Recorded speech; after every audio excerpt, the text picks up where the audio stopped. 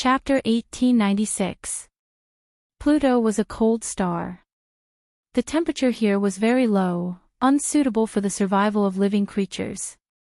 Only cultivators like Gu Fei were not afraid of the cold here. On this star, there was a ruin that covered an area of more than 10 miles. In the center of this ruin, there was the thing that Gu Fei was looking for, a formation platform.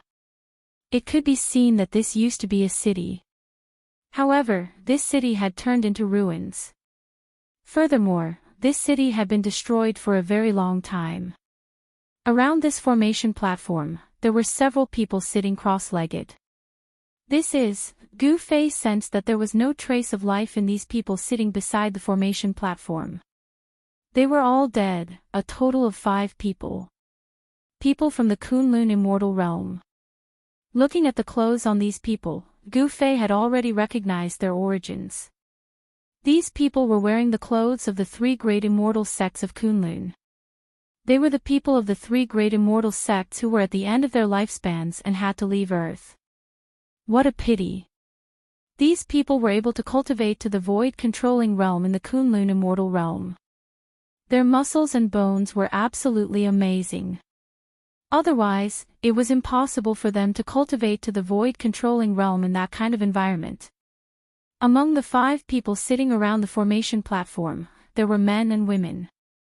There was an old man with white hair and a ruddy face, a middle-aged man, and even a young cultivator. For cultivators who had cultivated to the void-controlling realm, it was very easy for them to change their appearance. How did these people die? Did they die of old age when their lifespans were exhausted, or did they encounter something else? Gu Fei was about to step forward to check. At this moment, a chilly wind suddenly emerged without warning and then swept toward Gu Fei. There seemed to be something else in the chilly wind. Humph! A bright light burst out of Gu Fei's eyes. His gaze directly penetrated the chilly wind and saw the thing in the chilly wind. He directly reached out and grabbed the thing that was pouncing toward him. It was a black snake as small as a little finger. The snake's body was less than a foot long, and its whole body was pitch black. Some stripes could be vaguely seen. The black snake struggled in Gu Fei's hand and fiercely bit towards Gu Fei's wrist. Gu Fei could clearly see 2 poisonous fangs with blue tints sticking out of the black snake's mouth and stabbing towards his wrist.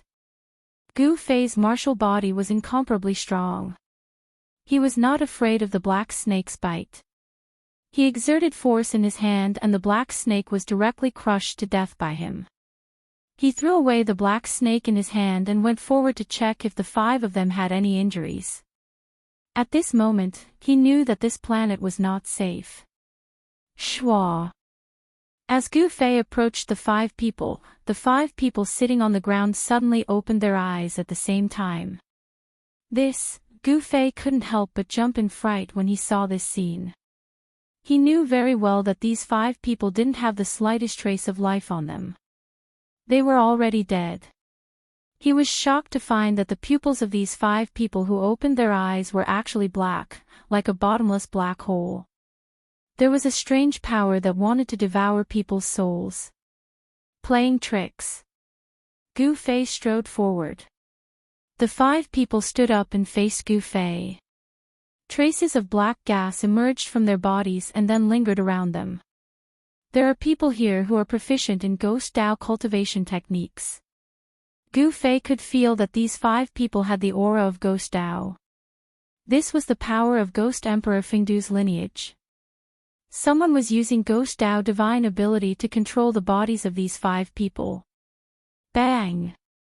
Without any hesitation, Gu Fei directly punched out. A powerful fist force erupted and ripples visible to the naked eye appeared in the void in front of his fist. The bodies of the 5 people immediately collapsed. They were all smashed into pieces by Gu Fei's punch and scattered in all directions. Just as Gu Fei's punch shattered the bodies of the 5 people, black martial arts shadows rushed out. They were 5 black snakes. These 5 black snakes were exactly the same as the black snakes that Gu Fei had pinched to death. What are these things? Gu Fei stretched out his hand and the 5 black snakes that wanted to escape immediately flew back and fell into his hand. The moment the 5 black snakes were caught by him, they suddenly exploded and turned into a blood mist. This shocked Gu Fei. It seemed that someone was secretly controlling these black snakes. Rats hiding their heads and showing their tails. As Gu Fei muttered to himself, a powerful wave of divine will rushed out from between his eyebrows and spread in all directions. In just a few breaths, his divine will had enveloped the entire Pluto. This planet is not simple. In just a few breaths, Gu Fei sensed that there were a few places on this planet that even his divine sense could not enter. Roar! Right at this moment, a deep roar resounded from within the star. After that, the entire star began to tremble as a shocking aura appeared in the world. Finally can't help but jump out. Gu Fei muttered to himself. The divine light in his eyes became even brighter. It was like 2 magic lamps had lit up in the dark void. Bang! Outside the ruins, a part of the ground suddenly exploded. Soil flew everywhere, and a huge black shadow rushed out from the ground. The huge black shadow rushed into the sky and an extremely powerful murderous aura spread in all directions. It was a huge snake that was thousands of feet long. It had a single horn on its head and no claws under its abdomen. Insignificant human, it was you who killed my descendant. A cold voice rang in Gu Fei's mind. This was a communication at the level of divine sense.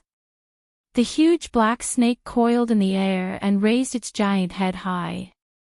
A pair of huge black eyes stared at Gu Fei. Waves of black energy swirled around and the huge snake's figure was faintly discernible. Blackwater mystical snake. How is this possible? Gu Fei couldn't help being shocked when he saw the giant serpent. This serpent was actually the Blackwater mystical serpent of ancient times. Oh! Seeing that Gu Fei was ignoring it, the huge snake was enraged. It directly spat out a mouthful of black energy at Gu Fei. This black energy was not simple. It was the cold energy that this huge snake had cultivated for countless years. Even a true immortal would be frozen to death if it breathed out. The space enveloped by the black energy was annihilated. Wherever it passed, nothing was left behind. The huge black snake's origin was extraordinary. It was an ancient Blackwater mystical snake. This was indeed a surprise to Gu Fei. It should be known that this ancient species had long been extinct. He didn't think that there would be one hiding on Pluto. Even Gu Fei could feel the danger as the black chi surged forth. Bzzz, the space around Gu Fei trembled. A chi shield formed from chaotic energy emerged from Gu Fei's body and enveloped Gu Fei, resisting the black energy. The black energy collided with Gu Fei's chi shield. The chi shield immediately dimmed, as if it could collapse at any time. Gu Fei was startled. He quickly executed the 8 desolate void steps and quickly retreated, escaping from the range of the black gas. Ha! The Blackwater mystical serpent was very surprised to see that Gu Fei was not frozen to death by its black chi. It should be known that its natal cold chi was extremely powerful. As long as one was enveloped by this cold chi, there was no one who could survive. Kid, your cultivation is pretty good. The Blackwater mystical snake's voice rang in Gu Fei's mind. Kid. Gu Fei was speechless when the Blackwater mystical snake called him that. Although the snake was powerful, it couldn't unleash the power of a sage. This was strange. Could it be that this planet also had a sealing power that suppressed their cultivation? Gu Fei couldn't sense any sealing power. Who's the kid here? Gu Fei no longer hesitated. He no longer concealed his aura and a powerful aura erupted from his body. His long hair fluttered despite the absence of wind as his battle intent surged. The Blackwater mystical snake stared at Gu Fei in shock. It realized that it had severely underestimated this human cultivator's cultivation and combat ability. Whoosh! The Blackwater mystical snake turned and left. Once a battle of this level broke out, one side would die. The Blackwater mystical snake didn't think it was a match for Gu Fei yet. Since you're here, you might as well stay. Gu Fei took a step forward and caught up to the Blackwater mystical snake in an instant. He then soared into the sky and arrived above the Blackwater mystical snake. His right foot stomped down on the Blackwater mystical snake. Boom! The Blackwater mystical snake's giant body fell from the sky and smashed into the ground. The ground shook like waves. This Blackwater mystical snake wasn't fully grown yet. If it were an adult one, Gu Fei would have run as far away as he could. An adult Blackwater mystical snake was absolutely terrifying. Legend had it that an adult Blackwater mystical snake could fight against a sage and even kill one. Oh no! Gu Fei suddenly realized something and hurried down from the sky. By then, the Blackwater mystical snake was nowhere to be found. It had escaped through the earth. How dare you! Gu Fei was furious. The Blackwater mystical snake must have escaped into its nest. But that place was too dangerous.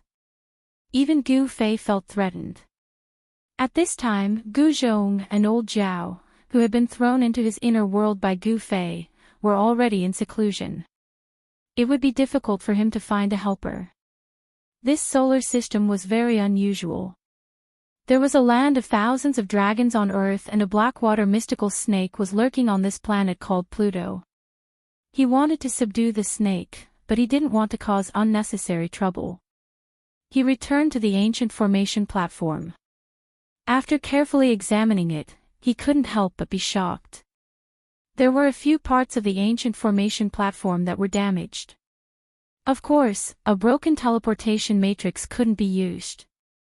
Chapter 1897. After scaring the Blackwater mystical snake away, Gu Fei came to the ancient transmitting formation in the center of the ruins. He wanted to repair the transmitting formation and then leave this place. There were some places on this star that even he could not see through, and the place where the Blackwater mystical snake was located was one of them. Otherwise, he would have rushed into the depths of this star. The Blackwater mystical snake was not yet an adult. If he could subdue it, it would definitely be a great help. The ancient teleportation formation was made up of countless mysterious runes. A portion of the runes were already missing and damaged.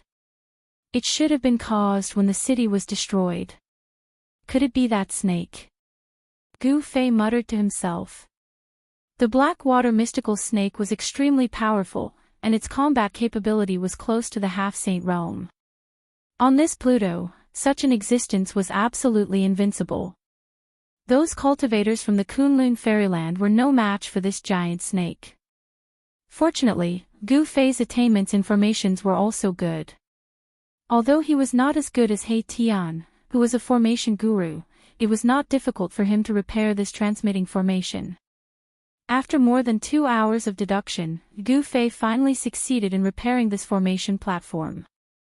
He also made some modifications so that people who were teleported from the Kunlun fairyland to this star could directly appear on the formation platform. He left a few words next to the formation platform to remind the latecomers that there was danger here. After doing all this, Gu Fei threw out another 9 fairy crystals, activated the ancient formation platform, and then directly left this star. This ancient road was not easy to travel. At the first stop, he encountered a Blackwater mystical snake that was infinitely close to the half-saint realm. Such an existence was not a match for the cultivators from Earth at all. They could only end up being killed. Where was the next stop? Where was the end of this ancient road? Gu Fei was very curious. He had refined his mind in the mortal world on Earth for decades and learned a lot about the legends of immortals and gods on Earth. These legends were surprisingly similar to some ancient legends on the Tinglong continent. Was there any connection between the Tinglong continent and Earth? Gu Fei did not know that there must be a great secret on Earth, and there were many secrets on the soaring dragon ancestral star as well. However, with Gu Fei's current cultivation base and strength, he did not have the ability to solve these mysteries. Perhaps he would only be able to truly understand these things after he became a sage. After an unknown amount of time, the teleportation array teleported them to a very far distance, causing Gu Fei to almost forget about the passing of time. When he reappeared, he discovered that he was in the void, and below him was an endless expanse of yellow sand. The yellow sand danced in the air, enveloping the entire world. This was a world of yellow sand. As far as the eye could see, there was nothing but yellow sand. Gu Fei didn't sense any signs of life nearby. In other words, there was no sign of life within a radius of 10,000 miles. Given the range of Gu Fei's current spiritual force, even if he did not deliberately release his spiritual force, he could still sense the area within a radius of nearly 10,000 miles. This was the ability of a peak half-sage. His martial body had reached the bottleneck of a breakthrough. As long as he made another breakthrough, his martial body would transform and become even stronger. The source of a martial artist's strength was the martial body.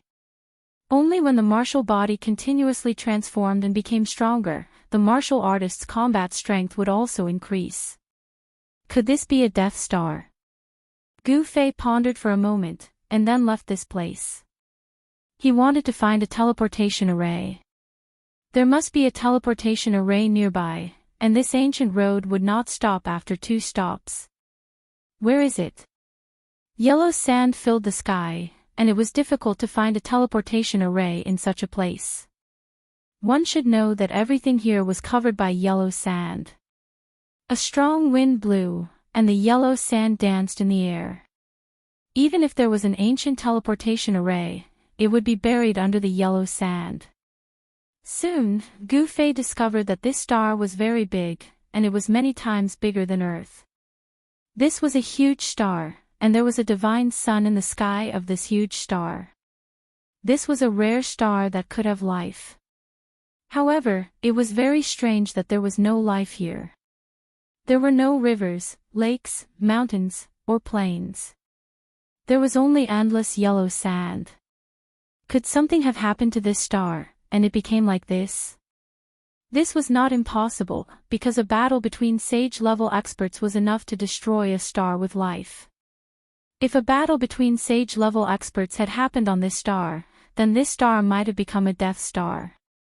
However, in this endless yellow sand, Gu Fei did not find any traces of a battle between sage-level experts. Of course, this was not what Gu Fei was interested in. Right now, he wanted to find the teleportation array, or he would not be able to continue his journey. In this way, he would be lost in the vast universe again. The universe was unbelievably vast. Even an expert like Gu Fei would be in trouble if he got lost in the endless starry sky. One should know that Gu Fei did not have a star chart. Where is it?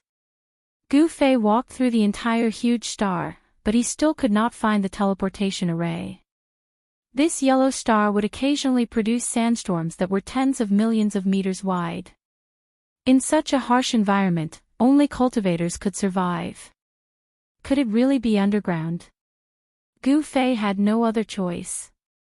He directly broke through the yellow sand and entered the interior of this star. After passing through thousands of meters of yellow sand, he encountered a large number of skeletons at the bottom. Countless living beings had fallen here and were buried here. Gu Fei was extremely shocked. Just what happened on this star back then that caused all the living beings on this star to fall? This star was so huge that it definitely had billions of living beings. The bottom of the yellow sand buried an extremely powerful aura of death. When Gu Fei sensed the aura of death here, his expression changed. The aura of death condensed from the deaths of billions of living beings was too powerful. In the void, there seemed to be the souls of billions of living beings howling and screaming. Such a land of death was a paradise for cultivators who cultivated demonic arts. Cultivating here would definitely yield twice the results with half the effort. Demons loved the aura of death the most. Ghost cultivators were the same.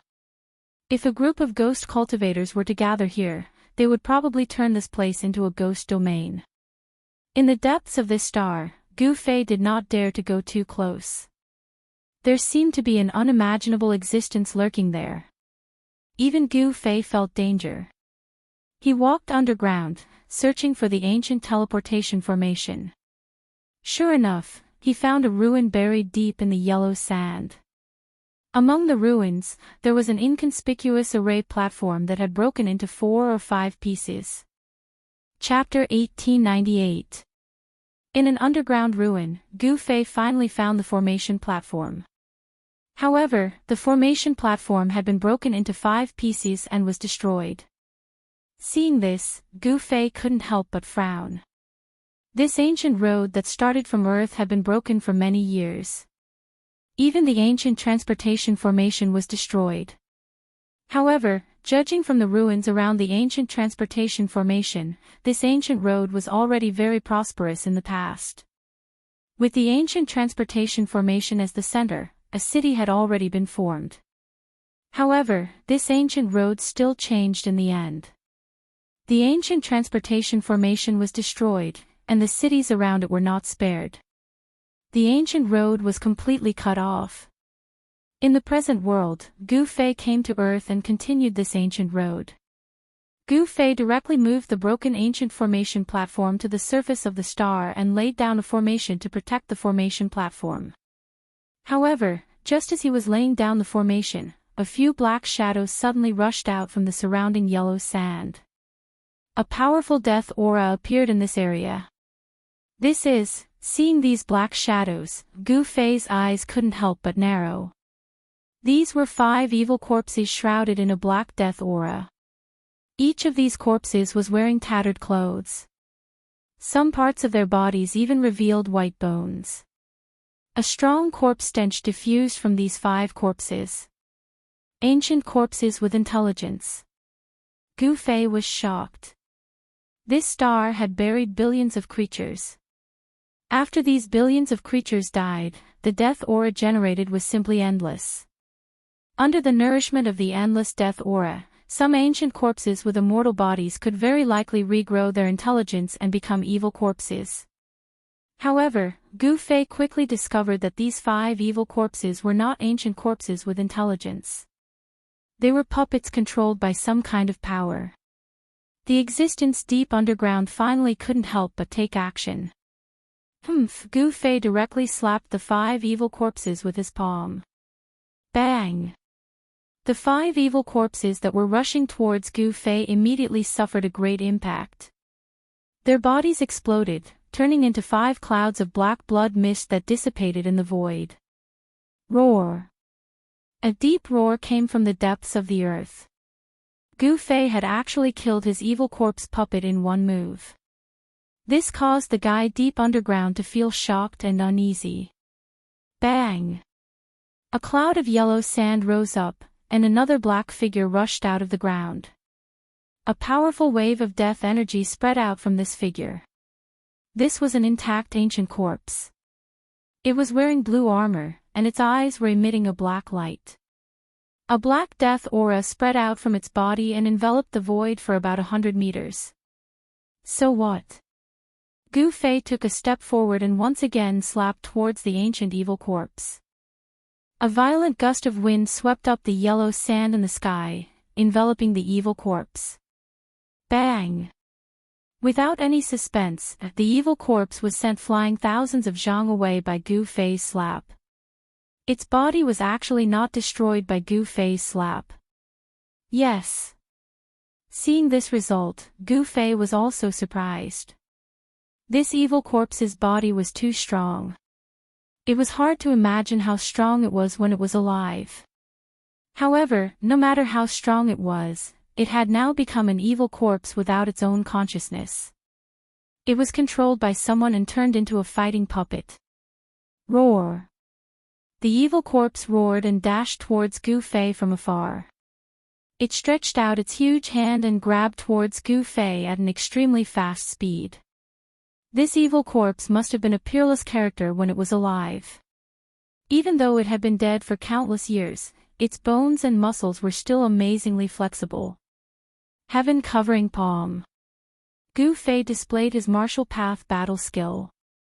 A huge hand covered the sky, covering the world. Boom! The evil corpse that was rushing over was slammed into the yellow sand.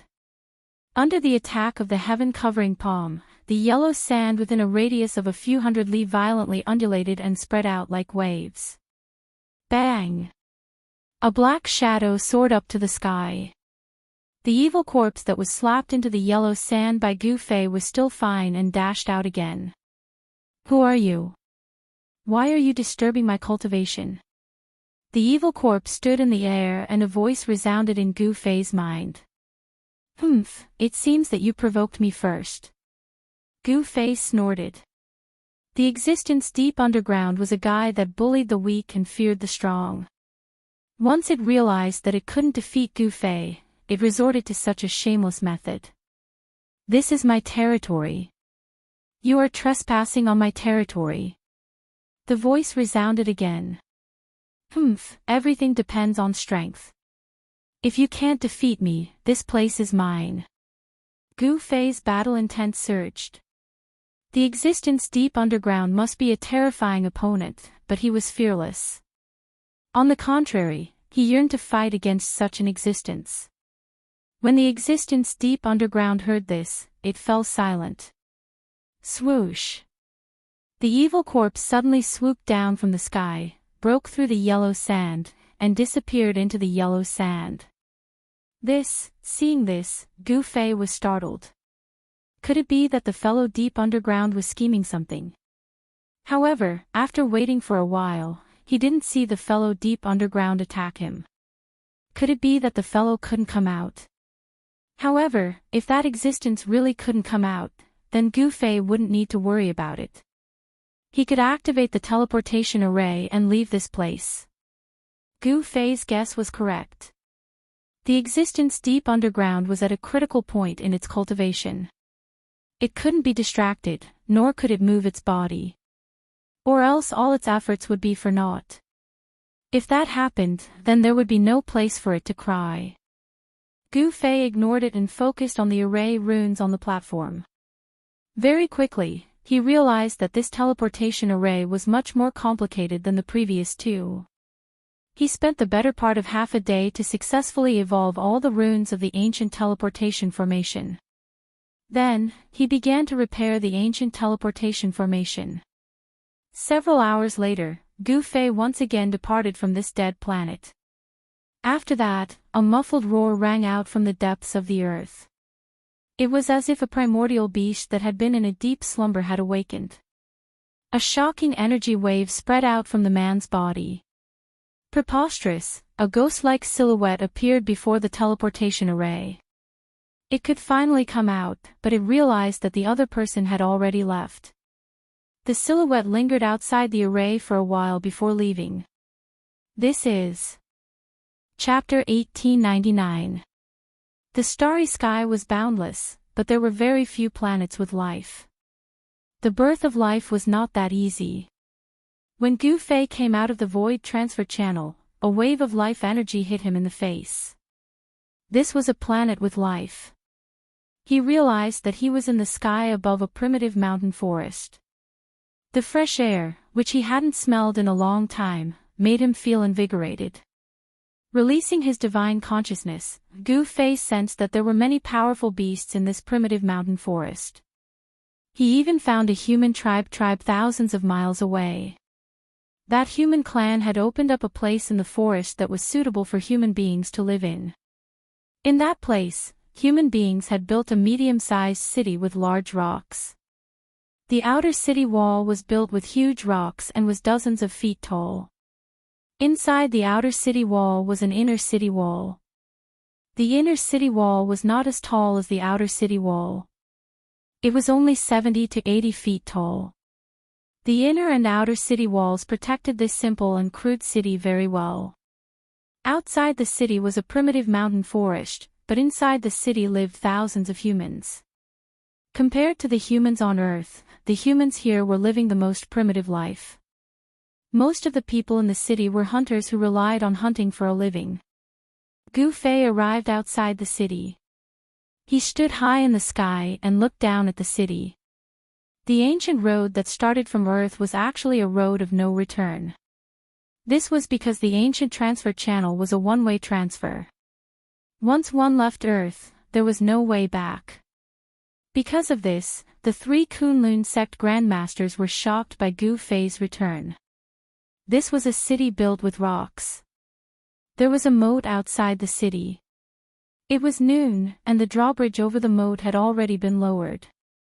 Many hunters wearing animal hides, carrying bows and arrows, and holding long spears were walking in and out of the city. There was plenty of prey in this primitive mountain forest. However, there were also terrifying beasts lurking in the forest. Once they encountered a beast, even the most powerful hunter in the city would suffer a calamity. At this time, a series of roars came from a valley several miles away. Gu Fei discovered that there were more than a dozen hunters hunting a fierce tiger in that valley. Roar! The roar of the ferocious tiger could be heard for dozens of miles. Even in the stone city, it could be heard. The young master of the Meng clan is finally going to hunt the tiger. Hearing the tiger's roar, some people in the city began to discuss. The Meng clan was one of the clans in Stone City. Ever since the founding ancestor of the Meng clan, they had been in charge of everything in Stone City. The young master of the Meng clan was currently undergoing his coming-of-age ceremony. In Stone City, 16 was considered an adult. Therefore, at the age of 16, all the youths in Stone City had to kill a fierce tiger. Only a teenager who successfully hunted a tiger could be considered an adult. The young master of the Meng clan happened to be 16 this year. In this savage world, the reality was cruel. Only the strong could survive, and the weak could only be eliminated. There was no such thing as mercy. Every year, there were always a few 16-year-old boys who failed to hunt a tiger and were bitten to death by a tiger. Roar! The roars of the ferocious tiger could be heard continuously. The dozen or so hunters were all watching from the surroundings. In the middle of the rubble, a man and a tiger were fighting. Meng Long, put in a bit more effort. This big tiger is about to die. An old man stood on top of a 30 to 40 zhang tall boulder and shouted at a youth draped in animal skin in front of him. That was a bare-handed youth. The animal skin on his body was torn in several places, and blood was seeping out from under the skin. This big tiger's claws are really sharp. The bronze-skinned youth's eyes shone brightly as he stared at the ferocious tiger in front of him. This tiger was at least 20 zhang long, and it was incomparably ferocious. There were also many wounds on the tiger's body. This tiger wasn't a ferocious beast, and it didn't have any intelligence. It only hunted by instinct, and it wasn't as scary as a ferocious beast. At this time, the tiger was obviously enraged. It roared again and again, and its 4 claws dug into the ground. The muscles on its limbs were bulging, and it could pounce on the youth at any time. While the youth and the tiger were confronting each other, Gu Fei had already arrived nearby. He looked at the scene below with interest. This youth's qi and blood seemed to be more vigorous than ordinary people. Soon, Gu Fei noticed the abnormality of the youth who was confronting the tiger barehanded. This planet was incomparably huge, and the spiritual energy was dense. The humans who lived in this primitive forest seemed to have much more qi and blood than the humans on Earth. Gu Fei immediately understood the difference between the two in an instant.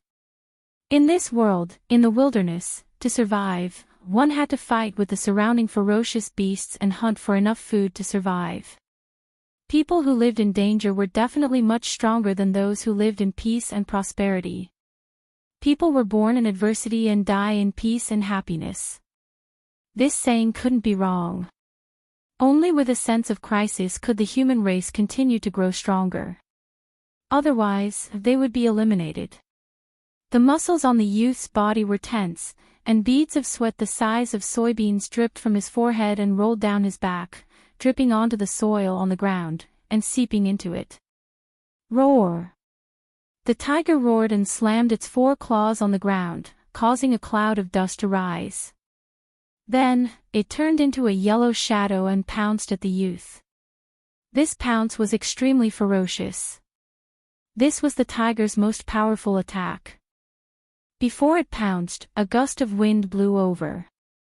Roar! The young man also roared angrily. He stomped his feet on the ground, causing the soil on the ground to sink a few inches. His entire body rushed out and instantly appeared below the ferocious tiger. Swoosh! His right leg was like an arrow, kicking from the bottom up. It was like a divine arrow piercing the sky, extremely swift and fierce. Pft! The youth's right foot directly kicked the position of the tiger's heart. The strength of this kick was all concentrated on the tip of the youth's foot. The tiger's sternum was broken, and then it was inserted into the tiger's heart. The figures of the youth and the tiger instantly crossed each other. Phew! The youth half knelt on the ground and let out a long breath of turbid air. Then, his entire body relaxed. Bang! The tiger's body heavily smashed onto the ground. Then, a gush of blood flowed out from the tiger's body, and it stopped moving. Phew! The surrounding hunters all cheered when they saw this scene, especially the old man, who was extremely excited. One should know that the youth was his grandson. To be able to kill a ferocious tiger at the age of 16, and in a clean manner, without any serious injuries, this was already very rare. Not bad. Chapter 1900. There was only one human tribe in the Great Desolate Mountain Range. The rest of the mountain range was occupied by other races or beasts. There were only a few thousand humans. This tribe was not a big one. A few thousand tribesmen in the Great Desolate Mountain Range could easily be wiped out.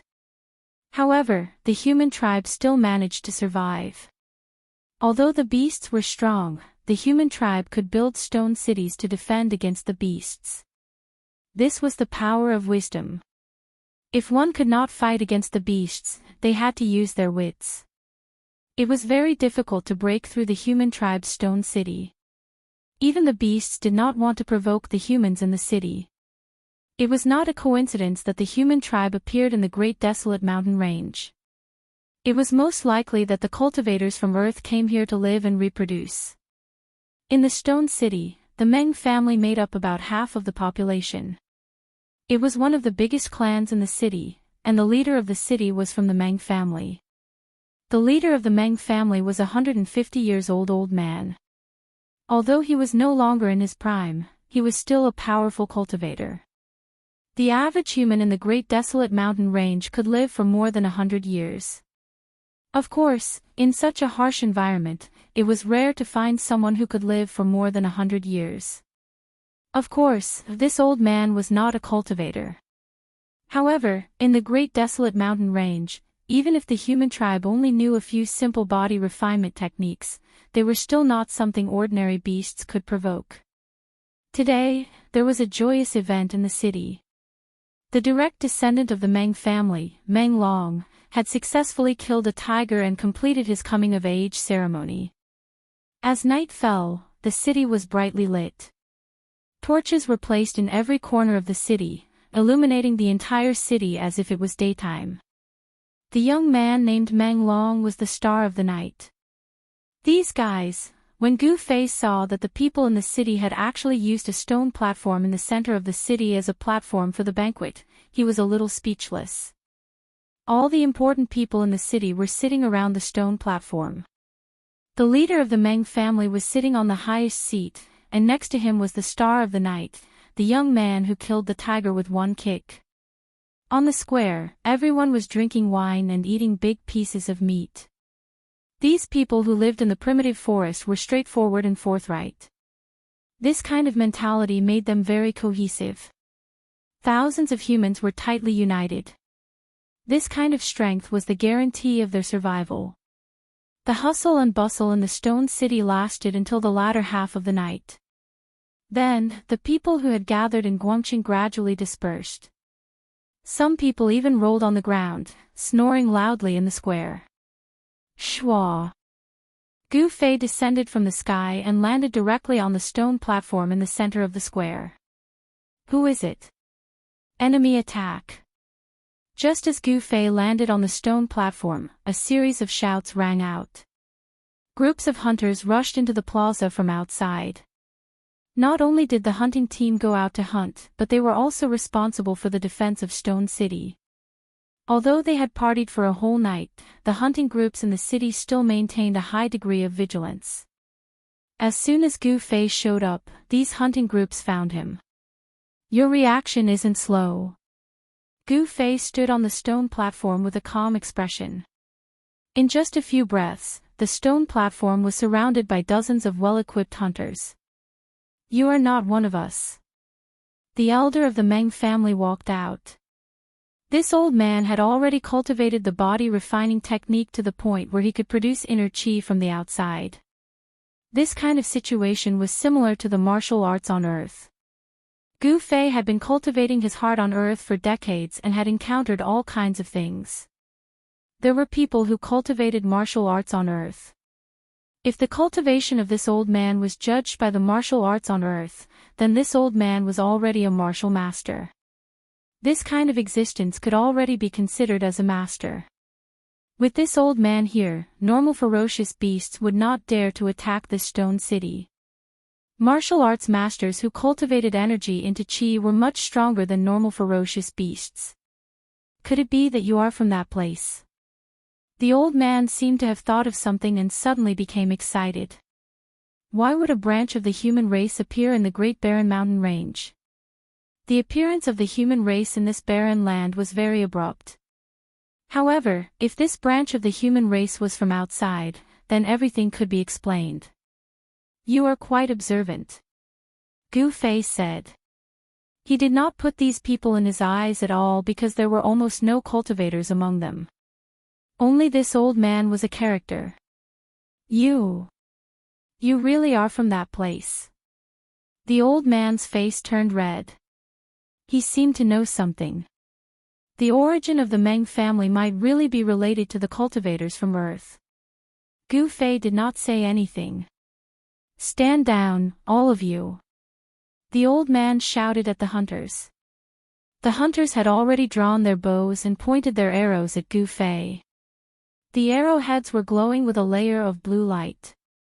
It was the arrowheads that were stained with pain. This kind of arrowhead was meant to be used against the enemy, not the usual kind of arrowhead used for hunting. Elder, a man who seemed to be the leader of the hunting group said to the old man. I said stand down. Did you not hear me? The old man panicked. This person could enter the stone city without anyone knowing. This was enough to prove that this person did not care about them at all. Yes, although the middle-aged man was unwilling, he could not disobey the order of the elder. Stand down. The middle-aged man waved his hand, and the dozens of hunters immediately put away the bows and arrows in their hands, then retreated in an orderly manner. With one look, one could tell that this was a well-trained hunting team. Meng Qi greets Immortal Master. After all the hunters had left, the old man bowed to Gu Fei on the stone platform. Immortal Master. Gu Fei couldn't help but be startled. He was not a cultivator, and it was only a coincidence that he chose this ancient path. Of course, if he didn't choose this ancient path, the path of the human race would have been broken, and no one would be able to continue it. Immortal Master, are you from the ancestral land of Kunlun? The old man did not stand up. He prostrated on the ground and asked respectfully. So you do know about Kunlun? When Gu Fei heard this, he knew that his previous guess was correct. This branch of the human race in the mountain was indeed from the Kunlun realm. They were said to be descendants of the Kunlun realm. He never thought that he would meet a descendant of Kunlun on this planet with life. Immortal Master really came from the ancestral land of Kunlun. Please help us return to the ancestral land. The old man kowtowed to Gu Fei again and again. Tears streamed down his face. They had lived here for thousands of years. They had been through dozens of generations, all for the sake of returning to Kunlun. Return to Kunlun. Chapter 1901. The human race's ancient road was a road of no return.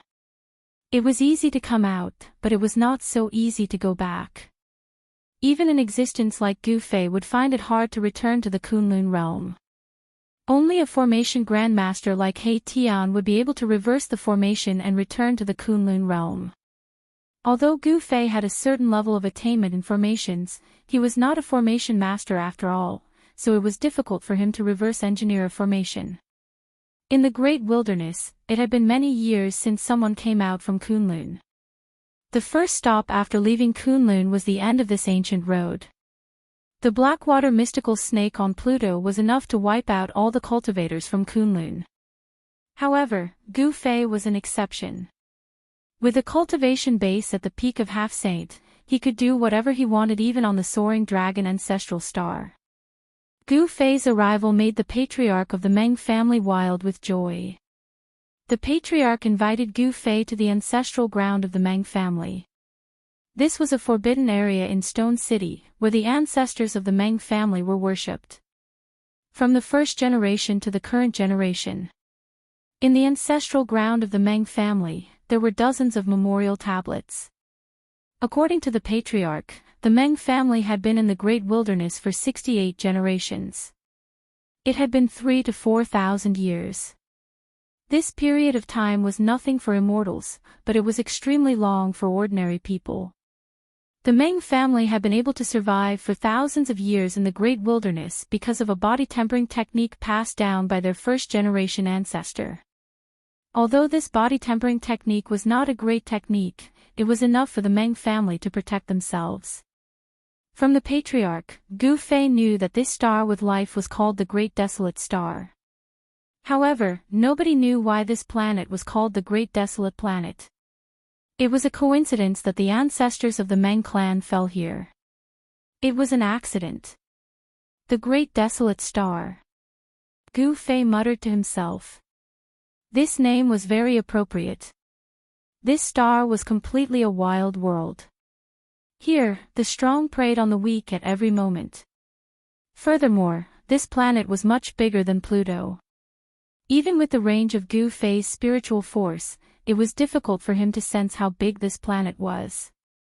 According to the old patriarch, there were many terrifying forbidden areas on this planet. There were peerless ferocious beasts residing there. These ferocious beasts were incomparably powerful. If they provoked these ferocious beasts, the human race here would suffer a calamity. Therefore, the people of the Meng family could only hunt in the vicinity of Stone City. They did not dare to go too far. The ferocious beasts in the depths of the mountain were not something they could provoke. 1,000 years ago, this branch of the human race was almost exterminated. The reason was that the human race broke into the territory of a fierce beast in the mountains. Even now, the humans living in the mountains were still threatened by this ferocious beast. Every year, they had to send a pair of virgin boys and girls to the ferocious beast as food. Using virgin boys and girls as food. Hearing this, Gu Fei's eyebrows couldn't help but raise. Immortal Master, I have learned that this year's sacrificial day will be in a month's time. The old patriarch said carefully. This immortal master was able to descend from the sky. He must have extraordinary abilities. Perhaps, he could help them get rid of this great threat. Damn it. Gu Fei released his spiritual force. His powerful spiritual force instantly covered a radius of 10,000 miles. All the ferocious beasts in this area felt a great pressure and were all terrified. What ferocious beast is this? Gu Fei stared at the old patriarch. Although this old patriarch was already 150 years old, in front of Gu Fei, he was still a kid. One must know that Gu Fei had already cultivated for hundreds of years. That's a water Kirin. The old patriarch said. Water Kirin. Gu Fei instantly locked on to a ferocious beast. It was a ferocious beast in a deep pool a few hundred miles away from the Stone City. The water Kirin was a ferocious beast of the water element. It was best at escaping through water. However, in front of Gu Fei, the water Kirin's escaping technique was like a three-legged cat's technique. No matter how it tried to escape, it was useless. Swoosh! Gu Fei's figure disappeared from the ancestral grounds of the Meng clan. In the next moment, he appeared in the sky above a deep pool a few hundred miles away. There were traces of death aura lingering around this deep pool. It was unknown how many living beings this water Qilin had killed to form this kind of death aura that was visible to the naked eye. Damn it! This water Kirin had harmed countless lives. Without hesitation, Gu Fei pressed his palm down towards the deep pool. A powerful force came crashing down, causing the deep pool below to collapse. Spare me! From the deep pool came a horrified spiritual will. The water Kirin hiding in the depths of the pool wanted to beg for mercy. However, Gu Fei was unmoved. With a single palm, he smashed the deep pool deep into the ground, completely destroying it. The water Kirin hiding in the deep pool was instantly destroyed. Gu Fei could not let go of a ferocious beast that fed on humans. Such a ferocious beast deserved to die 10,000 times over. After killing the water Kirin, Gu Fei returned to the ancestral grounds of the Meng clan. In just a few breaths' time, a ferocious beast had been eliminated. Alright, no ferocious beasts can threaten you in the future. After Gu Fei sat down, he said to the old patriarch. Could it be? The old patriarch's voice trembled. In just a few breaths' time, this immortal master had killed the water Kirin. That ferocious beast was a water Kirin. It was definitely a king among the ferocious beasts. Yet, this immortal master had killed it in an instant. The old patriarch felt that everything was so surreal. It's impossible to return to Kunlun. Gu Fei said. What? The old patriarch heard this and immediately woke up from his shock. How could this be? The old patriarch did not give up. For thousands of years, the Meng clan only had one wish, and that was to return to their homeland. Because this is a path of no return. Gu Fei looked at the old patriarch and said calmly.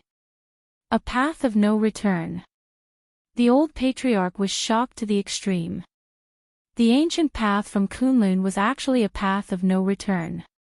This was hard for the old patriarch to accept. This star is not bad. It's rich in spiritual energy. You guys can cultivate here. When your cultivation is successful, you might be able to find your way back. Gu Fei said after thinking for a while. I'll let Immortal Master know that our Meng clan lacks a technique that can help you become an immortal. The old patriarch said helplessly. Swoosh. Chapter 1902. On the Great Desolate Star, Gu Fei had left behind a few cultivation techniques and imprinted them into the mind of the old tribe leader. Because the ancestors of the Meng family had passed down a simple body cultivation technique, Gu Fei had imparted a few martial arts techniques to the old tribe leader. If the people of the Meng family were successful in cultivating them, they would be able to become sages. These techniques that could be cultivated to the sage realm were extremely precious. If these techniques were circulated on the soaring dragon ancestral star, it would definitely shake the entire cultivation world of the soaring dragon ancestral star. Techniques that could be cultivated to the sage realm would definitely make everyone's eyes red with envy. Just as Gu Fei was about to leave the Great Desolate Star, something big happened on the planet. Rumble, the heavens and earth shook and the mountains collapsed. The entire Great Desolate Star was in chaos. Dark light rushed out from the ground and a demonic power appeared in the sky. I didn't expect there to be a demon in this place. Gu Fei was shocked. In the depths of a mountain range on the Great Desolate Star, the ground collapsed and endless demonic chi surged out from the ground, covering the sky and earth. It was originally a planet rich in spiritual chi, but now, it was facing a great calamity. The demonic chi devoured the spiritual chi of the sky and earth. The spiritual chi of the Great Desolate Star was decreasing rapidly. The originally flourishing trees were gradually withering and their vitality was being lost. How is this possible? This wasn't an ordinary demonic power. This demonic power was actually devouring the vitality of the planet. If this demonic power was allowed to continue devouring the vitality of the planet, it wouldn't take long for the planet to become a dead planet. This huge commotion affected the Stone City. However, the Stone City was protected by the formation that Gu Fei had set up, so the Stone City wasn't affected much. How extravagant, Gu Fei was shocked. Devouring the vitality of an entire planet was simply too terrifying. A demon that could do this must be an unparalleled demon. Swoosh Gu Fei rushed out of the Stone City and came to the sky. A gigantic demonic figure vaguely appeared in front of them. The life force of the entire planet was being continuously devoured. It's not a real demon. It's just a remnant soul. Could it be that this demon wants to borrow the endless life force to be reborn? Gu Fei activated his martial Dao divine eyes and saw a shocking scene. There was a terrifying demonic embryo being nurtured, and it was precisely this demonic embryo that was devouring the boundless life force. You're unlucky to be born at this time. Gu Fei did not hesitate, he directly attacked. The demonic fetus seemed to feel threatened. Countless demonized beasts soared into the sky and charged at Gu Fei. Demonic clouds covered the sky. Roar! Countless demonized beasts were extremely ferocious. Under the control of the devil fetus, they all attacked Gu Fei without any regard for their lives. Die! Gu Fei punched out. With just one punch, the countless demonic beasts that attacked him were all turned into a mist of blood, completely dissipating in the void. This punch was too strong, shaking the heavens and the earth. Not only did it kill countless beasts, but it also almost dissipated the demonic aura that shrouded this part of the world. Who are you? We've minded our own business. Why do you want to stop me from achieving the way? A wave of divine will came, and a voice sounded in Gu Fei's mind.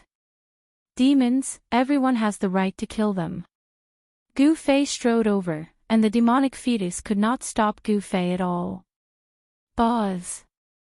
The void shook, and billions of demonic light shone from the demonic fetus.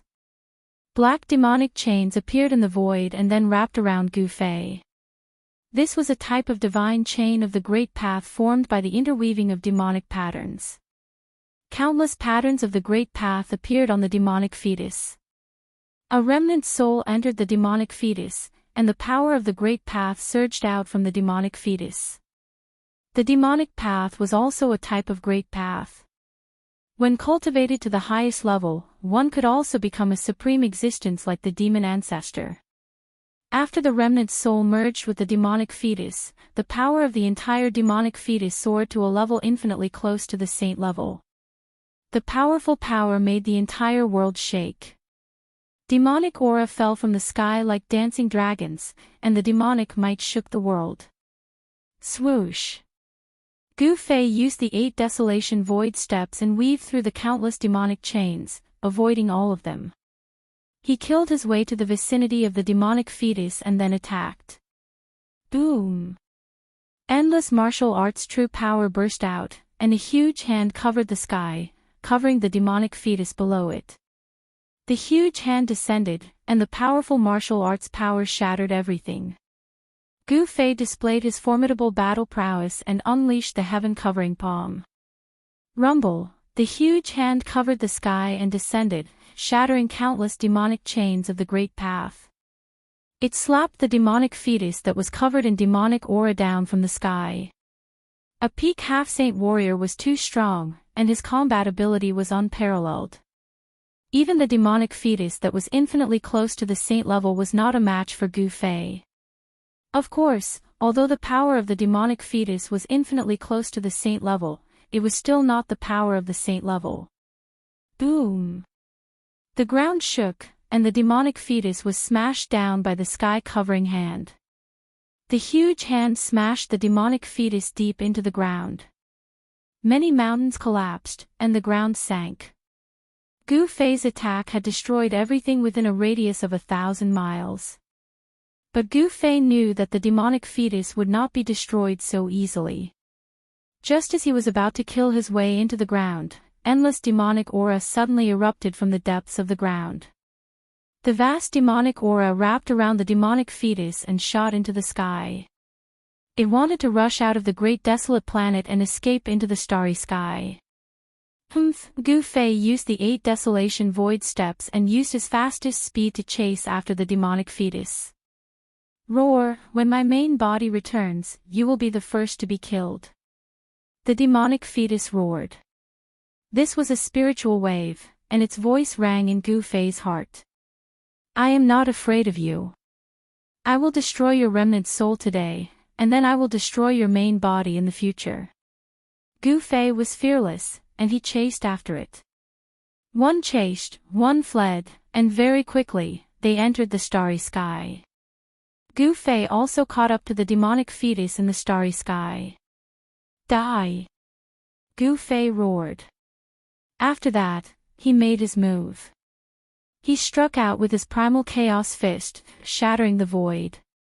His 2 fists were like 2 immortal divine mountains, emitting powerful fluctuations as they smashed towards the devil fetus. The strong fist energy caused the starry sky to shake. This was a battle without any suspense. In the end, the demonic fetus could not defeat Gu Fei. It was destroyed by Gu Fei, and it completely disappeared from the world. After the demonic fetus was destroyed, the great desolate planet regained its peace.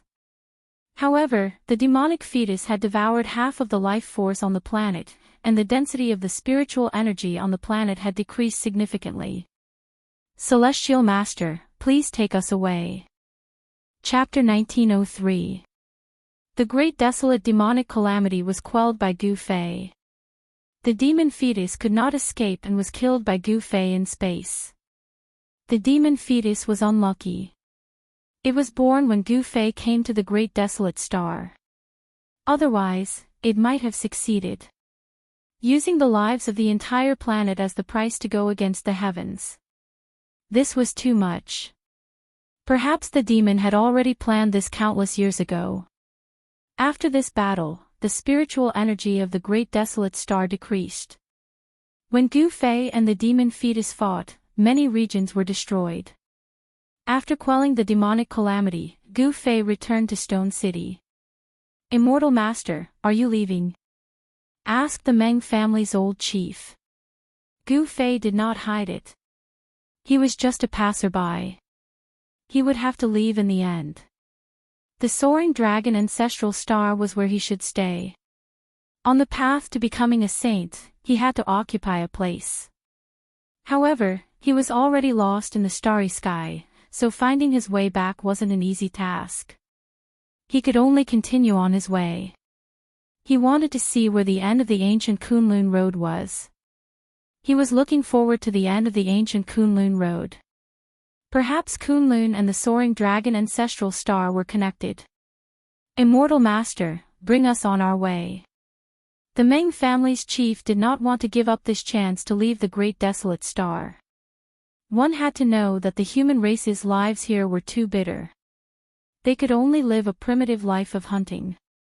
They were constantly worried that the beasts in the mountains would come out. If not for Gu Fei, they would still be bullied by the water Qilin. Every year, they would have to send a pair of young boys and girls to the beast as food. They had had enough of such days. I'll bring you with me. Gu Fei looked at the respectful old man in front of him and couldn't help but frown. He had already imparted a few martial arts techniques to this old man. He didn't want to bring these people along with him. But now, he had an idea. Didn't he want to build a faction? Perhaps these thousands of humans could be of use. The great ancient star was filled with spiritual energy. After living here for a long time, the spiritual energy here could change one's physique.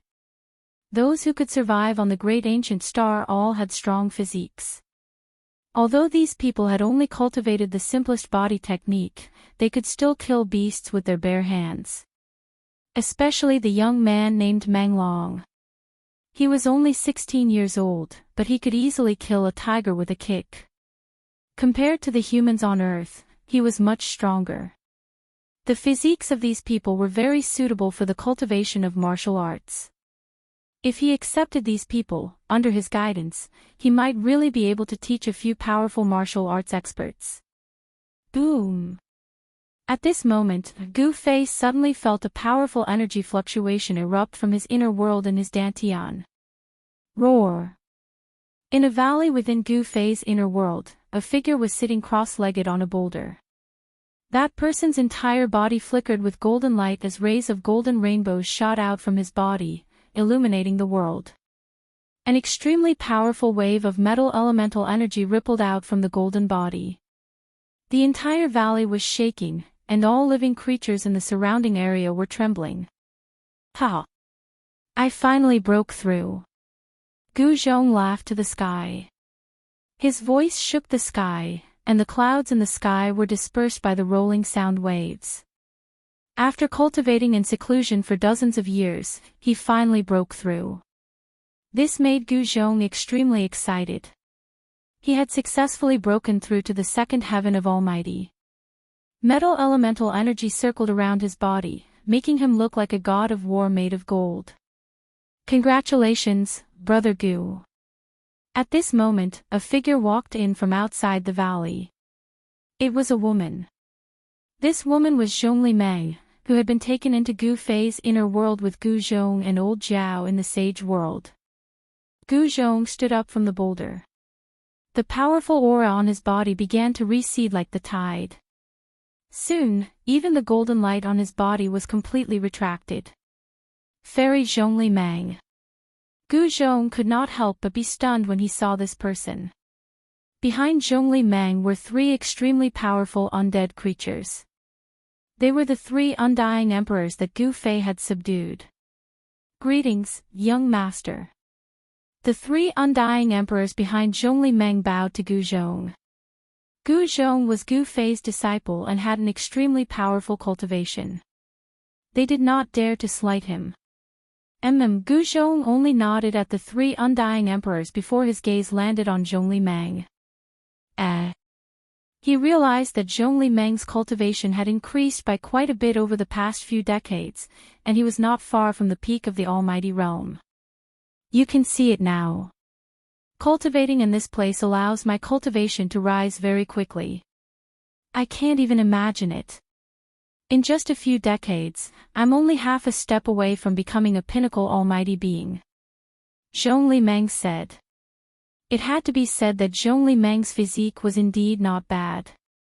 In the past, she had to take care of the drunken immortal abode and had too many things to worry about. It was difficult for her to calm down and cultivate.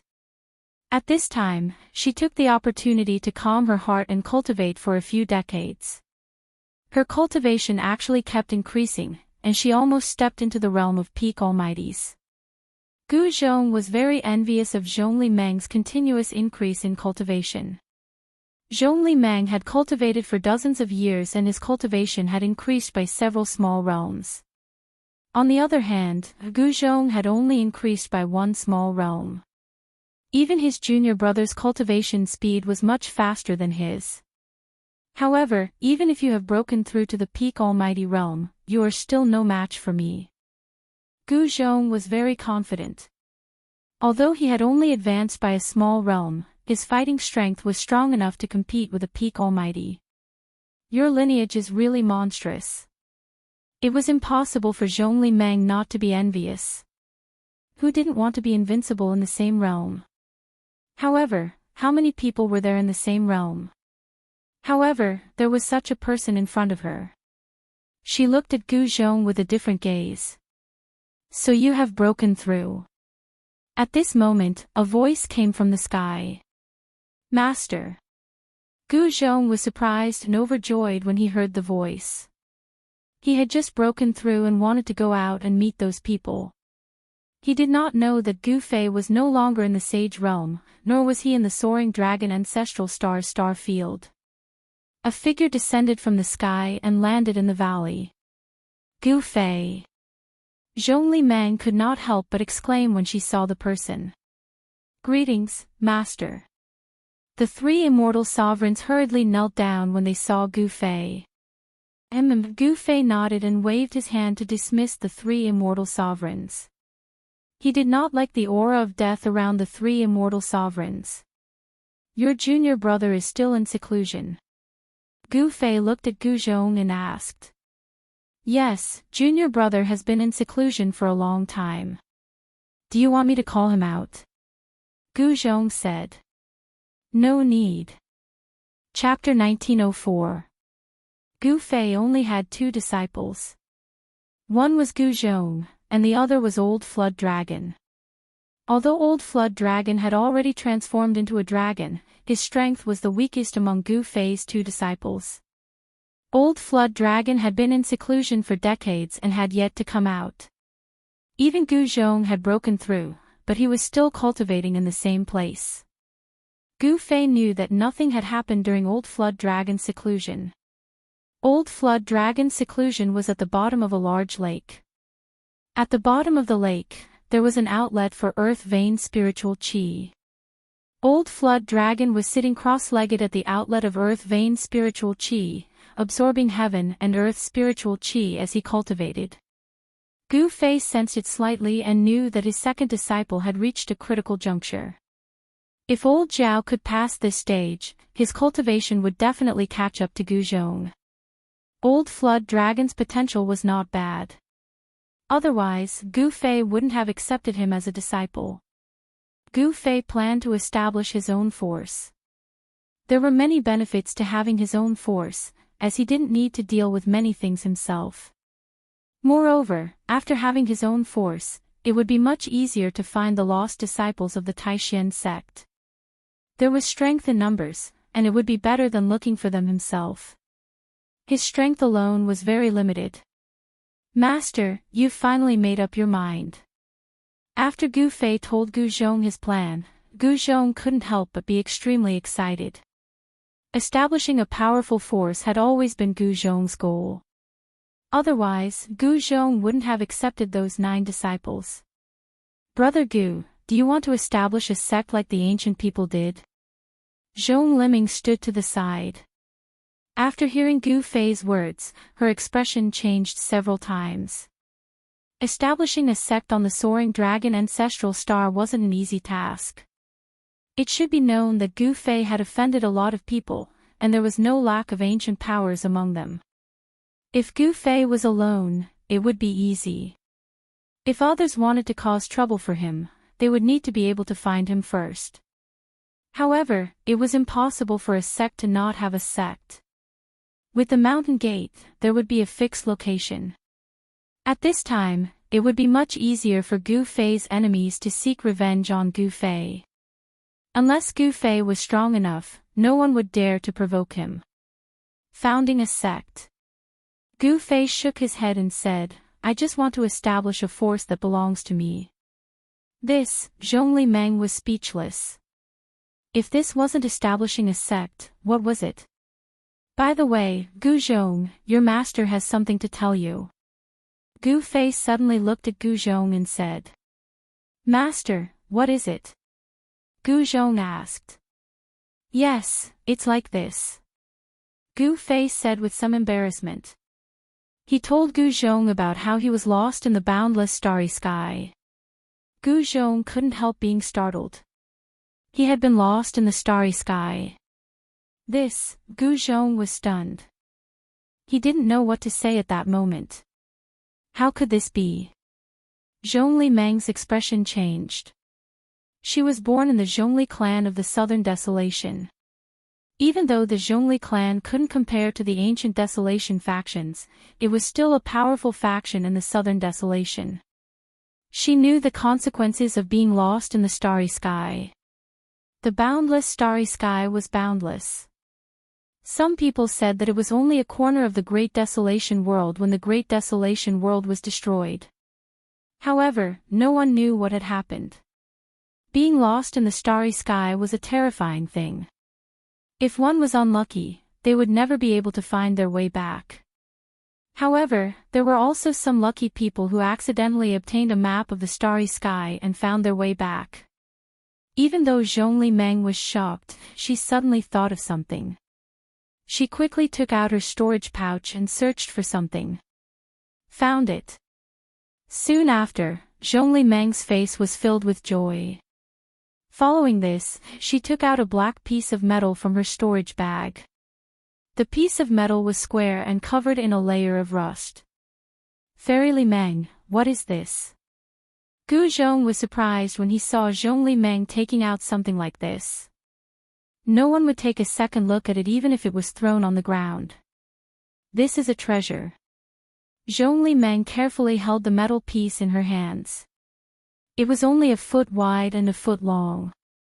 Apart from some rust, there was nothing else on it. Ha! Gu Fei's expression changed. When he scanned the metal piece in Zhongli Meng's hand with his divine sense, he sensed a faint ripple. It really is a treasure. Gu Fei said. Could it be fake? Zhongli Meng glared at Gu Fei and said. Master, this thing is really a treasure. Gu Zhong took a few more glances at the metal piece in Zhongli Meng's hand after hearing Gu Fei's words. However, he couldn't see anything strange with his cultivation base. It would be strange if even he couldn't see anything strange about it. This is an ancient object that I obtained from a strange person. According to that strange person, this object was brought out from an ancient ruin. Zhongli Meng explained the origin of the metal piece. It was brought out from an ancient ruin. Gu Fei and Gu Zhong were shocked. Ancient ruins were rare in this world. As long as it wasn't strengthened by an extreme Tao supremacy, it wouldn't be able to withstand the corrosion of time. Only the power of an extreme Tao supremacy could allow an object to be passed down without rotting. Gu Fei waved his hand and the metal piece in Zhongli Meng's hand flew into Gu Fei's hand. The moment the metal piece entered his hand, Gu Fei felt his hand sink. The metal piece wasn't light. It was just a small piece, but it seemed to weigh over 5,000 kilograms. This isn't an ordinary metal. Gu Fei exerted force in his hand. He wanted to break the metal piece in half, but it didn't budge at all. He couldn't even damage it with the strength of his hands. Gu Fei exerted force again. This time, the strength of his hands had more than doubled. Crack! A faint sound came from the metal piece. Small cracks appeared on the rusty metal piece. Then, a layer of the metal piece actually broke apart. There's a universe inside. At this moment, Gu Zhong and Zhongli Meng looked nervously at the black metal piece in Gu Fei's hand. After the layer of the black metal piece broke apart, the thing that was revealed was still a black metal piece. However, it wasn't empty anymore. There was a simple pattern carved on it. Star Chart. Chapter 1905. The rusty piece of black iron revealed its true appearance. It was a piece of 9 heaven star iron. Specks of starlight flickered on its surface and formed a starry sky. The surface of the 9 heaven star iron already had specks of starlight on it, just like the stars in the pitch-black sky. However, the specks of starlight on this piece of star iron seemed to have been refined by someone to form a starry sky map. Such a method was unimaginable. Gu Fei tried to release his divine sense into the black iron in his hand. Boom! As soon as Gu Fei's divine sense came into contact with the black iron, he felt a sudden tremor. Then, he found himself in the endless starry sky. This is, galaxies with life kept evolving in front of him. The soaring dragon ancestral star, the unknown ancestral star domain, and several other star domains with life that were not inferior to the soaring dragon ancestral star domain. There were a total of 5 life star domains recorded in the black iron block. Each of the life star domains had a unique characteristic, which was that they had a giant life ancestral planet. In the vast universe, there were countless star regions, but there were only 5 true ancestral planets with life.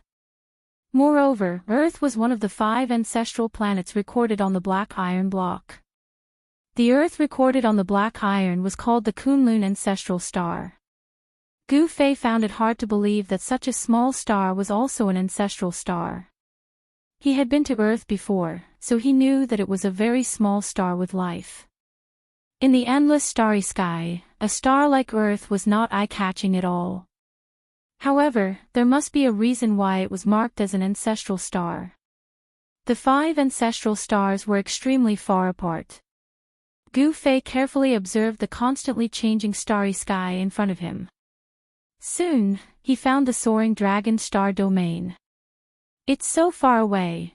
When he saw the distance between the soaring dragon star domain and his current location, Gu Fei could not help but be stunned. It was too far away. Even with his cultivation, he would probably have to fly in the starry sky for hundreds of years to return to the soaring dragon ancestral star. Of course, there was a shortcut, which was to enter the Hell Path and then enter the extreme west of the soaring dragon continent through the Hell Path. However, this was not the path that Gu Fei wanted to take. He wanted to gain experience and grow through constant training. Xiaochen wanted to continue walking the Kunlun ancient road. He looked forward to seeing what he would encounter at the end of this ancient road. The starry sky chart on the astral iron did not record the ancient Kunlun road. That was to say, when that supreme character left the starry sky chart, the ancient Kunlun road might not have appeared yet. After all, this was a starry sky chart refined by a supreme existence during the ancient times. After knowing his location, Gu Fei's spiritual force withdrew from the metal block. Master, when Gu Zhong saw that Gu Fei had recovered, he couldn't help rejoicing. It had to be known that his master had been standing there for almost an hour, staring at the piece of metal in his hand the entire time. Gu Fei's abnormality caused Gu Zhong and Zhongli Meng to feel uneasy. It's fine, your spiritual will didn't enter it. Gu Fei said strangely. Gu Zhong and Zhongli Meng shook their heads in bewilderment. They couldn't sense anything strange from the metal block. Although the rust on the surface of the metal block had already fallen off, in their eyes, there was nothing special about the black metal other than a few spots of light on it. What's going on? Gu Fei was a little puzzled. Only his spiritual force could enter the 9 heaven star metal, while others couldn't. However, he immediately understood something. After all, his cultivation and realm were a whole realm lower than Gu Zhong and Zhongli Meng's. His spiritual force was extremely strong, and it wasn't something that Gu Zhong and Zhongli Meng could compare to. Perhaps the spiritual force of at least a semi-sage realm cultivator was needed to read this starry sky chart. Alright, let's go out. As Gu Fei spoke, he stretched out his hand and drew a line in front of him. His finger immediately drew a spatial crack that was several meters long. We can finally go out. Gu Zhong and Zhongli Meng were very happy. Although Gu Fei's inner world was a cultivation treasure land that cultivators dreamed of, it was too small. Moreover, there were some places that they couldn't enter. For example, they couldn't enter the area where the immortal herb was. They couldn't enter the area where the divine spring of life was either. The divine spring of life and the immortal herb were the 2 most important things in Gu Fei's inner world. With the nourishment of the divine spring of life, this part of the world could grow infinitely. The immortal herb was a life-saving item. A drop of the immortal herb could bring a person back to life. No matter the degree of injury, as long as the person's spiritual soul didn't dissipate, they could be saved. At this moment, Gu Fei had already taken a step out. Gu Zhong and Zhongli Meng hurriedly followed. When they walked out of Gu Fei's inner world, the spatial crack behind them instantly disappeared. This is, after Gu Zhong and Zhongli Meng came out of Gu Fei's inner world, they saw a large group of people in front of them. These people were all wearing beast skins and holding bows and arrows. A valiant aura emanated from them. In front of this group of people stood an old man and a few young men. Greetings, Immortal Master. When the old man saw Gu Fei, he hurriedly bowed respectfully to Gu Fei. They had been waiting here for several hours, but even though some of them had stood until their backs were aching, they did not dare to complain. This was because they had already learned from their old patriarch that this young man was an immortal master from Kunlun. In their opinion, the methods that Gu Fei had displayed were no different from that of an immortal god. What they didn't know was that Gu Fei wasn't an immortal god, but a peak half-saint who was many times stronger than an immortal god. Being able to meet such an existence was already a blessing in disguise for their ancestors. These people's foundations are not bad. I plan to bring them into my inner world. You'll do it. Gu Fei ignored the old patriarch and turned to Gu Zhong. Yes. Gu Zhong was stunned for a moment before he quickly replied. He realized that these primitive people's physiques were indeed not bad. Their bodies were strong and their qi and blood were vigorous. Such people were very suitable to cultivate the martial Tao. Where did Master find these people? Gu Fei didn't tell Gu Zhong and Zhongli Meng about the Great Desolate Star. Brother Gu, are you really going to nurture your own forces? Zhongli Meng said in shock. Gu Fei actually planned to bring these thousands of people into his inner world. Could it be that he wanted to nurture a large group of martial artists? Zhongli Meng couldn't help but shiver when he thought about how abnormal Gu Fei and his disciple were. Chapter 1906. Rumble. Gu Fei used his inner heaven and earth power to cover a 10-mile radius. Heaven and earth shook. His inner heaven and earth power pushed against the great ancient star's inner heaven and earth power. With the stone city as the center, the 10-mile radius was separated from the great ancient star by Gu Fei's inner heaven and earth power. Then, it rose into the sky. The people in the stone city had never seen such a shocking scene. Everyone was dumbfounded. Many of them even knelt down towards Gu Fei and the others. Such a method was too shocking. Celestial Master, the Meng family's old patriarch, was so excited that his body trembled. His decision was right. After the Meng family followed this Celestial Master, they would definitely become stronger. The stronger this Celestial Master was, the better it was for them. As the patriarch of the Meng family, the old man had to find a way out for the Meng family. On the great ancient star, the Meng family had no way out. At this moment, the 10-mile radius rose into the sky. A huge hole appeared in the sky. Gu Fei's inner heaven and earth power surged out from the hole. The hole was expanding. A great suction force was generated from the hole, sucking the stone city and the surrounding area 10 miles into it. At this moment, the people in the stone city could see another world through the hole in the sky. It was a world filled with spiritual qi. Gu Zhong and Zhongli Meng were shocked by Gu Fei's method. It was the first time they had seen someone put an area into his inner heaven and earth. Inner heaven and earth was a name that was very far away from them. Gu Zhong and Zhongli Meng were almighty, but they couldn't open up their own inner heaven and earth. Not everyone could open up their own inner heaven and earth. Gu Fei being able to open up his own inner heaven and earth was an anomaly. Of course, one couldn't only open up one's own inner heaven and earth. Some ownerless inner heaven and earth could be refined as long as the cultivator's cultivation was strong enough. In the end, the stone city was moved into Gu Fei's inner heaven and earth. Gu Fei moved the stone city to a valley where the earth vein spiritual qi converged. Cultivating in such a place would yield twice the results with half the effort. The process of cultivation was very difficult. Even with Gu Zhong's guidance, the people in the stone city couldn't become powerful all of a sudden. Gu Fei had made a long-term plan. He wanted to use these thousands of people as a foundation to establish a martial Tao inheritance. He wanted to carry forward the martial Tao. However, Gu Fei knew very well that the path he was taking would be extremely arduous. After settling down the Meng clan and the others, Gu Fei left the inner world. He handed everything over to Gu Zhong and became a hands-off shopkeeper. Zhongli Meng also stayed in Gu Fei's inner world. As the big boss of Drunken Immortal's residence in Dragon Emperor City in South Wilderness, she knew how to establish a force. With her help, Gu Fei was very reassured. As the boss of the Drunken Immortal residence in the Dragon Emperor City of the Southern Wilderness, she knew how to establish a force. With her help, Gu Fei was very reassured. The ancient Kunlun road could not be broken in his hands. Gu Fei could not possibly take away this transportation formation. He chose a place and placed the transportation formation there.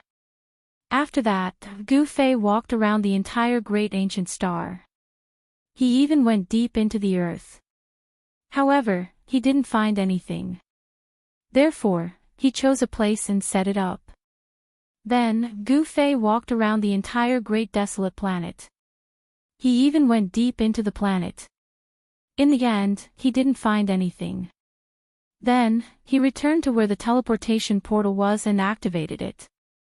After that, Gu Fei walked around the entire great ancient star. He even went deep into the earth. However, he didn't find anything.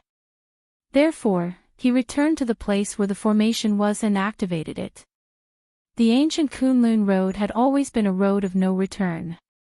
Gu Fei had no idea when this ancient road had appeared. Even the three grandmasters in the Kunlun immortal realm probably did not know about it. Gu Fei didn't know where the Kunlun immortal realm led to. What were the ancestors of the Kunlun ancestral star looking for? Gu Fei was very curious.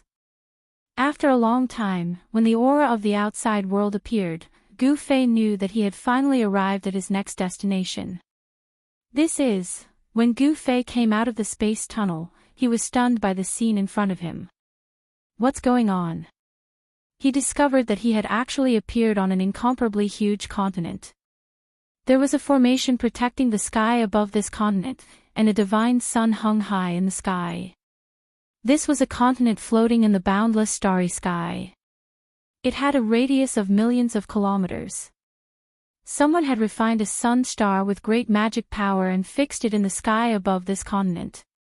It was the existence of the sun in the sky that allowed the countless living beings on this continent to survive in the endless starry sky.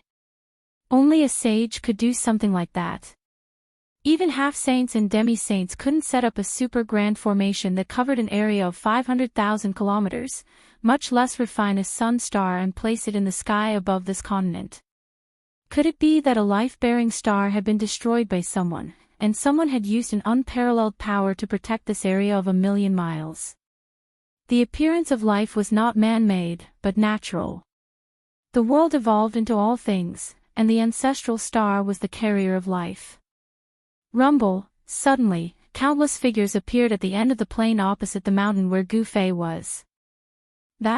Standing on the mountain peak, Gu Fei couldn't help but be shocked when he saw the scene in the distance.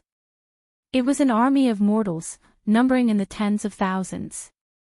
What surprised Gu Fei was that these tens of thousands of cavalrymen were chasing after a group of less than 3,000 cavalrymen. This situation seemed to be a battle between two armies. One of the cavalrymen was defeated and was then chased by the other cavalrymen for thousands of miles. Among the pursuing cavalrymen, there was a woman wearing bright yellow armor. At this time, she was still fearless as she led her thousands of subordinates to flee for their lives. In Kunlun's ancestral star, Gu Fei knew that only the royal family could wear bright yellow armor. Although this wasn't Kunlun's ancestral star, Gu Fei's intuition told him that this valiant woman should be from the royal family of some country. Whoever can capture Princess Yao Yu will be rewarded with 10,000 taels of gold and will be given the title of Marquis.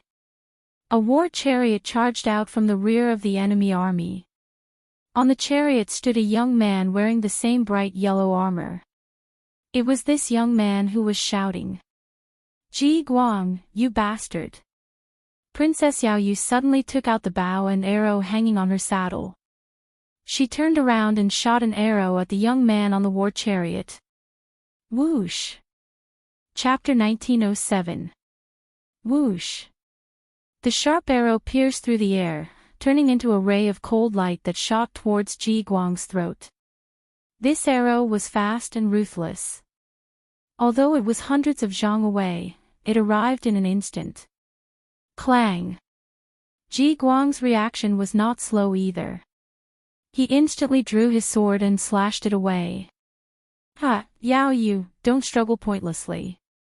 The young man called Ji Guang drove his chariot with a long sword in his hand, chasing after Princess Yao Yu. Behind him were tens of thousands of armored cavalrymen. Their hooves thundered, causing the ground to shake. Ji Guang's chariot was even faster than the armored cavalrymen because the chariot was pulled by 4 black horses without a single strand of hair on their bodies. This was a divine steed called Black Cloud, a famous thousandly steed. The 4 black clouds exerted their strength together, their 4 hooves flying, actually getting closer and closer. The distance between Ji Guang's chariot and Princess Yao Yu was gradually decreasing. Princess, you go first. An old general next to Princess Yao Yu shouted, then turned his horse around and charged towards Ji Guang. Zhongyi Marquis. Seeing the old general risking his life against Ji Guang, Princess Yao Yu couldn't help but tear up. This Zhongyi Marquis was actually her uncle, a brave general of Dragon Country who had fought for most of his life. Who would have thought that in his old age, he would not be able to enjoy his old age? The old general was also not bad. He used the long spear in his hand to block Ji Guang's path and started fighting with him. However, Ji Guang was very strong. The long sword in his hand actually shot out rays of sword light. Obviously, he had already cultivated to the realm of external qi. The old general's great spear also had a green light flickering on its spearhead. However, the aura released by the old general could not be compared to Ji Guang's sword light. If it wasn't for the old general's rich battle experience, he would have already been killed by Ji Guang. Even so, the old general was already in danger. His armor was constantly being cut by the sword light, blood dyed his armor red. Kill! The old general was like a tiger. A ferocious aura burst out from his body. His white beard fluttered in the wind. The great spear in his hand seemed to have turned into a huge dragon that continuously tried to devour Ji Guang. Zhongyi Marquis truly lives up to his name. The light in Ji Guang's eyes grew brighter and brighter. He couldn't help but admire this old general. He knew that his cultivation was much higher than this old general, but he still couldn't kill him. This was because he didn't have enough experience. The old general had killed countless people in his life, and this kind of experience was accumulated from mountains of corpses and seas of blood. Although Ji Guang was stronger than the old general, it wouldn't be easy for him to kill him. Uncle, seeing the old general risking his life for her, Princess Yao Yu could not help but shed a stream of tears. Let's go. Seeing that Princess Yao Yu was still watching, the old general couldn't help but shout. Because he was distracted, he was struck by Ji Guang's sword light, causing blood to bloom. With tears in her eyes, Princess Yao Yu turned around and galloped away. At this moment, the tens of thousands of cavalrymen behind Ji Guang charged forward like a flood, with a general wielding 2 hammers stepping out of the crowd. Your Royal Highness, allow me to kill this old man. That general was as tall as a black iron tower. His face was covered with a full beard, and the 2 hammers in his hands were each around 1 meter in diameter. Roar! The old general roared, his voice shaking the sky. You brat, you want to take my life. You don't have the qualifications. Shouted the old general. Old man, eat my hammer. That general directly charged over, blocking the old general. Prince Ji Guang took this chance to escape, driving his war chariot to continue chasing after Princess Yao Yu. At this time, Gu Fei was on top of the mountain. When he saw this scene, his heart couldn't help shaking. The scene of tens of thousands of cavalrymen charging was grand, but he had never seen something like this before. This was a battle between mortals, incomparably bitter and cruel. Gu Fei had no intention of interfering in the battle between mortals, but he had to know what kind of place this was. This continent spanned millions of miles, and there were countless life forms within. Clearly, on this continent, the human race was the main character. Swoosh! Gu Fei soared into the sky. With just a step, he arrived above the tens of thousands of cavalrymen. This is, at this time, a few hundred miles behind the cavalrymen. A black aura surged up. That black aura rolled in the air and actually condensed into an incomparably huge black skull. I didn't expect there to be demons here. Gu Fei sensed a demonic energy condensing. Imperial Preceptor's power has increased by another level. The day of my Ji country unifying the world is approaching. Ji Guang also saw the black skull in the sky behind him and couldn't help but be overjoyed. Imperial Preceptor. Hearing this, Gu Fei's eyes couldn't help but shoot out a bright light. Inside the skull in the sky, there were countless souls struggling. These were the souls of people who had died not long ago, and they were imprisoned by someone. Someone was using these souls to cultivate demonic arts. Your Ji country has actually joined hands with the demons. At this moment, everyone noticed the shocking changes in the distant sky. Countless souls were struggling and howling in the skulls. Everyone seemed to hear the terrified screams of countless people on the verge of death. Swoosh! At this time, a few black shadows appeared behind the cavalrymen. They were 5 demons wearing black clothes and bamboo hats. Their bodies were shrouded in demonic energy. Imperial Preceptor's people are here. You're dead for sure. Ji Guang stopped. He knew that the remnants of Dragon Country no longer had any hope. Once Imperial Preceptor's people arrived, these people would die without a burial ground. Pooh! A black shadow flashed by. The head of the old general who was fighting with the Ji country's general flew up into the sky. Blood spurted high up into the sky. Uncle, seeing this scene, Princess Yao Yu let out a sorrowful roar and almost fell from her horse. The 5 demonic shadows didn't make a sound. They directly charged into the thousands of cavalrymen and slaughtered them to their heart's content. In an instant, blood and flesh splattered everywhere. The scene was extremely bloody. The souls of the Dragon Country cavalrymen were continuously devoured by the 5 demonic shadows. The more they killed, the more souls they devoured, and the stronger they became.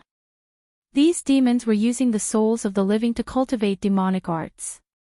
Damn it! A loud roar came from the sky. After that, a huge hand descended from the sky, directly grabbing the demonic shadows that were still charging into the Dragon Country cavalrymen. A huge pressure came down from the sky. The 5 demons were instantly shocked. They knew that they had met an expert. They couldn't care less about the souls anymore and wanted to escape. But unfortunately, their opponent was Gu Fei. The hand directly grabbed the 5 demon dwellers and exerted force. The 5 demon dwellers' bodies immediately exploded and turned into a bloody mist. Even their souls couldn't escape. A puny demon dares to harm the human race. Courting death. Gu Fei descended from the sky and stood in the air. Tens of thousands of people were dumbfounded at this scene. Who was this person? Could he be a legendary immortal? Since there were demons on this continent, there were also righteous cultivators who couldn't coexist with them. However, the strength of these righteous cultivators couldn't compare to the demons. Just like the war between the Ji country and the Dragon country. The Ji country had the support of the demons, while the Dragon country had the support of righteous cultivators. However, the Ji country supported by the demons destroyed the Dragon country supported by the righteous cultivators. From this, it could be seen that the demons actually had the advantage on this continent. This wasn't a good thing. The demons used the war to collect the souls of the dead. This way, their cultivation would rapidly increase, and the righteous cultivators would be no match for them. Gu Fei coldly glanced at Prince Ji Guang who was standing on the war chariot. Shit! Prince Ji Guang couldn't help but be alarmed. Just at this time, Gu Fei waved his hand. Prince Ji Guang flew up and landed at Gu Fei's feet. Gu Fei didn't hesitate and directly read the prince's memories. He quickly found out where this place was and why the Ji country wanted to attack the Dragon country. The demons wanted to destroy the Dragon country because they wanted to obtain the Dragon country's treasure. The Dragon country's treasure was said to be discovered by the first emperor of the Dragon country, the Dragon Emperor. Inside was something that the demons yearned for even in their dreams. It was also because of this that the demons joined hands with the Ji country to destroy the Dragon country. However, when the Ji country's army broke through the Dragon country's capital, the Dragon country's monarch gave the treasure map to his most beloved daughter, Princess Yao Yu. Princess Yao Yu took the treasure map and led thousands of cavalrymen out of the Dragon country's capital. As long as there were treasures, the Dragon country would be able to rise again. The demons were also determined to obtain the treasure. Therefore, Prince Ji Guang personally chased after Princess Yao Yu. Colluding with the demons and harming your own kind, you deserve to die. Gu Fei's voice was incomparably cold. Don't kill me. At this moment, Prince Ji Guang was terrified to the extreme. This person was too frightening. He had already cultivated to the realm of externalizing inner qi, but in the hands of this person, he was like a helpless child. Actually, what he didn't know was that even if the state preceptor of the Ji country came, Gu Fei would be able to kill him with one slap. Gu Fei didn't say anything and directly threw Prince Ji Guang towards the tens of thousands of cavalrymen of the Ji country. Your Royal Highness. Seeing this, the general of the Ji country immediately threw away the twin hammers in his hands and rushed forward. He stretched out his hands, wanting to catch Prince Ji Guang who was flying over.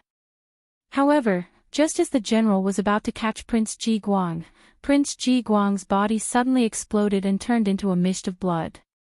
The general of the Ji country was instantly dumbstruck.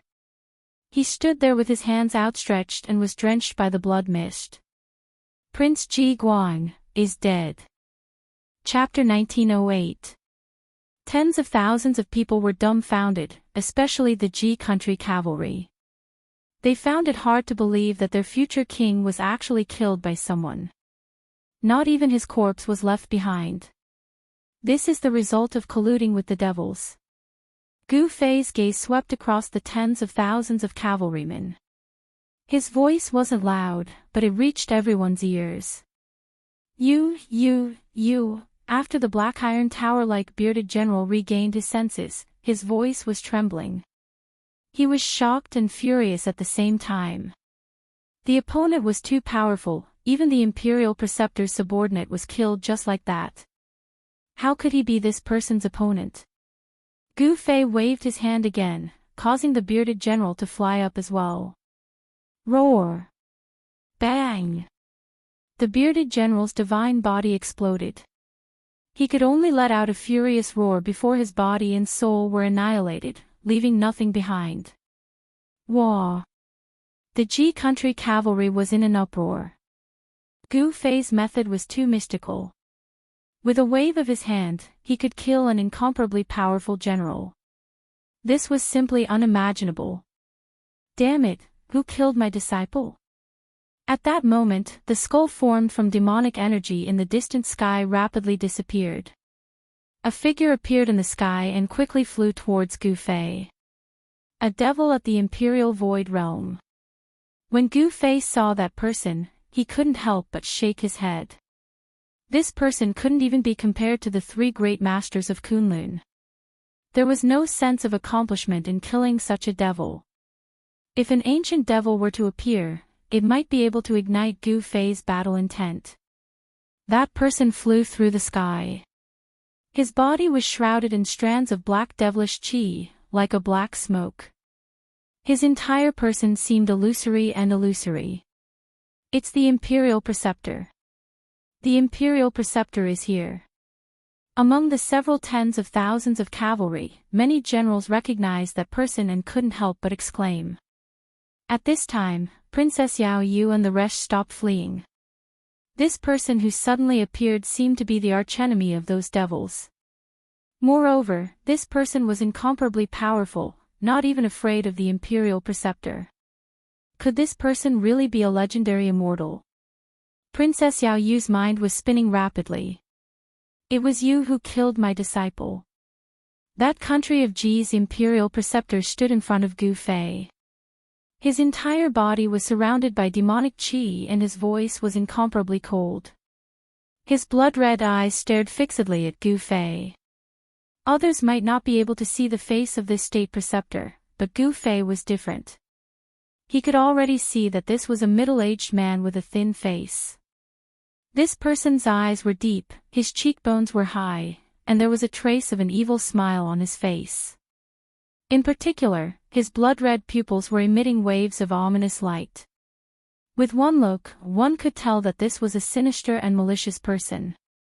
Of course, those who cultivated the devil path used the power of all living beings to increase their cultivation.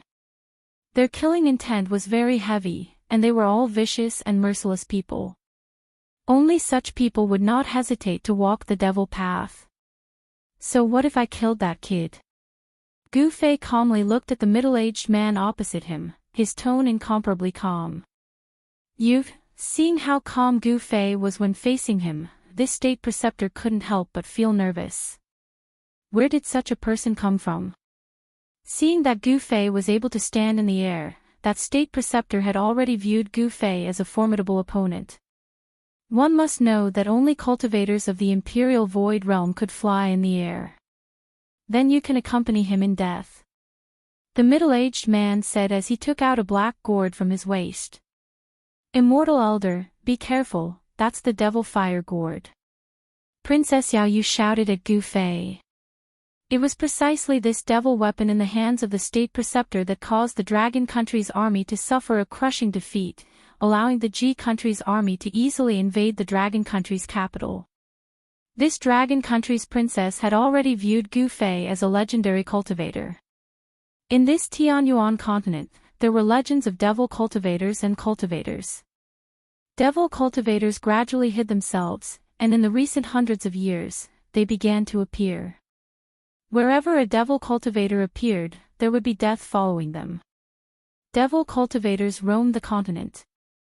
At the beginning, they were very mysterious, and their whereabouts were strange. But gradually, some of the devil cultivators' misdeeds began to spread in the Tianyuan continent. In the end, it caused the righteous cultivators to take action and fight against the devil cultivators. Devil cultivators were not invincible. They also had enemies, and their mortal enemies were the legendary cultivators. However, the cultivators did not appear at all. Because of this, devil cultivators in the Tianyuan continent became more and more rampant. In the current world, disputes arose in the Tianyuan continent. All the human countries were constantly at war with each other, and the number of people who died was uncountable. And every battlefield was a paradise for devil cultivators. The reason why living souls were called living souls was because they were the souls of people who had just died. This kind of soul contained powerful soul power, which was a great supplement for devil cultivators to increase their cultivation. As long as they could collect enough living souls, the devil cultivators' cultivation would become stronger. The state preceptor of the Ji country started the war between the Ji country and the Dragon country. Both countries had countless casualties, which allowed the state preceptor to collect countless living souls, and his cultivation broke through to the peak of the void-controlling realm. He was only one step away from becoming a devil god with endless lifespan. Then, he would be invincible in the world. Even if those cultivators jumped out, they would not be afraid. At this time, the state preceptor had already pulled out the stopper of the black gourd. He then aimed the mouth of the gourd at Gu Fei, and a circle of devil light flickered on the mouth of the gourd. Die! The state preceptor stretched out his hand and slapped the bottom of the gourd. Boom! A black flame immediately rushed out from the black gourd, turning into an incomparably huge fire dragon, and fiercely pounced towards Gu Fei. The devil flame condensed into a dragon, and it emitted a heart-palpitating devil aura, causing the tens of thousands of cavalrymen to be extremely frightened. They felt a great danger. It's this move again. After Princess Yao Yu saw the fire dragon, she couldn't help but be incomparably nervous. Before, when the state preceptor of the Ji country broke through the capital of the dragon country, he used this move. This was something that Princess Yao Yu saw with her own eyes. This fire dragon devoured the lives of countless soldiers of the dragon country, and even half of the capital was burned to ashes. Although the Tianyuan continent was only a few million miles wide, the number of humans living on this continent was counted in the hundreds of millions. Moreover, the dragon country was a big country on the Tianyuan continent. As the capital of the dragon country, the population was at least several million. Half of the capital was burned to ashes, which meant that at least 1 million people were burned to death by the devil flame. This state preceptor of the Ji country had collected millions of living souls. No wonder his cultivation had soared to such a terrifying level. However, the next scene caused everyone to be stupefied. That young man only extended his right fist, and then casually punched out. Chapter 1909. Boom! With a loud sound, the 1,000-meter-long devil dragon was directly dispersed. The powerful force not only dispersed the devil dragon formed by the devil flames, but it also didn't diminish in the slightest. Bang! The black gourd in the Imperial Preceptor's hand exploded. A ball of devil flames instantly enveloped the Imperial Preceptor. Roar! The Imperial Preceptor was instantly frightened out of his wits. He roared as he circulated the devil energy in his body. A layer of devil light immediately rushed out from his body, enveloping him within. However, the devil flames were too powerful and tyrannical. The layer of devil light on the Imperial Preceptor's body only lasted for a few breaths of time before collapsing. The Imperial Preceptor's entire body was enveloped by the devil flames. His clothes instantly turned into ashes. The devil flames directly drilled into his body and burned outwards. This kind of pain was unimaginable. Usually, when he used this devil flames to burn people, those who were burned would also suffer the same pain. Under the endless pain, they would be burned to ashes by the devil flames. Save me, I don't want to die. The Imperial Preceptor naturally knew how powerful the devil flames were. However, he also knew that once he was burned by the devil flames, everything would be over. With the devil flames burning his body, even if a true devil god came, he wouldn't be able to save him. Karma really doesn't feel good. When Princess Yao Yu and the other dragon generals saw this scene, they felt incomparably delighted. In the end, this devil still ended up dying under his own devil flames. This was truly retribution for evil, and good for good. The Imperial Preceptor's entire body was emitting devil flames. His flesh and bones were gradually being burned to ashes. Even his soul was struggling within the devil flames, unable to escape. Quick, give me a quick death. The Imperial Preceptor shouted at Gu Fei. This kind of inhuman pain was unbearable to him. He was about to go crazy and could collapse at any moment. Gu Fei didn't say anything and was about to leave. However, at this moment, Princess Yao Yu galloped over on her horse. She jumped down from her horse and kowtowed to Gu Fei. Immortal Elder, please accept me as your disciple. Princess Yao Yu kowtowed to Gu Fei. Yes. Hearing this, Gu Fei couldn't help but be startled. He then activated his divine eyes of martial path and scanned Princess Yao Yu. This is, when he used his martial Dao heavenly eye to look at Princess Yao Yu's physique, he couldn't help but be surprised. Princess Yao Yu actually had the water attribute physique of the 5 elements. In the martial Dao inheritance passed down by the martial ancestor, there was a method to cultivate the 5 elemental true power. For example, Gu Zhong cultivated the metal elemental true power, and this Princess Yao Yu actually had a water elemental physique. The water elemental physique could cultivate the water elemental true power and the water elemental martial body. The combination of the 5 elements is invincible, Gu Fei was muttering to himself. If he had 5 such disciples and mastered the 5 elements martial body, wouldn't he be able to sweep through the world? His eyes lit up. However, if he accepted Princess Yao Yu as his disciple so easily, it would be too casual. If you want to be my disciple, then come find me at the peak of the Divine Mountain.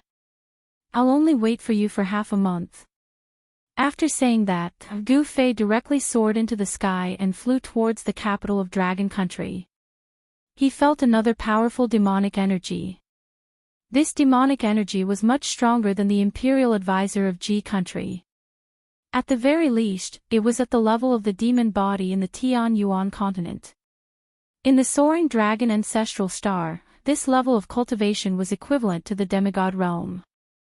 They had already seen through the mysteries of longevity.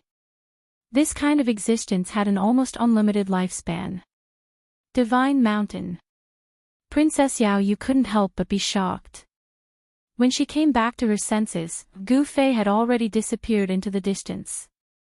At this time, after Prince Ji Guang and the imperial advisor of Ji Country were killed by Gu Fei, the morale of the tens of thousands of Ji Country's cavalry had already collapsed.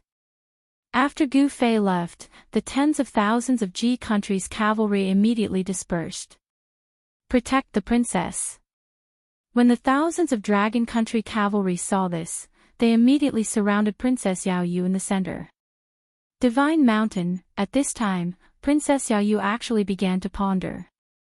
The Divine Mountain of the Tian Yuan continent was not an ordinary mountain. It was the highest mountain in the center of the Tian Yuan continent. According to the legends, it was a divine mountain where gods had once descended. In the hearts of the Tian Yuan continent's humans, it was a sacred mountain. To want to reach the peak of the divine mountain, for a mortal, it was practically impossible. Not only was the Divine Mountain a sacred mountain in the hearts of humans, it was also the highest mountain in the entire Tian Yuan continent. Even cultivators might not be able to reach the peak of the Divine Mountain. According to the legends, the peak of the Divine Mountain was guarded by a divine beast. There had once been people who wanted to reach the peak of the Divine Mountain, but not a single one had succeeded. Those people didn't disappear, they gave up halfway. Your Highness, I think we should forget about it. Beside Princess Yao Yu, a middle-aged general said. No, I must take that person as my master. Gu Fei's strength was obvious to all. Even the devil cultivators weren't his opponent. If she could become his disciple, she would also have a powerful battle prowess. Princess Yao Yu had already made up her mind. Compared to being a princess or even a ruler, what Princess Yao Yu wanted to do now was to become a strong cultivator. As long as she was strong enough, she could even kill the ruler of a country. Just like the imperial teacher of the Ji country. If it wasn't for him, the Dragon Country's capital city wouldn't have been breached by the Ji country's army, and the country wouldn't have perished. Princess Yao Yu finally understood that having great strength was the most practical thing. At this time, the Dragon Country's capital city had already turned into hell. Black shadows roamed the streets, harvesting lives and devouring souls. Damn it! When Gu Fei arrived at the Dragon Country's capital city and saw this scene, he couldn't help but be enraged. The entire capital city occupied an area of 100 li, and the eastern half of the city had already been turned into ashes, burned by the devil flames. And in the remaining half of the city, miserable screams rang out unceasingly. The streets were filled with people, and blood flowed like rivers. Every time a black shadow flashed by, someone would be killed. Those weren't true devils, but rather, they had no physical bodies and were similar to clones. Gu Fei discovered that these devil shadows all came from a black coffin floating in the air above the Dragon Country's capital city. The coffin contained an incomparably powerful devil Dao energy. Humph! Gu Fei coldly snorted, and then directly struck out with the heaven-covering palm. Rumble! A huge palm instantly covered the entire heaven and earth, slamming down towards the devil coffin. An extremely powerful force shook this part of the world. Who dares to interfere in this daddy's business? Chapter 1910. The sky blanketing hand could cover the sky with a single hand. The huge hand enveloped the entire region, radiating with extremely terrifying ripples of energy. It slammed towards the coffin that hovered above the capital. What? The demon god in the coffin was shocked. The power was just too great. Even after living for countless years, he had never encountered an existence like this. Roar! The demon god in the coffin roared out furiously. Countless black figures charged out from the ruined city below the coffin. They charged into the sky and all entered the coffin. Boom! A loud bang resounded from within the demon coffin. After that, the lid of the demon coffin opened to reveal a crack, and boundless demonic energy poured out from within. Rumble, an extremely powerful demonic power burst out from the demon coffin. The space around the demon coffin trembled, as if it could not withstand such a powerful force. A demonic figure appeared from the coffin. Kill! The demonic figure's killing intent was shocking. He wielded a demonic blade and swung it upwards. Black light surged into the sky, radiating with terrifying ripples of blade chi. He wanted to break through Gu Fei's sky-blanketing hand. However, the difference in strength between the two of them was just too great. How could a mere demon god be Gu Fei's opponent? Bang! There was a muffled sound, and the 10,000 feet long demonic saber light shattered the moment it collided with the huge hand descending from the sky. The hand was unstoppable. It was like a mountain descending, unstoppable. How is this possible? How can there be such a powerful existence on the Tian Yuan continent? Even those old bastards on the God of Heaven mountain do not possess such great cultivation. Only now did the demon god in the coffin realize that something was off. He had underestimated the opponent that had suddenly appeared. This mistake was enough to cost him his life. The demonic aura dispersed under the hand and the coffin trembled. The demonic figure that had surged out from the coffin directly dimmed from the great impact. Demonic blood escape. The demon god in the coffin bellowed out. Afterwards, the smell of blood emanated from the coffin. Afterward, a blood-red light surged out from the coffin and enveloped it. Shwa! The void shattered as the blood light that shot out from the fiend coffin tore through the void in an attempt to escape. Unfortunately, this demon god had encountered Gu Fei. This demon god's fate had already been decided. Bang! Before the demon coffin could escape into the shattered void and escape, Gu Fei slapped it down from the sky. Even the lid of the demon coffin was blasted away by this strike, and a figure fell out from the demon coffin. Demon corpse. When Gu Fei saw the devil god inside the coffin, he couldn't help being startled. It was a corpse. To be more accurate, it was an ancient devil corpse. After a demonic cultivator perished, their corpses remained immortal. Furthermore, they were buried in a place where they nurtured their corpses. Day and night, they were nourished by yin energy. After a long period of time, their corpses regained intelligence. The fleshly body of the demon corpse was extremely strong. Not only that, the demon coffin wasn't an ordinary object either. It was actually able to withstand Gu Fei's heaven-covering palm without being smashed into smithereens. Countless cracks appeared on the surface of the demon coffin, as though it would shatter with a single touch.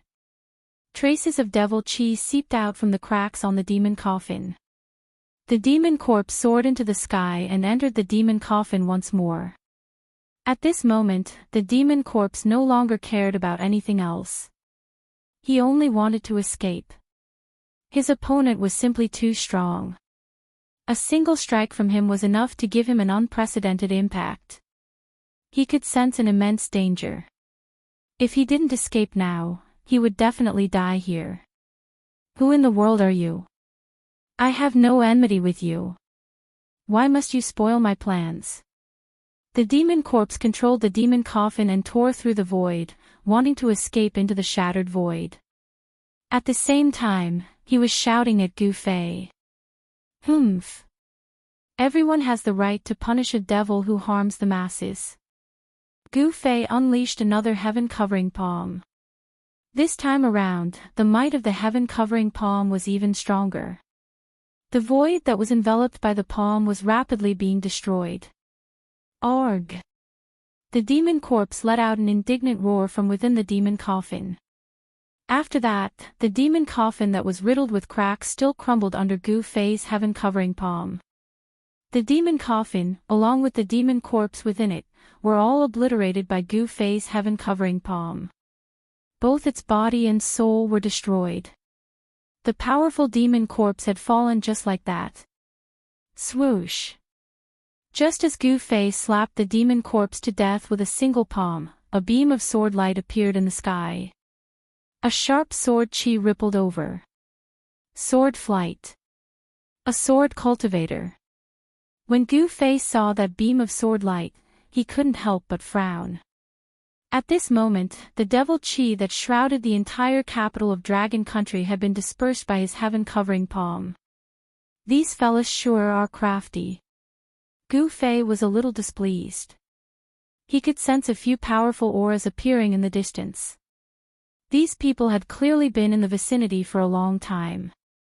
However, they didn't make a move, allowing the countless mortals in the capital of Dragon Country to be slaughtered by the demon corpse and have their souls extracted. Swoosh! A beam of sword light shot across the sky. A young man in white stepped on a flying sword and arrived in front of Gu Fei. He then stopped in the air. Junior Sikong Jian pays his respects to Senior. The young man in white bowed respectfully to Gu Fei. The young man called Sikong Jian didn't dare to be negligent. One should know that this senior in front of him, who had the same appearance as him, had just killed the demon corpse, who was known as the #1 expert of diabolism. It was no wonder that these cultivators didn't dare to make a move against the demon corpse. The demon corpse was infamous for being the #1 expert of diabolism. Apart from the one on the God of Heaven Mountain, no one was a match for the demon corpse. Peak of the transcending mortality realm. If it weren't for the flying sword under your feet, I'm afraid you wouldn't be able to fly. You're too weak, Gu Fei said after glancing at the young man on the flying sword. Hearing that, Sikong Jian couldn't help but blush. However, he didn't dare to show any dissatisfaction. The senior in front of him was probably even more powerful than the one on the God of Heaven Mountain. Even if the one on the God of Heaven Mountain personally took action, it would be impossible for him to kill the demon corpse, who was known as the #1 expert of the Tianyuan continent, in just 2 moves. The title of the #1 expert of the Tianyuan continent was not earned by his name, but by the demon corpse. At this moment, the other cultivators arrived as well. We pay our respects to Senior.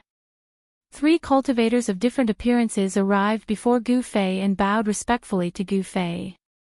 Where do you come from? Gu Fei only glanced at the 3 of them before saying calmly. The 3 of them did not have a high level of cultivation. The middle-aged Taoist had the highest level of cultivation, but he was only at the first heavenly layer. We come from the God of Heaven Mountain. The people answered hurriedly.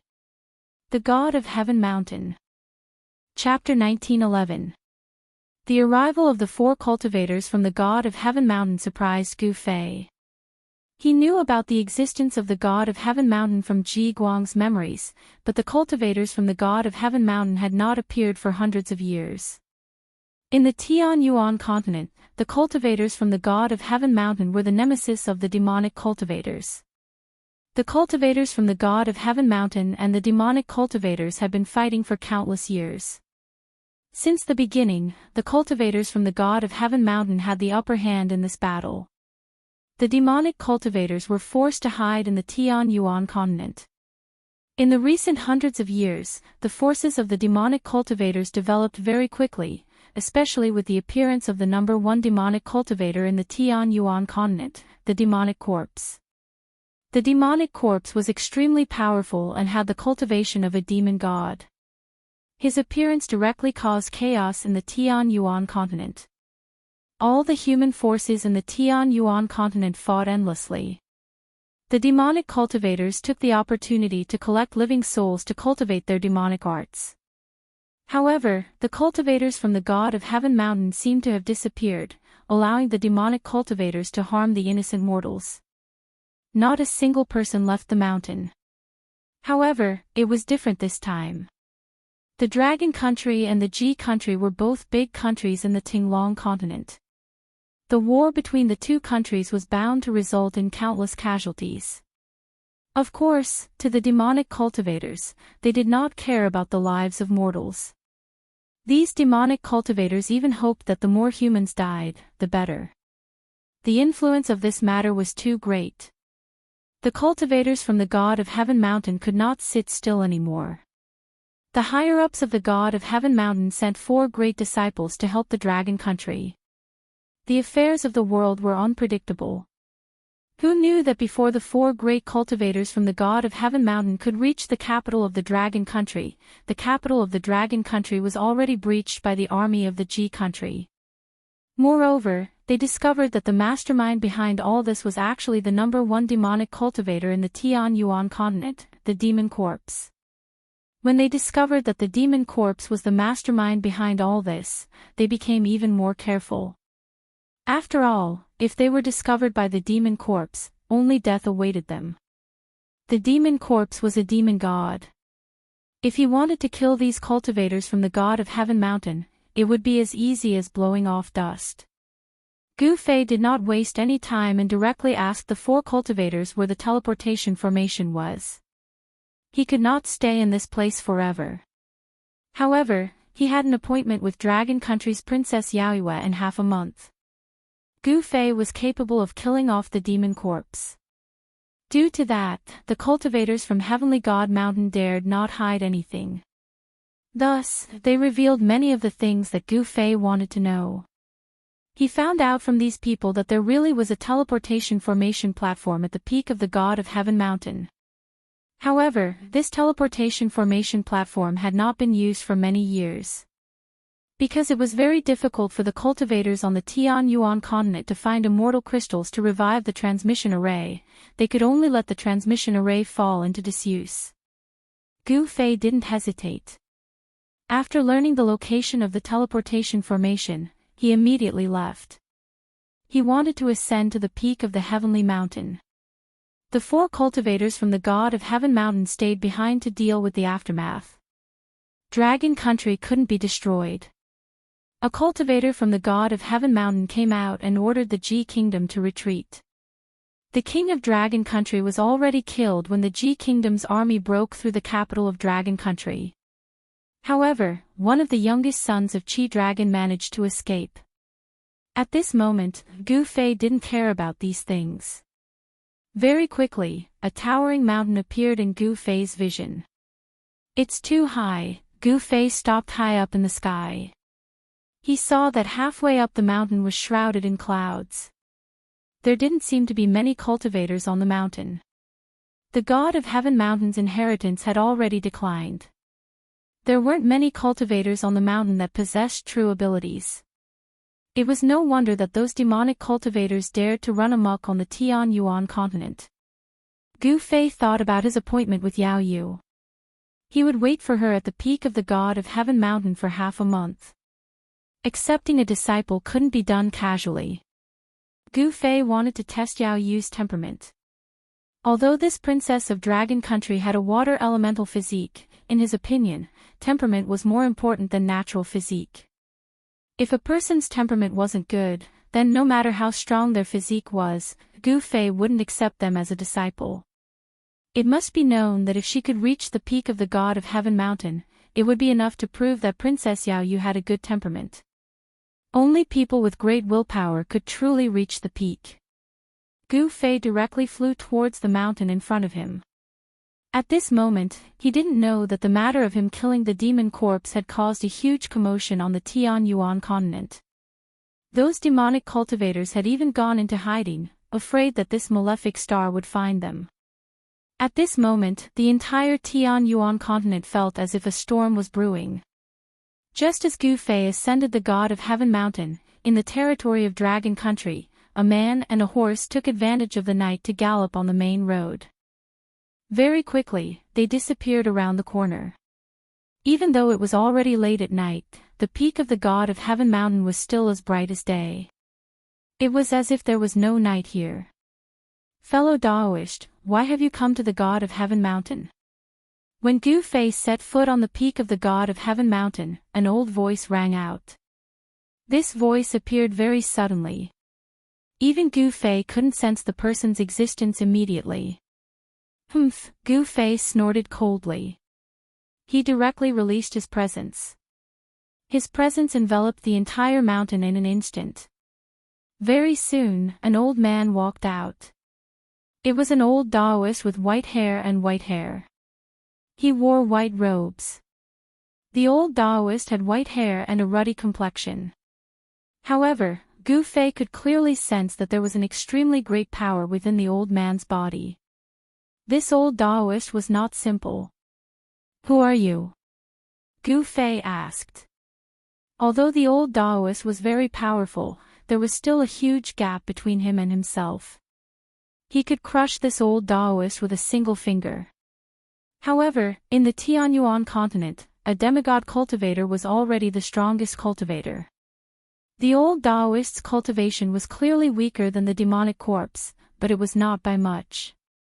As soon as they fought with their lives on the line, it was still unknown who would emerge victorious. I am the protector of the God of Heaven mountain. The old Daoist said with a smile on his face. The protector of the God of Heaven mountain. Gu Fei was rather surprised when he heard that. This was a protector of the mountain. There was actually nothing much at the peak of the God of Heaven mountain. There was only a pavilion. A few immortal fruits were placed on the stone table in the pavilion. Clearly, this old man was enjoying his immortal fruits and wine. You sure know how to enjoy yourself. Gu Fei smiled and did not say anything else. Then, he directly walked towards a formation platform. Fellow Daoist, you, the old Daoist could not help but become extremely excited when he saw Gu Fei actually walk towards the formation platform. He was the protector of the God of Heaven mountain, so he naturally knew the origins of the formation platform. Chapter 1912. The Tianyuan continent was only a few 100,000 kilometers wide. This was a region covered by a Saint-Cyr array and floated in the boundless starry sky. This was the first time Gu Fei had seen such a region. Perhaps this was an area that had survived after a planet with life had been destroyed by someone. Countless humans lived in this area. There were hundreds of millions of humans on the Tianyuan continent. There were mountains, rivers, and lakes. The human world was also divided into 7 or 8 countries. These countries did not have good relationships with each other. Some countries were at war with each other, but there were also countries that were content with the status quo and did not want to start a war. However, the war between the Dragon Country and the Ji Country affected the situation of the entire Tianyuan continent. As the Ji Country attacked the capital of the Dragon Country was destroyed. However, the Ji Country did not gain any advantage. Countless soldiers of the Ji Country died in battle. Even the imperial advisor and the future ruler, Prince Ji Guang, died in battle. After this battle, although the Ji Country won a Pyrrhic victory, it also damaged its foundation. Most importantly, the remnants of the Dragon Country showed signs of gathering and plotting to restore their country. At this time, the rulers of other countries took advantage of the Ji Country's heavy losses to ally with other countries to cause trouble for the Ji Country. In a short period of time, the entire Tianyuan continent was covered in the clouds of war. This kind of war affected too many people and it was destined that countless people would die. However, this had nothing to do with Gu Fei. At this time, Gu Fei had already arrived at the peak of the God of Heaven mountain and met the guardian of the mountain. The guardian of the God of Heaven mountain was an old man. This old man was actually a demigod. A demigod was a powerful existence that had already seen through the difficulties of life and death. They had an almost endless lifespan. In the eyes of the people of the Tianyuan continent, this kind of existence was already a god.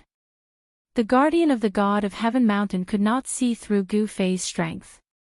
He did not want to offend Gu Fei, so he only exchanged a few words with Gu Fei before leaving. Gu Fei, on the other hand, walked onto the ancient teleportation array and sat down in the center of the teleportation array. Could this person really be able to open this teleportation formation? In the distance, in front of a hut, the old man sat next to a stone table. When he saw Gu Fei walk onto the platform, he could not help but feel doubtful. However, as the guardian of the god of Heaven Mountain, the old man was also prideful. Judging from his young appearance, he should have already cultivated when he was young. However, in the entire Tian Yuan continent, there were only a few demigods. The old man did not believe that this youth's cultivation was higher than his. Most importantly, the old man did not believe that Gu Fei could open this teleportation formation. After all, the old man did not have the teleportation sect. The old man was more or less shocked that someone with a cultivation no lower than his had suddenly appeared. Just like that, 7 days passed very quickly. At this time, a man and a horse arrived at the foot of the god of Heaven Mountain. This person was wearing white clothes. From his clothes, this person should be a man. However, from his figure and appearance, he looked more like a woman. The white-clothed person was travel-worn. He rode a black horse and arrived before a mountain god temple at the foot of the god of Heaven Mountain. The man looked at the sky and stopped in front of the mountain god temple. He dismounted and tied the black horse to a stone pillar beside the entrance of the mountain god temple. Then, he walked into the mountain god temple. This mountain god temple had been built for an unknown number of years. The inside was in tatters, and even the statue of the mountain god that was enshrined in the temple had fallen in half. The mountain god temple was not large and there was nothing extra inside. Only the stone tables in front of the statue could be considered to be in good condition. Originally, there were many humans living in the vicinity of the god of Heaven Mountain. However, several hundred years ago, the god of Heaven Mountain began to seal off the mountain. With the god of Heaven Mountain as the center, there were very few people living within a radius of several thousand li. As a result, the mountain god temple was abandoned. 7 days, the white-clothed person came to the side of the stone table in front of the statue. He stretched out his hand and swept away the thick layer of dust on the stone bench before sitting down. From 10,000 kilometers away, I didn't stop and exhausted a few divine horses to death. Finally, I arrived here. The white-clothed person muttered to herself. Almost half of the time had passed, but she was not in a hurry. She wanted to adjust her body's condition and recover her strength in this mountain god temple.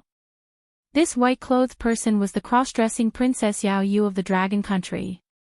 Gu Fei only gave her half a month's time. If she didn't reach the summit of the sacred sky mountain within half a month, even if this Princess Yao Yu had the water elemental physique, he wouldn't accept her as a part of his map. If a master wanted to accept a disciple, he would not do so casually. And when a disciple accepted a master, he could not be careless. The master was choosing the disciple, but the disciple was also choosing the master. Although Gu Fei fancied Princess Yao Yu's water element body, if Princess Yao Yu could not meet his requirements, he would not accept her as a disciple. This was a kind of principle. It was better to have nothing than to have something substandard. Princess Yao Yu was also a cultivator. Although her cultivation level was very low, she was still able to cultivate inner qi. She directly meditated in the mountain god temple. Time passed. The sky outside had already darkened. It was night time. The vicinity of the god of Heaven Mountain was a desolate place. There were many ferocious beasts roaming about. Sometimes, one could even see the silhouette of ferocious beasts. Roar! An unknown beast's roar came from afar. Outside the mountain god temple, the black horse that was tied to the stone pillar became restless. Yao Yu woke up from her meditation. In this unfamiliar place, she did not dare to casually enter a deep state of cultivation. One must know that no one would know if there was any danger in this place. In the night, many ferocious beasts and even ferocious beasts came out to hunt for food. At night, the mountain was the most dangerous place because there were too many poisonous insects and ferocious beasts. Even someone like Yao Yu, who was not weak, had no choice but to be careful. And just when Yao Yu woke up, a black shadow appeared outside the mountain god temple. A pair of green eyes could be faintly seen in the thicket outside the mountain god temple. That black horse immediately neighed and its front hooves continuously kicked the ground. That black shadow paced back and forth in the thicket for a while before walking out. This was a black tiger whose entire body was pitch black. However, this was not an ordinary black tiger. On the forehead of this black tiger, there was actually a closed vertical eye. Ferocious Beast, Three-Eyed Black Tiger. Chapter 1913. In the dark night, the sky was filled with stars. At the foot of the God of Heaven mountain, in front of an abandoned mountain god temple, there was a sudden gust of wind. Roar! A black tiger suddenly roared and pounced on a black horse beside the mountain god temple.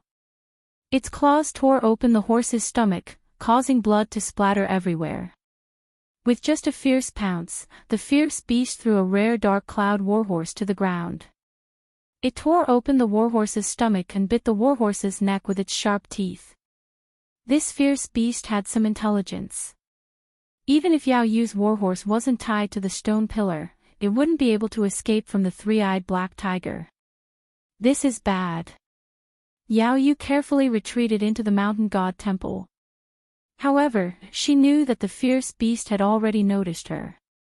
The fierce beast bit the warhorse's throat and drank the warhorse's hot blood. It didn't seem to notice Yao Yu in the mountain god temple at all.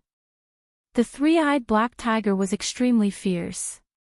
It didn't eat the warhorse's meat. It only drank the warhorse's hot blood because the warhorse's essence, qi, and spirit were all in the hot blood. It only drank blood and rarely ate the meat of its prey. Roar!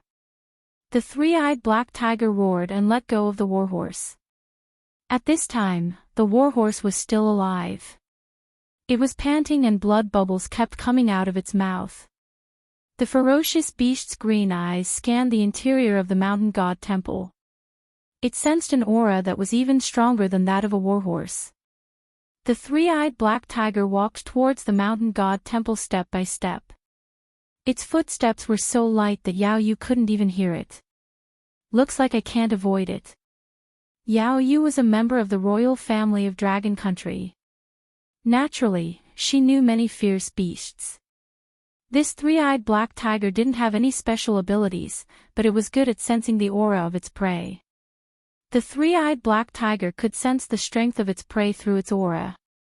Once it sensed that the prey's aura was much stronger than its own, the three-eyed black tiger would retreat. However, once it sensed that the prey's aura was weaker than its own, the three-eyed black tiger would immediately attack and drink its prey's hot blood. At this time, the three-eyed black tiger sensed that the aura in the mountain god temple wasn't stronger than its own. It didn't hesitate and directly walked into the mountain god temple. Shwa! Just as the three-eyed black tiger entered the mountain god temple, a dazzling sword light suddenly appeared, instantly illuminating the pitch-black void. This sudden bright light caused the three-eyed black tiger to involuntarily close its eyes. This was a natural reaction when its eyes were stimulated by the strong light. However, it was precisely this natural reaction that caused the three-eyed black tiger to fall into a trap. The sword light flashed and blood immediately splashed out from the three-eyed black tiger's body. If the tiger hadn't dodged, its head would have been cut off by Yao Yu's sword. Even so, Yao Yu's sword had left a very deep wound on the three-eyed black tiger's neck. Fresh blood flowed out. This was the difference between dire beasts and humans. Humans were intelligent, but dire beasts were far less intelligent than humans. Yao Yu's sudden sword strike was to use the resplendent sword light to stimulate the tiger's eyes, causing it to reveal a fatal flaw. Then, she would kill it on the spot. However, Yao Yu's attack did not succeed. The three-eyed black tiger was not killed on the spot. It was only seriously injured. What a pity. Seeing the three-eyed black tiger desperately running out of the mountain god temple, Yao Yu couldn't help but feel that it was a pity. She didn't chase after it because it was more dangerous outside. The smell of blood could attract even more ferocious beasts.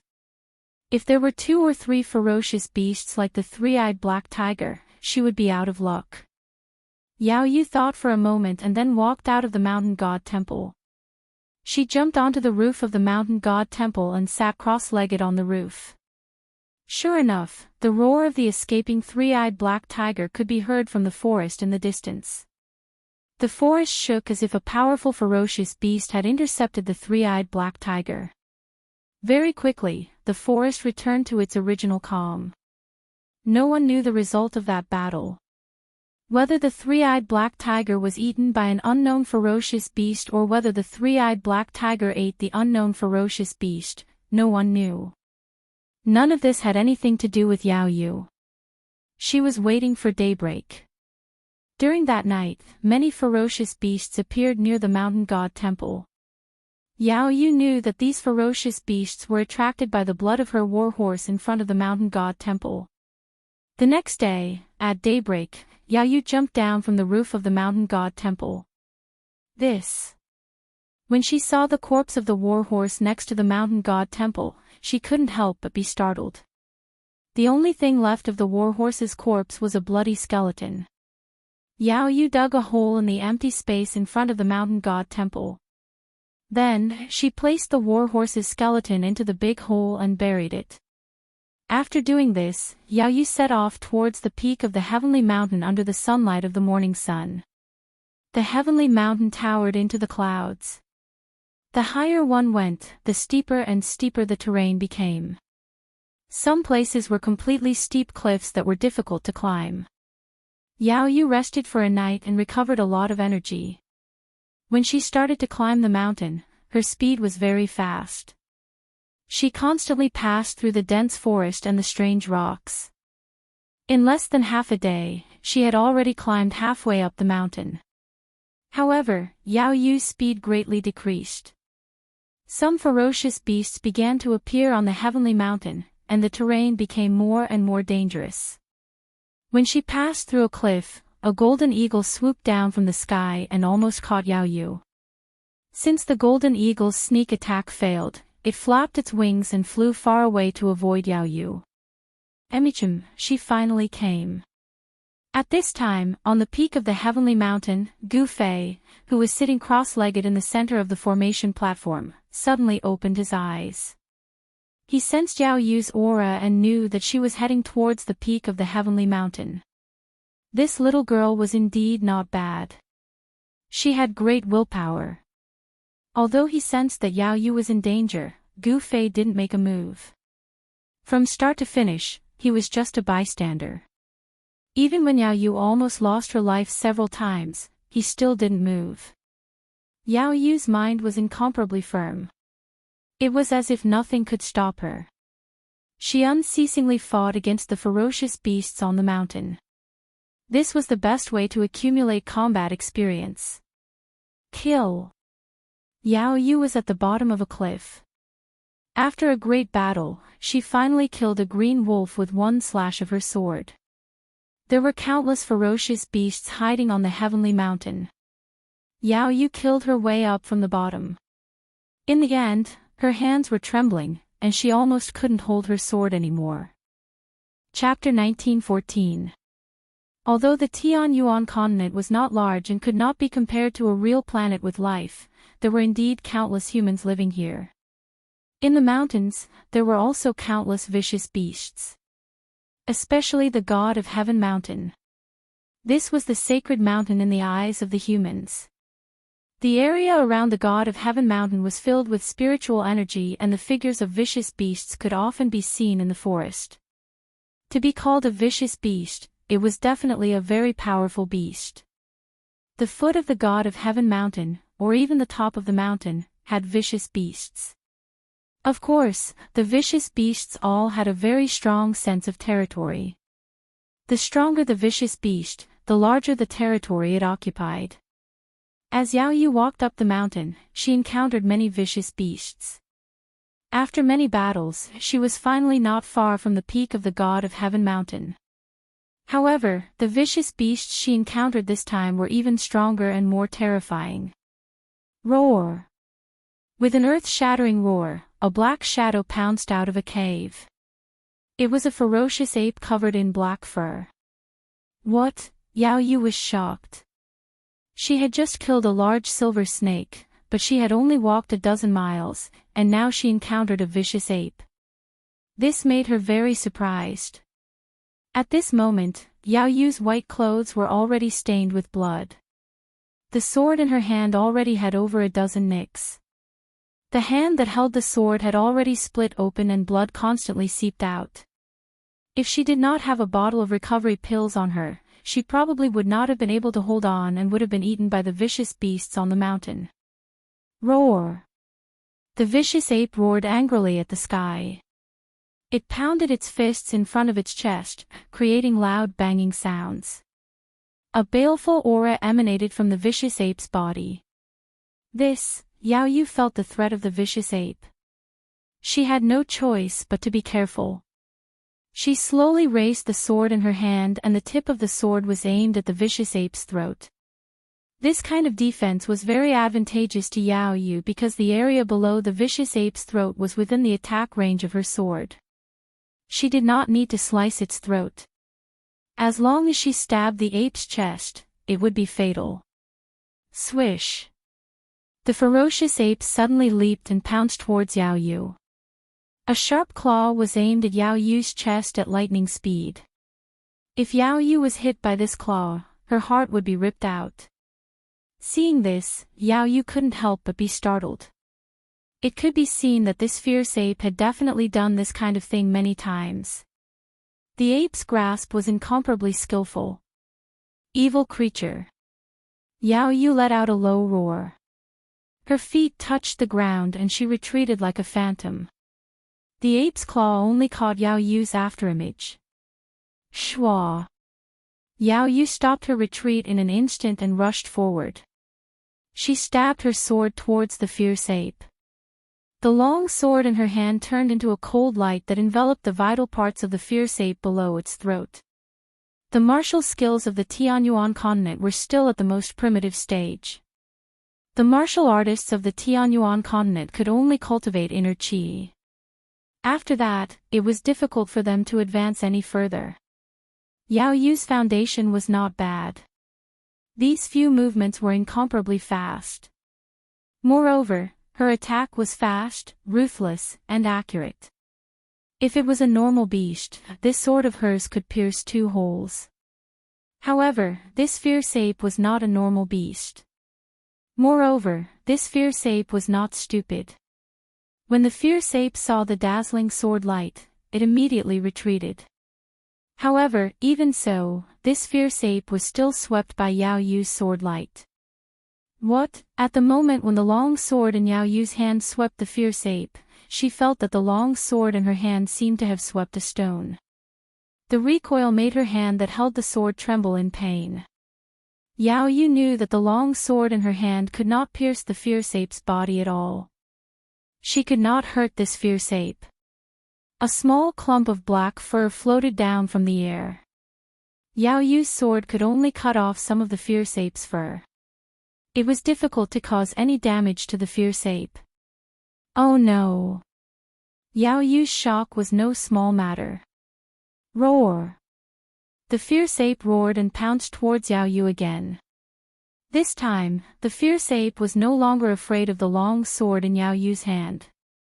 It directly pounced over. At this time, on the ancient array platform at the peak of the sacred heaven mountain, 2 figures were standing.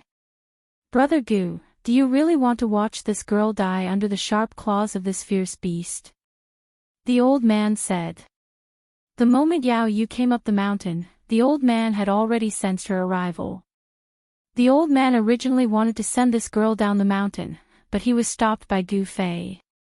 "This is her fate," Gu Fei said. Since this girl was able to ascend the sacred heaven mountain, she was his disciple. If she died under the sharp claws of this fierce beast, it could only be said that it was her fate. "Brother Gu, your method of accepting disciples is really unique." The old man couldn't help but shake his head. He could see that this girl's physique was not bad. Even he was a little moved. However, since this was someone that Gu Fei had his eyes on, he was too embarrassed to fight with Gu Fei over her. "Only those with great perseverance can inherit my lineage.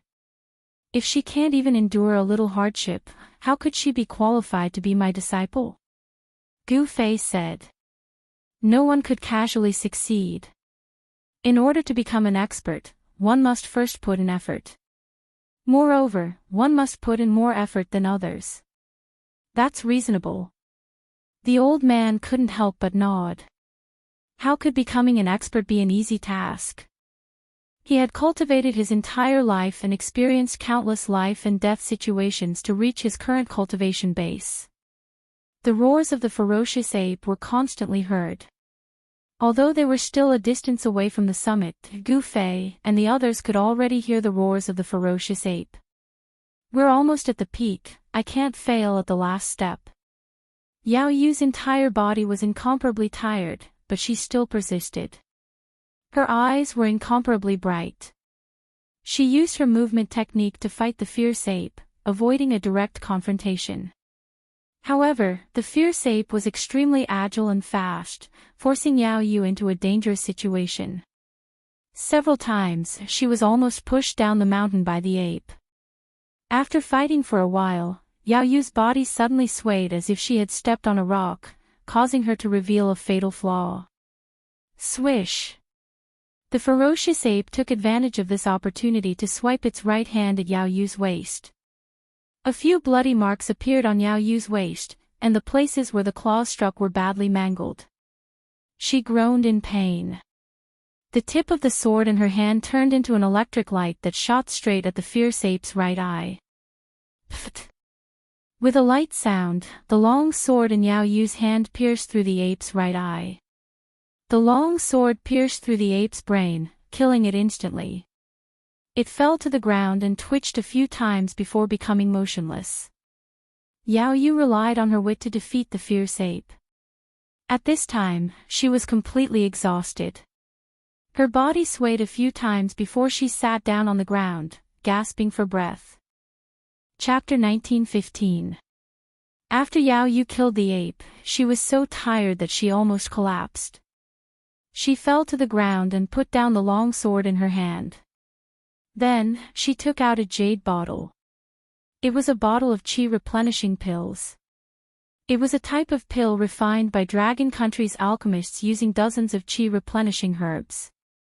Yao Yu had persisted until now with this bottle of pills. Yao Yu poured out a pale golden pill from the jade bottle. "This is the last one." Yao Yu sighed. Then, she swallowed the pill in her hand and threw away the empty jade bottle.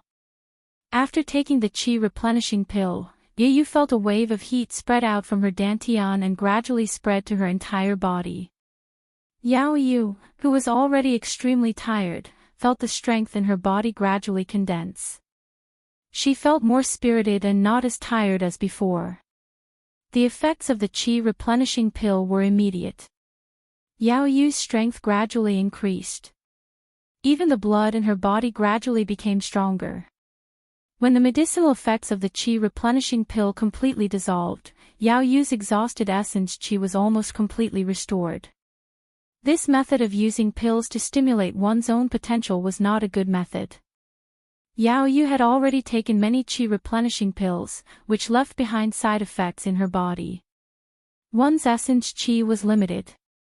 Overconsumption of one's essence chi would harm one's foundation. Even if Yao Yu could reach the peak, if Gu Fei did not help her recuperate, she would fall seriously ill. If it was serious, her lifespan would be affected. After an hour, Yao Yu stood up from the ground. This girl is not bad. On the ancient array platform at the peak of Divine Heaven Mountain, the old man could not help but secretly nod. This girl's temperament was incomparably firm. Moreover, her reaction was quick. When facing an enemy, she could win by surprise. This might be a kind of innate instinct. Gu Fei did not speak. This Yao Yu was not bad. With such a temperament, she could indeed be his disciple. On the path of martial arts, the most important thing was temperament. This was because cultivating on the path of martial arts was really difficult. It was very difficult to succeed. It was not like the immortal Tao, where one could progress step by step. If one followed the prescribed order, one could at least reach the realm of flight. After the fierce ape was killed by Yao Yu, no other fierce beasts appeared. This fierce ape should be the beast king of this region. In the fierce ape's territory, no fierce beasts could be allowed to occupy it. Yao Yu picked up the long sword that had more than 10 cuts on its blade and continued to climb up the mountain. She would not give up. Yao Yu did not encounter any more vicious beasts from the ape's territory to the peak of the mountain. When she reached the peak of the God of Heaven Mountain, her clothes were already in tatters, and the bloodstains on them had already turned black. The sky had also darkened. From the foot of the mountain to the peak, she spent a total of 6 days. Finally, the instant Yao Yu stepped onto the peak of the heavenly mountain, she collapsed onto the ground. She was simply too tired. Her unyielding willpower relaxed and she directly fainted. Just as Yao Yu was about to faint, a figure appeared beside her. Very good. Gu Fei carried Yao Yu, then broke through the void and entered the inner world of his dantian. At the peak of the God of Heaven Mountain, in his simple thatched cottage, the old man suddenly opened his eyes. What's going on? His aura actually disappeared. Did he already leave? The old man could no longer sense Gu Fei's aura, causing him to be bewildered. Master, the moment Gu Fei entered the inner world, Gu Zhong sensed Gu Fei's arrival. At this time, Gu Zhong's senses were already very strong. This is your junior sister. Take good care of her. Gu Fei said, then handed Yao Yu over to Gu Zhong. My junior sister. Gu Zhong couldn't help but be startled when he heard this. This girl was Master's new disciple. Could it be that Master was going to accept more disciples? Thinking of this, Gu Zhong couldn't help but be overjoyed. One had to know that if Master was going to accept more disciples, he would be the eldest senior brother. After handing Yao Yu over to Gu Zhong, Gu Fei didn't go to see Zhong Li Mang. He left the inner world and once again appeared at the peak of the God of Heaven Mountain. What's going on? The old man could not help but be surprised when he sensed Gu Fei's presence suddenly appear at the top of the mountain. This was very unusual. How did he do it? It's time to leave. Gu Fei took out the star chart and imprinted the location of the Tian Yuan continent onto it. Afterwards, he stowed it away and ascended the formation platform. Another 9 immortal crystals. Gu Fei had already studied the inscriptions on the formation platform carefully. He knew that this ancient teleportation formation was no different from the previous ones. It was no wonder that the teleportation formation had been abandoned for countless years. The immortal crystals needed to activate teleportation formations had vanished from the Tian Yuan continent long ago. Let alone 9 immortal crystals, even half an immortal crystal would be difficult to find. Space trembled. As the 9 immortal crystals were inserted into the 9 formation cores on the ancient formation platform, countless formation runes came to life in an instant. Rays of divine light shot out from the runes. What? A figure charged out from the hut. The old man was extremely shocked. He had never thought that this person could actually activate the teleportation formation. Swish. Just as the old man rushed out, a strong light flashed on the transportation array platform. In just an instant, the strong light dissipated and the transportation array platform was empty. Gu Fei was nowhere to be found. The old man was almost driven mad. The old man arrived before the formation platform and his voice began to tremble. He seemed to have lost an opportunity to leave the God of Heaven mountain, and he had missed it. How detestable! The old man roared sorrowfully at the sky. At this moment, Gu Fei was in the process of teleportation. After who knew how long, the presence of the outside world appeared again. He had arrived in a deathly silent region. Gu Fei took out the star chart and looked around carefully. He finally found his location. Here, he sensed a vast aura. He found himself in an ancestral planet with life. This ancestral planet was called Buzhou. The teleportation formation on the Tianyuan continent had deviated, and it had actually sent him into outer space. After flying in the starry sky for a while, he saw a green star in front of him. A vigorous life aura came from that star. The planet of Buzhou definitely had produced an extreme path sovereign before, as more than one imprint of the great path sovereign had appeared here. Chapter 1916. The ancestral star of Buzhou was vast and not inferior to the ancestral star of the soaring dragon ancestral star. It was a green superstar. Even from far away in the starry sky, one could feel the aura of life emanating from this star. Moreover, in Gu Fei's eyes, he could also sense things that ordinary experts would not be able to sense. Vast, powerful, supreme. These were the ripples of the great Tao that only an extreme grade sovereign possessed. This star was shrouded in the great Tao seal of an extreme grade sovereign. This star had once produced an extreme grade sovereign. Gu Fei was advancing towards the ancestral star of Buzhou. Although he could already see the ancestral star, he was shocked to find that it took him more than 10 days to get close to it. He was well aware of his speed. 10 days was enough for him to cross a vast starry sky. As he got closer to the ancestral star of Buzhou, Gu Fei's breathing quickened. A vast and boundless aura pressed down on him, almost suffocating him. This was a feeling that only existed when one was close to the ancestral star of life. The higher one's cultivation, the clearer and stronger this feeling was. Rumble, the moment Gu Fei entered the ancestral star of Buzhou, he seemed to see several huge figures standing in the void. The supreme ripples spread out from these figures and shrouded the entire ancestral star. When Gu Fei tried to sense it carefully, the shocking feeling suddenly disappeared. It was as if there was a mountain pressing down on him, but the mountain suddenly disappeared. He felt like he wanted to soar into the sky. Passing through the clouds, the scenery below was rapidly approaching. Boom! At this moment, a loud noise was heard. Gu Fei was shocked to see a mountain 1,000 miles away suddenly explode. Countless formation runes were dissipating. Two figures soared into the sky and fought. Powerful ripples spread out in all directions. Even the clouds in the sky were dispersed by this ripple. Gu Fei was startled when he sensed the two powerful auras. It was a battle between powerful half-step martial saints. Even in the soaring dragon ancestral star, existences of this level were not easily seen. Eternal reincarnation. A black-clothed middle-aged man shouted and unleashed a half-sage technique. A samsara force appeared in the surroundings and swallowed his opponent into a black hole. This was a terrifying power.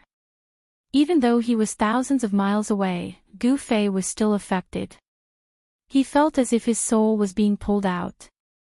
The black-robed middle-aged man wanted to send his opponent into the cycle of reincarnation and use the power of reincarnation to obliterate him. One flower, one world, a calm voice rang out in the air. After that, a divine flower actually bloomed within the black hole. A wave of Tao energy broke through the power of reincarnation, as if it had opened up an impenetrable world, blocking the terrifying power of reincarnation. What? The black-robed middle-aged man was extremely shocked. You really are the reincarnation of Buddha. The black-clothed middle-aged man said. The reincarnation of Buddha. Gu Fei's heart trembled when he heard that. One must know that the only person who could be addressed as a Buddha in this world was the ancient Buddha master. Could the ancient Buddhist Lord be the reincarnation of Buddha? The background of the ancient Buddhist Lord was simply too great. His name was known throughout the ages. Furthermore, the ancient Buddhist Lord had great willpower and wisdom. He actually wanted to establish the 6 paths of reincarnation with his own power. Even though he did not succeed in the end, the merit he gained was enough to shock the world. The Buddha is the Buddha, and I am me. I am Buliozhen. A golden figure walked out from the black hole of reincarnation. With every step, a divine flower bloomed. The figure emitted a golden Buddhist light. With every step he took, a golden divine flower bloomed beneath his feet. A peaceful aura spread out from the golden figure. It's the power of Buddhism. Gu Fei's eyes widened when he sensed this power. There must be an inheritance left behind by the ancient Buddhist Lord on Buzhou ancestral star. One thought, blooming flowers. Buliozhen's face was calm. With a wave of his hand, he unleashed a supreme technique of Buddhism. Countless golden divine flowers shot out from his fingertips and flew towards the black-robed middle-aged man. It looked peaceful, but only those who were in it would know how dangerous it was. Thousands of divine flowers danced in the air, each containing a terrifying Buddhist power. Whoosh! At this moment, a vertical eye suddenly appeared on the black-robed middle-aged man's forehead. The vertical eye opened and closed, shooting out rays of purple divine light. The golden flowers exploded in the air, all hit by the purple divine light. You are a monster. Buliozhen's face flashed with shock. A powerful wave of demonic energy surged out from the vertical eye on the black-robed middle-aged man's forehead. Buddhas and monsters have always been enemies. The purpose of Buddhism is to subdue demons and subdue monsters. Seeing that the middle-aged man had broken his one thought, Buliozhen put his palms together and sat cross-legged in the air, chanting a Buddhist mantra. As soon as the mantra came out, the entire world resonated. Endless auspicious Buddhist light spread out from Buliozhen's body. Golden lotuses sprouted from the ground and auspicious lights descended from the sky. It was as if a Buddhist land had been created. Roar! The black-robed middle-aged man suffered a great impact. His spirit's soul was shaken and his demonic energy was showing signs of losing control. The Buddhist mantra was a deadly note in his ears. I will remember today's enmity. The black-robed middle-aged man broke through the void and fled. At this level of cultivation, even someone like Buliozhen might not be able to stop him if he wanted to escape. Buliozhen did not do anything and let the black-robed middle-aged man escape. He had already sensed that there was an expert watching nearby. If he and the monster were to fight, it would only benefit the hidden expert. Since you are here, why don't you show yourself? Buliozhen suddenly glanced at the place where Gu Fei was hiding. A golden flicker flickered in his eyes. Hee, your godly eyes of Buddhism are quite amazing. Gu Fei walked out. Even though his opponent was only a half-martial sacred, he was already at the peak of the half-martial sacred realm. This reincarnated Buddha was still no match against him. Most of the techniques of Buddhism were created and passed down by the ancient Buddhist lords. This was a true ultimate technique, thus Gu Fei did not dare to underestimate it. The ancient Buddhist lords were on the same level as the supreme martial progenitor. You are. Chapter 1917. You really are the reincarnation of Buddha. Gu Fei looked at Buliozhen and asked the question he was most interested in. Although this Buliozhen had learned some Buddhist arts, he was still dressed like a layman. He wore white clothes and wasn't bald. I am me. Buliozhen said calmly. You really look like those baldies. If you cut off your hair and put on a kasaya, you'd definitely be an enlightened monk. Gu Fei said. He really didn't want to associate with Buddhist experts. After all, he had offended all of them back in Soaring Dragon Ancestral Star. You flatter me. I've never thought of becoming a monk, Buliozhin said. What? Gu Fei was startled. This guy had learned some Buddhist arts, but he said he didn't want to become a monk. What was going on? Was he not the reincarnation of Buddha? In Buddhism, there was a saying about reincarnation. When a flower withered, there would definitely be another flower blooming in another place. If Buddha had truly reached nirvana, then his reincarnation would appear after countless years. All Buddhists believed in this karma. You're not from Buzhou Ancestral Star. You're from another planet, Buliozhin suddenly said. How did you know? Gu Fei looked at Buliozhin curiously. How did this guy know that he came from another planet? I guessed, Buliozhin said. Guessed? Gu Fei was surprised.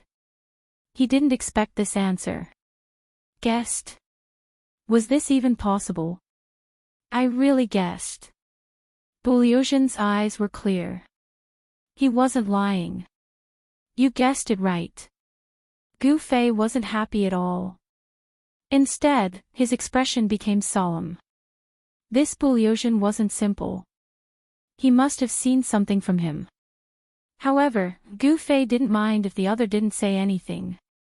Brother, where are you from? Buliozhin asked. He had never left the Buzhou Ancestral Star, but his family had kept information about other ancestral stars with life. However, due to the great distance between the ancestral planets, ordinary cultivators would not be able to traverse the endless starry sky.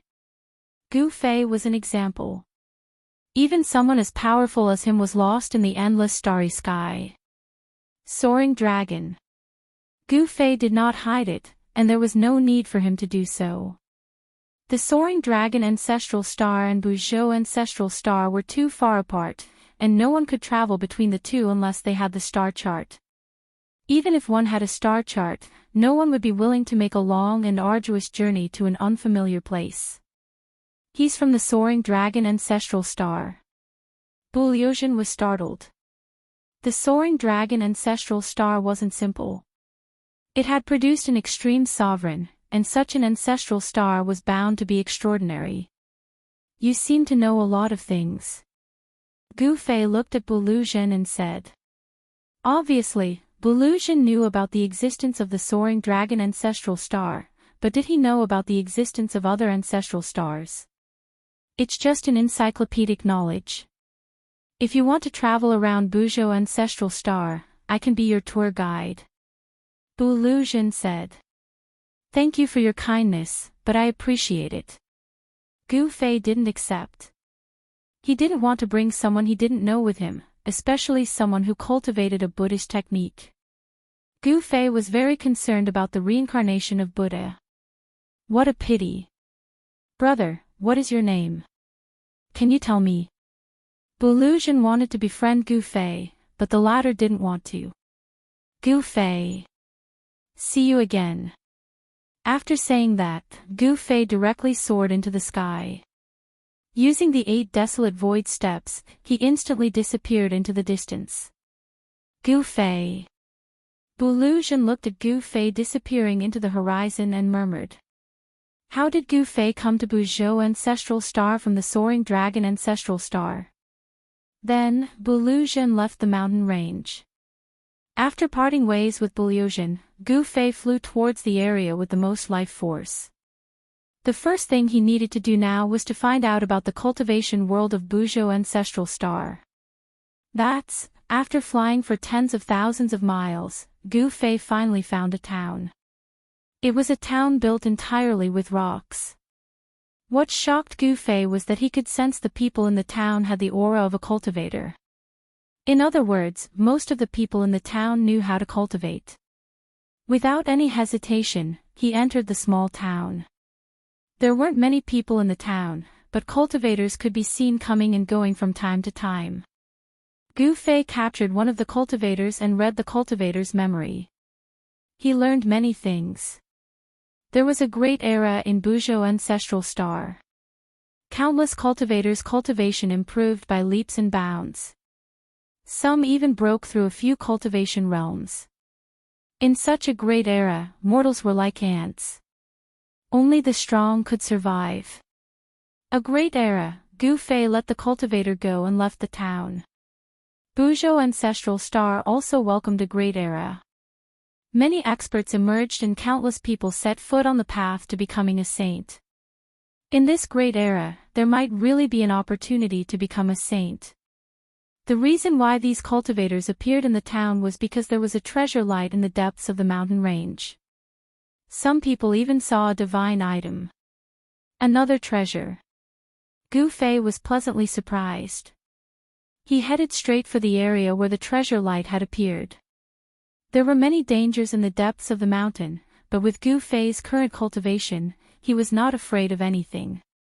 Even if there was a beast king hiding somewhere, he would still be safe.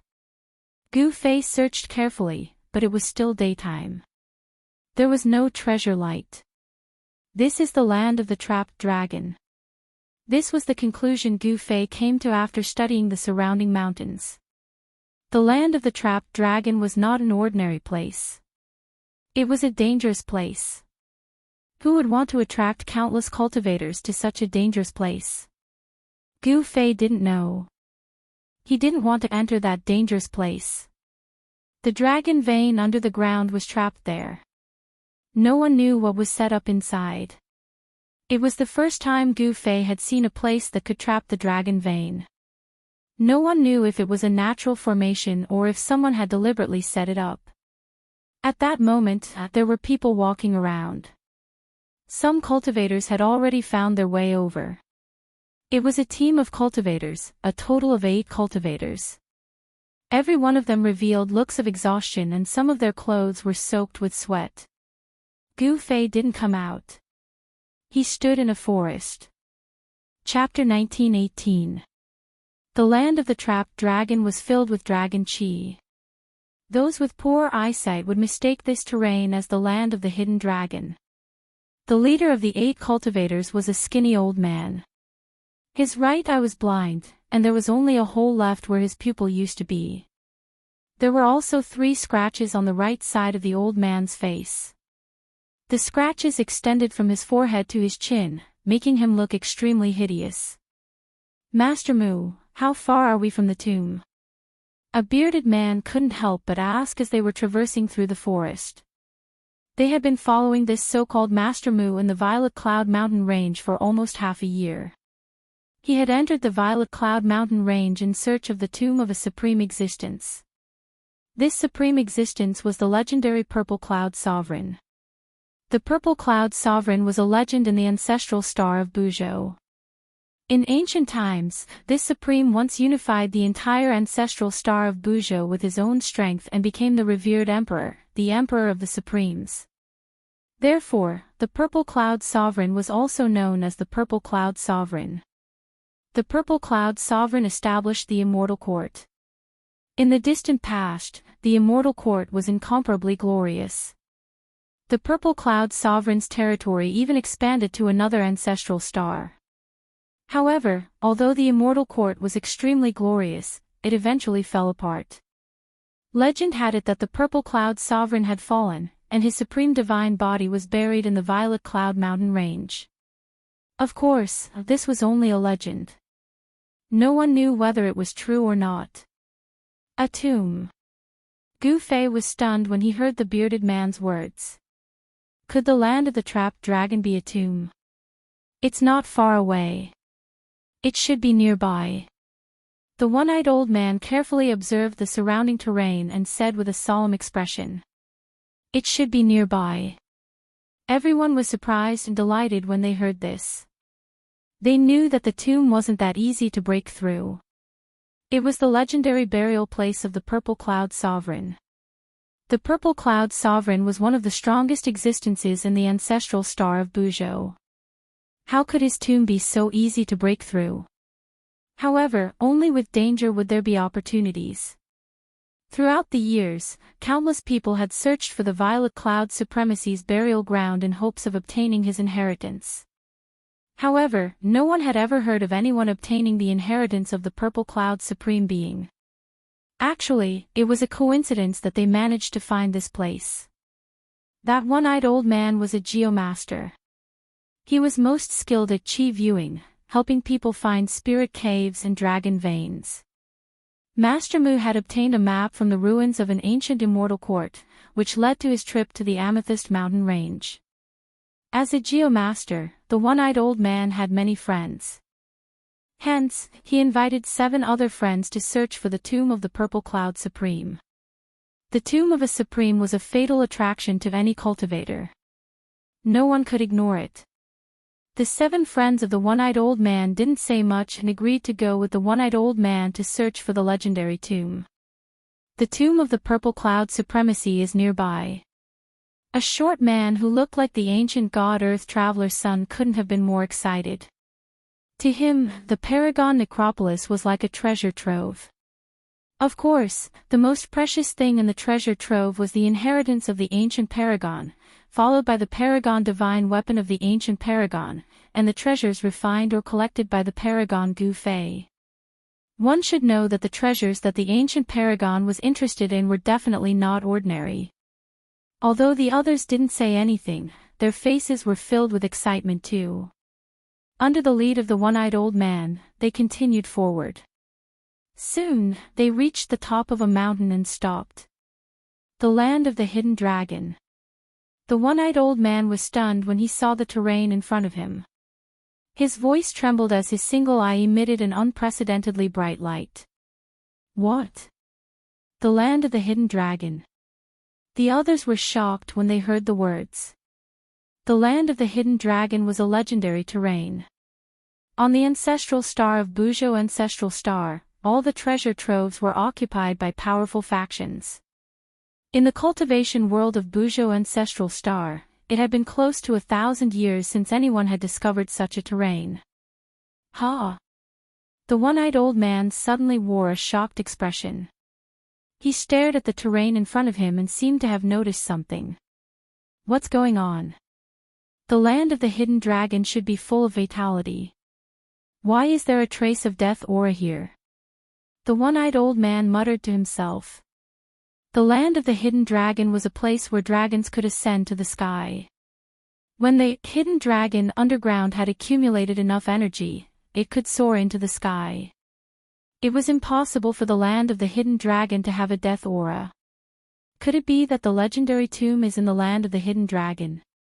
The one-eyed old man was even more shocked. Using the land of the hidden dragon as a burial ground was too extravagant.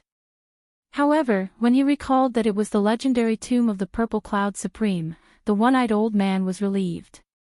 After all, it was the tomb of a legendary paragon.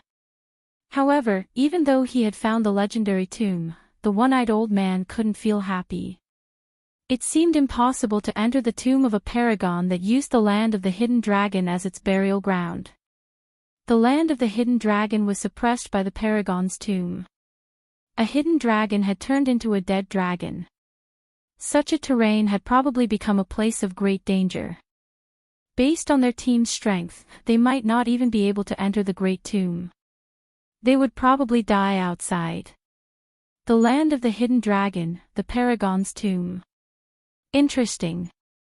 Gu Fei, who was hiding at the side, heard the conversation between the one-eyed old man and the others. He roughly knew what was going on. He knew that it was impossible for the Purple Cloud Supreme to be buried in the land of the hidden dragon. However, the land of the hidden dragon might really be a tomb. However, the one-eyed old man had good eyesight. Although he couldn't tell that it was a land of the hidden dragon, he could tell that there was danger ahead. Grandmaster Mu, what should we do? Everyone was following the one-eyed old man's lead. I'm afraid that the land of the hidden dragon has turned into a dangerous place. The one-eyed old man said these words. What? Everyone was shocked when they heard that. They had wandered around the Amethyst Mountain Range for more than half a year. They had gone through a lot of hardships to find the legendary Paragon's tomb. In the end, this was the result. Everyone could see the one-eyed old man's hesitation. The one-eyed old man was the most famous geomaster in the Amethyst City in the south of the ancestral planet. If even he wanted to retreat, then the others wouldn't dare to enter the dangerous place. Grandmaster Mu, the bearded man, wanted to say something but stopped. If you want to live, retreat. If you enter, you will definitely die. Chapter 1919. The one-eyed old man couldn't tell that the terrain ahead was a land of trapped dragons, but he could tell that it had already turned into a land of great danger. If one barged into that kind of terrain, it wouldn't just be a slim chance of survival. However, no one was willing to retreat just like that. They had worked hard for half a year to find this place. Who would be willing to retreat just like that? Even the one-eyed old man was unwilling. However, so what if they were unwilling? They knew that it was a dead end ahead, but they still had to barge in. Sigh, I'm going to retreat. Life is all that matters. If I die, everything will be for naught. The one-eyed old man chose to retreat in the end. He wasn't confident in barging into that land of danger. If his cultivation had broken through to the immortal god realm, he might have some confidence. But now, he could only choose to retreat. Master Mu, you, as the initiator of this operation, the one-eyed old man actually wanted to retreat. This shocked everyone. If the one-eyed old man retreated, then they would have even less confidence. One must know that this Master Mu was a geomaster. Geomasters were best at finding dragons and sealing acupoints. With a geomaster around, even if they were in a land of great danger, they would still be able to turn misfortune into fortune and not be devoured by the danger. However, this time around, even Master Mu did not dare to recklessly barge into this dangerous place. Everyone wants to obtain the sovereign's divine treasure, but life is equally precious. The one-eyed old man said these words. When Gu Fei, who was hidden at the side, heard the one-eyed old man's words, he couldn't help but nod his head. This old man was actually able to resist the temptation of the sovereign's divine treasure. This was a person with an incomparably firm will. Master Mu, do you want to reconsider? Someone didn't give up. There's no need to. The one-eyed old man shook his head and turned to leave. Everyone on the mountain was dumbfounded when they saw this. The legendary sovereign's tomb was right in front of them, but the geomaster they could rely on had left. Someone almost went crazy. What the hell is going on? The shorty stomped his foot anxiously. When Gu Fei saw this scene, he couldn't help but laugh. It seemed that there were very few people who could resist the temptation of the sovereign's divine treasure. I don't believe it. As the bearded man spoke, he immediately rushed down from the top of the mountain. Everyone was shocked. As the one-eyed old man was walking back, a shrill scream came from behind him, causing him to immediately stop. However, he did not turn around. I was the one who harmed them. The old man let out a long sigh and continued to walk back the way he came. He wanted to leave this place that was filled with fatal temptation as soon as possible. He was afraid that he would not be able to resist. The temptation of the sovereign divine treasury was too great. This person's willpower is much stronger than ordinary people. Gu Fei hid at the side and saw everything. The one-eyed old man's willpower was very strong, and he could resist the temptation of the sovereign divine treasure. This was a man of great perseverance. However, it was a pity that this old man was not the five elements martial physique that Gu Fei wanted to cultivate.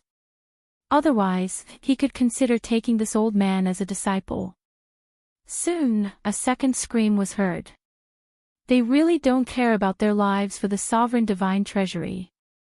Gu Fei shook his head. He did not stop those people. Since those people knew that it was a dead end and wanted to go in anyway, there was no need to stop them. What exactly is trapped in the land of the sleeping dragon? Vaguely, Gu Fei seemed to hear the sound of iron chains clashing. None of the 7 people were spared. They all fell into the land of the sleeping dragon, and the odds were against them. All of this had nothing to do with Gu Fei. He walked out of the dark and came to the mountain where the one-eyed old man and the others were. He looked at the land of the sleeping dragon in front of him. A huge figure disappeared into the depths of the land of the sleeping dragon. That is, Gu Fei was shocked. How could such a being appear here? Could it be that the thing trapped in the land of the sleeping dragon was really the corpse of an ancient supreme being? Even with his level of cultivation, he could not see through this trap. 7 cultivators fell into it, one after another. This made Gu Fei have to be careful. What kind of terrifying danger lay in the dangerous land ahead? Humph! Gu Fei rushed down from the mountain. He had been in contact with the real tomb of a supreme being. There was no need for him to be afraid of a fake one. Whoosh! Just as Gu Fei stepped into the dangerous land, a beam of divine light suddenly appeared in front of him without warning. It swept towards Gu Fei's waist. Even Gu Fei would have been injured if he had been hit by that beam of divine light. No wonder those people went silent so quickly. They must have died in there. Gu Fei used the speed of 8 steps and rushed into the sky. He dodged the beam of divine light and continued forward. Bang! As he was walking, a muffled sound came from the ground. Then, the entire dangerous land seemed to have been turned over. It seemed that something was trapped in the depths of the earth. Gu Fei knew very well that it could not have been the tomb of a supreme being. However, the aura under the ground made him feel uneasy. Boom! When Gu Fei walked past a cliff, the top of the cliff suddenly exploded. Endless amounts of sand and rocks came crashing down on Gu Fei. Bang! Gu Fei stretched out his right hand and pressed upwards. All the sand and rocks that were crashing down on him disappeared. They were scattered by his palm. Whoosh! Just as Gu Fei scattered the rocks and mud, the ground in front of him suddenly cracked open. An evil aura seeped out from the cracks. That is, there was something in the cracks. Gu Fei activated his martial path Heavenly Eye. What he saw gave him a huge fright. Within the cracks, there were actually many coffins. Gu Fei did not expect it to be like this. The coffins floated in the cracks on the ground, as though they were devouring the chaotic qi around them. Trying to be mysterious. Gu Fei refused to believe it. He unleashed his full potential and cultivation base. After that, he slammed out with his palm once more, causing the space in front of his palm to collapse. Boom! With a loud sound, Gu Fei's palm slammed into the cracks on the ground. The ferocious force directly destroyed a few coffins. Some corpses even fell out from the coffins. The person buried in the depths of the earth was definitely not an ordinary person. Roar! A furious roar rang out from the ground. The entire ground shook along with the roar. That terrifying existence that was trapped in the formation was about to break free. Chapter 1920. The land of the sleeping dragon had indeed trapped an extremely powerful being. Countless living beings were buried under this area, and endless death qi was gathered there. It was no wonder that the 7 cultivators who entered this place were met with a calamity. Even when Gu Fei came in person, he felt a great pressure. Roar! A huge shadow loomed over the area, surrounded by death qi. It was as terrifying as the Grim Reaper from hell. Cracks continued to appear on the ground, and chaos qi surged. There were stone coffins buried in the cracks, and there was a strong evil aura coming from those stone coffins. This really is the land of the sleeping dragon. Gu Fei felt a little uneasy. This place did not seem to be as simple as the land of the sleeping dragon. It was more like a place for raising corpses. Raising corpses with the dragon qi of the earth. Such a move was a little scary. Bang! Just as Gu Fei was approaching the depths of the area, the lids of a few stone coffins suddenly flew up from the chaos cracks. 3 shadows rushed out from the stone coffins. Upon seeing this, Gu Fei's eyes couldn't help narrowing. 3 powerful death chi spread out. They were 3 powerful corpses that were shrouded in corpse chi, as if they were devils that had rushed out from hell. Swoosh! The 3 evil corpses pounced at Gu Fei. The 3 evil corpses all stretched their arms forward. When they moved, they did not move their joints. Zombies! Gu Fei noticed this detail and his heart couldn't help but tremble. Bang! Gu Fei threw a punch with his right hand, sending a charging zombie flying. However, the zombie's body did not explode. What a strong zombie body! Gu Fei was a little surprised. The power of his punch could even shatter a half-sacred divine weapon. Could the body of this zombie be even harder than a half-sacred divine weapon? At that moment, the corpse chi arrived. The other 2 zombies had already rushed over, and their skinny and sharp claws scratched at Gu Fei. Humph! Gu Fei did not dodge. Instead, he threw another punch. A powerful fist force spread out from his fist, and the void in front of him produced ripples that could be seen with the naked eye. Bang! With a muffled sound, the 2 zombies were sent flying by Gu Fei's punch. When Gu Fei saw that these 2 zombies still hadn't been blasted apart by a single punch from him, it caused him to be inexplicably surprised. These zombies' bodies were definitely tougher than half-saint divine weapons. Gu Fei had already used 50% of his strength in this punch. He was a peak half-step saint, and he possessed 50% of the strength of a half-step saint in the martial Dao. He could even blast a mountain apart with a single punch, and even a divine weapon of a half-step saint would probably be shattered by his punch. Deep roars came from the mouths of the 3 zombies that were sent flying by Gu Fei. These 3 zombies were like 3 enraged ferocious beasts, staring at Gu Fei with an ominous glint in their blood-red eyes. After being nourished by the chaotic dragon chi in the earth dragon vein for countless years, the bodies of these 3 zombies had reached an unbelievable level. Moreover, it was obvious that these 3 zombies had developed some intelligence. They knew that Gu Fei wasn't someone to be trifled with, so they didn't attack Gu Fei again. Although they didn't attack Gu Fei had attacked them. Bang! Gu Fei waved his hand, and a huge palm immediately appeared in the sky. It emitted a terrifying energy wave and slammed down towards the 3 zombies below. Rumble! The huge palm covered the sky, and blocked all the escape routes of the 3 zombies. This time, there was no suspense.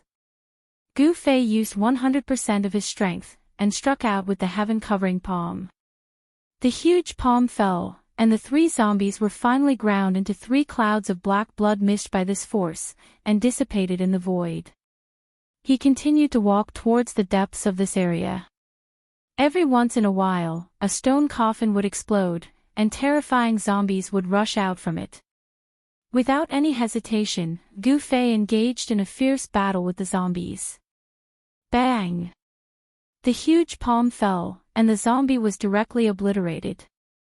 This time, Gu Fei used 110% of his strength. The combat strength of this zombie was much stronger than the previous 3 zombies. In this way, Gu Fei only walked for a few miles, and encountered 4 incomparably powerful zombies. These zombies were most likely zombie kings. Even someone as powerful as Gu Fei couldn't help but be shocked after killing these 4 zombies. Gu Fei continued to walk forward. He only walked for about 100 feet, and a stone coffin stood in front of him, blocking his way and intercepting him. Gu Fei stopped in his tracks. He was bewildered. This seemed like a very ordinary sarcophagus, but he had a feeling that the zombie in this sarcophagus was stronger than all the zombies he had encountered before. There was not a trace of death chi coming from this stone coffin. This was too abnormal. How could a zombie not have corpse chi? He couldn't even feel any energy fluctuations from the stone coffin. How was this possible? Could it be that the zombie in the stone coffin had been reborn? However, it was too difficult to defy the heavens to be reborn. Since ancient times, not many supreme existences had succeeded in defying the heavens to be reborn. Seeing that there was no movement from the stone coffin, Gu Fei planned to go around it and continue forward. He wanted to see what was in the depths of this great tomb that made him feel uneasy. However, just as Gu Fei was walking to the side, the stone coffin suddenly moved. Whoosh! The heavy lid of the coffin suddenly flew up. What? Gu Fei couldn't help but be shocked when he saw this, and he quickly retreated. At the same time, a figure sat up from the stone coffin. It was a middle-aged man dressed in black. His face was incomparably pale, and he had a pair of normal eyes. However, his eyes lacked a kind of vitality. Retreat quickly, or else you'll die here. A wave of divine sense came from the middle-aged man in the stone coffin. Then, a voice directly rang in Gu Fei's mind. Gu Fei's shock was no small matter. This zombie was not as simple as it seemed. After being shocked, it had developed a complete consciousness. To be precise, this middle-aged man was already a living being that had been reborn from the dead. Humph, Gu Fei snorted coldly. He didn't retreat. Instead, he calmly looked at the middle-aged man in the stone coffin. You're courting death. You can't blame anyone else. In the next moment, the middle-aged man directly shot up from the stone coffin. Like a huge bird, he swooped down towards Gu Fei at an extremely fast speed. This middle-aged man's joints were no longer stiff. He was actually no different from an ordinary person. Zombie King. Chapter 1921. The middle-aged man was incomparably powerful. He was one of the strongest existences that Gu Fei had ever encountered. Boom! The middle-aged man directly pounced down from the sky. The powerful force caused the space around him to crack and then collapse. It was incomparably terrifying. Gu Fei immediately dodged and was not hit by the middle-aged man. Eat my fist. Gu Fei began to counterattack. His right fist seemed to have struck out casually, but the air immediately vibrated and ripples visible to the naked eye spread out from his fist. The middle-aged man seemed to feel danger when he saw Gu Fei's fist. He didn't receive Gu Fei's fist, but instead took a step to the side, dodging Gu Fei's fist. At the same time, his right hand was like a blade, chopping towards Gu Fei's ribs. Close-range combat technique. Gu Fei couldn't help but be surprised when he saw the middle-aged man approaching him. This was a martial arts close-range combat technique. Once the opponent got close, he would have to endure the continuous attacks of the martial artist. If this kind of combat technique was used against others, they would definitely be flustered.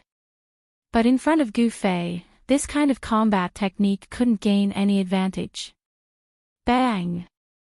Gu Fei changed his move with his right fist and collided head-on with the middle-aged man's chop. At the moment when Gu Fei's fist collided with the middle-aged man's hand blade, the two of them attacked one after another. The speed of their hands was so fast that even their shadows couldn't be seen. Bang! Bang! Bang! Bang! Concentrated sounds of collision rang out. Gu Fei and the Undead King began an incomparably dangerous close-range combat. In just a few breaths' time, Gu Fei's fist had collided with the Undead King's hand blade no less than 1,000 times. In the end, Gu Fei's fist landed on the Undead King's abdomen. However, this punch gave Gu Fei the feeling that he had hit a sandbag. It was a little weak. Bang! At the same time, the Zombie King slashed at Gu Fei's waist with his hand. The violent force sent Gu Fei flying hundreds of meters away. The clothes on his waist exploded, revealing the skin underneath. As for the Zombie King, he was also sent flying by Gu Fei's punch. The clothes on his chest and abdomen were also torn into rags, floating in the air. A fist mark appeared on his chest and abdomen. Gu Fei did not feel good after receiving the Zombie King's hand blade. The muscles on his waist had sunk in, and had already injured his muscles and bones. However, such an injury was nothing to Gu Fei. In just an instant, the force on his waist had completely recovered. Good heavens! Gu Fei noticed that the Zombie King's injuries had also recovered. This kind of recovery speed was almost on par with his own martial body. It was truly terrifying. You are a warrior. A voice sounded in Gu Fei's heart. The Zombie King was also incomparably shocked. He was the emperor of the countless zombies here, and his zombie body was incomparably powerful. Over the countless years, countless experts had died in his hands. However, today, he had actually met someone who could fight him in close combat, and was even on par with him. I'm afraid you were also a warrior in your previous life. Gu Fei looked at the Zombie King and said indifferently. The Zombie King was too strong. This was the first time he had met an existence that could fight with him in close combat. One had to know that during the duel, the other cultivators did not dare to let him get close. Once he got close, those people would die. My previous life. The Zombie King obviously did not remember his previous life. This kind of unique life form that was born from death would not remember anything about his previous life. This was because this was a completely new life, a new life. Unless he was like He Tian and cultivated some kind of heaven-defying cultivation technique, in the cycle of reincarnation, his soul would not be destroyed, and only then would he be able to retain a portion of his memories from his previous life. What on earth is buried here? Gu Fei asked. This is the master's place. You should leave quickly. Hearing this, the Zombie King was stunned for a moment, then said such words. What? After hearing the Zombie King's words, Gu Fei could not help but be incomparably shocked. There was actually an incomparably powerful existence behind the Zombie King. To him, this was not a good thing. This Zombie King was already able to compete with him. If the master behind the Zombie King came out, he was afraid that he would really have to give up his life here. Gu Fei felt danger. Clang! The sound of the iron chains colliding was heard again, and a dull roar came from the ground. The entire area shook, and countless cracks appeared on the ground. A few auras that were not weaker than the Zombie King exploded. Gu Fei retreated. He had no choice but to leave. This place was very strange. It was unknown how many stone coffins were buried underground.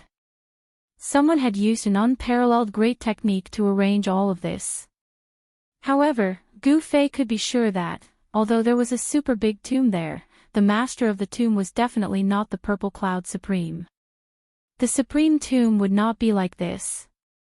If there was really a Supreme buried there, a wisp of the aura released from the Supreme's corpse would not be something that Gu Fei could withstand.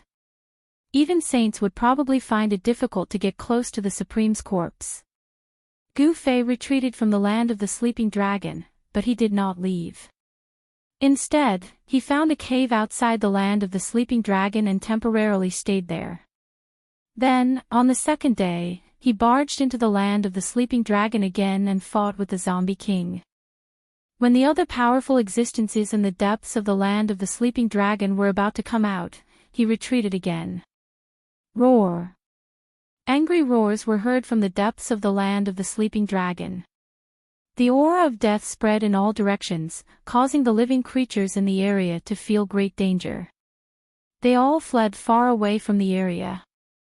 The third day, the fourth day, the fifth day, Gu Fei barged into the land of the sleeping dragon every day, provoking the terrifying existence in the depths of the land of the sleeping dragon to roar again and again. The sound of the iron chains colliding could be heard far away. However, Gu Fei had calculated that the existence in the depths of the land of the sleeping dragon could not come out, so he challenged the powerful subordinates of that existence every day.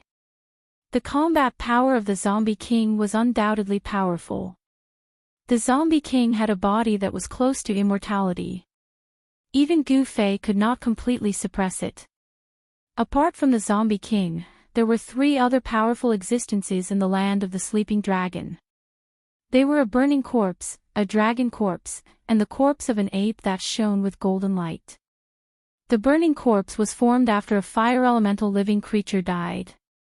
Once the burning corpse appeared, the land within 1,000 miles would turn red. Its divine fire could burn everything. As for the dragon corpse, it was formed after a real 9 heavens real dragon died. It had regained its spiritual intelligence and was extremely powerful. The appearance of the golden ape shocked Gu Fei to the extreme. That was because the golden ape looked exactly like the golden spiritual ape in the heaven realm. At first glance, Gu Fei thought that the Monkey King had appeared there. Chapter 1922. The land of the trapped dragon was not as simple as it seemed. The existence deep underground was actually guarded by 4 great undying experts. Each of the 4 great undying experts had the combat power to fight against Gu Fei. In other words, these 4 great undying experts could easily kill half-saints. Even if a demi-saint came here, they would also be in danger of dying here. Although such a place was very dangerous, it was a place for Gu Fei to gain experience. He entered this dangerous place almost every day and fought with the Zombie King, the Fire Corpse, the Dragon Corpse, and the Golden Essence Corpse Ape. Gu Fei returned injured every time. However, the next day, he would go back to the land of the trapped dragon energetically after a night of recovery. Half a month later, the number of times Gu Fei entered the land of the trapped dragon began to decrease. Sometimes, he would not go in even once every few days. Proving one's martial way in battles and transforming and sublimating oneself in life and death battles was a shortcut for martial artists. Lingering between life and death was the easiest way to stimulate a martial artist's potential. Over the past half a month, Gu Fei had been constantly comprehending his own way and perfecting his combat skills. The potential in his body had been stimulated bit by bit. His martial body had become more powerful, and he could hold more and more martial way true force. The 9 Dao runes of primal chaos were still evolving on his body. However, the traces of the 9 Dao runes were still very blurry and dim. It was difficult for them to become clear. Even with the cultivation of the 9th heaven of half-saint, it was still difficult for him to truly comprehend the 9 Dao runes that belonged to him. However, although the Dao runes of primal chaos were blurry, they began to emit the aura of the divine way. This caused Gu Fei's entire aura to gradually change. During this time, Gu Fei had been constantly evolving the fist of primal chaos. He rarely had the time to truly evolve the martial way combat skills that he had created. This was a once-in-a-lifetime opportunity. One had to know that with Gu Fei's current cultivation and combat power, it was very difficult to find an opponent who was truly on par with him. However, there were 4 such opponents at the moment. The origins of these 4 opponents must be very great. The Zombie King should be an unparalleled ancient martial body. After his death, he was buried in the land of the trapped dragon. After countless years, he regained his intelligence and became the Zombie King. That fire corpse was not a human, but a fire spirit born from heaven and earth. This fire spirit had also perished and was buried here. The 9 true dragons were the true rulers of the dragon race. They even had the bloodline of the dragon ancestor. In ancient times, such an existence was definitely an invincible overlord. But the one that Gu Fei saw through was the Golden Essence Corpse Ape. In the 3 realms and 6 paths, the Golden Spiritual Ape clan was extremely rare. Even in the Heaven realm, the only known Golden Spiritual Ape was the only descendant of the Paragon Divine Ape. The Golden Spirit Corpse Apes that appeared in the land of the Trapped Dragon should be the clansmen of the Golden Spirit Ape Yuan Hong. Among the 4 undying experts, the Zombie King was not the strongest. The strongest was the Golden Essence Corpse Ape. In the cave, Gu Fei sat with his legs crossed. His body was surrounded by chaotic true power, and there was a thunderous sound coming from his body. The qi and blood in his body kept scouring his muscles, bones, and flesh. The sound of qi and blood flowing made a terrifying sound. Gu Fei's muscles, bones, and flesh were constantly being refined by the qi and blood, gradually becoming stronger. However, it was still a long time before his martial body would transform again. He was accumulating before erupting in one go. With Gu Fei's current cultivation, his martial body was transparent inside and out. With a thought, the true power could reach any part of his body in an instant. His control over the martial body had reached a level where everything was as he wished. After a few hours, Gu Fei woke up from his cultivation. Phew! He let out a long breath and stood up from the ground. At this time, it was already dark outside the cave. It was already night time. There was no day or night for cultivation. Gu Fei was already used to this kind of life. He walked out of the cave and looked at the sky. There was not a speck of dust in the sky. The crescent moon was hanging in the sky. Under the hazy moonlight, the forest was extremely quiet. During this half a month, Gu Fei and the 4 immortal realm experts in the land of the sleeping dragon kept fighting. The terrifying waves from the land of the sleeping dragon scared away all living things within a radius of thousands of miles. The land of the sleeping dragon was not far from the cave that Gu Fei was in. He looked in the direction of the land of the sleeping dragon, then took a step forward and disappeared from where he was. The next moment, when Gu Fei reappeared, he was in the sky above the entrance of the land of the sleeping dragon. "You're here again." With Gu Fei's reappearance, a wave of divine will came from the land of the sleeping dragon. Then, a figure appeared in the depths of the land of the sleeping dragon. "You don't know what's good for you. If the boss was serious, you would have been killed." Another divine will appeared, and a figure shrouded in divine fire appeared in the land of the sleeping dragon. A scorching wave of energy came. Burning corpse. When Gu Fei saw the figure, his pupils shrank. This was a difficult opponent, and it was ferocious. He had been injured by this burning corpse several times. The boss is just playing with this little guy. A dragon's shadow appeared, and an extremely strong aura of death immediately spread in all directions from the area in front of them. That was the corpse dragon formed after the 9 true dragons fell. Among the 4 immortal realm experts, this corpse dragon had the strongest aura of death.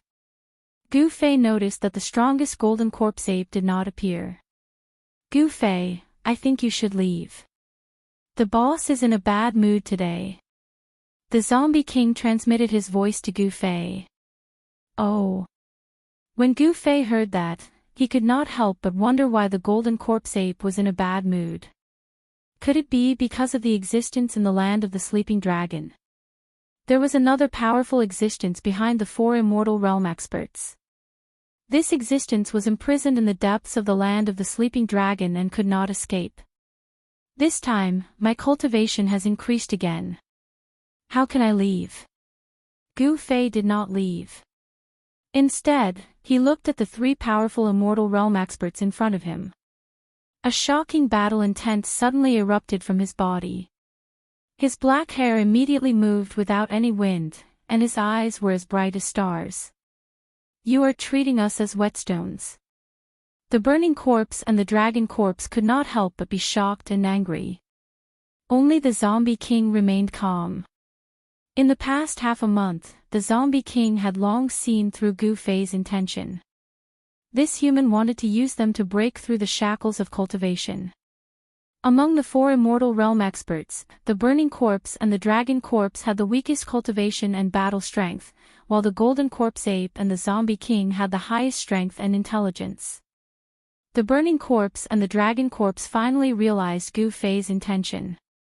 "Damn it, I will kill you."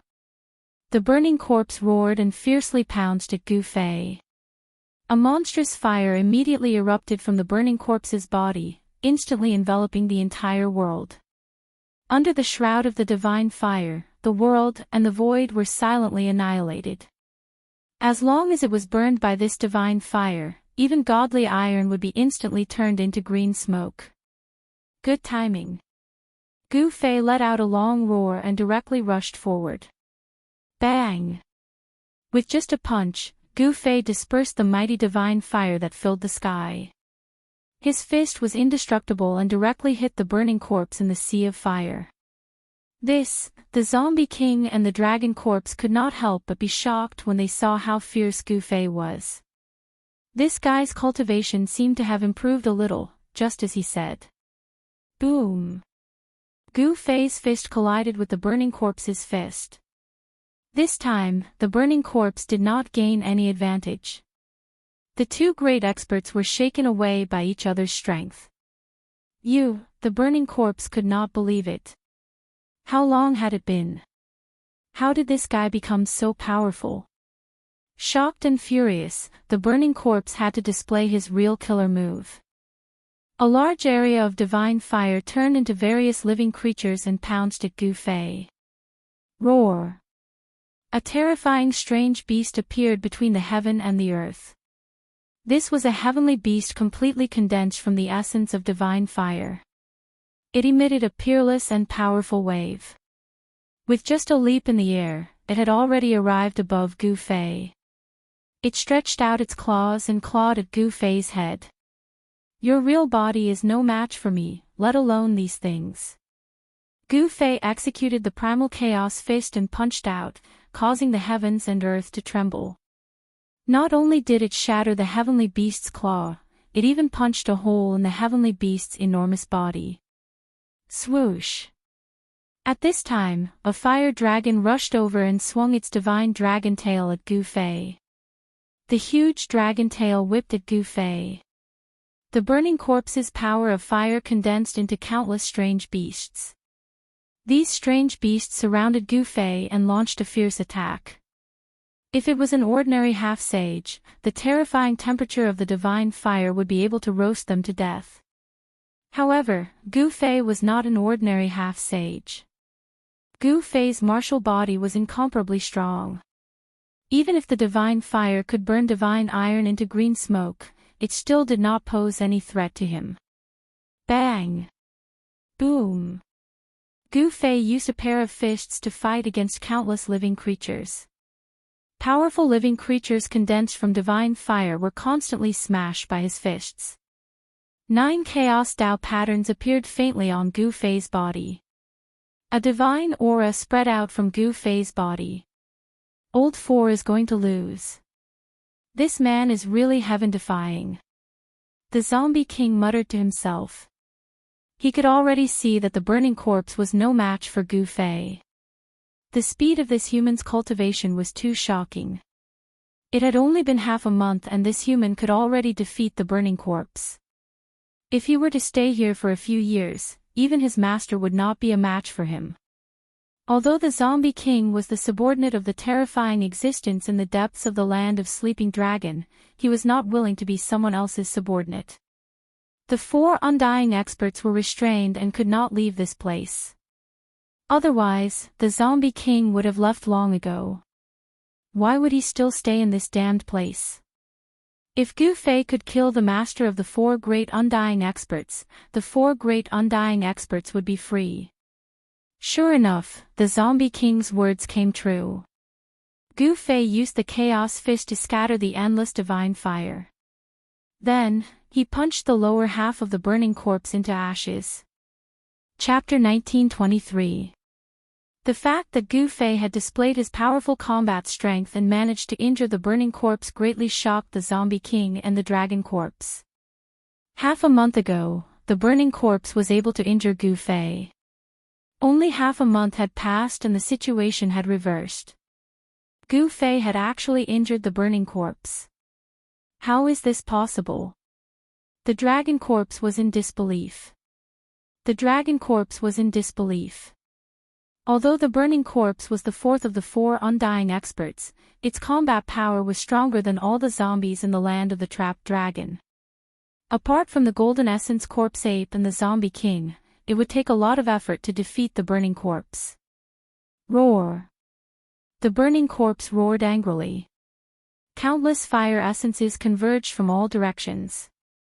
The lower half of his body that was shattered by Gu Fei immediately reformed. In just an instant, it was restored to its original state. Gu Fei knew that it would be difficult to kill the burning corpse given his cultivation. Very well, you have angered me. The burning corpse was truly enraged. The divine fire burned 3 kilometers and countless Tao patterns rushed out from the burning corpse's body. Those were the Tao patterns condensed by the fire essences. Boom! With a muffled sound, the void that was enveloped by the fire Tao patterns suddenly collapsed and turned into a world of fire. This was the fire divine territory that the burning corpse had cultivated. Gu Fei only felt that the world was spinning and he had entered a void that was filled with flames. He could no longer sense the aura of the outside world. Domain. When Gu Fei realized where he had entered, he couldn't help but frown. This burning corpse was really impressive. He could actually open up his own domain. If he went one step further, this burning corpse might be able to open up his own inner world. However, it was not an easy task to open up an inner world. Even if the burning corpse had the combat strength of a sage to be, it would still be difficult for him to do so. Kid, are you afraid now? A loud voice resounded in this fire void. An incomparably huge figure appeared in front of Gu Fei and laughed arrogantly. Scared, Gu Fei couldn't help but laugh. He had never been afraid even when facing the Golden Essence Corpse Ape, so why would he be afraid of this burning corpse? Gu Fei's disdainful tone completely angered the burning corpse. Go to hell. The burning corpse was enraged. Its huge palm slammed down towards Gu Fei below. A terrifying fire elemental power spread out from that huge palm, shaking the entire void. Bang! Gu Fei did not hesitate. His long hair danced behind him as he punched upwards with his right fist. An invincible fist intent spread out from his body. 9 chaotic runes appeared on his fist. Although the runes were blurry, the sacred aura they exuded was definitely real. What? 9 Tao patterns. The burning corpse was shocked. His opponent had already condensed 9 Tao patterns, which made him feel a great threat. 9 Tao patterns, that was the foundation to achieve Tao. This was a phenomenon that would only occur when the great Tao changed from complexity to simplicity. In ancient times, those who could condense 9 Tao patterns would not stop at the quasi-sage realm. Such existences would eventually leap over the dragon gate and become sages. Boom! With a loud bang, the burning corpse's mountain-like huge hand that was surrounded by raging flames was smashed by Gu Fei's punch. Gu Fei's punch contained the power of 9 Tao patterns. The power of this punch did not dissipate after smashing the burning corpse's huge hand. Instead, it directly penetrated the void of this area, causing the burning corpse to suffer a great impact. The fire elemental body that it condensed almost collapsed. Gu Fei did not kill it. Otherwise, the burning corpse would not only be injured but not killed. Rumble, just as Gu Fei defeated the burning corpse, an extremely powerful force suddenly surged out from the depths of the land of the sleeping dragon. A golden figure walked out. Boss, you have to avenge me. Seeing the golden figure, the burning corpse hurriedly rushed over. I'm not in a good mood today. You're unlucky. The Golden Essence Corpse Ape did not even look at the burning corpse. Its pair of golden eyes were only looking at Gu Fei. Bring it on. Seeing that the Golden Essence Corpse Ape had finally come out, Gu Fei's expression became solemn. The burning corpse could not be compared to this Golden Essence Corpse Ape. The Golden Essence Corpse Ape inherited the supreme bloodline of the Golden Spiritual Ape. Such a bloodline would not lose its divinity because of the fall of the Golden Spiritual Ape. The body of this Golden Essence Corpse Ape still had the supreme bloodline of the Golden Spiritual Ape. Alright. The Golden Essence Corpse Ape's golden eyes immediately shot out 2 rays of golden light that were several meters long. A violent and powerful aura surged from its body towards Elder Kai. At this time, Gu Fei only felt his body tighten, as if he was bound by something invisible. Gu Fei was startled. He knew that the Golden Essence Corpse Ape had locked onto his aura. This made him feel a great pressure. The Golden Essence Corpse Ape could attack at any time. In just a dozen days, you've actually improved again. Not bad. When the Golden Essence Corpse Ape sensed the aura on Gu Fei's body, its golden eyes could not help but reveal a trace of surprise. Of course, it knew what cultivation Gu Fei had. At this cultivation level, it was extremely difficult to take a small step forward. However, this person actually improved in such a short period of time. This kind of cultivation speed was really a little scary. The Golden Essence Corpse Ape was as short as a child, but no one dared to look down on it. It took a step forward and directly punched at Gu Fei. The golden fist energy was like a golden ocean, rushing out from its fist and surging towards Gu Fei. The powerful force caused the heaven and earth to collapse. So powerful. Feeling the power of the Golden Essence Corpse Ape's fist, Gu Fei could not help but change his expression. On the golden fist of the Golden Essence Corpse Ape, there were also indistinct Dao runes appearing. Facing the Golden Corpse Ape's punch, Gu Fei took a deep breath. His muscles and bones immediately let out a series of explosive sounds as his muscles and bones rumbled like thunder. His right sleeve immediately exploded. His tendons were vibrating, his muscles were trembling, and a powerful force was released. Streaks of primal chi curled up on his arm like lightning. Roar! Gu Fei roared. His long hair crazily danced in the wind. He raised his right arm and exerted all his strength to punch out. This punch was a complete fusion of martial path true force and the power of his tendons. This punch contained the result of Gu Fei's half a month of hard work. Boom! Chapter 1924. A Battle of the Peak. Gu Fei and the Golden Ape went all out right from the start. Boom! After a loud rumble, the entire world was shaking. Dark cracks in the space, with the two fists as the center, extended outwards like black lightning. Each crack was at least a dozen miles long. Terrifying waves spread in all directions.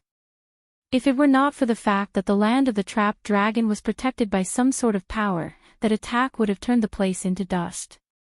Roar! Countless roars came from under the ground. All the ancient corpses buried here seemed to be affected as they let out blood-curdling roars. What's going on? In a mountain range a few hundred miles away from the land of the sleeping dragon, a group of people who were heading towards the land of the sleeping dragon stopped. The violent tremors from the ground shocked them. Whoosh! Someone soared into the sky and arrived high in the sky. However, just as that person was about to soar up into the sky, he let out a tragic cry and fell down from the sky. An extremely powerful pressure came crashing down, causing one's heart to tremble. The blood in one's body was rumbling, making it hard for one to gather any strength. Bang! That person fell from the sky, creating a huge pit on the ground. Everyone was incomparably shocked. Then, they hurriedly ran over and rescued that person from the huge pit. When everyone saw the miserable state of this person, they could not help but feel a chill in their hearts. This was a void-controlling realm cultivator who could fly in the air, yet he actually fell to such a state. One of his arms was severely deformed and his leg was broken. Even the bones were exposed. His clothes were dyed red with blood. He was originally a good person, but in an instant, he became like this. Everyone wanted to laugh, but no matter how hard they tried, they couldn't laugh. Could it be that old man who lied to us? Someone said.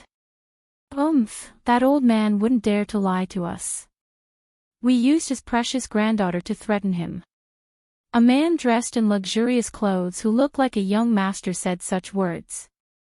Young Master Wu Tian is right. That old man wouldn't dare to lie to us. A young cultivator agreed. But now... Someone hesitated. The vibration just now was powerful enough to make people feel hopeless. Plus, that direction was where the treasure ground was located. Could it be that someone else has set their eyes on that treasure ground? Young Lord Wutian looked in the direction of the ripples, and his eyes became deep. By then, Gu Fei and the golden fine corpse ape had separated. The two of them faced each other in the sky above the land of the trapped dragon. Their auras continued to grow. The powerful force caused the void around them to tremble, and pitch-black spatial cracks constantly appeared around them. Too powerful, at that moment, the zombie king and the dragon corpse had already fled far away. The burning corpse had already hidden deep within the land of the trapped dragon, not daring to come out. Your progress amazes me. The golden essence corpse ape said. Golden light shot out from its golden eyes. It seemed as if its entire body was made of pure gold. Golden lights coiled around the golden essence corpse ape's body like golden lightning. This was really hard to imagine. Was this metal essence corpse ape really an ancient corpse that gained intelligence and came back to life? It didn't seem like it. He could clearly feel that the metal essence corpse ape's chi and blood were extremely vigorous. It didn't seem like a dead creature at all. You amaze me even more. You don't look like someone who has died before. Gu Fei said. From the body of the golden essence corpse ape, he saw Yuan Hong's figure. In the heavenly realm, he and Yuan Hong were sworn brothers of life and death. Talk is useless. If you don't die in my hands today, your cultivation will go to the next level. The metal essence corpse ape looked at Gu Fei and said. Come on then. Gu Fei's aura had been raised to its peak. At that moment, his spirit, chi and spirit were highly concentrated. His chi and blood were boiling, and beams of chaotic divine light suddenly appeared. All right. The next moment, the metal essence corpse ape suddenly disappeared into the void. At that moment, Gu Fei felt his hair stand on end. This was a natural reaction of the martial body to danger. This reaction was even beyond Gu Fei's consciousness. Whoosh! Gu Fei directly soared into the sky. At that moment, a golden fist punched out from the void without any warning, turning the place where Gu Fei was into chaos. The barrier between heaven and earth was as fragile as a thin piece of paper. The metal essence corpse ape's movement was extremely fast. Just as Gu Fei soared into the sky and dodged that punch, Gu Fei immediately felt his right leg tighten. His calf was already caught by the metal essence corpse ape. Roar! The metal essence corpse ape roared and directly swung Gu Fei around, then fiercely smashed him into the ground. Boom! The earth trembled and dust flew everywhere. A huge crater was formed on the hard ground. Whoosh! In the sky, the golden essence corpse ape's right hand emitted a ball of golden divine light. This ball of divine light emitted a terrifying energy wave. Then, without any hesitation, he threw this ball of divine light towards the big hole in the ground. Boom! The ground exploded. The golden divine light enveloped a radius of 100 feet. Within 100 feet, everything was destroyed. Nothing was left. The metal essence corpse ape controlled this force very well. Otherwise, this area would have been destroyed. Bang! At this moment, the ground in the distance exploded. A silhouette soared into the sky. Very good. If it ended so quickly, then it wouldn't be fun anymore. When the metal essence corpse ape saw the person who rushed out from the ground, its golden pupils couldn't help but shrink. It didn't expect that it couldn't hurt this person. It seemed like it had underestimated this human. Now it's my turn. Gu Fei directly used his true power to shake off the dust on his body. After that, he directly punched out. It seemed like a casual punch, but one could see the entire void in front of his fist rippling. This punch of his seemed to have merged with the surrounding heaven and earth. Whoosh! The Metal Essence Corpse Ape grinned and reached out its right hand to grab Gu Fei's fist. It completely ignored the terrifying power of Gu Fei's punch. The golden claws seemed to have passed through layers of water and grabbed Gu Fei's fist. At this moment, Gu Fei couldn't help but be moved. This Metal Essence Corpse Ape's fighting strength was so strong. It seems like I have underestimated this opponent. Gotcha. At the moment when the Metal Essence Corpse Ape grabbed his fist, Gu Fei felt a sharp pain in his right arm. The bones in his forearm were actually broken. The bones pierced through his skin and flesh. What? Chapter 1925. How is this possible? Feeling the sharp pain from his right arm, Gu Fei couldn't believe it. One must know that his martial body was already strong enough to resist a quasi-saint divine weapon. Perhaps even a true saint weapon would not be able to hurt him if it hadn't awakened. But now, the Golden Essence Corpse Ape had broken his arm. Moreover, what made Gu Fei truly shocked was that he didn't know how the Golden Essence Corpse Ape had broken his arm. This was a battle skill that he had never seen before. It was hard to imagine that apart from the martial path created by the martial ancestor, there was also such a terrifying battle skill. Gotcha! Gotcha! Gotcha! Gotcha! An irresistible shockwave was transmitted from the Golden Essence Corpse Ape's sharp claws. The bones of Gu Fei's entire arm, starting from his forearm, were constantly cracking. Although his bones had been tempered thousands of times, it was still difficult to resist this powerful shockwave. In just a moment, the shockwave had already reached his shoulder. If this continued, all the bones in his body would be broken within a few breaths. Roar! Gu Fei roared and struggled with all his might. Puff! His entire arm was cut off from his shoulder, causing blood to splatter everywhere. The blood that splattered out came from Gu Fei's broken right arm. However, not a single drop of blood came out from the wound on his shoulder. Gu Fei's martial body had already been cultivated to the point where it could automatically bind his qi and blood. His blood essence wouldn't casually flow out unless his martial body collapsed. One must know that for a cultivator, their blood essence was incomparably precious. Damn it! The flesh and blood on Gu Fei's shoulder quickly grew back. His bones were reforming. In just a moment, his right arm had completely regrown. At this time, Gu Fei discovered that his broken arm was quickly shrinking in the Golden Essence Corpse Ape's hand. The blood essence of his arm was quickly being devoured by the Golden Essence Corpse Ape. Preposterous!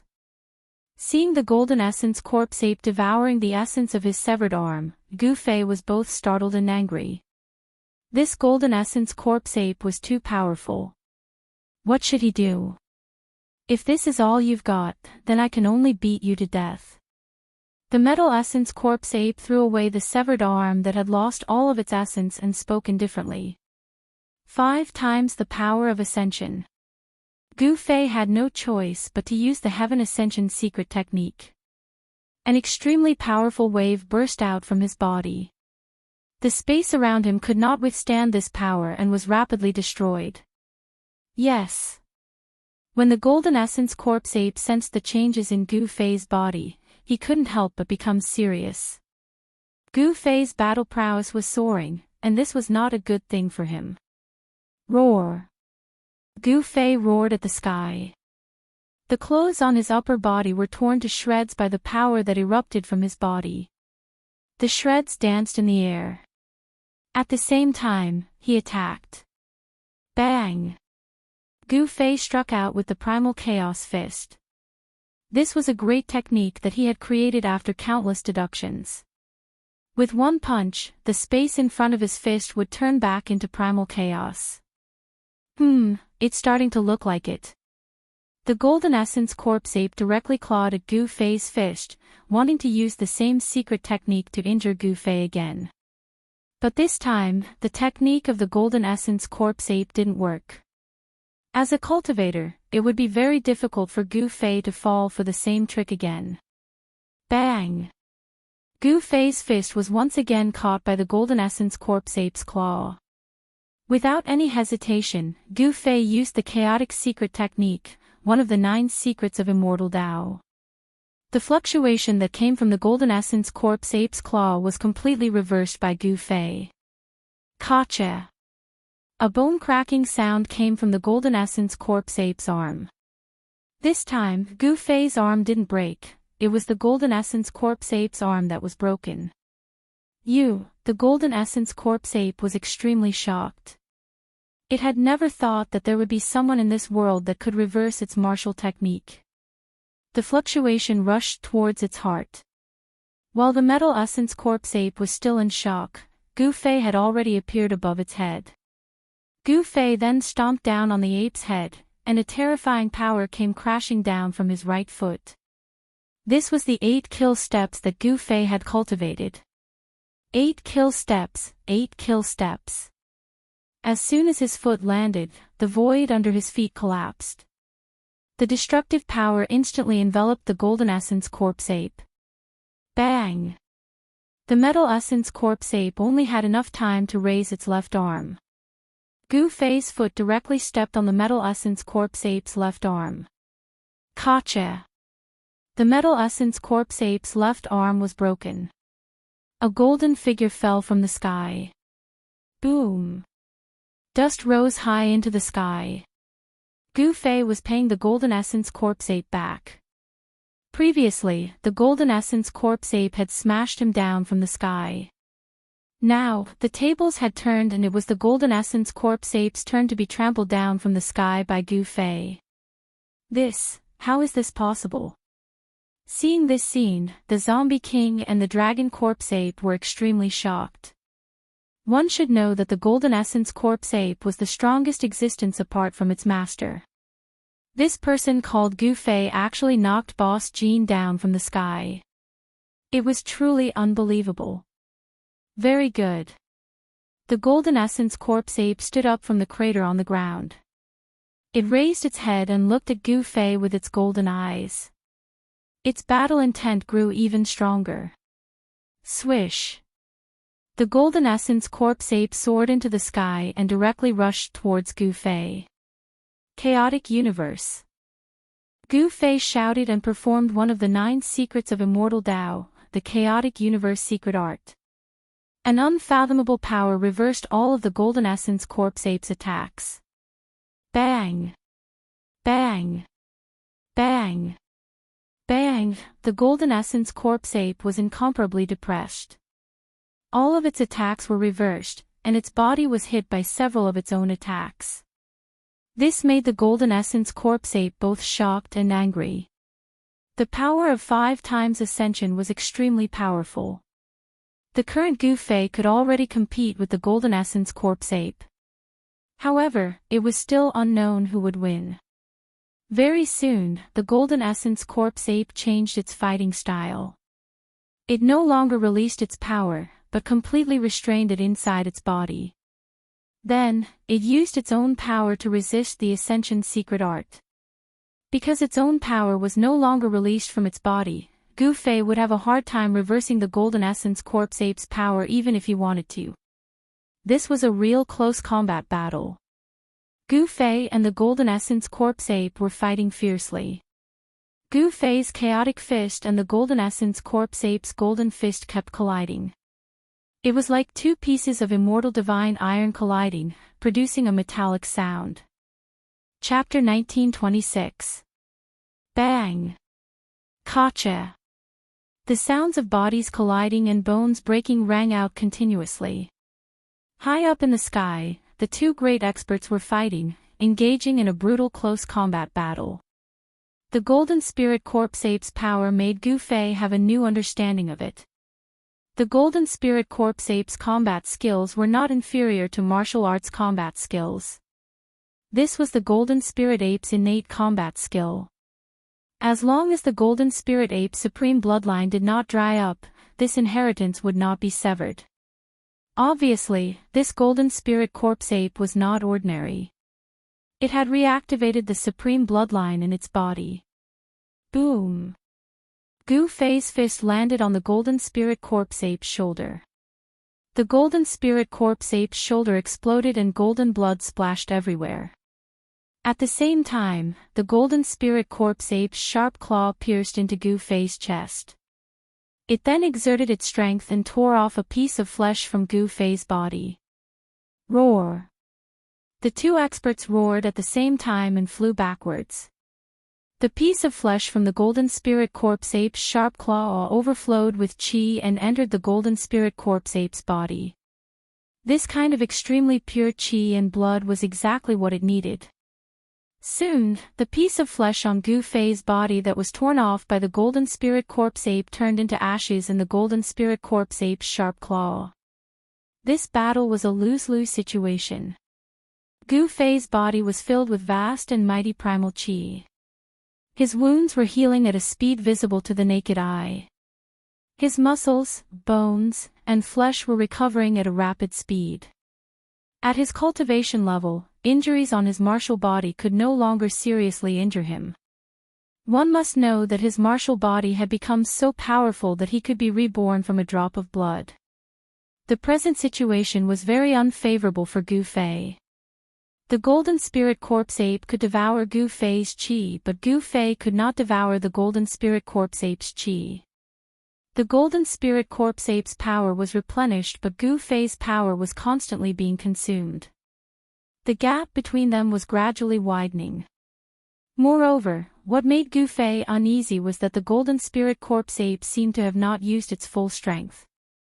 That's all for today. I'll come again next time. Gu Fei wanted to retreat. He had benefited a lot from this battle.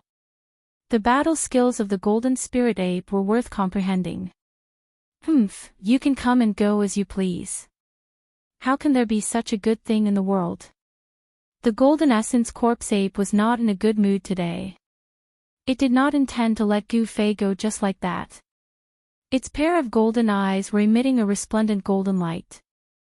You and I don't have to fight to the death. Gu Fei said calmly. When the Golden Essence Corpse Ape heard this, it couldn't help but be startled. Gu Fei's performance was too calm. Could it be that this human was actually holding back like it was? The Golden Essence Corpse Ape was bewildered. Just then, Gu Fei used his maximum speed of 8 steps. With a single step, he left the trapped dragon's ground and appeared 1,000 miles away. The Golden Essence Corpse Ape stood high up in the sky. God knows how many times his bones were broken by Gu Fei in the battle just now. At this moment, his body was recovering rapidly. The wound on his shoulder was also healing. Boss, why didn't you kill that brat? The dragon corpse flew over. The Golden Essence Corpse Ape didn't even bother to look at the dragon corpse. Instead, it swung its palm over, sending the huge dragon corpse flying thousands of feet away. Seeing this, the zombie king did not dare to move forward. Those guys are done. In a valley 1,000 miles away from the trapped dragon's ground, the group led by young Master Wutian finally heaved a sigh of relief. The overwhelming pressure was finally gone. Young Master, should we head back first? A cultivator in green looked at young Master Wutian and asked carefully. What did you say? Hearing this, young Master Wutian's eyebrows immediately rose. It was not easy to get here, find the right place, and leave just like that. Young Master, those two existences are sect master level powerhouses. People like them can kill us all with a single finger. A white-faced woman in black with a charming look on her face said. Her appearance was naturally top-notch, and she was also the woman that young Master Wutian wanted to woo. Sister Black Lotus, are you afraid too? Young Master Wutian could ignore the cultivator in green, but he had to listen to the woman in black, because the power behind her was not weaker than the Wutian sect. The Wutian sect was a mid-level sect on the Buzhou ancestral star.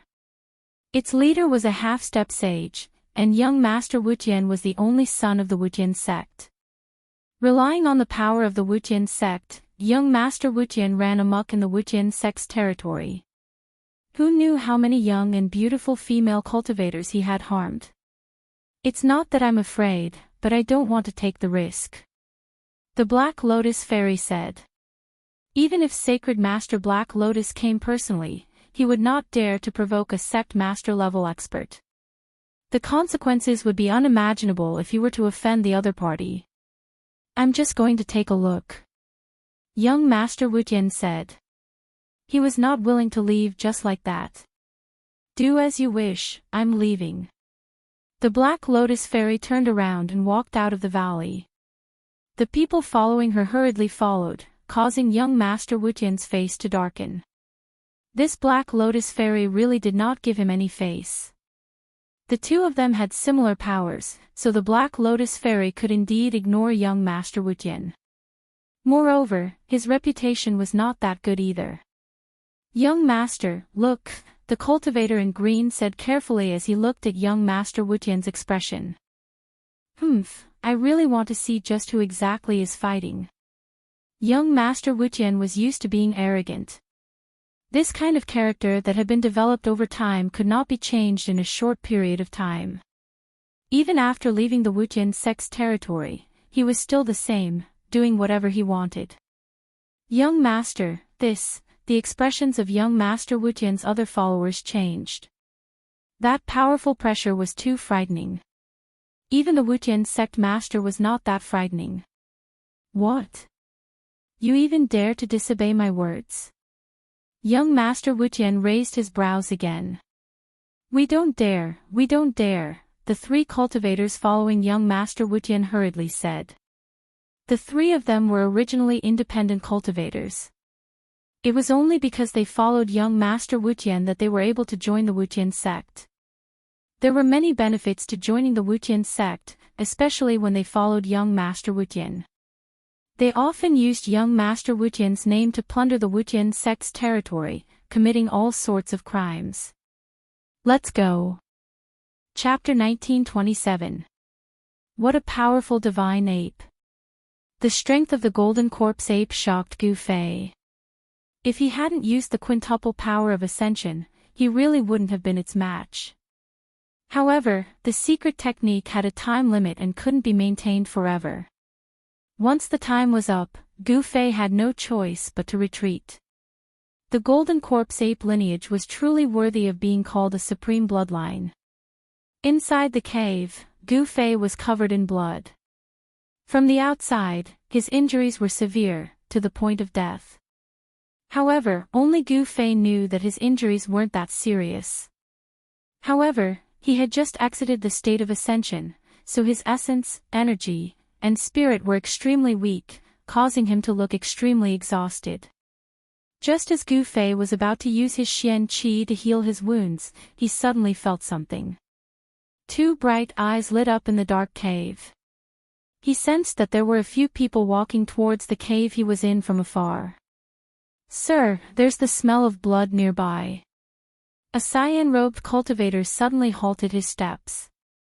Next, he used his nose to carefully sniff the air. There was an incomparably grim expression on his face. The smell of blood. Young Master Wutian couldn't help but be shocked. Could it be that the two sect leaders had fought and both sides were injured? Thinking of this, young Master Wutian's eyes lit up. If it was really as he guessed, then he had gotten a great bargain. Sect leader level existences definitely had many treasures. If that person was heavily injured and on the verge of death, then he would send him on his way and take all the treasures. If that person was only injured and hadn't completely lost his ability to fight, then he would save him. No matter how he thought about it, it seemed to be to his advantage. Let's go take a look. After thinking for a while, young Master Wutian's eyes lit up even more. What? The three green-robed cultivators were shocked. This guy really didn't know what was good for him. No one knew the temperament of sect leader-level existences. If they rashly went up and angered them, then it would be terrible. Those sect leader-level existences didn't care if you were the only son of Wutian's sect leader. If they killed you, then so be it. Hurry up and lead the way. Young Master Wu Tian's gaze towards the green-robed cultivator turned sharp. Yes. The azure-robed cultivator was helpless. He could only sniff the air and walk forward. This green-robed cultivator had a divine nose. As long as there was a smell of blood in the air, he would be able to smell it even from tens of miles away. It was because of this cultivator's thousandly fragrance-seeking technique that he was valued by young Lord Wu Tian. There's a cave over there. Very soon, young Master Wu Tian was led to a cave by the God-nosed cultivator. The cave was pitch black, and there were no sounds coming from within. The source of the blood smell is in the cave. The God-nosed cultivator said to young Lord Wu Tian. It's in the cave. Young Lord Wu Tian's expression changed. He was somewhat apprehensive. Go in and take a look. Young Master Wu Tian grabbed a green-robed cultivator beside him and pushed him towards the cave. He was not willing to take the risk himself. The green-robed cultivator's expression changed drastically. At this moment, he had already cursed 18 generations of young Lord Wu Tian's ancestors in his heart. However, he did not dare to voice his anger. The cyan-clothed cultivator could only cautiously make his way towards the cave. When he arrived at the entrance of the cave, he saw a person sitting cross-legged inside. Although the cave was pitch black, once one's cultivation reached a certain level, they would be able to see their surroundings even in absolute darkness. Young Lord Wu Tian and the other two cultivators stared nervously at the cave entrance. Young Lord, there's someone inside. The green-robed cultivator transmitted to young Lord Wu Tian. Dead or alive? Young Lord Wu Tian transmitted back. He was concerned about the condition of the person inside the cave. If the person inside was dead, then he would be in luck. His breathing is weak. He seems to have suffered a serious injury. The cultivator transmitted back. Young Lord Wu Tian wanted to laugh, but he quickly suppressed it. He had to be careful. He then turned to the two cultivators beside him and said, "You two go in and carry the person out." "Yes, young lord." The God-nosed cultivator and the other cultivator hurried forward and entered the cave with the first cultivator. Soon, the three cultivators carried out a person covered in blood and tattered clothes. They realized that this person didn't seem to have any wounds on his body, and part of the blood on his clothes was golden. Golden blood.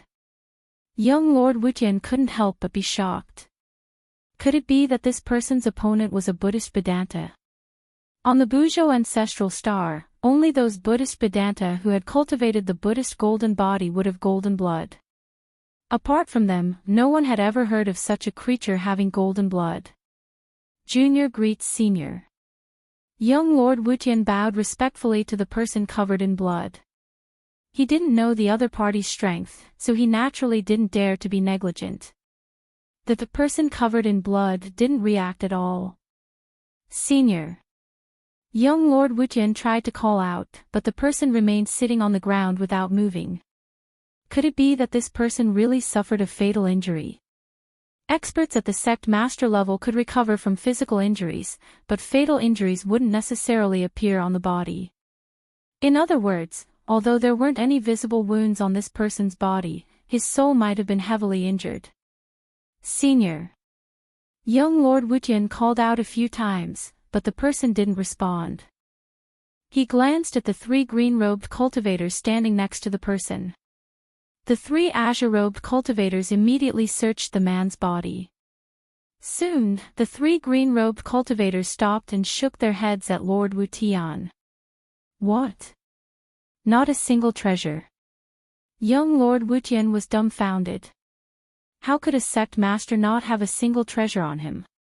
This person should have a universe pouch. Young Lord, what do we do? The God-nosed cultivator asked young Lord Wu Tian. A pauper who's about to die. Who cares about him? Let's go. Young Lord Wu Tian was very disappointed. Sect masters were like moving treasure vaults, but this person didn't have a single treasure on him. How infuriating. Chapter 1928. Gu Fei couldn't help feeling a little angry after being groped all over his body. These fellows were really stepping on his head.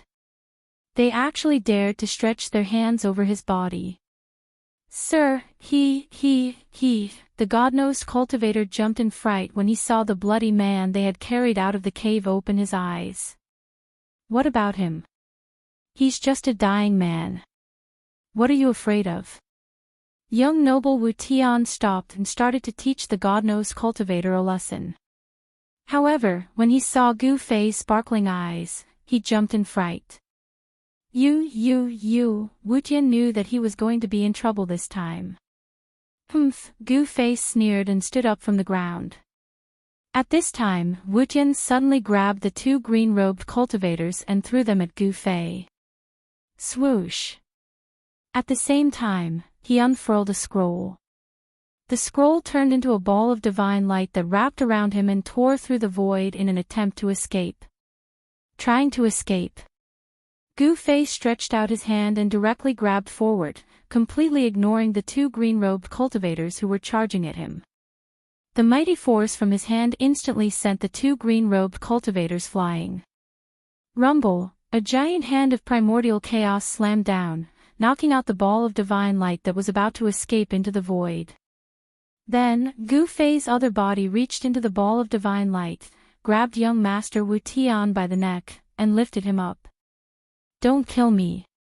Do you know who my father is? If you kill me, you won't live either.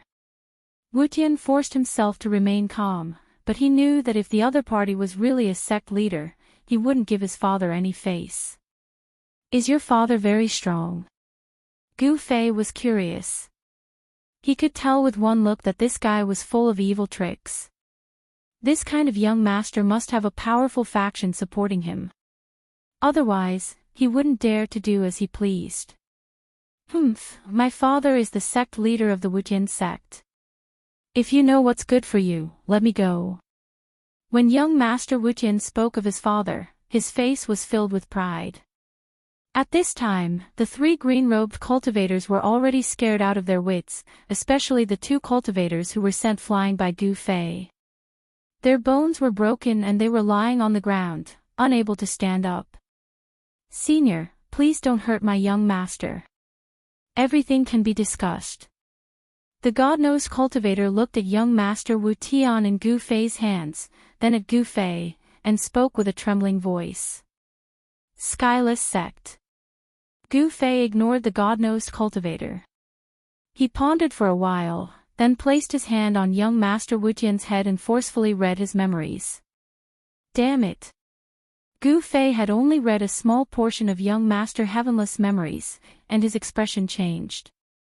He exerted force in his hand, and with a crack, he broke young Master Heavenless' neck. What? When the god-nosed cultivator saw this, he was so scared that he fell to the ground, dumbfounded. Young Master Wutian's Yuan spirit couldn't escape either. As soon as it broke out of his head, it was swallowed by Gu Fei and refined. The god-nosed cultivator collapsed to the ground, his body trembling. Young Master Wutian was dead, and it was the most thorough way to die. This person didn't even care about the Skyless sect and acted decisively. The god-nosed cultivator couldn't even think of resisting in front of such an existence. This person really deserves to die. Gu Fei muttered to himself. He had only read a small portion of young Master Wutian's memories, but it was enough to sentence him to death. This guy was arrogant and domineering, and had committed many evil deeds. In the Skyless sect's territory, he was practically lawless and often bullied others. Even many female disciples of the Skyless sect had succumbed to young Master Wutian's tyranny. The Heavenless sect master only had this one son. Normally, he was very protective of him, afraid that he would melt in his mouth, afraid that he would fall in his hands. Even if this young Master Heavenless did something that angered the heavens, he could not bear to scold him. This time, young Master Wutian had run into an iron plate. Gu Fei didn't care about the Skyless sect. Killing was killing. While Gu Fei was refining young Master Wutian's soul, a jade tablet in a pavilion in the ancestral court of the Wutian sect suddenly shattered. What?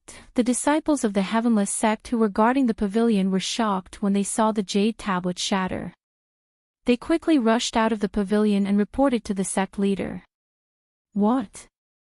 My son's tablet shattered. Very quickly, an angry roar came from the Skyless Hall. The Skyless sect master was furious. Who dared to kill my son?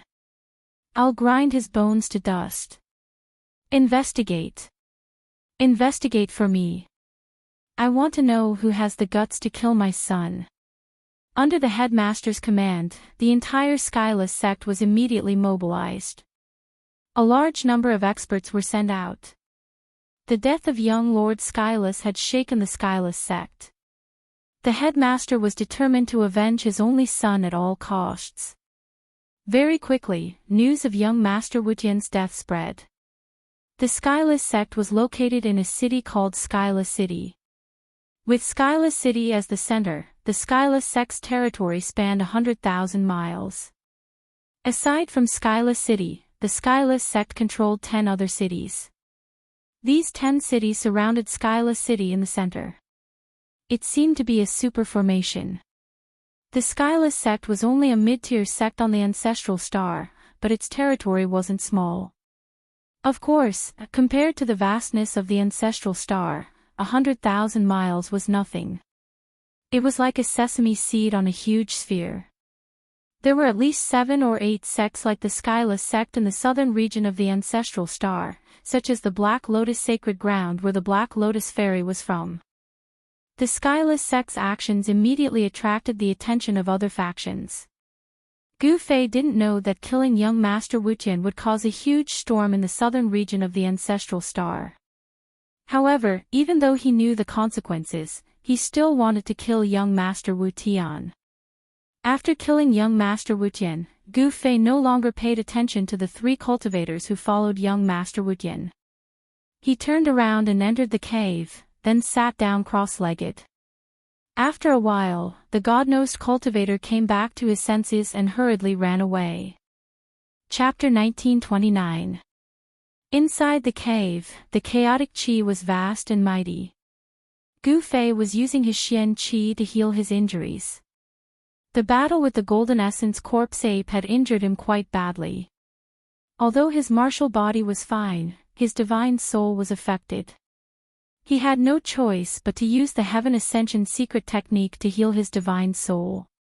Gu Fei sat there for 3 days. At this time, the Skyless sect already knew that the murderer of Lord Wutian was in the Amethyst Mountain Range. After the God-nosed cultivator left the Amethyst Mountain Range, the first thing he did was to tell the Skyless sect leader everything he knew. Damn it, so what if he's a sect leader? He killed my son, I'll make him pay with his life. The Skyless sect leader gathered his experts and headed towards the Amethyst Mountain Range. The unusual movement of the Skyless sect immediately attracted the attention of other forces. In the southern region of the ancestral star of Buzhou, there were 7 or 8 mid-level sects that were no weaker than the Skyless sect. These sects were all competing with each other. When the Skyless sect leader led his experts into the Amethyst Mountain Range, all the forces were puzzled. Could it be that the murderer of Lord Wutian was in the Amethyst Mountain Range? The only thing that could cause the Skyless sect leader to mobilize so many experts was that matter. Rumble, numerous savage beasts pulled chariots across the sky. Terrifying waves of energy spread in all directions. These were the experts of the Skyless sect driving the chariots into the Amethyst Mountain Range. There were countless legends about the Amethyst Sovereign in the Amethyst Mountain Range.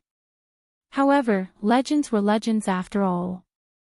There was no evidence.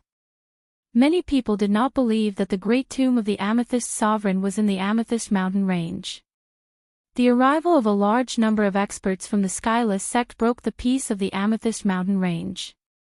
The land of the Sleeping Dragon was located in the depths of the Amethyst Mountain Range. The people of the Skyless sect could not reach it in a short time.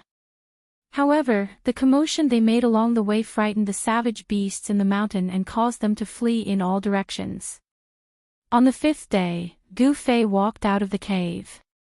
The midday sun shone down from the sky, making people feel a gust of hot air. The surroundings were extremely quiet.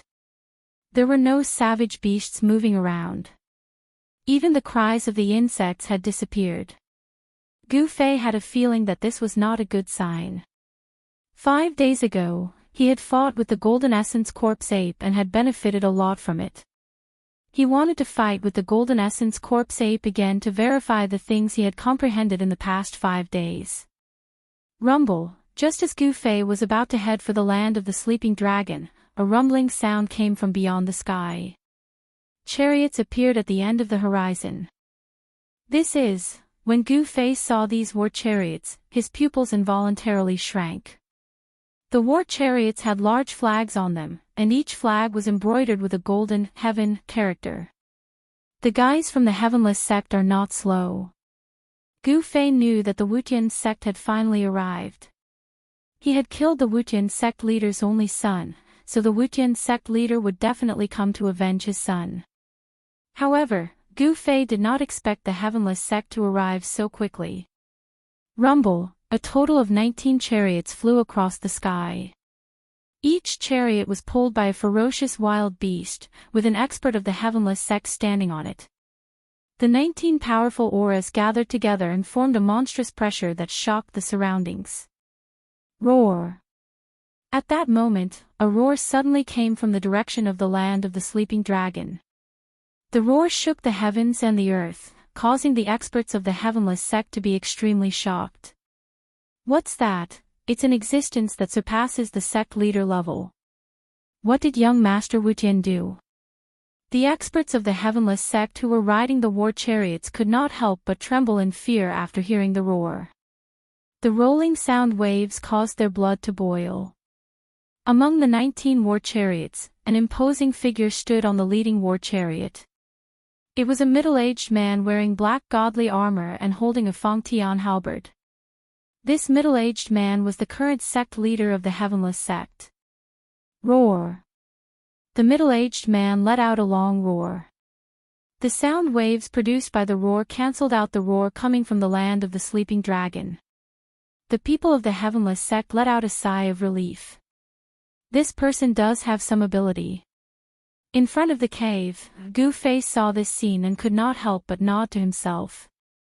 In the end, the 19 war chariots stopped in the sky. Although there were only 19 of them, they gave off a strong pressure as if there were thousands of soldiers and horses. Who killed my son? Come out and accept your death. The sect leader of the Heavenless sect shouted loudly. His voice spread across a radius of a few hundred miles. A shocking murderous intent was emitted from his body. The temperature in the surroundings dropped rapidly under the impact of the cold murderous intent. You are the sect leader of the Heavenless sect. A voice was heard from the ground. A person standing in front of the cave was looking at the sect leader. His tone was extremely calm, without a trace of nervousness. It's you. When the sect leader of the Heavenless sect saw Gu Fei, he knew that the person who killed his only son was this seemingly young expert. This expert did not even flinch in the face of so many experts of the Heavenless sect. This made the sect leader of the Heavenless sect feel an invisible pressure. So what if it's me? That guy deserves to die. Gu Fei said indifferently. Die. Without any superfluous words, the sect leader of the Heavenless sect directly attacked from the war chariot. The halberd in his hand directly smashed towards Gu Fei. Swoosh! A divine light shot out from the halberd and fell towards Gu Fei's head. A terrifying energy ripple spread out, as if the heavens and earth had been split into two. Bang! Gu Fei did not say anything else. He directly punched out. The violent fist chi directly shattered the divine light. Then, he shot towards the sect leader of the Heavenless sect who was on the war chariot. What? The sect leader of the Heavenless sect did not expect Gu Fei to be so powerful. His powerful attack caused the sect leader of the Heavenless sect to change his expression. Swoosh! The sect leader of the Heavenless Sect soared into the sky. Boom! With a loud bang, the war chariot of the sect leader of the Heavenless Sect was smashed into pieces by Gu Fei. Countless fragments shot towards the other 18 war chariots. The experts of the sect leader of the Heavenless Sect were shocked. Those fragments carried a powerful force. If they were to be hit, the consequences would be unimaginable. The 18 experts of the sect leader of the Heavenless Sect hurriedly displayed all sorts of divine abilities and blocked all the fragments. At that moment, Gu Fei took a step forward and instantly closed in on the Wujian sect leader. Then, he threw another punch at an extremely fast speed.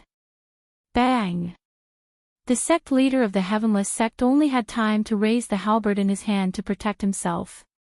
As for Gu Fei's punch, it landed on the body of the halberd. The body of the halberd actually bent under the powerful fist chi. Then, it collided with the body of the sect leader of the Heavenless Sect. Wah! The sect leader of the Heavenless Sect suffered a great impact. He opened his mouth and spat out a mouthful of blood. In just 2 moves, Gu Fei had defeated the sect leader of the Heavenless Sect. It was not that the sect leader of the Heavenless Sect was weak. It was because Gu Fei was much stronger than the sect leader of the Heavenless Sect.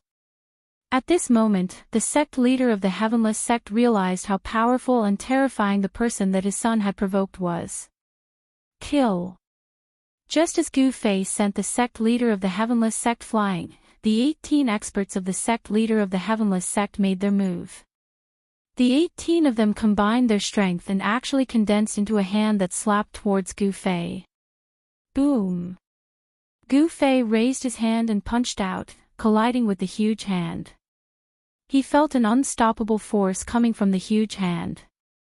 Dang dang dang! Involuntarily, Gu Fei took 5 to 6 steps back. Every step he took caused the ground to tremble violently. The joint attack of the 18 Almighties is so powerful. Gu Fei's eyes lit up. This kind of joint attack was very terrifying. The 18 experts of the Wujian sect were all Almighties, but when the 18 forces gathered together, they were able to push him back. It was really extraordinary. At this moment, the most shocked ones were the Almighties of the Heavenless Sect. Their joint attack only managed to push their opponent back a few steps. This result was out of everyone's expectation. Run! Quick, run! The sect leader of the Heavenless Sect shouted. The other experts of the Heavenless Sect were also shouting. They had severely underestimated their opponent. The opponent was too powerful. Swoosh! Swoosh! Swoosh! The 18 Almighties of the Heavenless Sect immediately abandoned their chariots and soared into the sky, fleeing in different directions. The sect leader of the Heavenless Sect could no longer care about avenging his son. His life was more important. However, could they escape? Kill! Gu Fei's battle intent surged. A ray of purple-golden light shot out from between his eyebrows. Buzz! With a sword chime, the ray of purple-golden light instantly turned into 18 purple-golden sword shadows, shooting towards the 18 Almighties of the Heavenless Sect. Powerful sword chi ripples appeared in the sky. This was the primordial spirit sword technique. The 18 Almighties of the Heavenless Sect were instantly caught by the primordial spirit sword technique. Every time a purple-golden sword light flashed, an Almighty of the Heavenless Sect would fall from the sky. None of the 18 Almighties of the Heavenless Sect were spared. All of them fell from the sky, dead. The 18 purple-golden sword shadows flew back to Gu Fei. At this moment, Gu Fei had already used his 8 steps extreme speed and chased after the sect leader of the Heavenless Sect.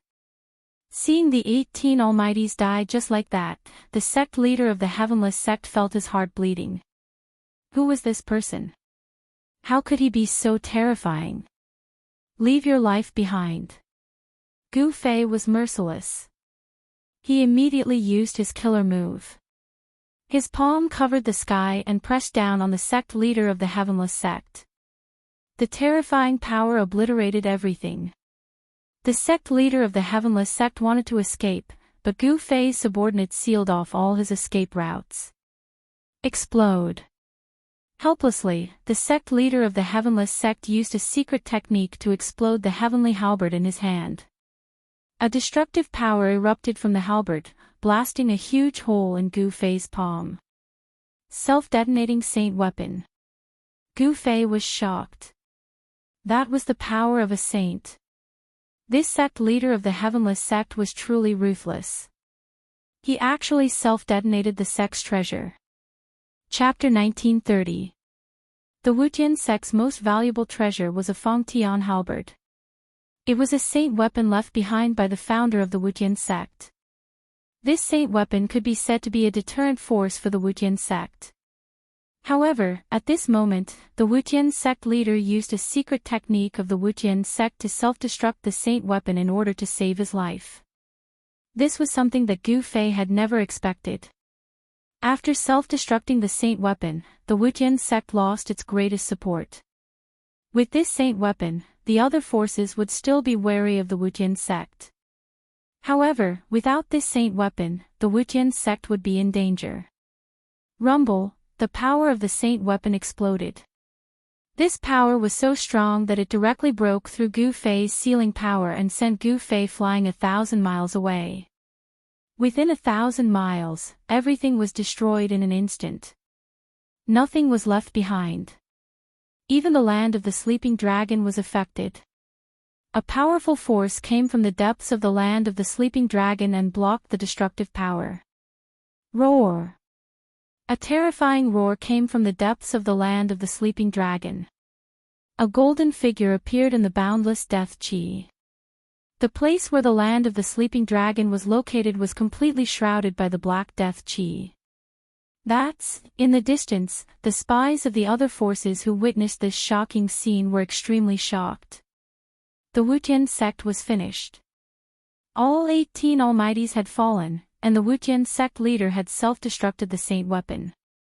However, what shocked the spies of the other forces the most was that there was actually an extremely dangerous place in this area.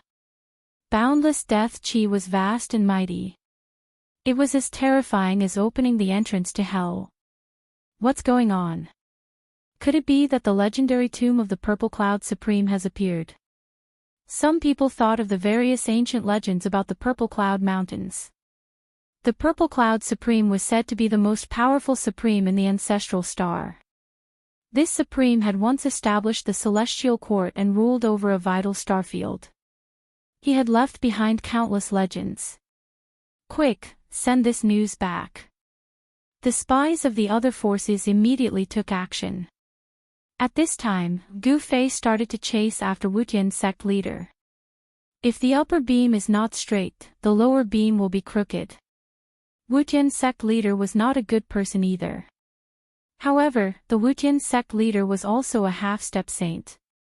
If he wanted to escape, even someone as strong as Gu Fei would not be able to kill him in a short period of time. Shwa!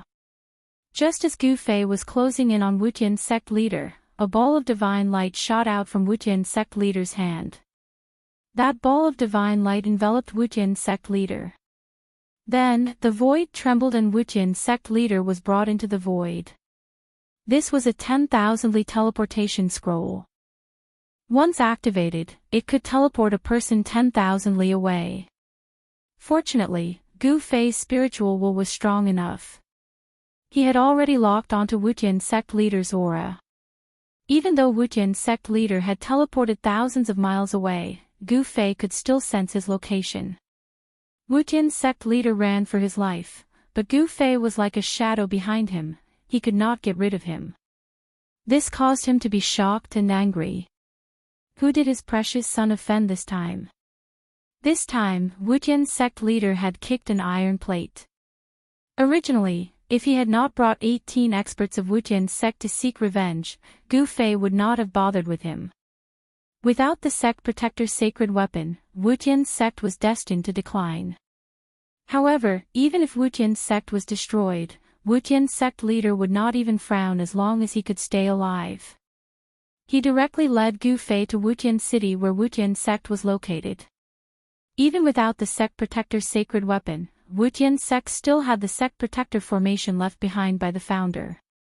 If the sect protector formation was fully activated, it was enough to kill a saint. Gu Fei had chased Wutian sect leader for thousands of miles. Wutian sect leader had already used up 10 greater teleportation scrolls. These greater teleportation scrolls were very precious. Even someone like Wutian sect leader would not have many of them on him. However, the Violet Cloud Mountain range was more than 10,000 miles away from Wutian City. Wutian sect leader was not the faction closest to the Violet Cloud Mountain range. Wutian sect leader's territory was a vast plain 500,000 miles away from the Violet Cloud Mountain range. On the plain, there was a city every 10,000 miles. 9 cities surrounded Wutian City in the center. Wutian City was the largest among the 10 cities. It was where the ancestral court of Wutian sect was located. There are still 2 more greater teleportation scrolls. What should I do? Wutian sect leader was anxious. He knew very well that if he did not have the greater teleportation scrolls with him, he would have been killed by that person already.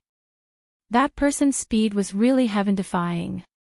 He could travel thousands of miles in an instant. This made Wutian sect leader feel a great threat. He knew very well what would happen if he was caught.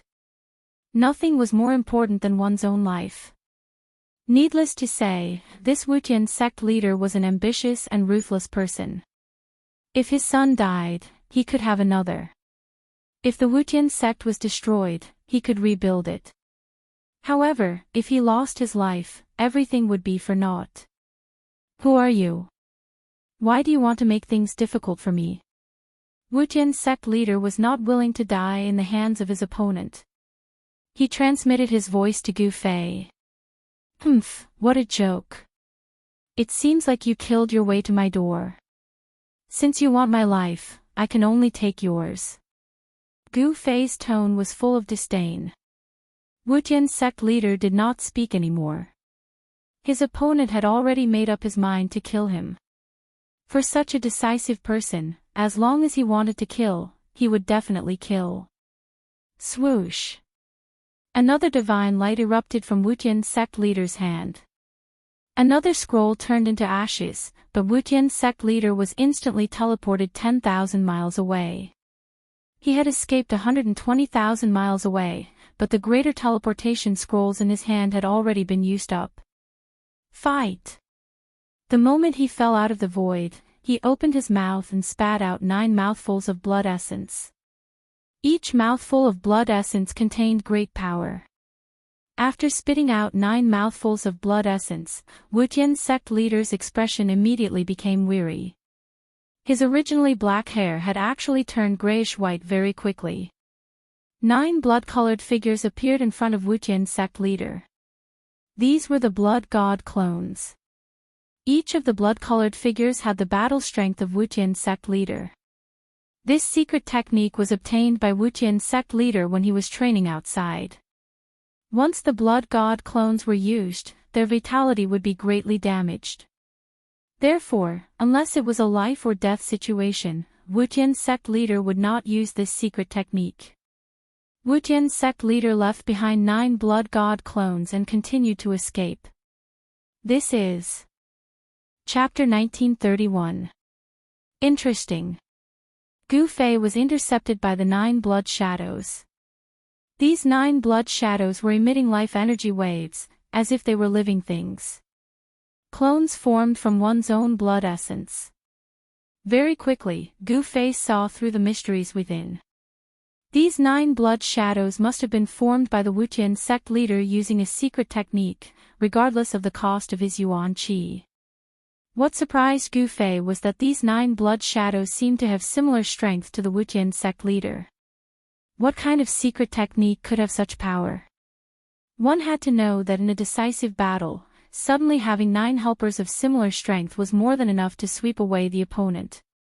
Swoosh! At this moment, the 9 blood shadows moved. Under the sunlight, these blood shadows were faint and illusory. They did not have a physical body. The 9 blood silhouettes instantly surrounded Gu Fei, forming a combined attack. The energy fluctuations emanating from the 9 blood silhouettes soared. Gu Fei's heart skipped a beat. The position of the 9 blood shadows was somewhat unusual. The 9 forces formed a line, multiplying the strength of the 9 blood shadows. It seemed that the Wutian sect was proficient in a joint attack technique. Although Gu Fei was fearless, he had to admit that this joint attack technique was indeed extraordinary. After the 9 blood shadows formed a line, they seemed to be able to fight him. The battle was incomparably intense. The combined attack of the 9 blood shadows was very powerful. Even Gu Fei had no choice but to be careful. However, in the end, he still managed to break through the combined attack of the 9 blood shadows and annihilate them. Gu Fei was blocked by the 9 blood shadows for a long time. The Wutian sect leader had already escaped far away, out of the range of Gu Fei's divine will. However, he knew where the Wutian sect was. He headed straight for the ancestral court of the Wutian sect.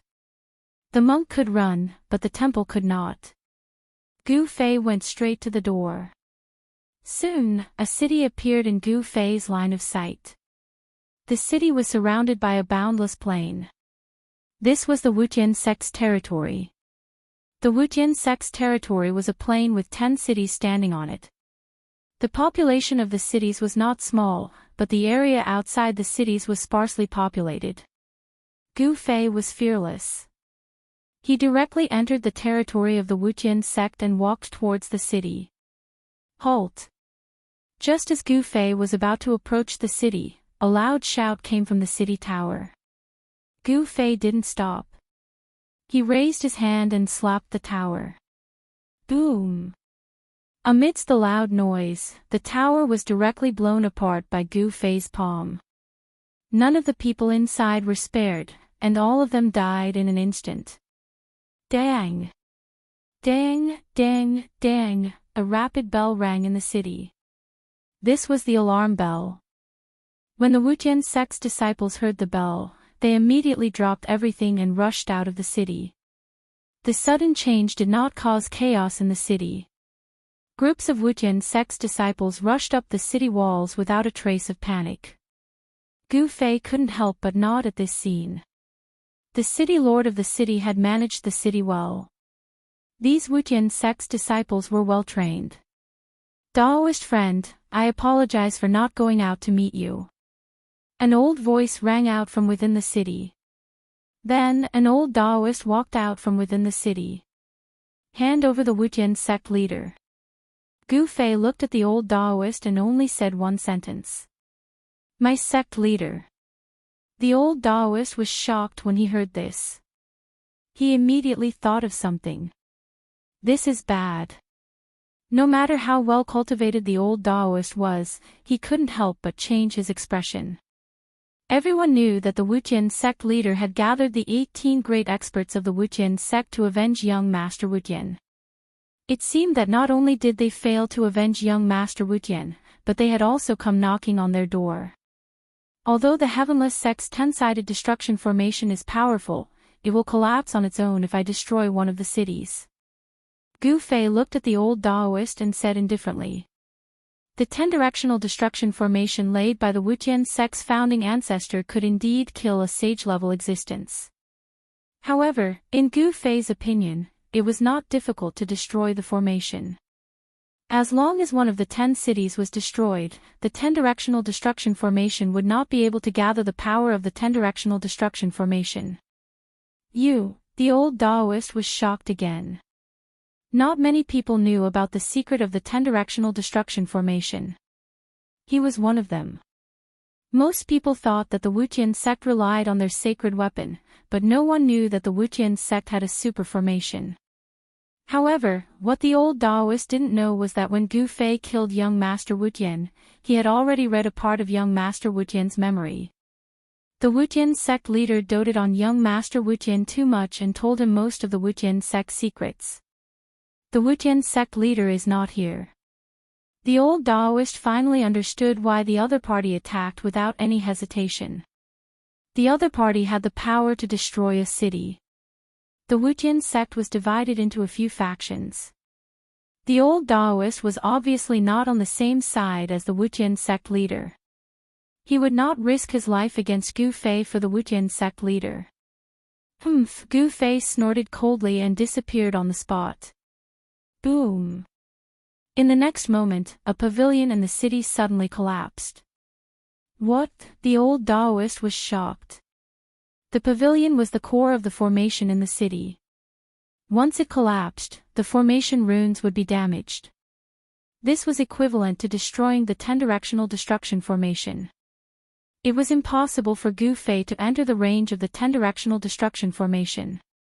One must know that it was a super formation that could kill a sage. Now that Gu Fei had destroyed a city, the 10-directional destruction formation could no longer be activated. How did he know? The old Daoist was dumbfounded. The formation runes in the city were destroyed and the 10-directional destruction formation could no longer be activated. This was not a small matter. If someone came to attack the Wutian sect, it would be disastrous. Gu Fei left immediately after destroying the formation runes in the city. The Wutian sect leader was not within a 10,000 li radius. Gu Fei could not sense the Wutian sect leader's qi at all. In other words, the Wutian sect leader was hiding somewhere. Let's go to the Wutian city to take a look. Gu Fei did not hesitate and headed in the direction of the Wutian city. With his 8 steps extreme speed, he soon arrived near the Wutian city. He's here. Gu Fei stopped outside the Wutian city. He could sense the Wutian sect leader's qi. At this moment, the entire Wutian city was extremely quiet. However, Gu Fei could sense a large number of life auras in the city. There were many people in the Wutian city, but it was so quiet.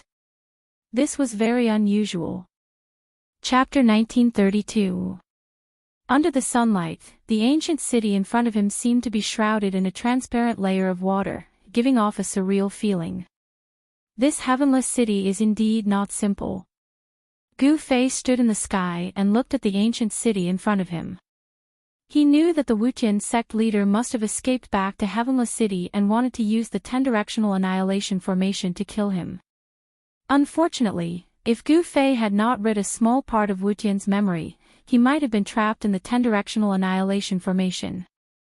However, now that he had destroyed one of the formation eyes of the 10-directional annihilation formation, the formation could no longer be activated.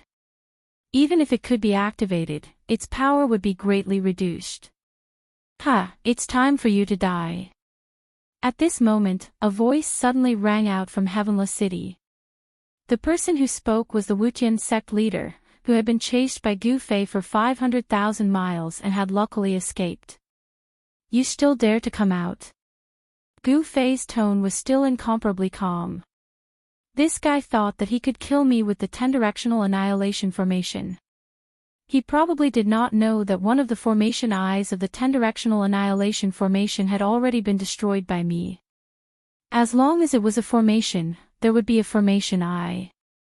Those who were skilled in formations would hide the formation eye so that outsiders would not be able to find it.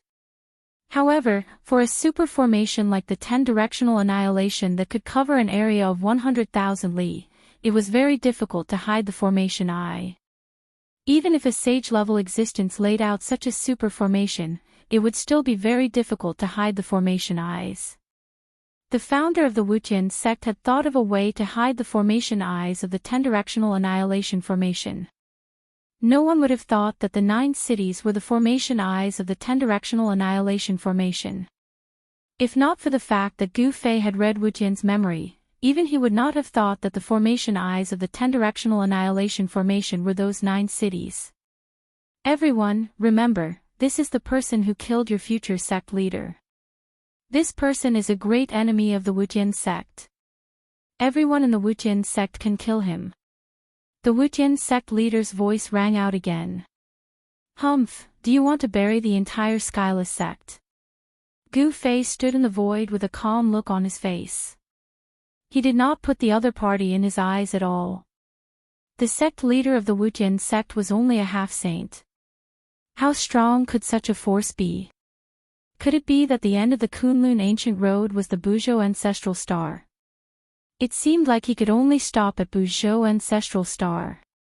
It should be noted that Buzhou ancestral star was the same size as the soaring dragon ancestral star. It was impractical to look for a teleportation portal on such a huge star. Sect leader, this is a personal grudge between you and this man. How can you involve the entire Skyless sect? In Heavenless City, there were different voices. That's right, the Skyless sect doesn't belong to you alone. Someone agreed. The majority of the Heavenless sect's members couldn't help but look at each other in dismay. There were actually people in the sect who were going against the sect master. Could it be that these people dared to disobey the sect master's orders? Not obeying the orders of the sect master was an act of apostasy.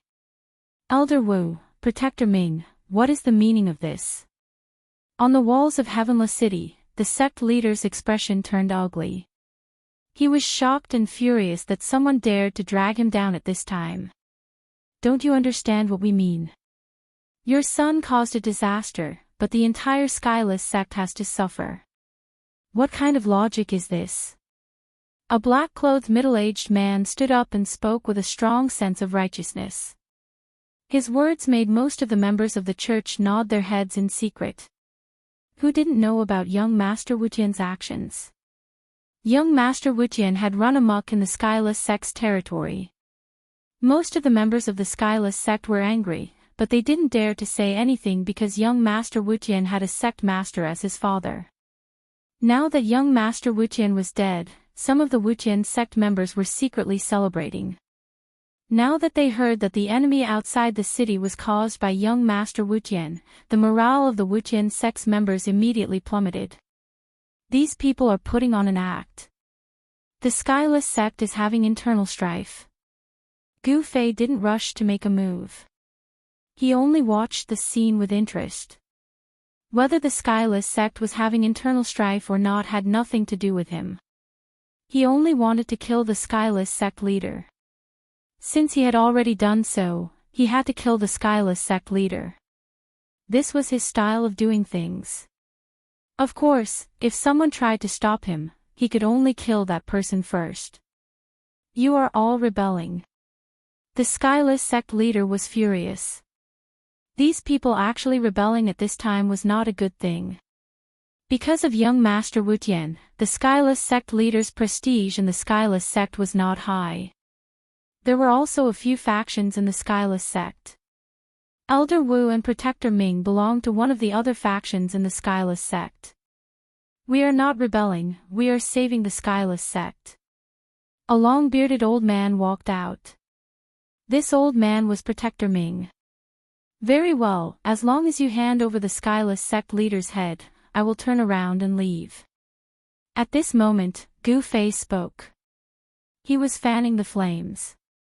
He wanted to borrow the power of the Skyless sect to kill the Skyless sect leader. This was indeed a good idea. Elder Wu, Protector Ming, you, at this moment, the Skyless sect members in the Skyless city did not know what to do. Elder Wu and Protector Ming stood together. The Wujian sect leader was shocked. Elder Wu and Protector Ming were the core members of the Wujian sect. Even though their cultivation was not as high as his, it was not far off. If you want to touch the Skyless sect leader, you will have to ask my fists first. At this moment, a cold snort was heard from another direction of the Skyless city. Then, a tall man with a valiant aura walked out. This was a big man with muscles all over his body. The muscles on his body stretched out his clothes, giving people a feeling that he was full of strength. Mighty Lion King. This burly man had long golden hair, like a lion with golden fur. He was an expert of the Heavenless sect called the Herculean Lion King. Lion King, you have come at the right time. The Skyless sect leader was overjoyed when he saw the person who had come. This mighty Lion King was his right-hand man with a powerful cultivation. Lion King, the Skyless sect is now at a critical juncture. For the sake of the bigger picture, you should not protect the Skyless sect leader. Elder Wu took a step forward and said to the golden-haired Lion King righteously. Don't give me that. That guy outside can threaten the entire Skyless sect. Do you think I should believe him? The mighty Lion King glanced at Gu Fei outside the city and said disdainfully. This, Elder Wu and Protector Ming looked at each other and did not say anything. I will go out and take this guy's head and kick it like a ball. Chapter 1933.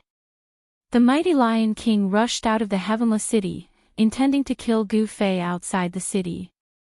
Roar! The Herculean Lion King roared furiously and his golden hair immediately danced in the air. An extremely powerful energy fluctuation erupted from his body. Gu Fei sneered. Although this person was powerful, wanting to kill him was no different from a lunatic's ravings. It was an impossible feat. Swoosh. At this moment, the man had already made his move. A huge hand appeared in the void and grabbed at Gu Fei, who was standing in the void. In the Heavenless City, all the followers of the Heavenless sect were watching this scene nervously.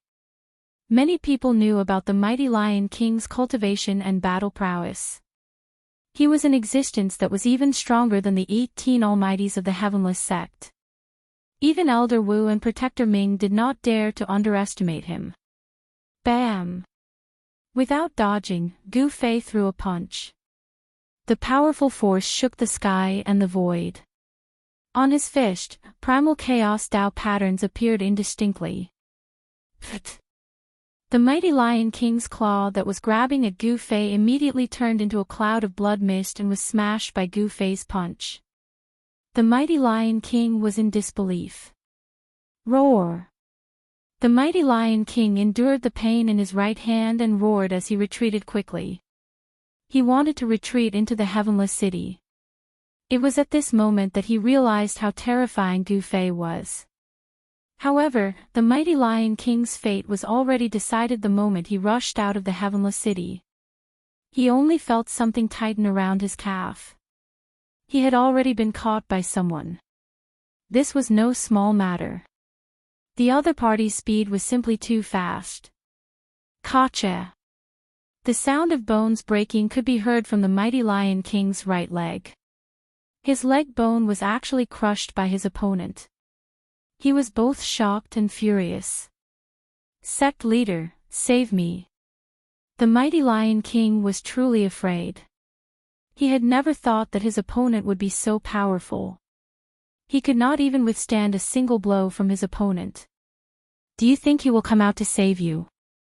Gu Fei's words were incomparably calm. He did not kill the Herculean Lion King. He only caused the Herculean Lion King to lose its ability to resist. His right hand grabbed the Herculean Lion King's right calf, but half of the Herculean Lion King's bones were already shattered. This move was the unique skill that Gu Fei had learned from the Golden Essence Corpse Ape. His right hand, which was grabbing the Herculean Lion King, emitted a strange fluctuation, which shattered the bones on the right side of the Herculean Lion King's body. Sect leader, the mighty Lion King looked at the Wuqian sect leader on the city wall with a complicated expression. He was the most loyal member of the Wuqian sect leader, but now, he was in a desperate situation in front of the Wuqian sect leader.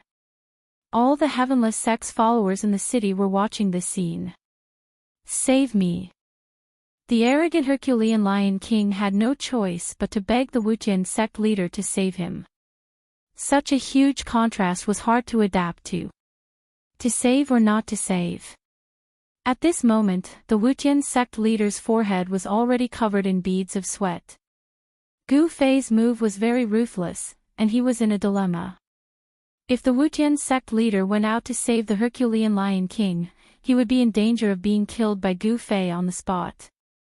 However, if he didn't save the Herculean Lion King, the followers of the Wuqian city would no longer support him. Be killed, or be deserted by his followers. The Wuqian sect leader was in a dilemma. He couldn't sacrifice himself for the Herculean Lion King. Compared to his own life, nothing was more important. As long as he was alive, there was hope. If he died, everything would be over. Herculean Lion King, I can't die. The Wujian sect can't be without a leader. I will avenge you. In the end, the Wujian sect leader said these words in a righteous manner. However, the Herculean Lion King's heart turned cold when he heard the Wujian sect leader's words. His loyalty had actually been exchanged for such a sentence. The other followers of the Wujian sect in the Wujian city were also disappointed. Sect leader, are you going to watch the Herculean Lion King get killed and do nothing? That elder Wu shouted sternly. The Wujian sect leader was shocked and angry at Elder Wu's words.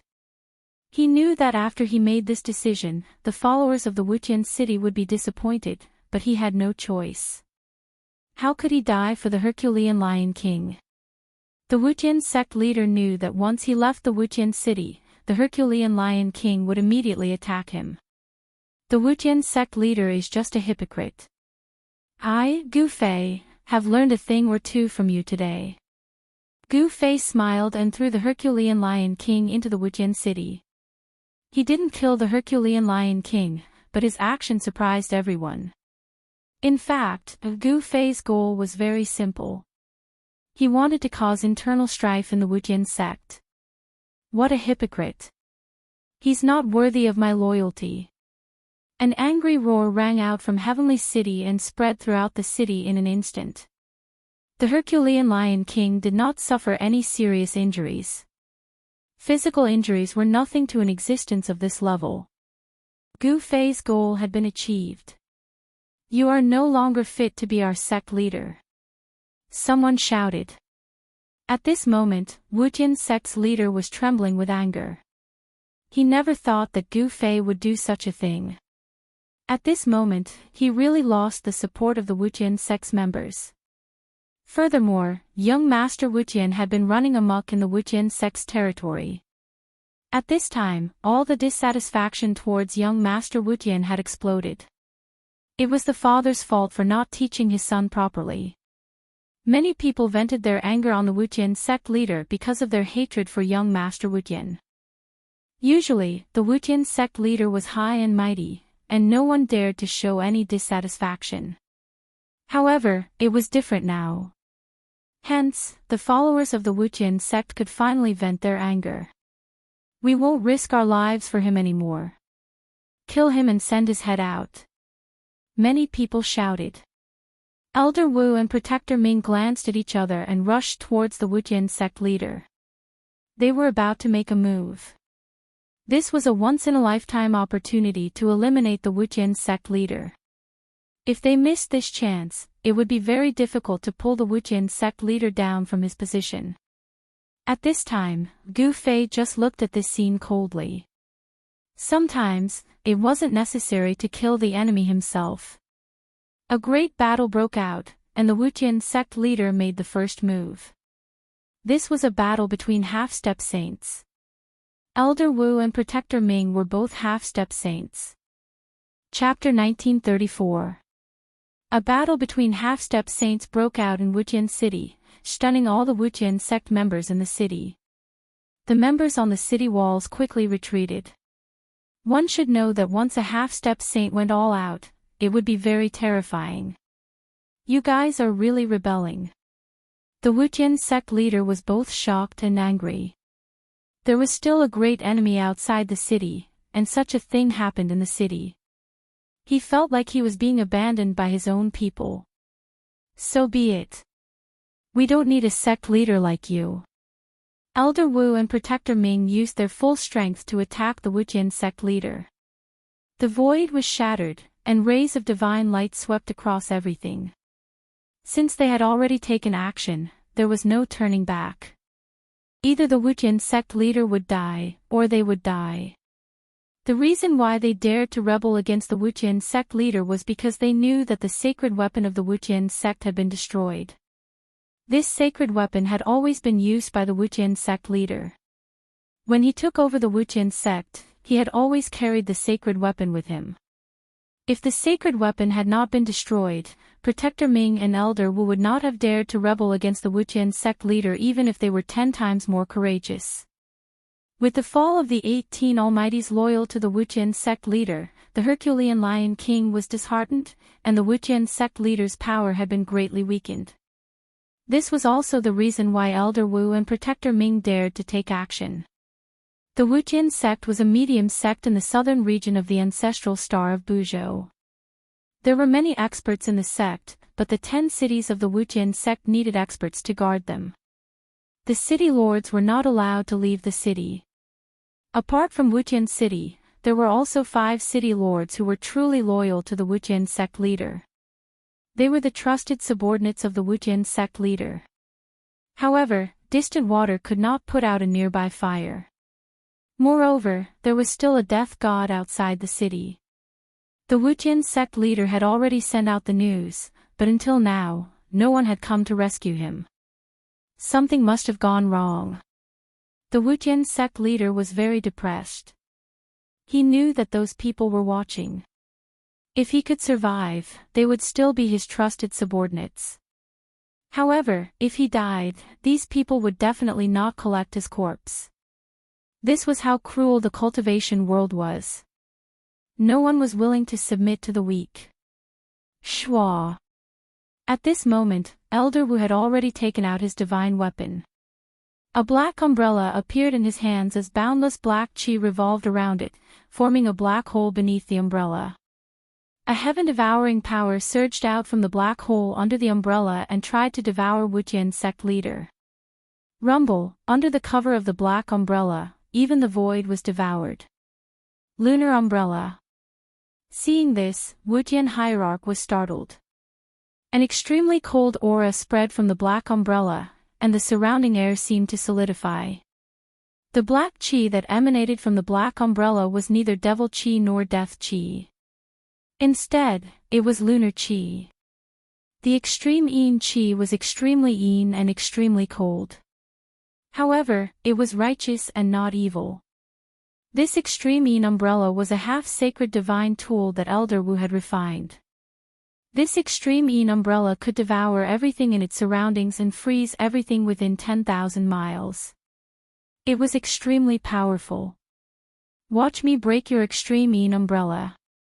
Wuqian sect leader shouted. He waved his hand and a ball of dazzling golden light shot out. A violent aura erupted from the ball of golden light. The ball of golden light was only the size of a fist, but the ripples it emitted were extremely powerful. The ball of golden light was directly smashed into the black hole under the lunar umbrella by Wuqian sect leader. That's the 9 Sun Pearl. Protector Ming suddenly exclaimed. What? Elder Wu was startled when he heard this. At this moment. Boom!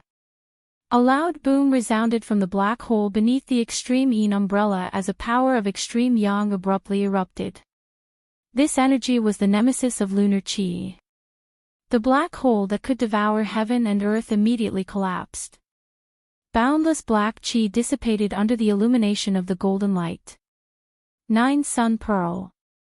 Gu Fei couldn't help but be shocked when he saw this scene. He didn't expect Wuqian sect leader to have such a treasure on him.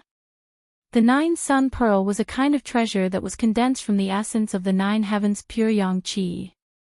This kind of treasure was extremely powerful and extreme yang. It was the nemesis of all evil yin energy and could also suppress lunar qi. However, although the 9 Sun Pearl was powerful, it could only be used once. After being used, the 9 Sun Pearl would be destroyed and could not be used a second time. The power of destruction wreaked havoc in all directions. Even the extreme yin umbrella in Elder Wu's hand suffered a great blow, a few cracks appearing on its surface, its power immediately weakening considerably. You! Elder Wu was shocked and angry. This was his destiny treasure. It was closely related to him. To a certain extent, it was an extension of a cultivator's life. A trace of blood seeped out from the corner of Elder Wu's mouth. Go die. Wuqian sect leader almost went crazy. A ball of dazzling golden light appeared in his hand. An extreme yang energy erupted from the ball of golden light. What? Elder Wu was shocked. The power of the 9-sun pearl was unimaginable. Once it exploded, even a half-saint divine treasure would be destroyed. Swoosh! The golden light flickered. The 9-sun pearl was already smashing towards Elder Wu. There were countless Dao runes flashing on the golden pearl. The extreme yang energy was about to explode. Elder Wu didn't think too much and immediately opened the lunar umbrella. Boom! With a loud bang, it was as if a golden thunderbolt had struck the world, causing everyone's ears to buzz. Some of the Wutian religious sect's followers who were standing close to the explosion even fainted. A figure was blown away by the golden energy storm. Drops of blood fell from the sky. The 9-sun pearl is indeed tyrannical. Outside Wutian City, Gu Fei couldn't help but be moved. The 9-sun pearl in the hands of the Wutian sect leader couldn't even display half of its power. It was a waste of a heavenly treasure. Gu Fei knew that the 9-sun pearl was definitely refined by a sage-level existence. It was difficult for the Wutian sect leader to fully activate the 9-sun pearl's power. In order for the 9-sun pearl to display its true power, the Dao runes on the pearl had to be completely activated. The Wutian sect leader didn't have the ability to do so. However, even if he could only activate a portion of the Dao runes, it was enough to kill a half-saint. Elder Wu had survived. However, his destiny divine weapon, the Extreme Yin Umbrella, had been blown to smithereens by the 9-yang pearl, causing his spirit to be heavily injured. It wasn't just his soul. At this moment, Elder Wu's body was almost shattered by the power of the 9-yang pearl. He had suffered unimaginable damage. Chapter 1935. I'll fight you to the death. Elder Wu's natal divine weapon was destroyed and his cultivation was crippled. He was enraged and pounced towards the Wutian sect leader. His entire body was emitting a blood-red light as an extremely powerful energy fluctuation erupted from his body. Everyone was shocked when they sensed the energy fluctuation from Elder Wu's body. Is this a secret technique similar to the Sky Demon disintegration technique? Upon seeing this, Gu Fei's eyes lit up. This was a kind of self-destruction secret technique. While killing the enemy, the user would also die. This guy wanted to drag the Skyla sect leader down with him and perish together. At this moment, many figures appeared around Wutian City. The experts of the other 9 cities had arrived, but no one approached Wutian City at this moment. Even the 6 city lords who were loyal to the Wutian sect leader did not stand out at this moment. Everyone was observing because they had already received news that the Wutian sect leader's sacred weapon had been destroyed. Without the sacred weapon, who would submit to the Wutian sect leader? The Wutian sect leader was shocked when he saw that Elder Wu was going to fight him to the death. It should be known that a half-step saint was extremely terrifying when he went all out. Elder Wu was burning his qi and blood, and even his divine soul. He was releasing the last of his power. Elder Wu, Protector Ming was shocked when he saw this. Elder Wu was burning his life. Once his life was exhausted, he would die. Madman, the Wutian sect leader quickly retreated. Boom! At this moment, Elder Wu's body exploded. His blood essence turned into a blood-red divine fire that instantly enveloped the Wutian sect leader who was trying to escape. Roar! The Wutian sect leader roared in fear. He wanted to rush out from the blood-red divine fire, but the divine fire was like maggots in his bones, burning his body. In an instant, the Wutian sect leader was burned by the blood-colored divine fire, leaving behind only a set of bones. A ball of divine light flickered in his skull. Everyone was stunned when they witnessed this scene. What sort of flame is this? It's actually able to burn a half-saint to such an extent. Even the flesh on his body has been completely burned away. The pain was so intense and terrifying that Wutian Hierarch almost fainted. He could only watch as his muscles, bones, and flesh were set ablaze by the blood-colored divine fire. "Ah, you destroyed my Tao foundation, I'll take your life." Elder Wu's voice rang out. The blood-fiend godly fire was a secret technique that could perish together with the enemy. He wanted to drag Wujin sect leader down with him. Roar! The Wujin sect leader screamed in pain. At this moment, he realized that the blood-red divine fire was heading towards his head, trying to burn his divine soul. The aura of death was so close to him. Once he died, everything would come to an end. Bang! Just when the blood-red divine fire was about to invade Wujin sect leader's head, his head suddenly exploded. A divine light wrapped around a tiny figure and shot into the sky. However, the blood-fiend godly fire was too vicious. Not only could it burn flesh and bones, but it could also burn the divine soul. Even though Wujin sect leader's primordial spirit had escaped, the blood-red divine fire was still attached to his primordial spirit, burning it constantly. Seeing this scene, everyone's heart turned cold. Elder Wu actually cultivated such a terrifying secret technique. No one had expected this. However, when he used this secret technique, it also meant that Elder Wu would not be able to live. Therefore, no one in Wujin's sect had seen this secret technique before. Elder Wu was dead. His soul was completely destroyed.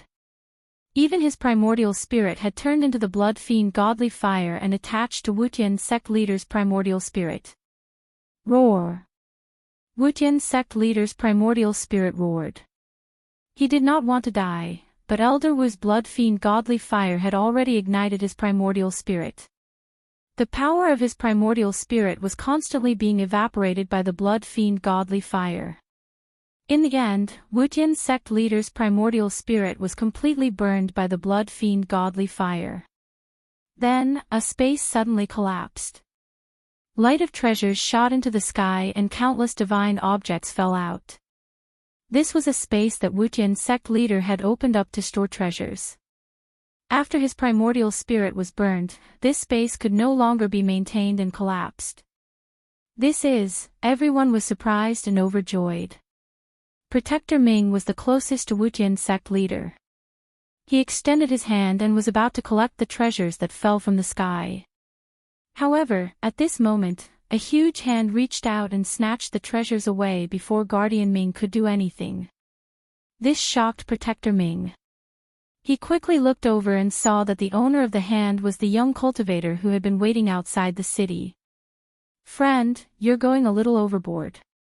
Protector Ming's face darkened. Those were the treasures that Wujin sect leader had collected throughout his life. They were definitely a treasure trove. He did not want them to be taken away just like that. "What, are you stronger than Wujin sect leader?" Gu Fei suddenly uttered such a sentence.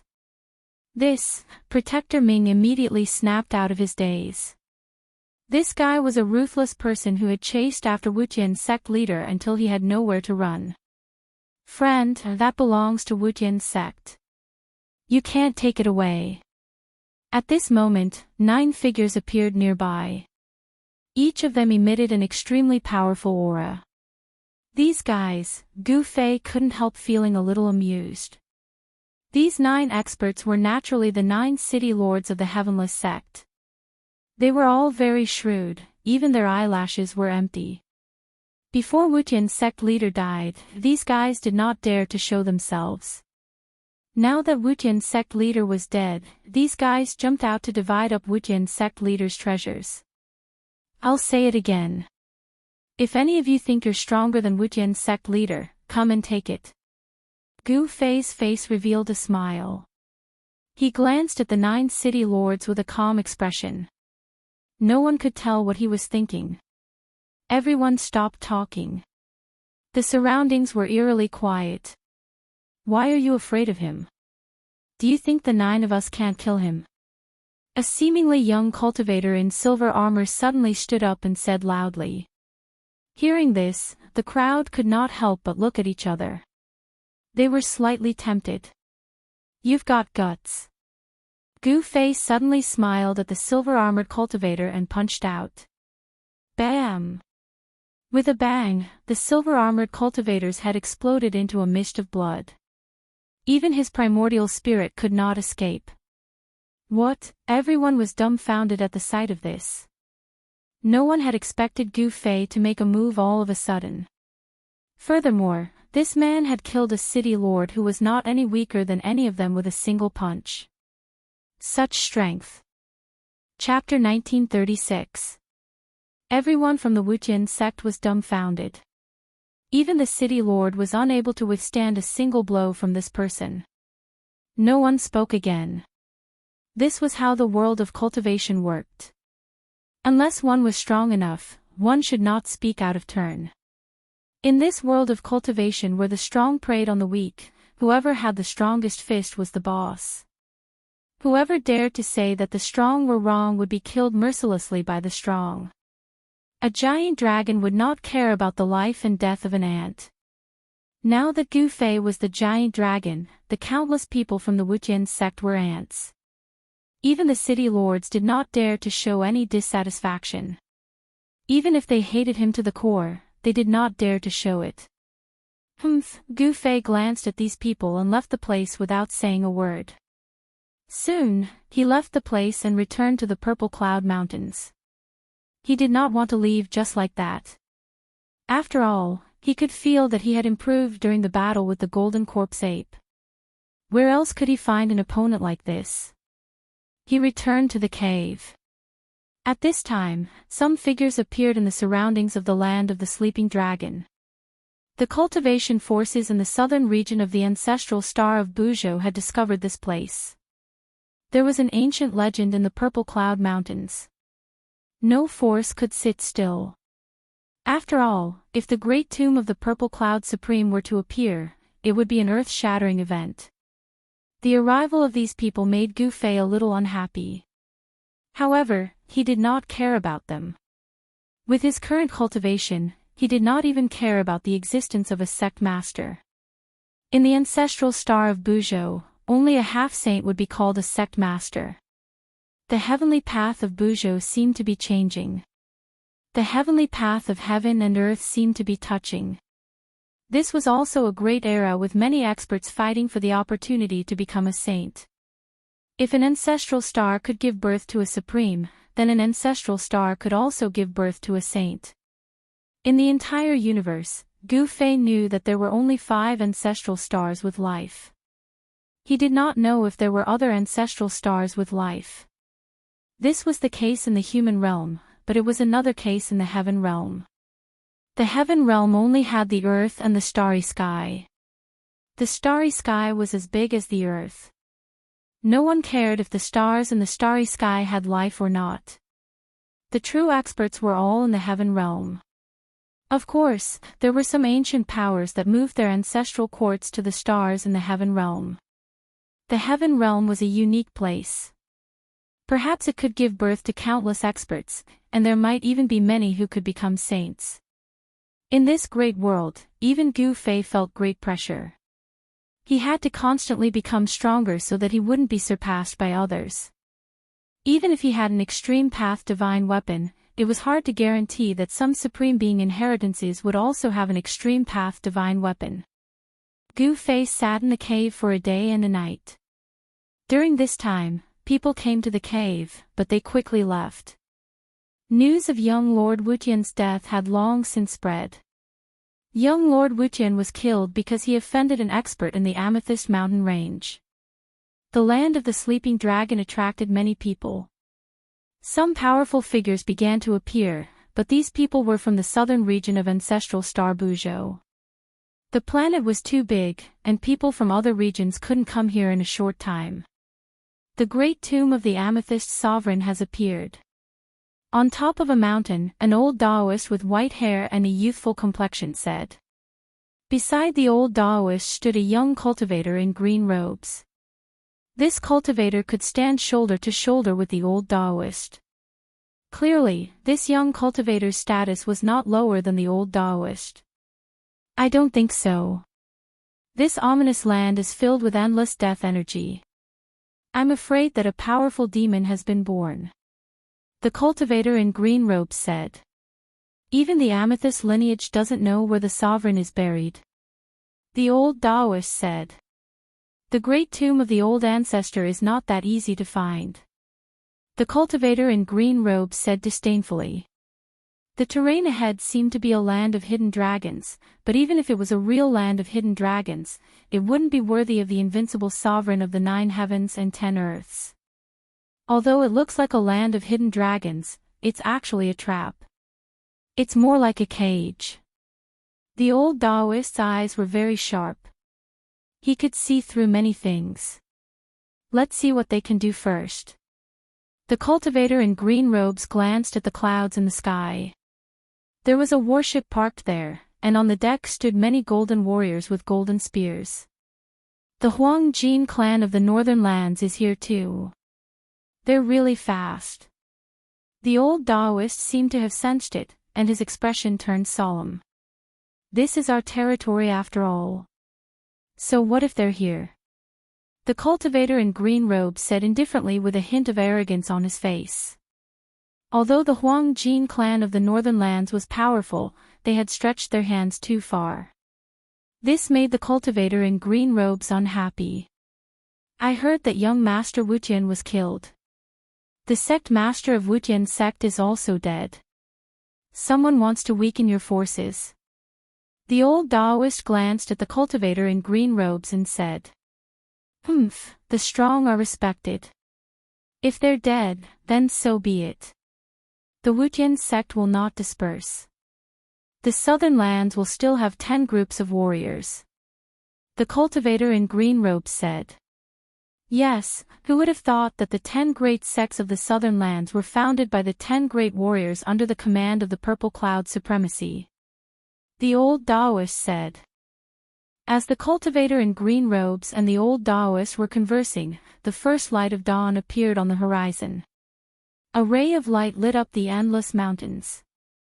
When the first ray of light from the sun appeared, Gu Fei suddenly opened his eyes in the cave. After a day and a night of adjustment, his martial body had finally reached its peak condition. He stood up, tidied up his clothes, and walked out of the cave.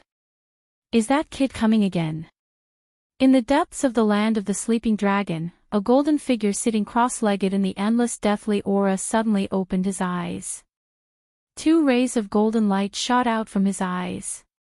The golden essence corpse ape sensed it and knew that Gu Fei was coming again. The endless deathly aura around the golden essence corpse ape was constantly being turned into life essence by the ape using a secret technique, which was then absorbed by his body. Turning death into life, the golden essence corpse ape had already mastered the heaven-defying rebirth technique. With enough time, he could completely turn the deathly aura in his body into life essence, truly defying the heavens and being reborn. Roar! An earth-shattering roar suddenly came from the depths of the land of the sleeping dragon. Then, an endless deathly aura rose from the land of the sleeping dragon and shrouded the surroundings. That place really gave birth to a peerless demon. Chapter 1937. A peerless murderous intent erupted and shocked everyone. It was as if a great demon had been born. Half of the sky was shrouded in a terrifying black aura of death. Everyone was incomparably shocked, especially those who were very close to the land of the trapped dragon. They all felt a chill run down their spines, trembling with fear as they hurriedly fled from that place. You're here again. A voice came from the depths of the land of the trapped dragon. No matter how far away the cultivators were, they were all shaken by the voice. Moreover, the voice was not very loud. I'm here again. Another voice sounded. This voice was the same as the first one. It wasn't as loud, but it reached the ears of everyone in the region. What's going on? On a mountain a few hundred miles away, Zi Yunxiao and the Earth Immortal Elder were shocked. The forces behind them were the true rulers of the southern region of the ancestral planet. Since when did the southern region have 2 peerless experts? Zi Yunxiao's expression was extremely solemn. His eyes shone brightly as he tried to peer into the endless aura of death. However, he was shocked to find that the place was already shrouded by the power of the Great Path. Even though he had the godly eyes of heaven, he could not see in. This is our territory. How could we not know? Just like Zi Yunshao, the earth immortal old man's expression was extremely solemn. The green-robed cultivator, Zi Yunshao, was the heir of the Ziyun clan in the southern region of the ancestral planet. It was said that the Ziyun clan was the successor of the Ziyun supremacy.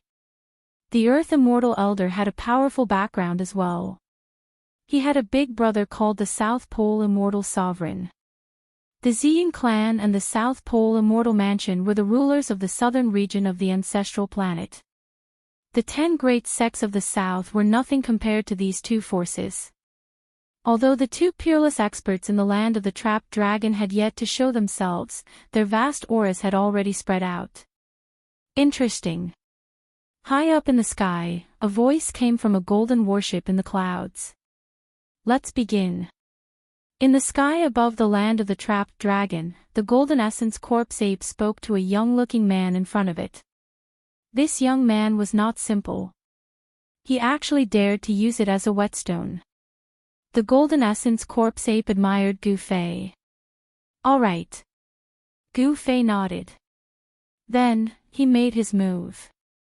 Boom! The 5 elemental true force erupted from Gu Fei's body. The void around him trembled. The 5 elemental void appeared around him. This was the 5 elemental battle technique that he had created.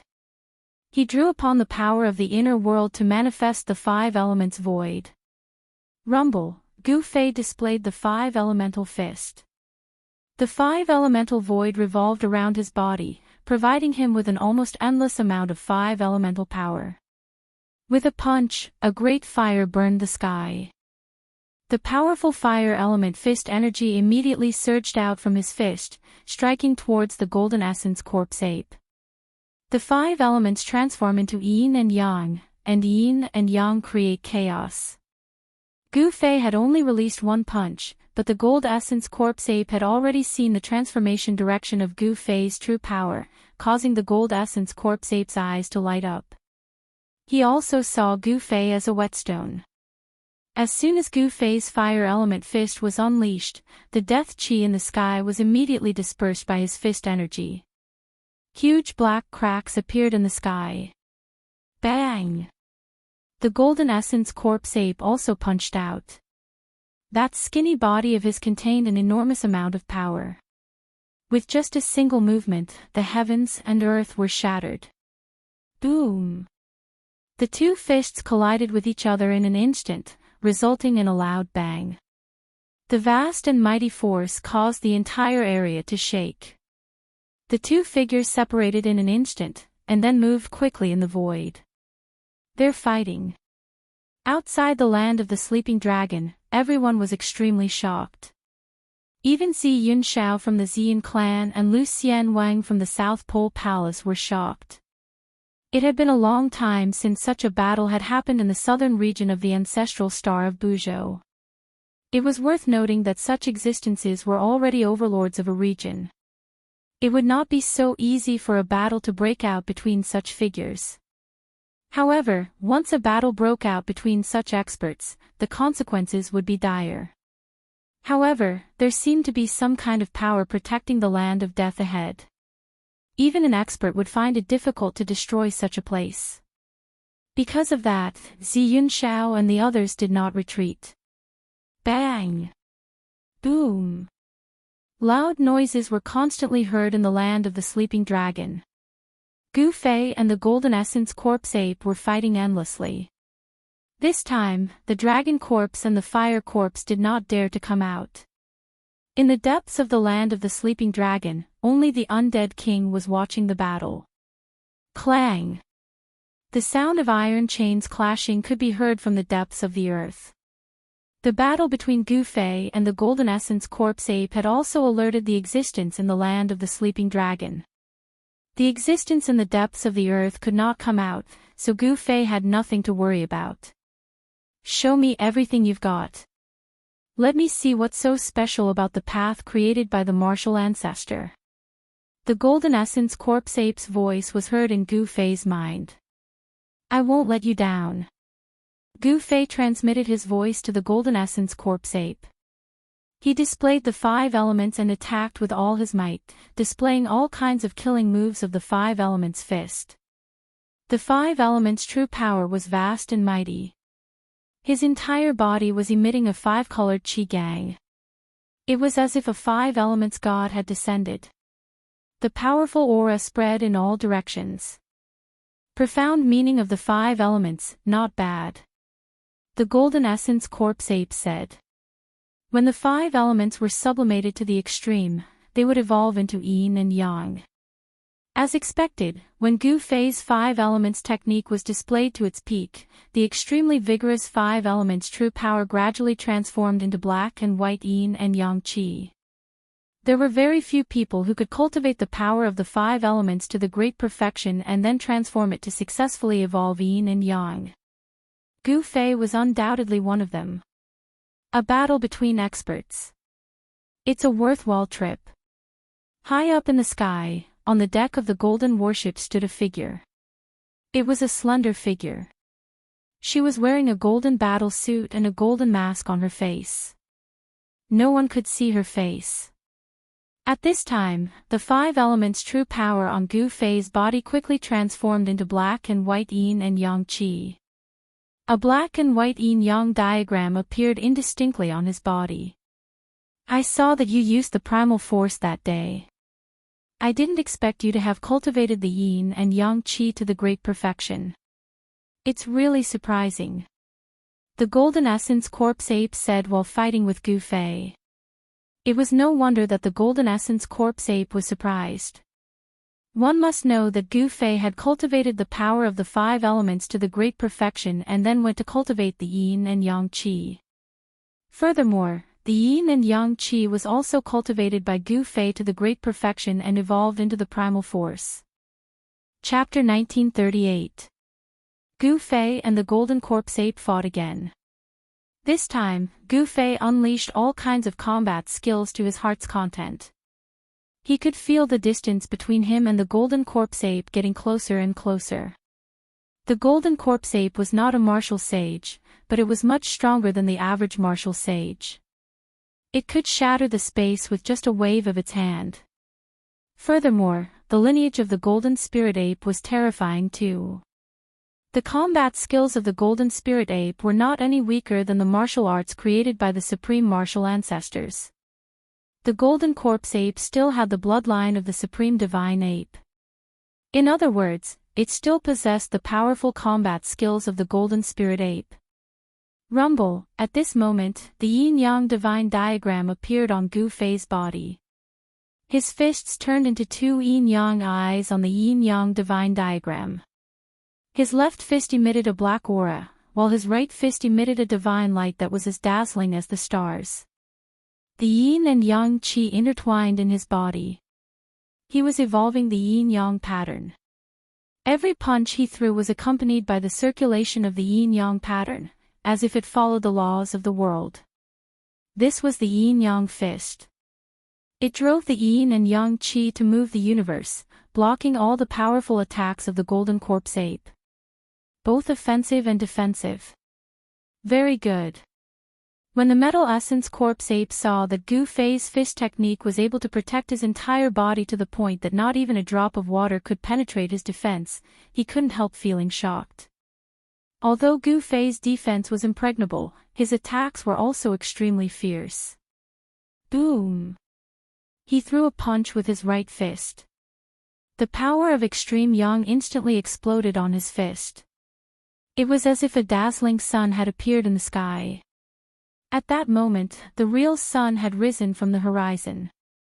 However, the divine light that burst from Gu Fei's right fist was much brighter than the sun. The power of the sun exploded. The deathly aura above the land of the trapped dragon was directly dispersed by the power of extreme yang, leaving nothing behind. That is, the moment the deathly aura was dispersed, the people outside could finally see the scenery inside the land of the trapped dragon. It's the power of yin and yang. On a mountain several hundred miles away, Zi Yunxiao's heart skipped a beat when he saw this. It was obvious that someone had cultivated the power of yin and yang to perfection. Who is that? The Earth Immortal old man was shocked as well. He saw two figures fighting. One of them was a young cultivator, and the young cultivator's opponent was a skinny divine ape that shone with dazzling golden light. The legendary golden spirit ape. High up in the sky, within the clouds, that figure on the golden warship said to herself. She was extremely shocked as well. She never expected to see an ancient creature that had long been extinct for who knew how many years. The number of golden spiritual apes was very small. Nowadays, only the heavenly realm had traces of them, but in the human realm, the golden spiritual apes had already become a legendary existence. This was definitely a major event. The birth of the golden spirit ape would bring countless changes to the Buzhou homeworld. Becoming a saint was a competition between peerless experts. There were quite a lot of peerless experts on the Buzhou ancestral star, and now, there were two of them. This made the Xian clan, the South Pole Immortal Mansion, and the Gold clan of the North feel a great deal of pressure. These people all hoped that the two supreme experts who were fighting each other would suffer heavy injuries. However, this was only a hope. Because, at this level of cultivation, if one side wanted to escape, it would be very difficult for the other side to stop them. Unless the two of them were engaged in a battle to the death, they wouldn't rest until one of them died. It had to be said that the Golden Essence Corpse ape's cultivation was too strong. Although Gu Fei had a martial body, his martial body did not give him any advantage when fighting with the Golden Essence Corpse ape. Bang! The Golden Spirit Ape used the battle technique of the Golden Spirit Ape to break through Gu Fei's yin-yang fist force and landed a punch on Gu Fei's shoulder. Crack! With the sound of bones breaking, Gu Fei's left arm immediately drooped down. He was sent flying thousands of meters away by the ape's punch. We need to determine the winner. In the depths of the land of the sleeping dragon, the zombie king saw this and couldn't help but feel nervous. However, Gu Fei's recovery speed was too fast. In just a few breaths, his left shoulder had recovered, and the broken bones were completely healed. However, his yin-yang fist force was broken by the Golden Spirit Ape. Looks like I have to use the chaotic fist force to fight with him. Gu Fei stood in the void. He didn't feel depressed because of the Golden Spirit Ape's attack. On the contrary, his battle intent grew stronger. The yin-yang true force in his body was rapidly transforming into chaotic true force. Chaotic Tao patterns began to appear on Gu Fei's body, interweaving with the laws of heaven and earth. A saint's aura began to emit from Gu Fei's body. Half-saint, a few hundred miles away, Zi Yunxiao and Immortal Lu were shocked. The young expert was actually a half-saint, and his realm was not low at all. Only a half-saint could have some characteristics of a saint. It was impossible for other cultivators to have such characteristics. Let's fight with everything we have. Gu Fei roared. His aura rose to the peak in an instant. 9 chaotic Tao patterns appeared on his body, and an extremely powerful wave swept out in all directions. A peak half-saint. Outside the land of the sleeping dragon, Zi Yunxiao and Immortal Lu were shocked again. Only now did they realize that they had underestimated this peerless expert. It's a peak half-saint, high up in the sky, on the deck of the golden warship. The golden figure's tone was a bit heavy. The appearance of a peak half-saint had surprised her.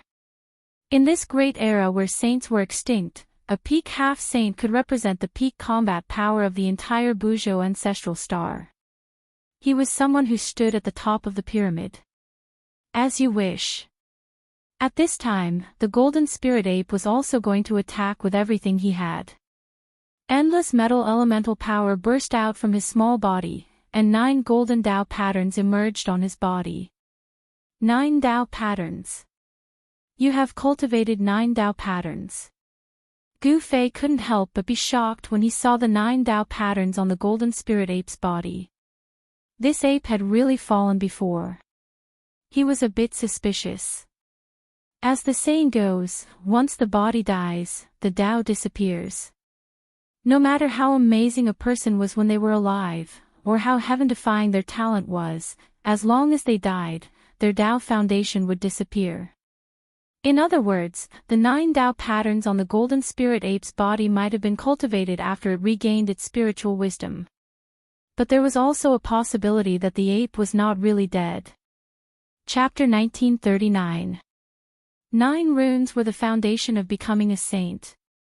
Legend had it that only when one became a saint would they be able to condense the true 9 runes. Some of the most powerful beings were able to condense the 9 runes before becoming a saint. Of course, the 9 runes that were formed before becoming a saint were not the true 9 runes, but rather 9 blurry marks of the Great Path. They were still far from being formed. However, even though they were not the true 9 runes, they were still the embryonic form of the 9 runes. To some extent, comprehending the embryonic form of the 9 runes could be considered a different kind of 9 runes. You have comprehended the 9 runes as well. In the land of the sleeping dragon, Gu Fei saw that there were also 9 blurry golden marks on the body of the golden spirit corpse ape. He could not help but be shocked.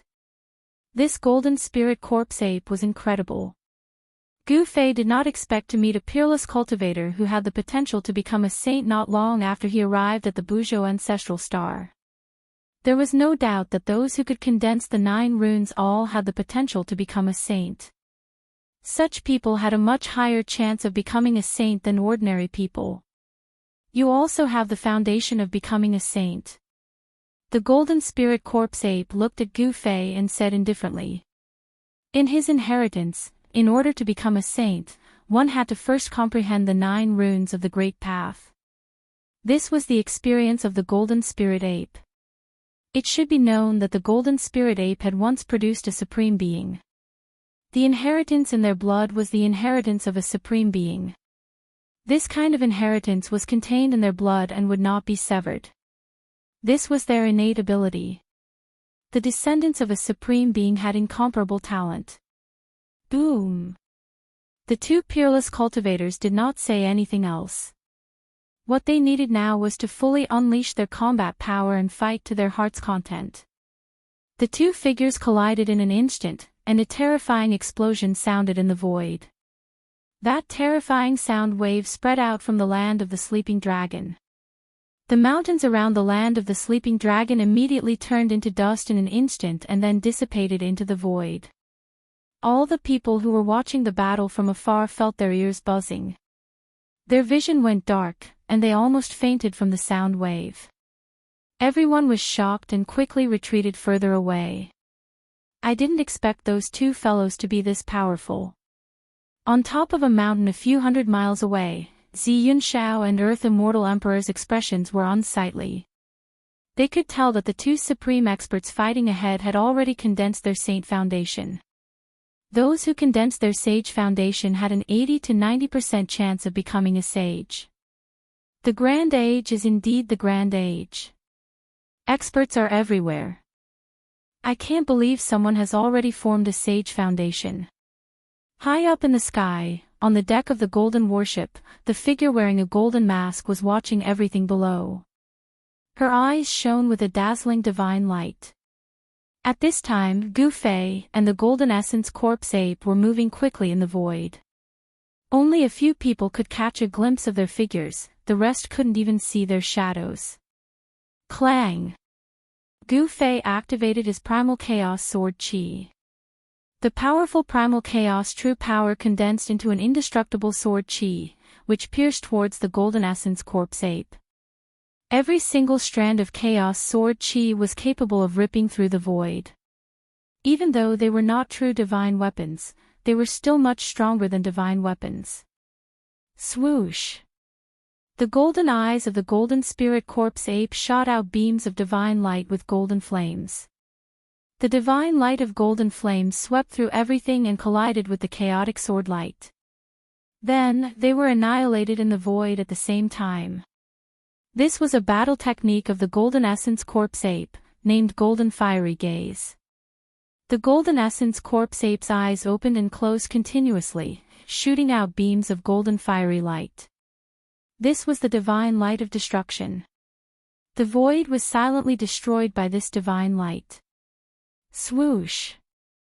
Suddenly, one of the golden fiery gaze pierced through the primal chaos sword chi and pierced through Gu Fei's chest, leaving behind a bowl-sized hole. Gu Fei was taken aback. With his current strength, there seemed to be a gap between him and the Golden Essence Corpse Ape. More and more golden fiery gaze pierced through the defense of Gu Fei's primal chaos sword chi. Gu Fei's martial body was directly pierced through by these divine lights. Even a powerful martial body would be injured if it was hit by these divine lights of destruction. Gu Fei's martial body was recovering rapidly. His blood and chi were still as strong as ever. Chaotic reversal. Gu Fei had no choice but to use the 9 secrets of the immortal Tao. The countless streaks of destructive golden light that were about to pierce him were reversed by a strange force the moment they reached him and shot back towards the Golden Corpse Ape. When the Golden Essence Corpse Ape saw that its attack was actually reversed by the other party, it was extremely shocked. How is this possible? Even the spectators were shocked. What kind of technique was this? To be able to deflect an opponent's attack, wouldn't he be invincible now? Stick, come. The Golden Essence Corpse Ape stretched out its right hand. A powerful energy wave immediately burst out from the depths of the land of the trapped dragon. Then, a long stick with a dazzling golden light flew out from the depths of the land of the trapped dragon and fell into the hands of the Golden Essence Corpse Ape. Gu Fei's pupils shrank when he saw the long stick. He could sense a powerful force that was infinitely close to the sage level from the long stick. This was the weapon of the Golden Essence Corpse Ape. This is a weapon refined by the golden essence of heaven and earth. Be careful. The Golden Essence Corpse Ape jumped up and arrived above Gu Fei's head in an instant. Then, it raised the golden spirit stick with both hands and smashed it down on Gu Fei's head with all its might. The powerful force shattered the void. The power of the stick was extremely terrifying. The Golden Essence Corpse Ape was a divine battle ape with rich battle experience. It had already seen the power of Gu Fei's technique, so it stopped using other combat skills and directly fought with Gu Fei at close range. All the power in its body merged with the golden spirit stick in its hand. It would not be released until it hit its opponent. In this way, its power would not be diverted by its opponent. The Golden Essence Corpse Ape's idea was correct. However, it had underestimated the power of the 9 secrets of the immortal path. This was a supreme technique created by the Supreme Tao ancestor. Buzz! The void shook. A shadow also rushed out from the top of Gu Fei's head. That shadow was the Golden Essence Corpse Ape.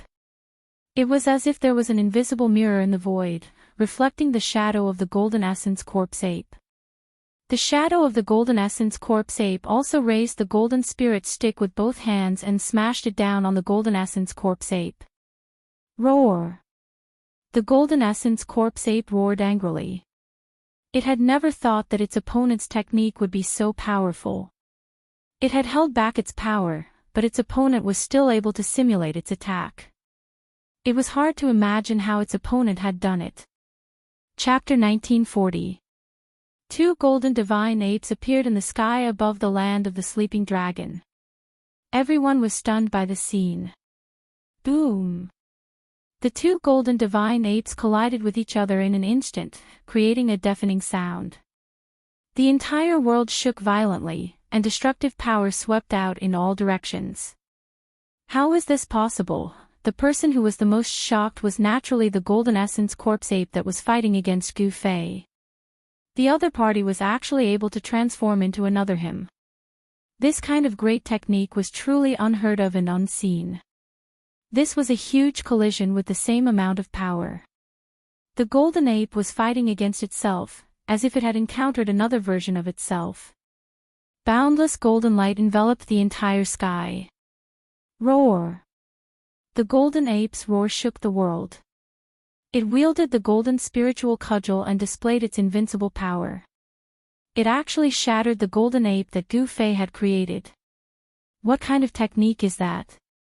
The metal essence corpse ape was moved. Although it had dispersed its own shadow, its hands that were holding the metal essence spiritual cudgel were bleeding. It was actually its own power. This was equivalent to him launching an ultimate attack on himself. 9 Secrets of Immortal Tao, Chaotic Reversal. Gu Fei didn't hide anything. With his current cultivation and battle prowess, he didn't need to be afraid of anyone. Even an existence like Ghost Emperor Fingdu wouldn't be able to stop him. Even if he couldn't defeat an existence like Ghost Emperor Fingdu, it wouldn't be difficult for him to escape. What? The golden ape's expression changed after hearing this. 9 Secrets of Immortal Tao. It was the mysterious and unfathomable 9 Secrets of Immortal Tao. No wonder it had such terrifying power. One should know that the Golden Spirit Ape clan also had supremes in the past. How could they not know about the existence of the Supreme Tao Ancestor? Who hadn't heard of the Supreme Tao Ancestor's name during the Desolate Era? How is this possible? You are the descendant of the martial ancestor. How can you cultivate the Tao Ancestor's divine technique? The Golden Ape was shocked. Gu Fei's performance was beyond its comprehension. The martial ancestor's bloodline only cultivated the martial physique, not the primordial immortal force. Without primordial spirit immortal force, how could he use the divine arts of the immortal Tao? The Golden Essence Corpse Ape didn't expect that the 9 Secrets of Immortal Tao wasn't something that could only be cultivated by cultivators. Even those who didn't cultivate the immortal Tao could cultivate the 9 Secrets of Immortal Tao. Moreover, Gu Fei wasn't just a simple martial artist. He also possessed an immortal Tao primordial spirit. At this time, Gu Fei's primordial spirit was still asleep in his Naiwen Palace. In that part of the world in the Naiwen Palace, a ball of light formed by the divine light of the immortal Tao was floating. This world was created by Gu Fei with his chaotic nascent embryo. As Gu Fei's cultivation base kept making breakthroughs, the inner world inside his Mud Pill Palace also kept growing. At this time, the inner world inside his Mud Pill Palace was brimming with vitality and had a circumference of several hundred miles. It could already be considered a small grotto heaven. There were mountains, lakes, birds, beasts, and everything else. Although there were no stars in this world yet, the flow of time in this world was the same as the outside world. There were 24 hours in a day, and there were days and nights. Gu Fei's primordial spirit was the ruler of this part of the world. His primordial spirit was still evolving. 9 blurry immortal runes were faintly discernible on his primordial spirit. This was the Tao foundation for becoming a sage. Once his primordial spirit finished its transformation, perhaps it could truly transform into an immortal Tao divine embryo and become a person with flesh and blood. Nothing is impossible in this world. Gu Fei's expression was still calm, but he didn't stop. He continued to attack, the chaotic force surging out from his hands. A golden figure once again appeared in front of Gu Fei. You are evolving my Tao. When the Golden Essence Corpse Ape saw this, its golden pupils involuntarily shrank. As Gu Fei was evolving the battle technique of the Golden Corpse Ape, a golden divine ape appeared in the void. The divine ape's battle intent was shocking, and the aura it exuded was no different from that of the Golden Corpse Ape. Who would have thought that the 9 Secrets of Immortal Tao would appear? On a mountain a few hundred miles away from the land of the trapped dragon, Ziyun Shao and Immortal Lu were truly shocked this time. The 9 Secrets of Immortal Tao were a name that had existed for too long. Legend had it that the Ziyun clan was the descendant of supremacy Ziyun Shao and possessed the legacy of the supremacy. The clan used to be incomparably glorious. Although it eventually declined, a starving camel was still bigger than a horse. In the entire Buzhou ancestral star, no power dared to ignore the Ziyun clan. Such a clan naturally knew many ancient secrets. The 9 secrets of immortal Tao were already incomplete in the ancient times, and the 9 secret arts were lost in various places. It seems that this generation is more terrifying than any other. Immortal Lu said. Is a sage going to appear in this generation? Ziyun Shao said with a solemn expression. Immortal Lu didn't say anything. The cultivation world of this generation was more prosperous than any of the previous ones. Powerful cultivators emerged in large numbers, and even some old antiques that were said to have fallen had reappeared. All kinds of long-lost secret arts and techniques kept appearing. In this generation, no one could see through it. Kill. At this moment, the Golden Corpse Ape's battle intent skyrocketed. It swung the golden spirit staff in its hand and attacked the golden figure in front of Gu Fei. The ape was fighting against itself. As long as it could defeat itself, its cultivation would break through its current shackles. This battle was of great significance to it. It should be known that even a peerless cultivation genius would find it difficult to defeat him. The Golden Essence Corpse Ape regarded him as its most powerful opponent. This was a different kind of battle. Gu Fei used the chaotic secret art to evolve the battle technique of the Golden Corpse Ape and let it fight against itself. The chaotic reversal secret technique was truly miraculous. As long as it was a combat technique of the Golden Essence Corpse Ape, Gu Fei would be able to replicate it at will. A great battle like this had everyone shocked to the extreme. It was as though the supreme expert of the human race was standing in an invincible position. Roar! The Golden Essence Corpse Ape roared again and again. It wanted to suppress the golden figure, but it found that it was very difficult. It was the same power, the same battle skill. Although it was his true body, it was still very difficult for it to defeat itself. What a powerful ape! He wants to break through and defeat himself. High up in the sky, on the deck of the golden warship, the golden figure muttered to itself. 2 bright eyes shot out from behind the mask. Not everyone possessed this kind of boldness. Good heavens, Gu Fei felt a great pressure. This Golden Corpse Ape was too terrifying. If it wasn't for the heaven-defying secret art of the 9 secrets of immortal Tao, he would have already been defeated. Chapter 1941. This battle was fought until the heavens and earth darkened, the sun and moon lost their light. Everyone was stupefied. In the end, it was Gu Fei who retreated. The Golden Essence Corpse Ape was too strong. It seemed like it really wanted to fight him to see who was better.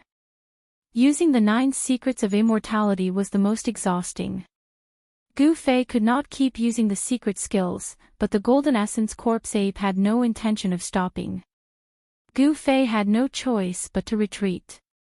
Again. The Golden Essence Corpse Ape fought for a long time, but it was still not satisfied. It wanted to keep fighting with Gu Fei. Brother Ape, I'll come back another day. Gu Fei did not dare to continue fighting with the ape. He quickly cupped his hands and used the 8 steps extreme speed. He rushed out of the land of the trapped dragon. He took another step forward and disappeared from the Golden Essence Corpse Ape's sight. That brat. The Golden Essence Corpse Ape could only watch as Gu Fei left. But the ape had not had enough yet.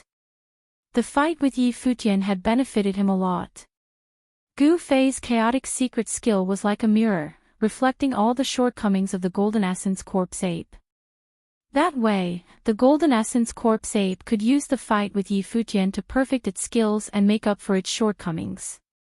Roar! The Golden Essence Corpse Ape roared at the sky. The power of the metal element was mighty. It wanted to keep fighting, but Yi Futian had run away. It felt like it was going crazy. That brat is gone. And you guys, come fight with me. The Golden Essence Corpse Ape suddenly turned around and rushed into the depths of the land of the trapped dragon. What? In the depths of the land of the trapped dragon, the Zombie King, the Fire Zombie, and the Dragon Zombie were all shocked. They did not expect their boss to find them. Fighting with their boss was not a good thing. Soon, there were ghostly cries and wolf howls coming from the depths of the land of the trapped dragon. It ends just like that. The battle ended just like that, causing everyone to be incomparably surprised. How could this be? Weren't these two supreme experts mortal enemies? Immortal Elder, what do you think? On top of the mountain, Zi Yunxiao asked the Earth Immortal Elder. The Earth Immortal Elder had entered the world earlier than him and had experienced more things than him. Perhaps he could see something. It seems like these two are just sparring. They aren't mortal enemies. Earth Immortal Old Man thought for a moment before saying this.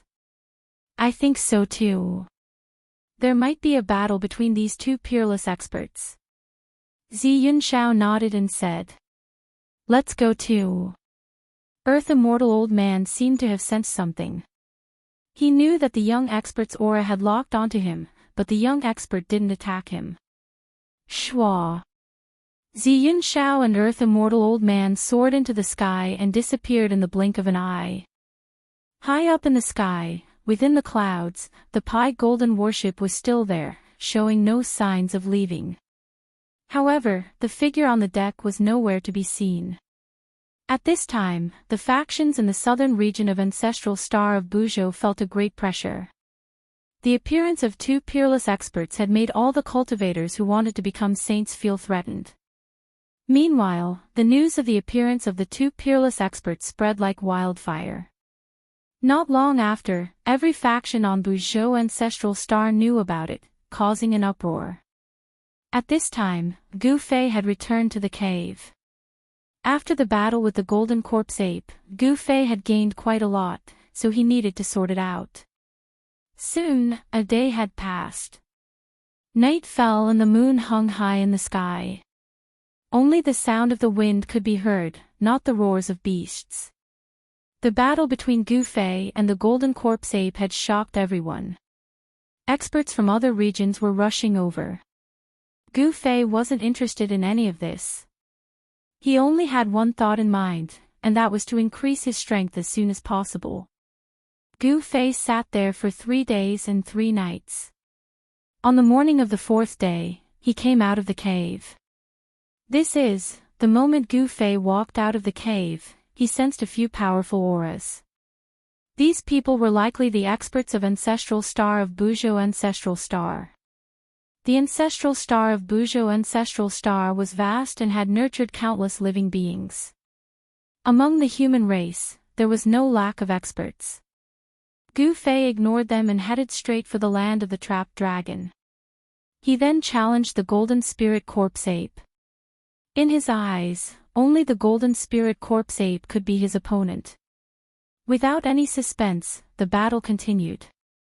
This time, Gu Fei used all the 9 secrets of Immortal Tao that he had mastered, putting the Golden Corpse Ape in a dangerous situation. The Golden Corpse Ape went all out in an attempt to stop Gu Fei, but in the end, it failed to stop Gu Fei and allowed him to escape. The battle came to an end, but the spectators were unwilling to leave for a long time. It wasn't easy to encounter a battle of this level. Over the past 3 days, many experts had come to the nearby areas and were fortunate enough to witness Gu Fei's battle. With the battle every few days, Gu Fei and the Golden Corpse Ape's cultivation base continued to rise, especially Gu Fei, who had reached a bottleneck in his cultivation. Gu Fei could sense that the shackles of his cultivation were loosening. Cultivators would evolve and evolve in battle. The constant battle with the Golden Corpse Ape had pushed Gu Fei to the doorstep of the Demi-Saint realm. The super factions of Buzhou Ancestral Star had dispatched their experts to Amethyst Mountain Range. The appearance of 2 peerless experts and the 9 secrets of Immortal Tao had attracted the attention of the cultivators of Buzhou Ancestral Star. Some even saw the figures of some old antiques in the vicinity. Gu Fei didn't care about any of this. What he wanted to do now was to break through to the Demi-Saint realm, then leave Amethyst Mountain Range and explore the other places of Buzhou Ancestral Star. Just as Gu Fei was cultivating in the cave, a figure appeared at the entrance of the cave. Hand over the 9 secrets of Immortal Tao and I'll spare your life. The person spoke with a cold tone. His eyes lit up as he glanced at Gu Fei. Who are you? Gu Fei's tone was as calm as ever, as if he didn't take this person seriously at all. You don't have the right to know who I am, the black figure said as he walked in from the outside. Is that so? Gu Fei smiled, his eyes shining brightly. The person was shocked when he saw Gu Fei. He couldn't see through this person's cultivation base. Could this person's cultivation base be higher than his? He felt a little regretful, but there was no medicine for regret in this world. You can go and die now. Gu Fei didn't stand up. Instead, he directly sent a palm towards that person.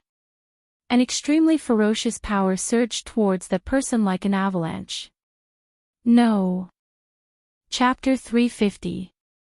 While the invigilators were discussing regretfully, Yi Qian remained calm and began the middle school exams.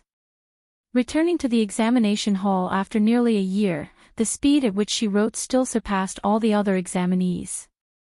The invigilator standing beside her was dumbfounded. The speed at which she wrote was something that even the teachers could not catch up with. Politics, history, language, and English were still manageable. After all, they were rote memorization. But mathematics, chemistry, and physics were exams that required thinking. They needed to be calculated. They needed to be calculated on draft paper. But Yi Qian did not need to do that. When the mathematics exam began, the invigilator was shocked. You don't even need to calculate. The stunned invigilator raised his hand to press down on Yi Qian's exam paper. He looked at the legendary girl in surprise. You don't even need to calculate these. Only the last 2 application questions and 1 geometry question were left. When Yi Qian checked the exam paper to see if there were any problems, she had already memorized all the questions and calculated the answers accordingly in her mind. Even if the invigilator stopped her now, it would not delay her answering time. Hearing this, she smiled and said, Of course I do. I've already calculated it in my mind. She pointed at the draft paper and said, I can also save paper. The point was not to save paper, the point was. The invigilator took a deep breath and pointed at the exam paper. He forced himself to calm down and said, Come, you should calculate these questions first. We'll talk after the exam. The last 3 major questions were important and also multiple-point questions. No matter how shocked the invigilator was, he could not delay Yi Qian's exam. He knew that this girl did not score in biology or geography. He originally thought that Yi Qian would need to calculate the last 3 major questions or do some mental calculations. In the end, he saw the girl nod obediently after he removed his hand and she started writing. She really started writing. Just like that, she finished the 3 major questions in one go without a pause. She did not need to use draft paper or do any calculations. She just started writing as if she already had the answers in her mind. After he was done, Yi Qian immediately put the test paper away. He did not want to leave anything that could be used against him. The invigilator did not realize that Yi Qian was wary of him. When he picked out his pen, Yi Qian stood up. Sir, can I hand in my paper first? There was no way to confirm if Yi Jifan had done anything, but it was always better to be safe than sorry. There's still 80 minutes to go. Do you want to check the papers again? I'll collect it later. Looking at his watch, the teacher swallowed his saliva.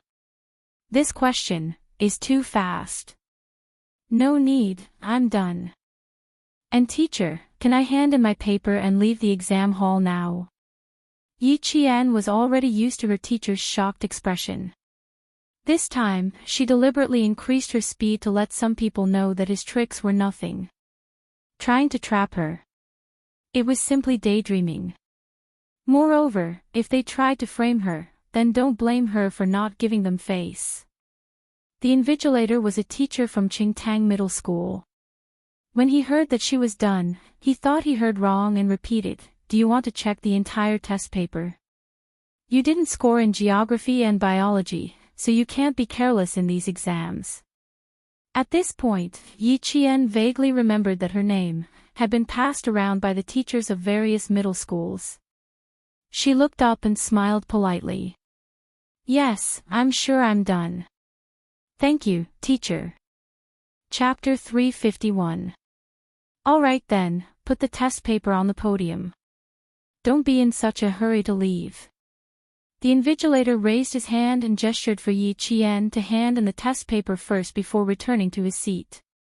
However, he heard Yi Qian say, "Teacher, if you have any questions, you can ask me outside. Leave the exam room immediately after handing in the test paper. This is the rule." Yi Qian could tell that the invigilator did not have any ill intentions towards him, but he still maintained a high level of vigilance and would definitely not leave any traces of criticism. The invigilator patted his head and waited for Yi Qian to hand in the test paper and leave the exam room. Then, he took out a piece of draft paper and walked out of the exam room. You came out so quickly. The examinees inside are under a lot of pressure, the invigilator said with a smile. He was expressing his goodwill and did not want Yi Qian to misunderstand that he had ulterior motives. He said, "You did well in the teaching exam. You will achieve your wish." Sigh, Yi Qian's life as a student was not easy. As teachers, they could guess what happened last year if they thought about it. Fortunately, she did not give up on herself. After a year of adjustment, she returned to school. She did not do something stupid that would hurt her loved ones and please her enemies. Where there is destruction, there is hope. Where there is evil, there is good. And in this world, there is always more good than evil. Yi Qian could feel the invigilator's goodwill and his smile deepened. Thank you, teacher. Even a teacher that he did not know was cheering for him. As he spoke, the invigilator's pen flew across the paper and wrote down a question. Just the question alone took him nearly 3 minutes to write. Come, try to solve this question. After drawing another geometric figure, the invigilator put away his pen. Try to solve this question.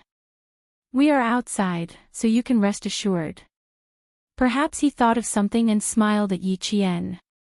You have handed in the test paper. Don't worry about anything else. It seemed that he had also heard about why Yi Qian tore up the acceptance letter in anger last year. After taking the pen, Yi Qian smiled and did not ask the invigilator why he wrote a question for him at the last minute. He began to solve the advanced mathematics question on the draft paper.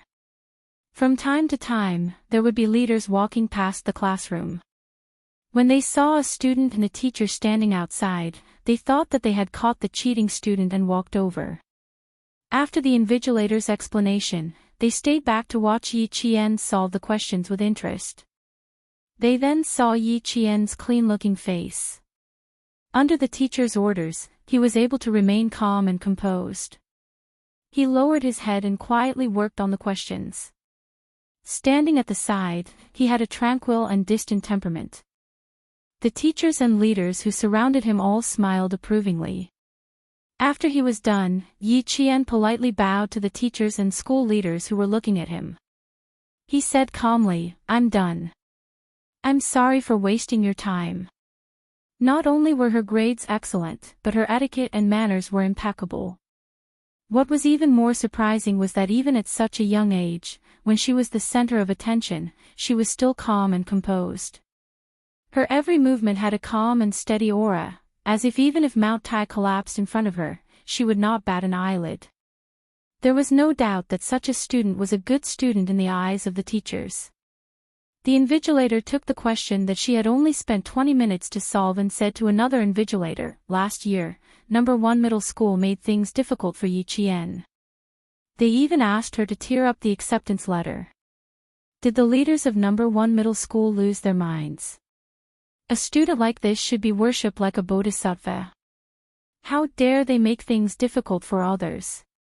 What's the point of being an auditing student? A genius like her, only she can choose which school she wants to go to. She only used 20 minutes to solve this advanced mathematics question. Chapter 352. Another invigilator took a look and smiled. Mr. Liu, Yi Qian has participated in the World Mathematical Olympiad and won a gold medal. Your question is really not difficult for her to solve. However, I agree with what you said. The leader of number 1 middle school is really crazy. Yi Qian became the main character of the entire exam. Not only did the teachers pay attention to her, but even the leaders of the various schools came to see her from time to time. And Yi Qian's name was the name that teachers mentioned the most in class a few years later. Geniuses were born from luck. Yi Qian was like a sword that pierced through the sky and swept through the entire Anyang city. 2 days later, after the exam, all the examinees' exam papers were sealed and sent to the city for marking. Yi Zhifan, who had been waiting for news, received a call from Old Hu in the afternoon. He answered the phone with a smile, but when he heard the first sentence, "It's not easy," his face instantly changed and he said coldly, "Not easy. Old Hu, aren't you the one who has been handling this? Old Yi, you want Yi Qian's exam papers to be invalid. Aren't you making things difficult for me? Her exam papers were specially modified. They didn't even go through our hands. The army sent 2 captains, an invigilator, and a notary to the province for marking. You still have the nerve to be angry. I'm not even angry with you. If I didn't find Yi Qian's name familiar, I would have been fucking invited to the Commission for Discipline Inspection for tea." These words were like a clap of thunder. Yi Zhifan jumped out of his office chair. What? The army escorted the exam papers to the province for marking. What's going on? Old Hu, don't be angry. Quickly tell me clearly. Clearly. I also want to know what's going on. Last year, this examinee was admitted to number 1 middle school.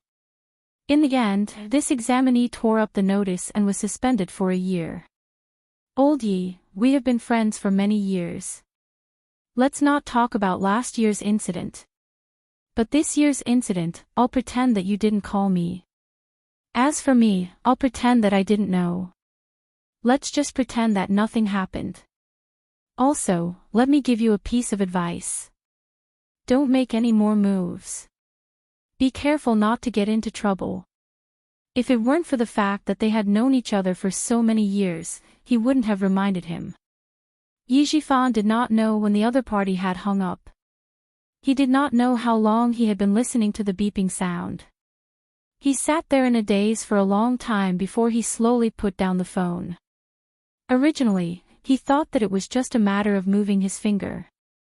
But now, it seemed that it was not something he could do. If even the military were to step in, then who exactly was it that was protecting Yi Qian? Who was it?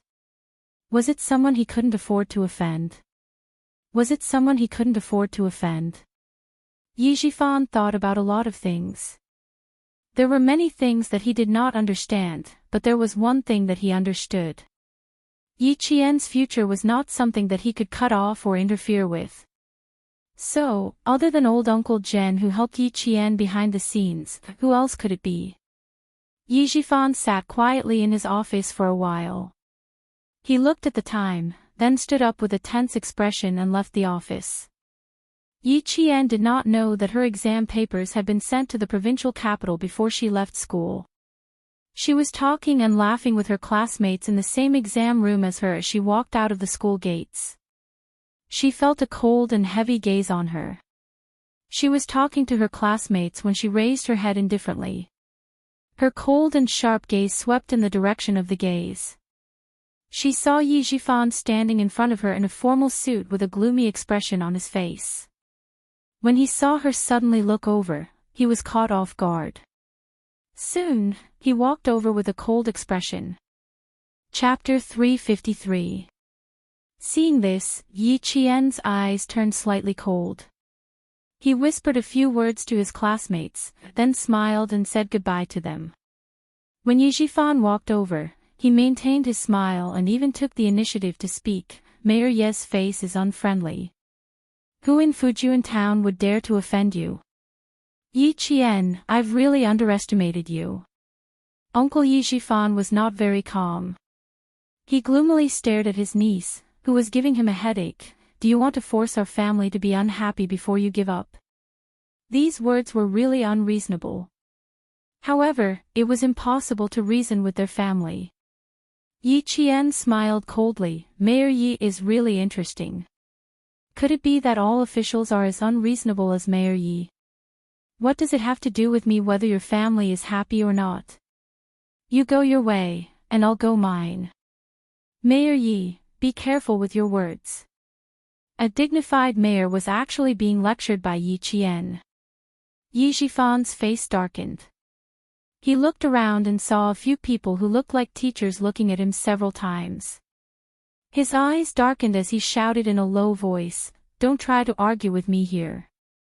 Come over here. I have something to ask you." Being an official was different. His face darkened and he shouted, but his imposing manner did not scare Yi Qian. Instead, it scared the students passing by. Yi Qian raised his eyebrows and looked over with a cold gaze. He said with a smile that was not a smile, "Do I have to go with you just because you ask me?" Mayor Yi, your authority is really strong. Sorry, I have a strong temper that cannot be subdued by force. If you talk to me nicely, I might give you some face. Sorry for being so rude. Goodbye. He naturally left as soon as he said he would.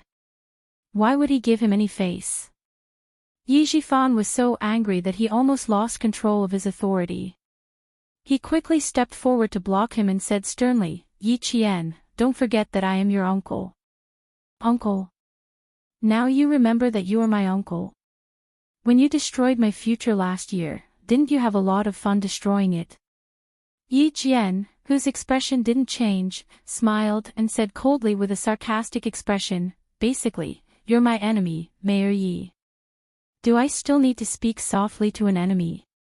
He enjoyed Mayor Ye's change of expression. TSK TSK TSK, green, white, red. It was really interesting. Last time, I said that Mayor Ye's family better not provoke me. Unfortunately, you didn't listen. You had to kick me out of number 1 middle school, thinking that you destroyed my future. But look, can you destroy my future?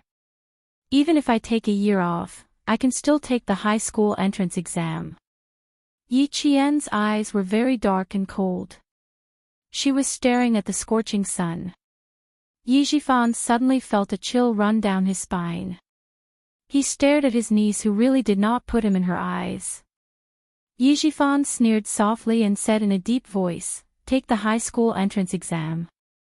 Yi Qian, you think too highly of yourself. You don't deserve to be compared to Ying. She is in the province's number 1 middle school. What about you?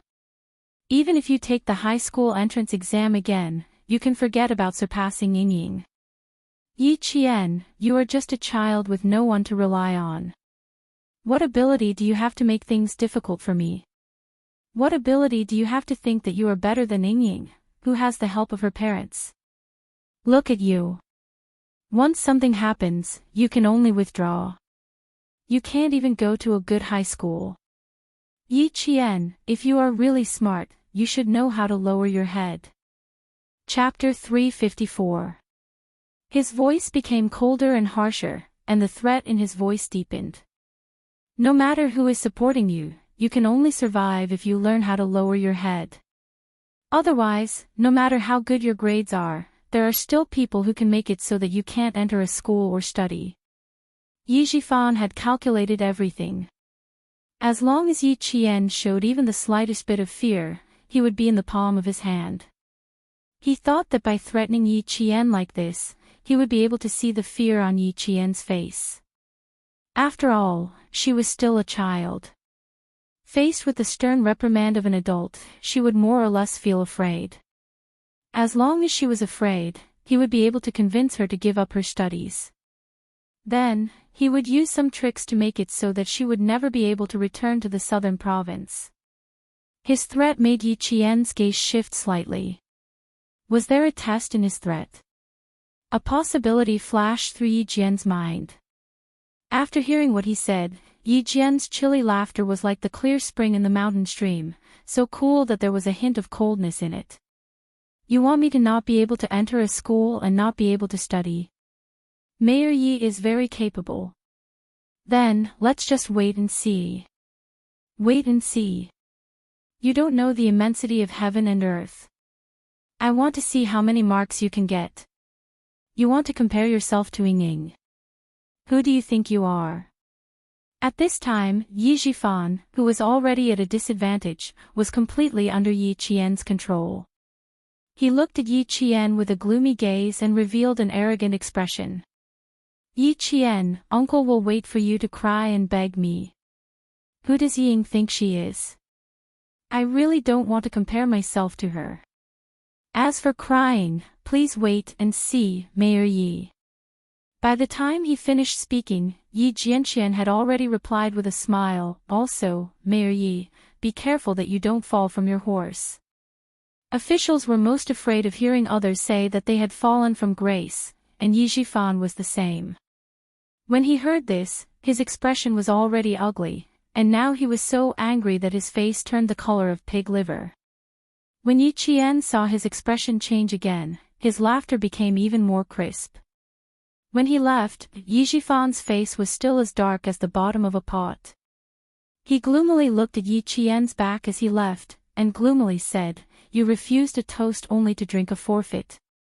Let's see how long you can be arrogant for. You want to compete with Ying. You're overestimating yourself." From the beginning to the end, he did not have the confidence to say that one sentence from him could make Yi Qian unable to read. This was because he knew that this exam was not something he could touch. Yi Zhifan knew very well that someone from the army came and hired a notary to send the exam papers to the provincial government for marking. However, he was still angry and wanted to threaten Yi Qian. He also wanted to find out if she really had someone supporting her from behind. This test made him so angry that he almost vomited blood, but he did not get anything out of her. Unfortunately, not only did Yi Qian not take his words to heart, but she also saw through his intention to test if she had someone supporting her.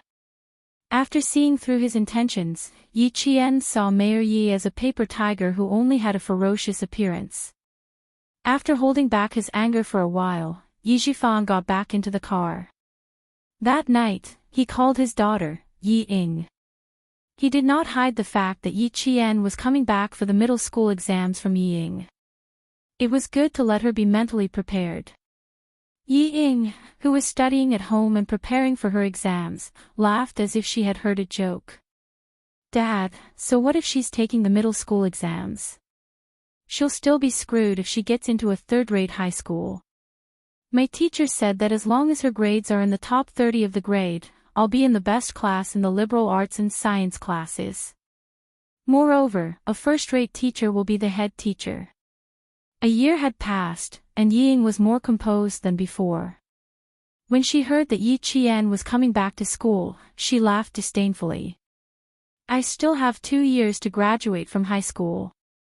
She still has 3 years. Just you wait. I'll definitely crush her under my feet." Chapter 355. Her confidence made Yi Zhifan laugh out loud, and the haze in his eyes disappeared. "Ying is indeed my daughter, Yi Zhifan. You have ambition. Alright, I'm just letting you know. Since you don't take it to heart, I won't hold you back from your studies. Yes, and Dad, I won't be going back to the city during the summer break. I'll attend a few cram schools. If there's any news about Yi Qian, give me a call. Later, if she really gets into high school, as her sister, I'll definitely call back to congratulate her." Yi Ying's tone was full of contempt. She was sure that Yi Qian would not amount to anything. Even if she got into high school, it would only be a third-rate school. The father and daughter were able to get along well. Sun Dongqing, who had heard the gist of the conversation, also laughed scornfully. After Ying hung up the phone, the mother and daughter continued to make fun of Yi Qian for a while before they stopped. Yi Qian did not care what the family thought. She returned to Shuku village that day without any psychological burden. She only stayed at home for one night. Before dawn, she went through the long tunnel behind her house and returned to the army that she had not been to for almost 11 months. The military camp was made of iron, and the soldiers were flowing like water. Yi Qian saw many unfamiliar faces as soon as she entered the army. They were the new recruits from last winter. There were also many familiar faces that she could not find anymore. They had retired and returned to their hometown. Little Jian, you've been hiding for almost a year. That's not very kind of you. The political commissar greeted Yi Qian as if she was his child. He patted her on the shoulder. Not bad, you've grown taller. You're no longer the little girl from before. In a year, Yi Qian's height had shot up to 165 centimeters. She was indeed considered a tall girl among the students. After returning to the familiar army, Yi Qian's smile relaxed. She smiled and said, "Of course I have to grow taller. If I don't grow taller, I'll really be short. If I can't reach the height requirement for female soldiers, then I won't even have a place to cry. You're still such a naughty girl." The political commissar was still the same as before. His smile had the dignity of a soldier, but also the concern. Let's go. Let's go to the field and practice 2 laps. Let's see if you've improved. After saying that, he led Yi Qian to the field. After taking a few steps, he looked at Yi Qian and sized him up. Let's go to the Internal Affairs Department to get a set of training clothes. I was wondering why he didn't look right. If he didn't wear his military uniform or training uniform when he came to the army, he would be an anomaly. We can't be outcasts. Thinking about Uncle Jen's request on the phone, the political commissar smiled and said, "Change your clothes and go to the field. Recently, there are a few troublemakers in the army. Come and teach them a lesson. Let's see if they still have the face to be troublemakers." Troublesome soldiers meant that they might be a little outstanding, but they didn't put the class leader in their eyes, and they would often speak ill of her. Before Yi Jian came, a few troublesome soldiers from the international metropolis crushed 2 green flies and threw them into the class leader's mung bean soup to relieve the heat. The poor class leader had diarrhea for an entire night and had even taken a few bottles of intravenous drips. These troublemakers needed to be taught a lesson. After putting on the summer training uniform, the 165 centimeters tall Yi Qian walked out. The political commissar couldn't help but clap his hands. This Yi Qian was no longer the little girl who just entered the army 2 years ago. She was valiant and formidable looking, as straight as a spear. Her military uniform gave off a proud and unyielding aura. When she stood there and gave a standard military salute, the political commissar saw her cold and inviolable military might. She was only 16 years old, and she was still a high school student, but she already had this kind of military might. Chapter 356. Good, good, good. As expected of the soldiers taught by the 2 old revolutionaries. Good job. Yi Qian. She was a soldier when she put on her military uniform, not a little girl. The political commissar did not return the salute. After all, Yi Qian had not yet joined the army. He walked in front of her and personally straightened her clothes and smoothed out the wrinkles on her shoulders. Go, Yi Qian. Your hot-blooded youth should be showered in the military camp. Don't praise me. However, the military camp is indeed my favorite place. Yi Qian tugged at the corner of her clothes and looked at the political commissar with her dark eyes that reflected the sky blue of the military camp. She smiled and said, "Forget about taking care of the troublesome soldiers. I just want to compete with them and see what kind of ability they have to be troublesome soldiers. Then you can't go easy on them. One of the troublesome soldiers comes from a wealthy family. He is indeed quite capable. He has learned self-defense and his physical fitness test was excellent. Amidst the laughter of the political commissar, the first thing Yi Qian did when she returned to the military camp was to fight with the troublesome soldiers. When Yi Qian was angry, the veterans who knew her knew how ruthless she was. When they saw her taking care of the troublesome soldiers, they all laughed and waited to see how Yi Qian would deal with those arrogant new recruits. Yi Qian was the first person who had been in university for 2 years. Because he was too rebellious, his family had used their connections to send him to become a soldier. Yi Qian did not use force first. She stood in front of the bodyguard who had a look of disdain on his face and said with a smile, "Oh, so you're from an international metropolis. You speak English. Okay, let's recite each other's familiar English. First of all, I just graduated from junior high school. Don't feel pressured." Reciting was Yi Qian's strength. The moment she took action, she was able to compete with this soldier who had a sense of superiority. The next day, she challenged this troublesome soldier who thought he was great because he had been in university to a math, physics, and chemistry competition. The sun was still above her head, and her hand was holding a pen. It was noon, but Yi Qian did not move. Her opponent, on the other hand, got a heat stroke because he was nervous. From then on, he never dared to say things like, "I'm good at English, I went to college, you are all country bumpkins." Taking care of another recruit who knew some martial arts was even easier. Dueling was Yi Qian's favorite pastime. It didn't take a few hours. It only took a little more than 10 minutes. Only when the other party's face was bruised and swollen did he stop calmly. "Recruit, remember this. The class leader that you threw flies at has participated in 2 large-scale military exercises, participated in flood relief, and saved several civilians from rolling rocks. What about you? Other than your punching skills, what other inspiring things have you done?" Yi Qian was a girl, and she was also a student. Her actions not only served to intimidate them, but also made these troublemakers feel ashamed. They felt ashamed of their own arrogance and complacency. In just a few days, Yi Qian had finished the task given to him by the political commissar. Without the accompaniment of Uncle Jen and Principal Chin, Yi Qian used her own abilities to gain a firm foothold among the recruits. She quickly gained their trust. How to convince the masses and how to get along with the male recruits was not something that the elders could teach her. She could only rely on herself to figure it out. She had already become brothers with the recruits. The political commissar saw this and called Uncle Jen, who was left in the village. Uncle Jen had left the village for more than half a year.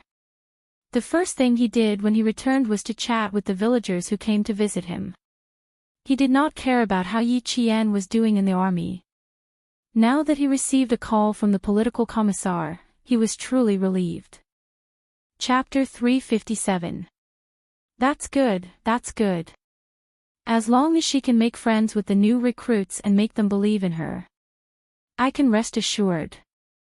Uncle Jen had always remembered Xia Jinyuan's words, "Yi Qian is not good at integrating into the team and will have a hard time in the army in the future."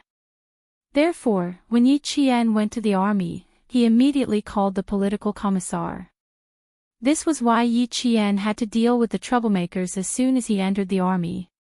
Principal Chin was also very busy when he came back. By the time he finished his work and contacted Yi Qian, it was already early August. It just so happened that Yi Qian called on the day of the results. She was still in the army and answered the call from the sentry box. "You did well, girl. You got what you wanted." Before Principal Chin could report the results, Yi Qian, who was already confident, said with a smile, "Even if you don't tell me, I know how I did." After that, he reported the results. It was only 5 points lower than the actual score. Without the biology and geography scores, except for the Chinese essay, which was deducted 3 points, Yi Qian got full marks for all the other subjects. Yi Qian even lowered the score for the Chinese essay by 5 points. Yi Qian did not become the top scholar in the province, but he still got 4th place in the province. When the principal of No. 1 middle school found out about Yi Qian's results, he regretted it so much that his intestines turned green. They had forced such an excellent student to leave the school last year. However, when he thought about Yi Jifan's current status and the fact that the Provincial Education Bureau had warned him not to publicize Yi Qian's results, the principal could only sigh inwardly. He did not show it on his face at all. When the provincial high school entrance exam results came out, Yi Jifan, who had been keeping an eye on it, did not let it go. He immediately called old Hu, whom he knew from the Municipal Education Bureau. Yi Qian's results had been intentionally concealed by the Provincial Education Bureau. Old Hu, who was from the Municipal Education Bureau, naturally could not find out anything. If he could not find out anything, it meant that he did not get into the school. I only have the results of those who have been admitted to high school. Yi Qian's name is not on my list. Old Hu scanned the system but couldn't find it. When he saw Yi Jifan paying so much attention to the examinee's results, he couldn't help but feel puzzled. I say, old Yi, why are you so concerned about this examinee's results? If I remember correctly, you only have one daughter, Yi Ying, right? She seemed to have thought of something and tried to tease him. The candidate's surname is also Yi. Could she be an illegitimate daughter that you don't want to acknowledge? You are indeed a scholar. You have a rich imagination. He's a distant relative of mine. His parents have some conflicts with my family. I'm just asking. Knowing that Yi Qian didn't get into high school, Yi Jifan was overjoyed. He didn't want old Hu to probe any further. He happily said, let's have dinner together tonight. Don't you want to follow Secretary Wu's path? Deputy Tseng has a dinner appointment with Secretary Wu. If you're free, come along. This sentence was to old Hu's liking. He didn't care about other people's business. He smiled and said thank you before hanging up. When Yi Qian didn't get into the school, Yi Jifan was happy. Naturally, Yi Ying and Sun Dongqing were also happy. Stupid girl, I told you she's a good-for-nothing. Look, it's obvious that she doesn't have the life to study. Sun Dongqing looked at her daughter who had blossomed into a flower. She couldn't hide the pride in her heart. She said harshly, Ying, your sister didn't get into the school. You should give her a call later to comfort her. Yi Ying, who was full of arrogance, raised her chin slightly. Her voice was thin and sharp as she laughed. Mom, you're right. I'll call the village chief's house tonight and ask her to answer the phone. Chapter 358. The arrogant Ying lifted her chin slightly and laughed in a thin and sharp voice. Mom, you're right. I'll call the village chief's house tonight and get her to answer the phone. She snorted with a look of disdain and said with a vicious look, she thinks she can compete with me. She's just an orphan. I can bully her however I want. Yi Qian had to answer Yi Ying's call so that she could show off her superiority. However, Yi Qian was not around, so she could only hold back her pride and ridicule. On the 3rd day after the results were released, Yi Qian did not even know her ranking in the province for the middle school exams. At this moment, Jiaxin gave her a fierce bear hug and punched her in the back. Yi Qian felt a little uneasy when she was blocked by her classmates who had graduated from middle school and had not contacted her for almost a year. Especially when she saw the unfriendliness on their faces, she was prepared to apologize. Jiaxin, your greeting gift is too warm. My back is going to bruise from your punches. Damn. It's already a good thing that I didn't cut ties with you. So what if you received a few punches from me? Do you have any objections? Do you know how long you've been missing? It's been almost a year. Damn. We've been asking around, but no one has seen you. Jiaxin's eyes reddened as she spoke. We were all worried about you. Where have you been for the past year? Zhang Na squeezed over from the side. I haven't hugged you yet. We'll start the scolding session after I hug you. As she spoke, she glared at Yi Qian and opened her arms to hug her. Yi Qian, just wait to be scolded by us old classmates.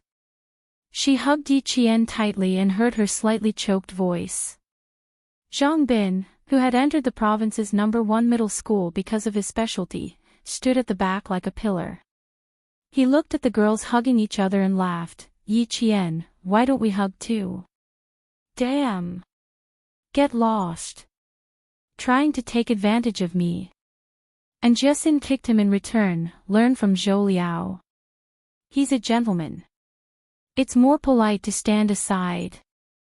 Zhou Liao pushed up his glasses out of habit. After thinking for a while, he slowly smiled and said, I'm not a gentleman. I'm waiting for the girl to finish hugging me before I do it myself. 1 year of high school had changed the shy Zhou Liao of the past. Jane, let's ignore them. Now, Zhang Bin is the boy who makes the girls in school scream. He plays basketball and is handsome.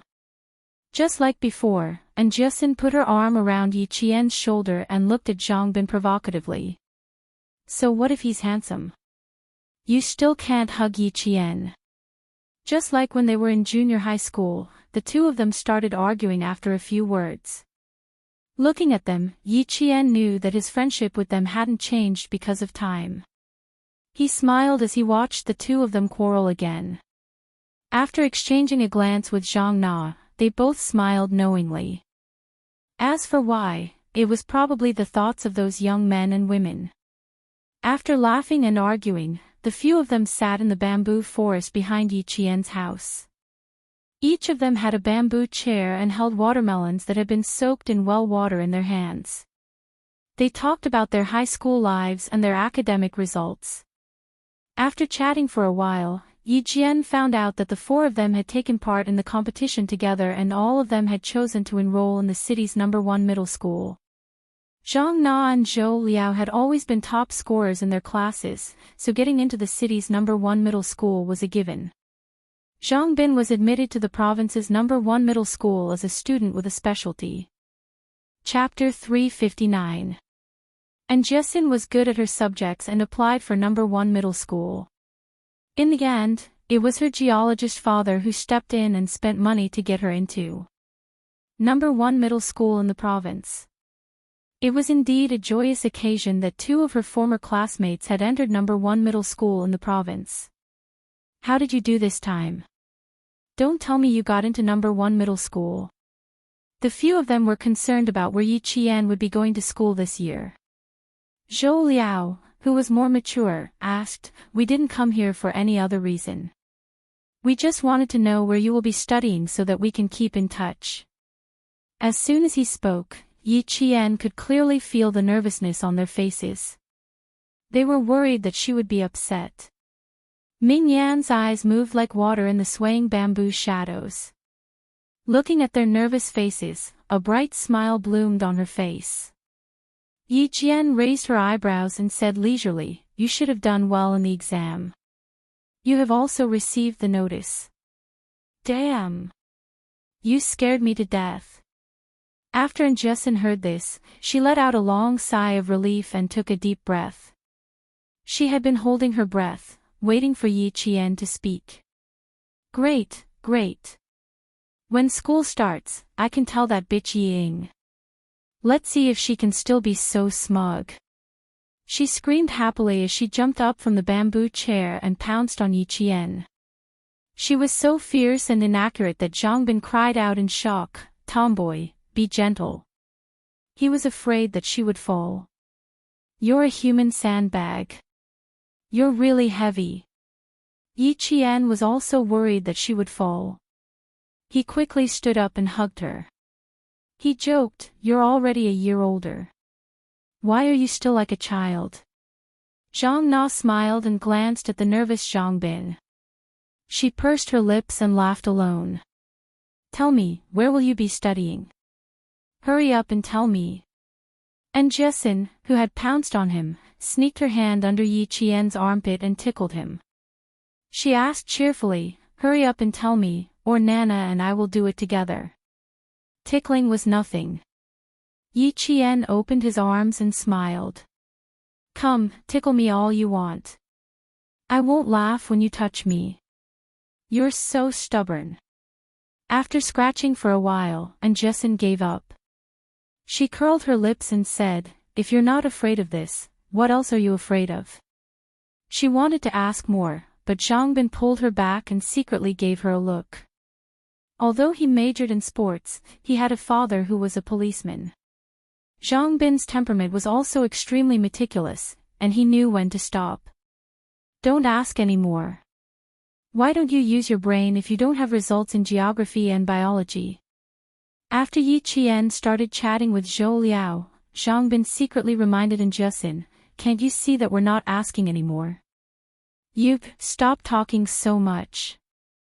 Zhou Liao noticed that Zhang Bin was obviously warning the tomboy. He smiled and said to Yi Qian, I don't know how Ying found out that she spent money to buy a school. Whenever she sees her, she will definitely mock her. You also know that tomboys can't tolerate it. Ying said that she couldn't tolerate it. Once she said it, they started arguing. In the end, both sides suffered. After all, they weren't from the same school, so Zhou Liao's knowledge was limited. He only knew bits and pieces about Zhang Bin and other students who entered the provincial first high school. Yi Ying's name. He hadn't heard it for almost 2 months. When he heard it again, Yi Qian's eyes turned cold.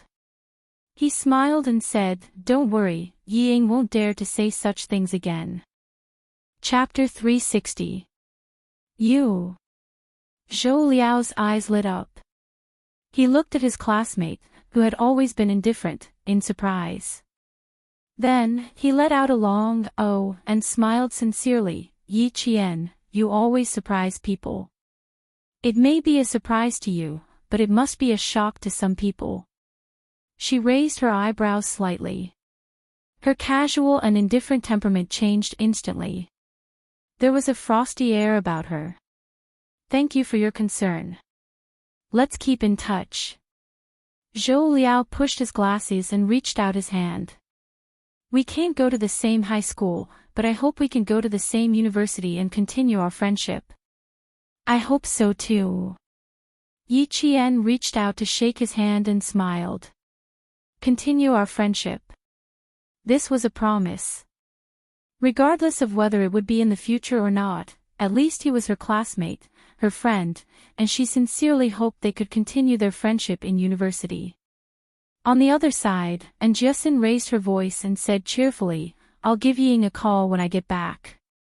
Ha ha ha, I want to anger her to death. Classmaten, I don't want there to be a situation where I can't study. So, please keep this a secret for me. It won't be too late for you to tell me after I finish the admission procedures. Yi Qian, who already knew that his results were concealed by the Provincial Education Bureau, immediately stopped her with a smile. I really can't tell you now. I'll only tell the 4 of you. After a short silence, there were 4 voices of assurance in unison. Uncle Jen, who was enjoying the cool air in his house, heard the laughter coming from behind the house. The old man, who was lying in the rocking chair, gently fanned himself with his eyes closed.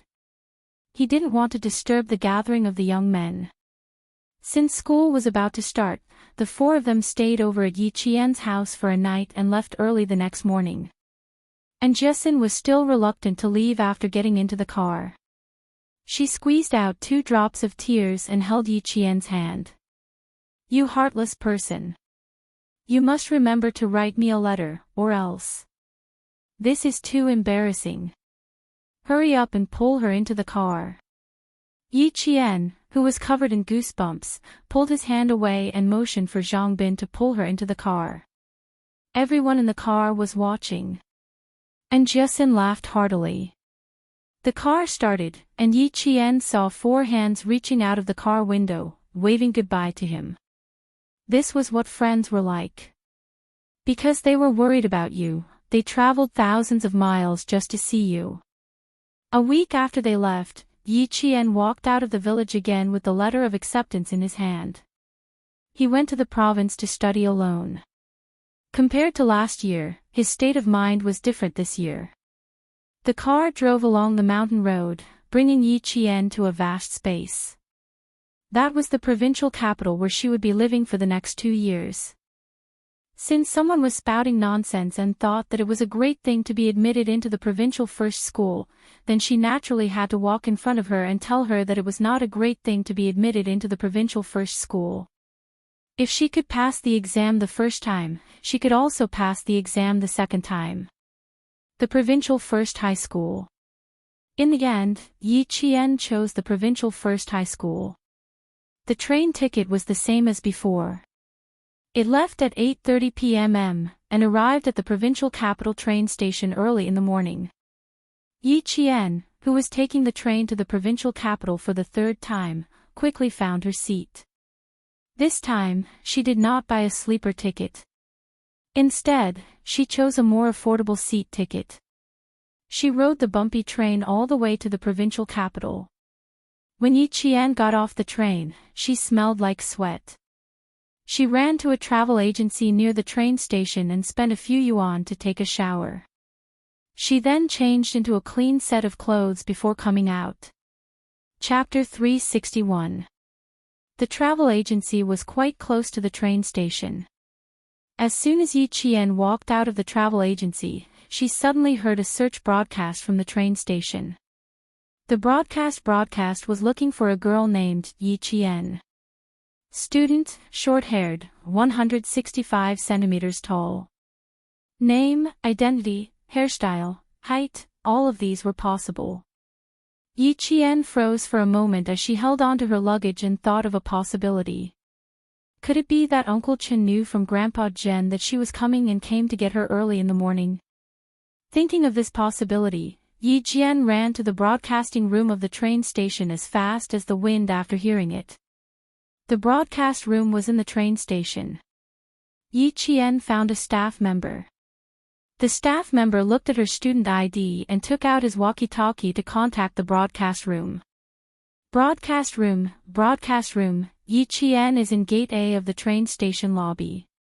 Yi Qian is in Hall A of the train station lobby. After repeating this, he said to Yi Qian, "Just wait here. The person looking for you will be here soon." He looked at Yi Qian and said sternly, "Children shouldn't run around. The train station is crowded and messy. Someone like you who is fair and clean, and also a student, is a perfect target for human traffickers." He treated Yi Qian as a child who had been separated from her parents. She didn't argue and accepted the kind reminder politely, "I'm sorry for the trouble. Then I'll just wait here, right? Stand on my side. Don't run around." The staff member was a middle-aged man in his 40s. He probably had a child around Yi Qian's age at home. He spoke as if he was reprimanding his own child. "It will take about 10 minutes to get here from the broadcast room. Just wait here, okay?" Yi Qian always gave people the impression that she was well-behaved and obedient, especially when she smiled. When her clear eyes curved into crescents, she was the standard image of a well-behaved girl. She quickly nodded and didn't say anything. The staff member didn't have the heart to say anything more. Instead, he softened his tone and said, "You students don't know anything. You think you're an adult now that you've grown up. How much do you know about the evil in people's hearts? Uncle isn't scolding you on purpose. I'm just reminding you." She smiled slightly. Although she was standing obediently to the side, she was like a winter plum blossom swaying with a faint fragrance. She was proud and elegant. "Little fox, your appearance is really bewitching. Fortunately, I met you in the mountains and saw your boldness. Otherwise, I might have been fooled by your obedient appearance." Yi Qian, who was chatting with the staff, suddenly felt a gaze full of tenderness fall on her from the front. She thought it was Headmaster Qin, so she looked up happily. Her palm-sized lotus face was smiling, like the dew on a lotus leaf in the morning, so clear and pure. "Uncle" was already at the tip of her tongue, but she quickly swallowed the word back down her throat. Yi Qian was shocked when she saw who was looking at her. A handsome man stood in front of her. His features were handsome, and he exuded a noble aura. He was wearing khaki trousers made of linen and a pure white shirt. It was casual wear, but on him, it not only made him look casual, but also incomparably elegant. It had been more than a year since she saw the dangerous man she had forgotten. Yi Qian's heart skipped a beat when she saw him again. Her reaction was, "Why is he here?" Chapter 362. The staff member looked at Yi Qian, then turned to look at the man walking over. She laughed and said, "Your brother is here. Hurry, stick close to your brother next time. Don't get separated again. You're making people worry." She mistook Yi Qian and Xia Jinyuan as a pair of siblings. There was no other reason other than the fact that the two of them had a similar temperament. They were like steel and spears, exuding a biting cold aura. Before she could explain, Xia Jinyuan, who was dressed casually, walked over and politely apologized to the staff member. "Sorry for the trouble." Even the words he used were the same as Yi Qian's. What made Yi Qian feel most awkward was that after taking 2 steps, the staff member turned back to look and muttered, "What kind of parents do they look like to have such a pair of good-looking children? They're a little too handsome." Both of them had sharp ears and eyes. No matter how soft the staff member's voice was, they could hear it clearly. The man who was as white as snow in spring laughed. The staff member was quite thoughtful. Wasn't he her brother? However, the word brother was different from the word brother. He really wanted to hear her call him brother. "You're stunned just because I'm here." Xia Jinyuan's clear voice came slowly. There was a hint of a smile in his voice, and it was as intoxicating as wine. "Brother came from afar. Why is my little sister so cold? She didn't even give me a warm hug." There was no warmth, no surprise, and no surprise. Her expression only said, "Why are you here?" Her indifference made Xia Jinyuan, who had been waiting for her for a few hours, feel sad. "His little fox, you're really cruel. Even if it was an old friend meeting, there should at least be a little surprise." However, she was so unique. Why did he even appear in front of her? Yi Qian choked on the words "brother" and "little sister." Her fair face flushed red. She glanced at him and said calmly, "I don't have a brother." "Captain Xia, don't randomly acknowledge people as family." It had been a year since they last met, but Xia Jinyuan was still the same Xia Jinyuan from a year ago. He was still flirting with her and teasing her. "I'm older than you, so it's fine for you to call me brother." The shade of crimson on her face was truly breathtaking, not a bit more, not a bit less. Her natural beauty was perfect with light makeup and heavy makeup. The smile on Xia Jinyuan's face deepened. He hadn't seen her for more than a year, and the little fox had grown up again. The familiar Xia Jinyuan was back. Yi Qian was alarmed. He discreetly put some distance between them and said calmly, "I'm not used to calling other people big brother. Also, why are you here? Did Uncle Chen come with you?" When she spoke, she calmed herself down. Because of the man in front of her, Yi Qian felt that time had treated him too well. He was not a soldier serving in the military, but a young man who was as white as snow in spring. He was elegant and radiant. His calm tone concealed Yi Qian's intention to put some distance between them. Just as Xia Jinyuan thought, she was not surprised at all when facing him. Xia Jinyuan, who quickly recovered from his sadness, raised his eyebrows and naturally took the luggage in her hand. He smiled and said, "Uncle Chen is very busy now. It takes some time to get used to a new working environment. He's not free today, so he asked me to pick you up at the train station." "Uncle Chen is not free. How would he know?" Yi Qian stopped and did not immediately follow him. Xia Jinyuan took 2 steps forward and realized that she was still standing in the same place. He smiled and walked back. Chapter 363. With his other hand holding the luggage, he freed up his right hand, which was beside Yi Qian's shoulder. He skillfully raised his right hand and wrapped it around Yi Qian's slender shoulder. This time, I have to keep a close eye on you. I almost lost you just now. Luckily, there's a broadcast. Otherwise, where would I have found you? How am I going to explain this to Uncle Qin when I get back? While Yi Qian kept her gaze forward, she frowned and glanced at the hand on her shoulder. It was slender and beautiful, like the hand that played the piano in the Golden Palace. But she knew how powerful and sharp his movements were when he fired the gun. Uncle Qin said that he works in the provincial capital. He'll come and look for me when school starts.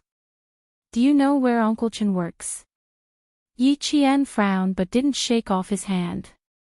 Even though she didn't like being so close to him, she tolerated it.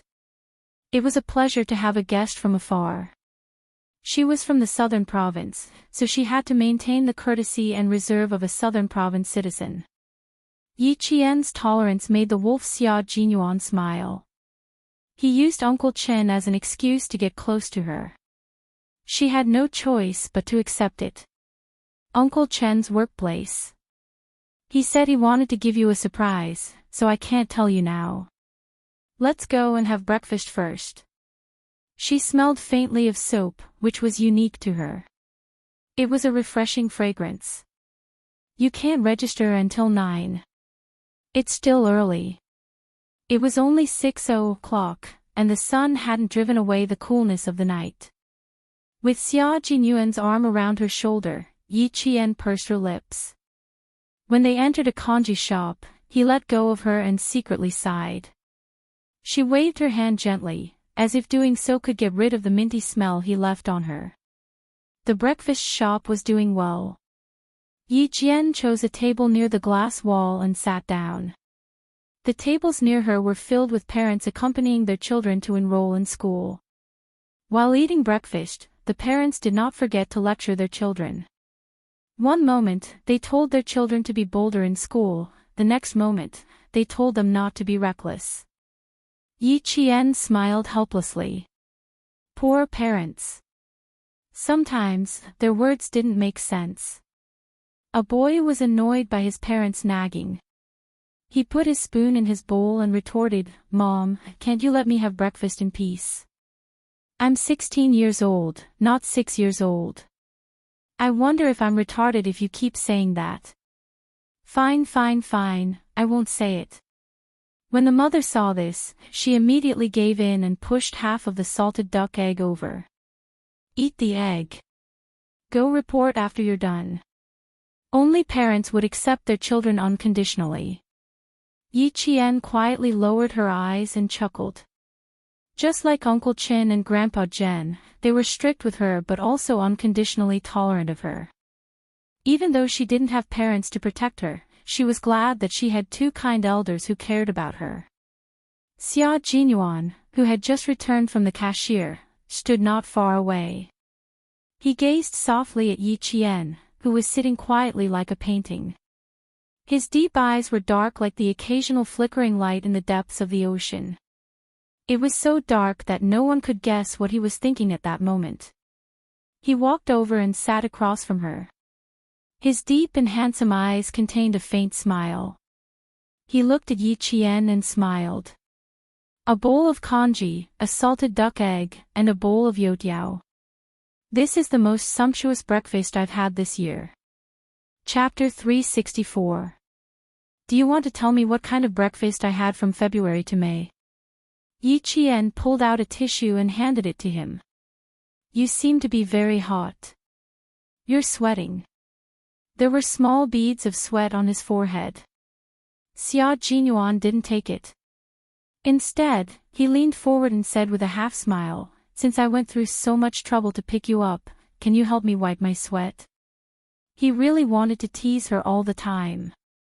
He knew that she wouldn't dare to do it, but he couldn't help but want to try.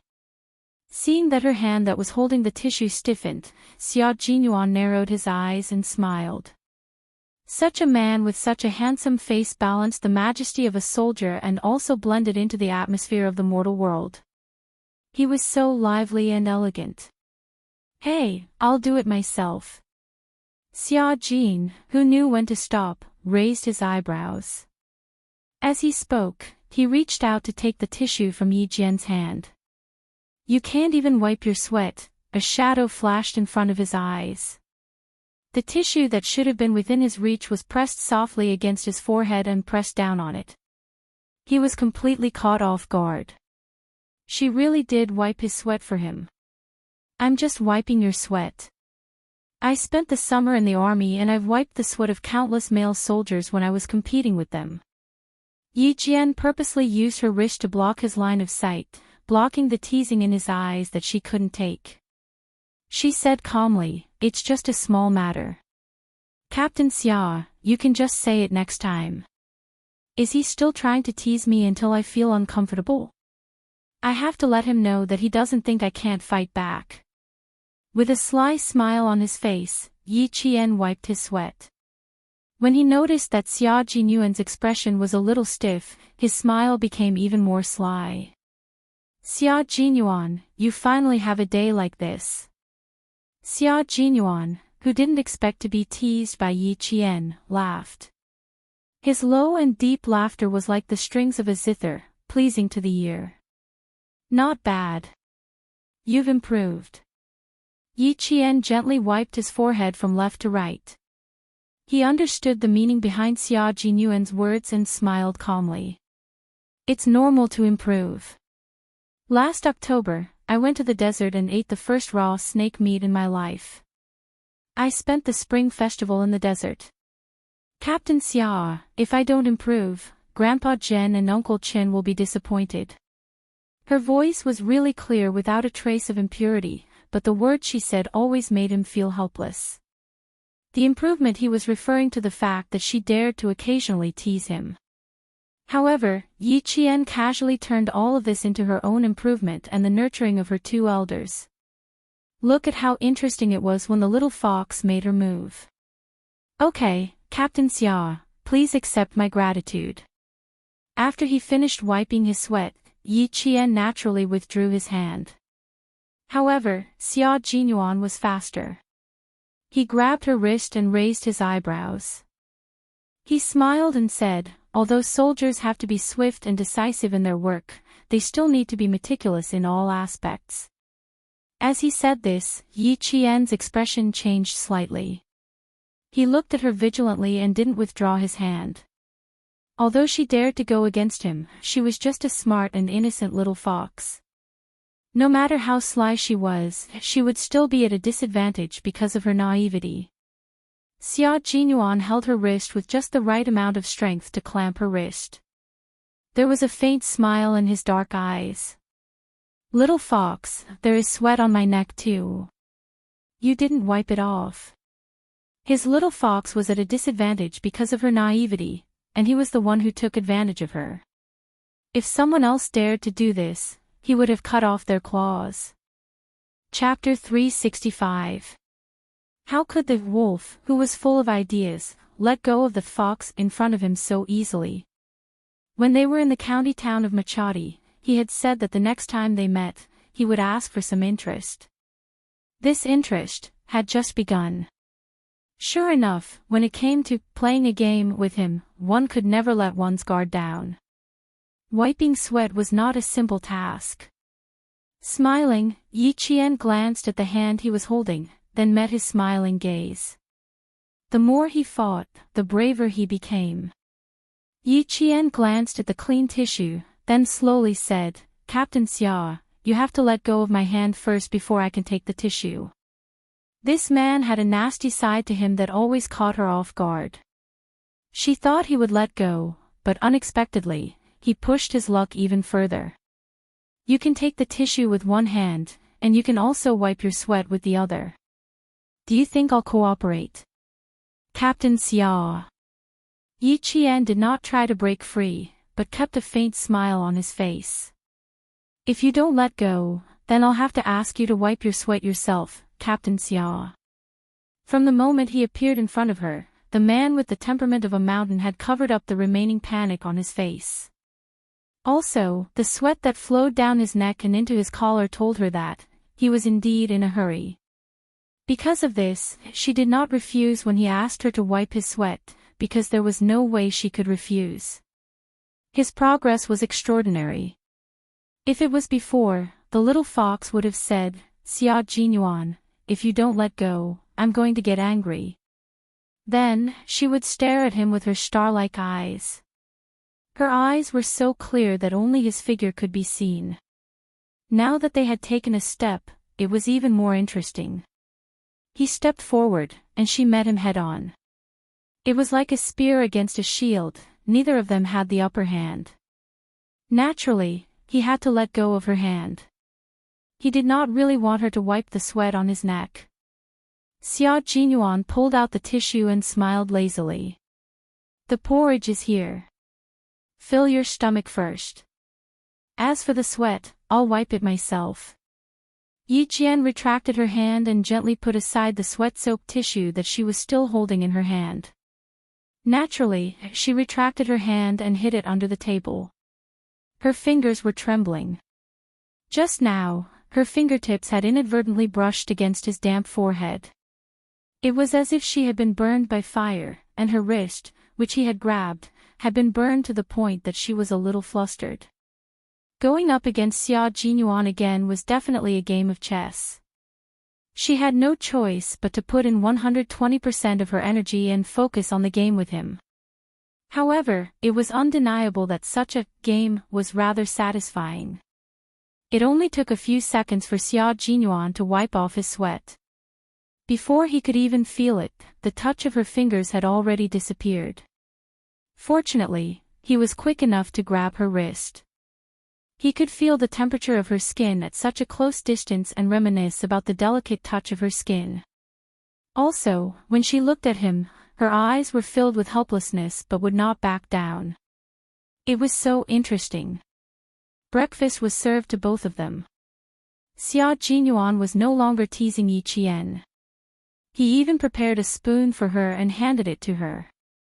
As if the wind had just blown by, he smiled indifferently and said, "It's still early. Come, tell me about what happened in the desert.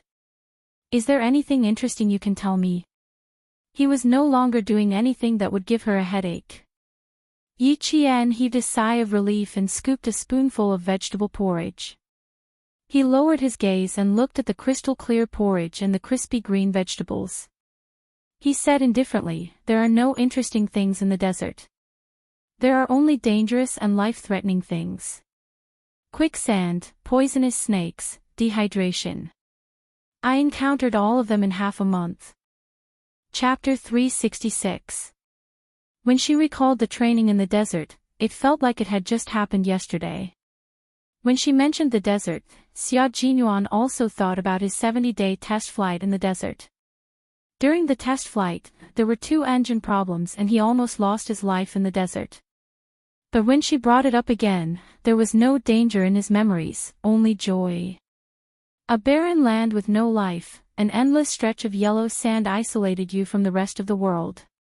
When I heard travelers passing by, I felt like I was still living on Earth and not in outer space. When Yi Qian talked about those precious memories that would not fade even when she grew old, her whole body lit up. Her eyes were like the sun, full of vigor and vitality, so bright that it made people dizzy.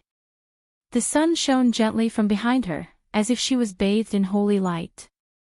She raised her eyebrows and talked about the various things that happened in the desert. The faint sunlight shone, stunning not only the time but also the people who looked at her. "Deputy Qin, sorry to keep you waiting." Outside the glass, a man in a suit and leather shoes jogged over. It was early in the morning and he was still wearing a tie. He ran over to a man who looked especially young from the back. He was also in a suit, but he was as elegant as a kaffir lily.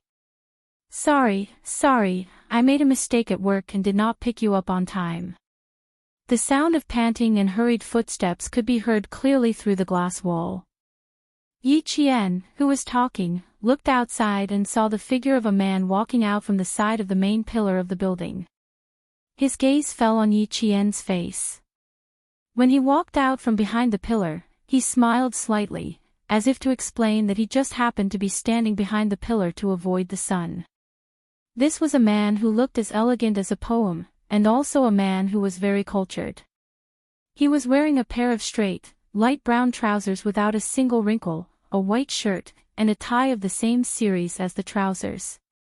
He was formal and elegant in every aspect. Just one look and you could tell that this person was well educated. Yi Qian was stunned. He didn't understand why a stranger would explain himself to him. Outside, the man who was addressed as Vice Qin by the staff smiled faintly.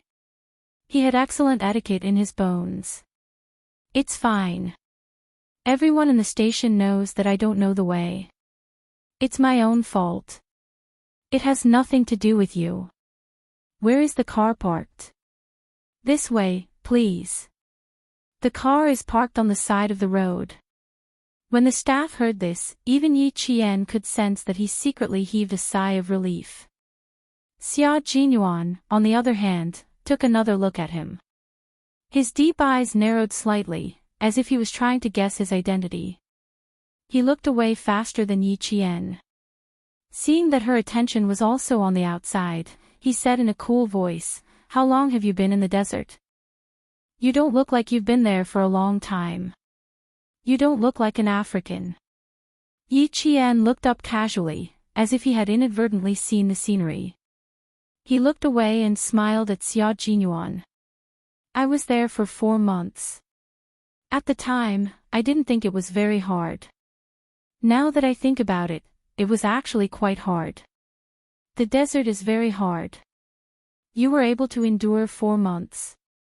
Not bad." He didn't mention that he had also gone to the desert. He had gone to the desert for the country. It was an A-level secret in Red Heart. He couldn't even reveal a word about it to his loved ones. Chapter 367. Yi Qian thought about it, then shook his head and said, "You can't use the word endure. You can't use the word endure when it comes to what you like and what you're interested in. You should use the word enjoy. I really enjoy this process. You've seen my training plan. I like every aspect of it, so I enjoy this process." At the time, he had seen that the training plan was based on the Delta Special Forces training plan. He had also hinted that it might be a little difficult for a young girl to persevere through it. Uncle Chen smiled and replied, "You'll know after you try. You'll know after you try." Actually, Uncle Chen already knew that the little fox in front of him would be able to persevere and enjoy it. Now that he heard her say that she enjoyed the training process with his own ears, Xia Jinyuan finally understood how tough she was. How could Yi Jifan defeat a little fox like her just by messing with her? Did he want to continue messing with the little fox's exams this year? Wasn't he afraid of ruining his own career? Xia Jinyuan drove over, so he wasn't in a hurry to leave. He waited for the surrounding customers to disperse before his elegant smile faded a little and he said, "Yi Jifan has someone backing him up. Little fox, try not to meet him alone in the future. But you don't have to worry. Principal Chow of the Provincial First High School is not a simple person. Once you enter the school, he won't be able to make things difficult for you." Yi Qian's eyelids twitched slightly as he gently placed the salted eggshell in his hand on the table. His gaze was fixed on Xia Jinyuan, who had revealed a lot of information in a casual tone. He pursed his lips slightly and said in a deep voice, "Captain Xia, do you know something?" Yi Qian's sharp senses made Xia Jinyuan ponder for a moment before he said, "Before your exam, Yi Jifan contacted someone from the Municipal Education Bureau. After the exam was closed, he contacted this person again. But he is indeed someone. Just because of a few words, he immediately realized that your exam wasn't something he could interfere with and immediately gave up. He even let someone from the Municipal Education Bureau have a taste of his medicine." Xia Jinyuan's deep and cold eyes stared at the inexperienced girl who had a hard shell to protect herself. He said softly, word by word, so, little girl, you need to avoid him. Don't go head to head with him before your wings are fully grown. Because he has someone backing him up, right? Yi Qian narrowed her eyes slightly. Her indifferent expression made it seem as if she already knew some key points. She smiled faintly and said, that's why he can be promoted so quickly. It's because someone is supporting him, right? Her sharp senses and expression made Xia Jinyuan's eyes change slightly. She was unusually sharp and could see the crux of the problem at a glance. She could even calmly say that Yi Zhifan had someone backing him up. Why did it feel like she already knew? Xia Jinyuan nodded with some doubts in his heart. The smile on his handsome face had long disappeared and was replaced by a serious and cold expression. That's right. It's precisely because he has someone backing him up that you absolutely can't go head to head with him. So there really is someone backing him up. Yi Qian slightly lowered his gaze. The corners of his mouth curved and his eyes gradually darkened. In her previous life, Yi Zhifan's official career had been smooth sailing up until her death. He had gone from a small town mayor to the second in command of a large province. If there had been no help in between, how could he have risen so quickly? And how could Ying have married into a prestigious family and become a young mistress? Chapter 368.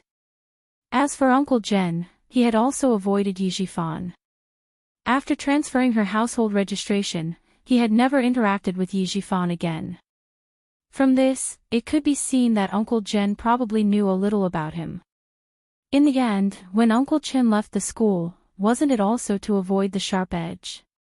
For her, the two elders had taught her to be self-reliant and independent. Only then could she go further and reach the peak that even Yi Ying could not reach. She could reach the peak where no one could threaten her. Putting all these things together, it was clear to her that Yi Zhifan had someone backing him up. And she had to be so strong that even the person backing him couldn't do anything about it. Yi Zhifan was in politics, and she was in the military. As long as she had a firm foothold in the military, even if someone wanted to touch her, they would have to think twice about it. After Xia Jinyuan confirmed his suspicions, Yi Qian felt a lot more relaxed. He raised his head and smiled faintly. I've never met him head-on. Last year, No. 1 middle school's actions made me realize that no matter how good my grades were, I would still be under his control if I stayed in school. So, I tore up my acceptance letter and left AY City. Yi Zhifan's current sphere of influence is still limited to the city. As for the province, from the moment I received the acceptance letter from the provincial No. 1 middle school, I knew that his influence had yet to reach the province. No matter how fast he gets promoted, it's impossible for him to get promoted every 2 years. As for me, before he reaches the province, I will leave Nan province. At this point, Yi Qian paused for a moment. Under Xia Jinyuan's increasingly gloomy gaze, he leisurely said, I won't meet him head-on, but I have to let him know that I, Yi Qian, am not someone who can be easily bullied. With Yi Zhifan's cautious and suspicious personality, he must also be wondering if I have someone backing me up. After weighing the pros and cons, his actions in the open will only become smaller and smaller, but his actions in the dark will also have to be wary of my backer. Why is he so certain that I have someone backing me up? It's very simple. I'm sure Xia Jinyuan has already guessed it. Not only did he guess it, but he also felt it. The little fox in front of him was indeed a fox. If it continued to be so smart, it would ascend to the heavens. She made use of Yi Zhifan's suspicions to reveal her strength step by step in front of him. She even told Yi Zhifan that she wasn't worried about not being able to go to school at all. Of course, she wasn't worried. How could someone as smart as her not be able to go to school? Even if in the eyes of others, Yi Qian had fallen on hard times and had to stop studying, in the end, she used a year to complete the Special Forces training and returned to school to retake the exam. She used her own strength to tell everyone that Yi Qian was not someone who would admit defeat easily. Thinking of this, Xia Jinyuan casually leaned back in his chair and asked with a smile, "Aren't you afraid that Yi Zhifan will really tamper with your exam papers? When three people form a wall, public opinion can melt metal. I handed in my exam papers early and solved the questions in front of so many invigilators and school leaders. After the exam, the students from the other schools also knew about my performance." Yi Qian. Yi Zhifan wants to tamper with my exam papers. If the person who agreed to his request isn't stupid, they'll know that it won't go according to his wishes after a little investigation. Moreover, when I came back, Principal Chow personally told me that regardless of my results, I can still go to number 1 middle school in the province. Last year, Director Li of number 1 middle school in the capital also wrote to me. As long as I'm willing to return to school, I can use his recommendation letter to enroll in number 1 middle school. Chapter 369. I have a way out and someone to prove me. Moreover, I passed the exam with my own hard work. Besides, Yi Zhifan hasn't reached a place of great power yet. What do I have to be afraid of? When she spoke, her voice was like glittering jewels and jade, clear and melodious. Her features were picturesque, like green mountains and clear waters. This was her spirit. Her gaze was clear, but the ripples in her eyes were like the waves of the sky. She had a lofty and oppressive aura, but it faded away with a smile. The only thing that could be seen was her attitude and her arrogance. This was her soul. Xia Jinyuan smiled. His elegant and handsome face was as gentle as water. He looked at her with his deep black eyes, which were full of amazement. "So, this time, regardless of whether Yi Zhifan did anything to you, you can still study in a famous school, right?" There was a subtle sigh in his voice. Xia Jinyuan was sighing at himself for doing something unnecessary. He contacted the army and sent 2 captains, but they were captured by the career woman and became her bodyguards in exchange for special privileges for Little Fox's exam papers.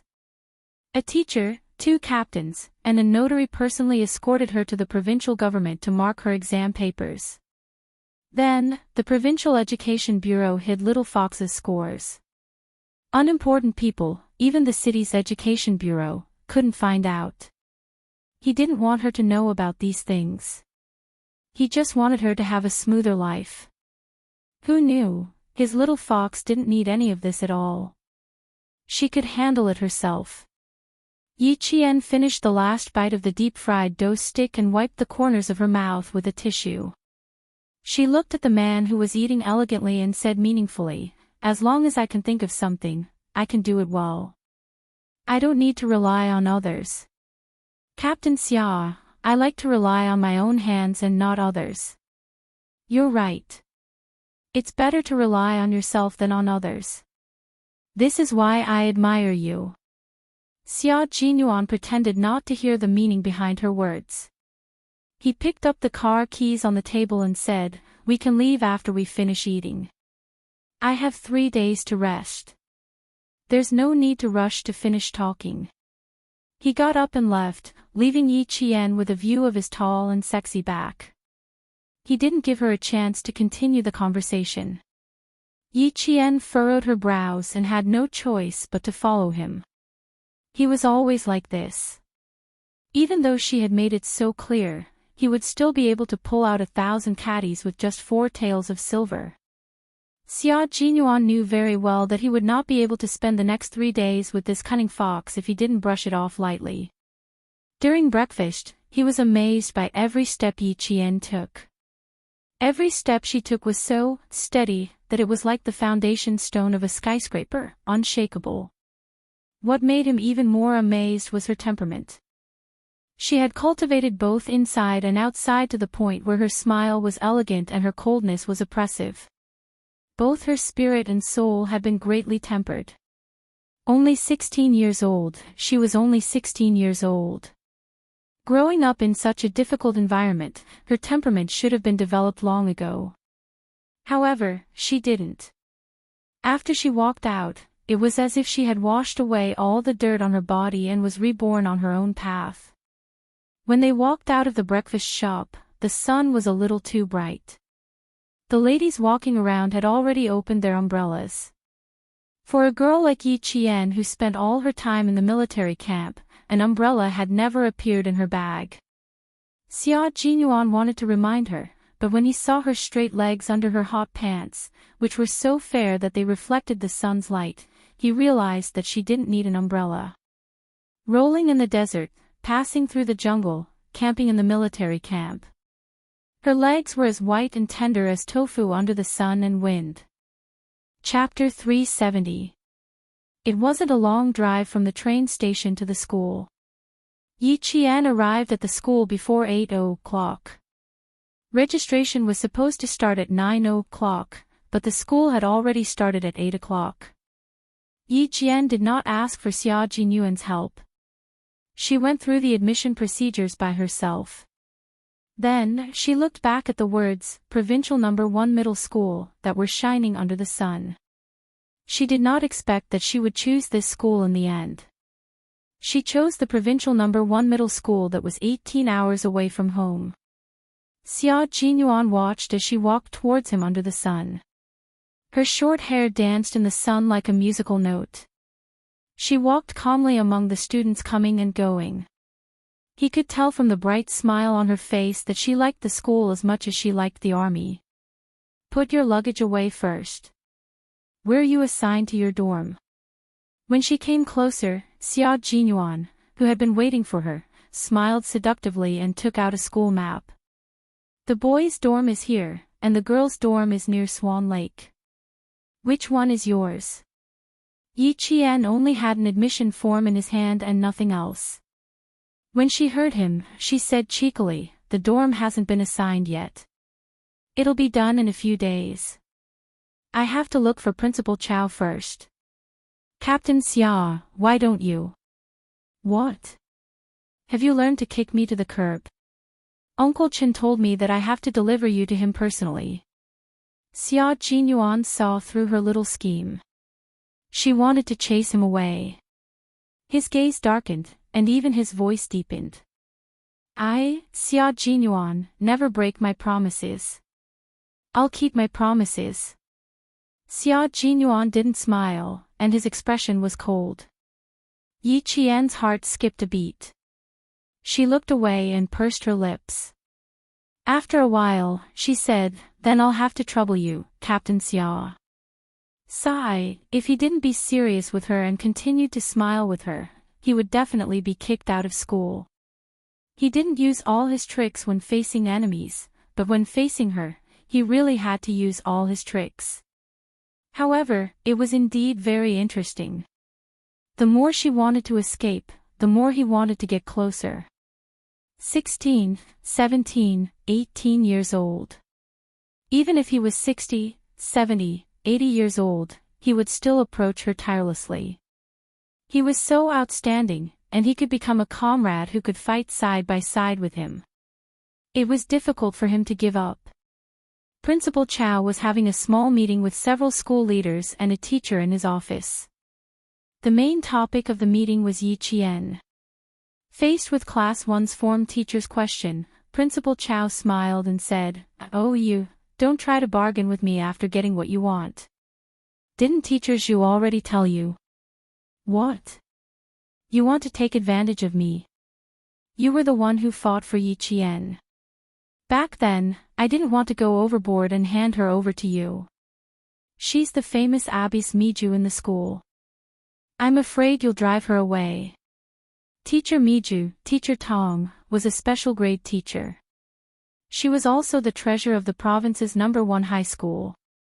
Together with the math teacher, Teacher Zhu, they sent out 40 key undergraduates and 14 second-year undergraduates. There were 62 students in the class. Other than those who studied abroad, all of them were on the list.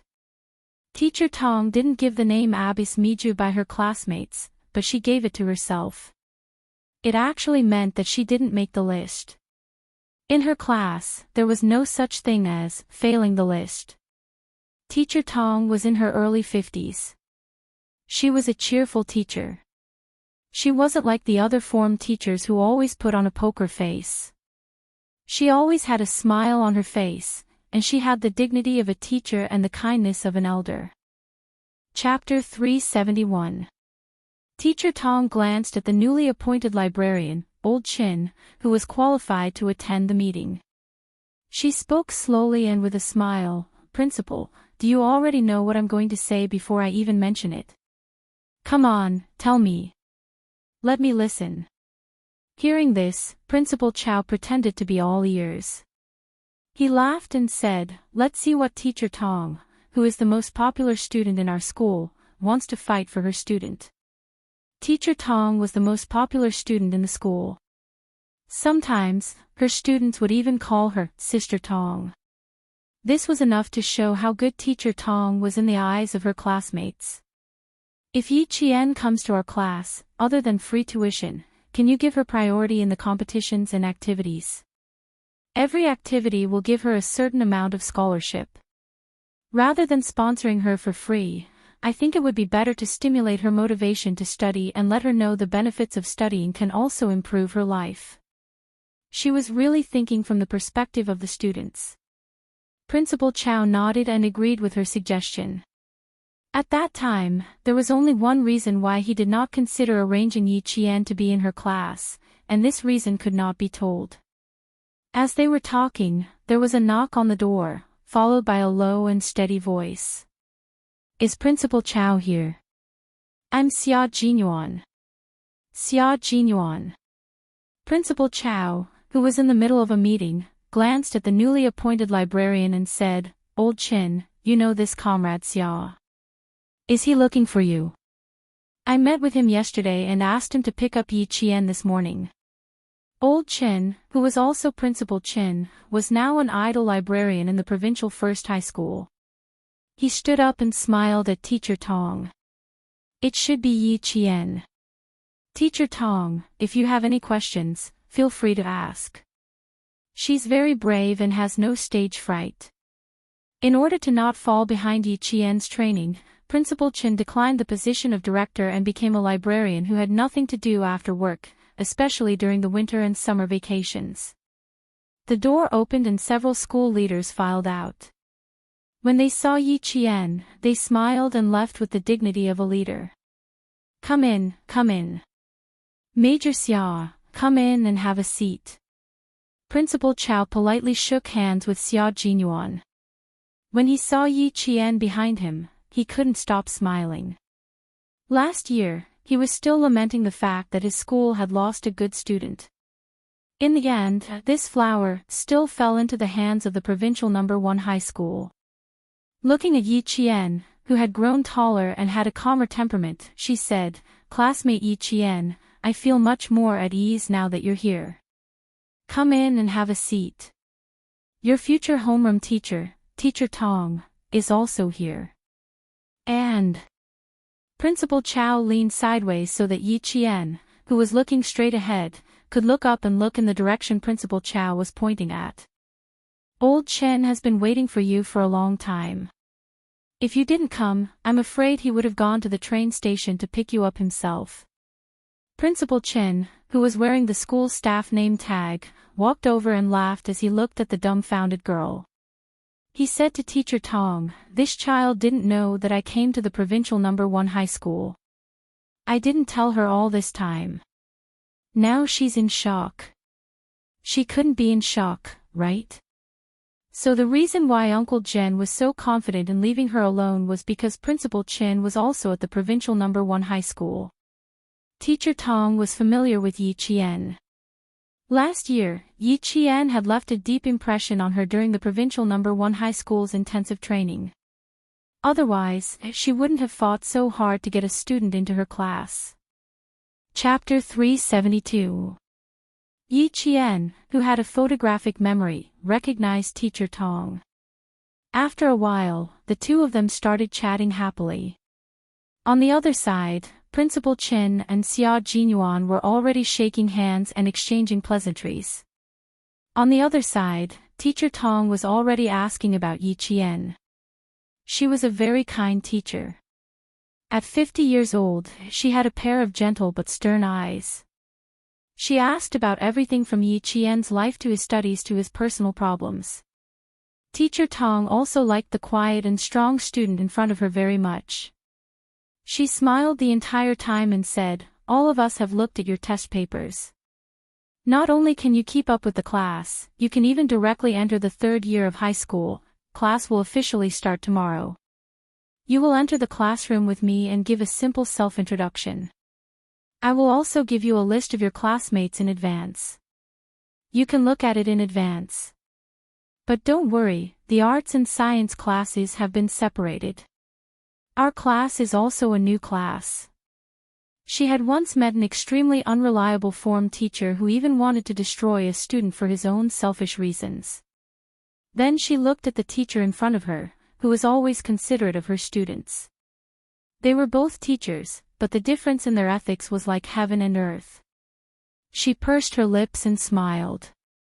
"Thank you for your concern. I don't have many difficulties in life, but if there is anything I don't understand in my studies, I will need your help." The more polite she was, the more the teacher liked her. Good, good, good. You are indeed a good student. Then come to the office later and get the list of your classmates from me." Teacher Tong gently patted the back of Yi Qian's hand. She stood up and said to Principal Chow, "Principal Chow, I still have some matters to attend to, so I will take my leave first."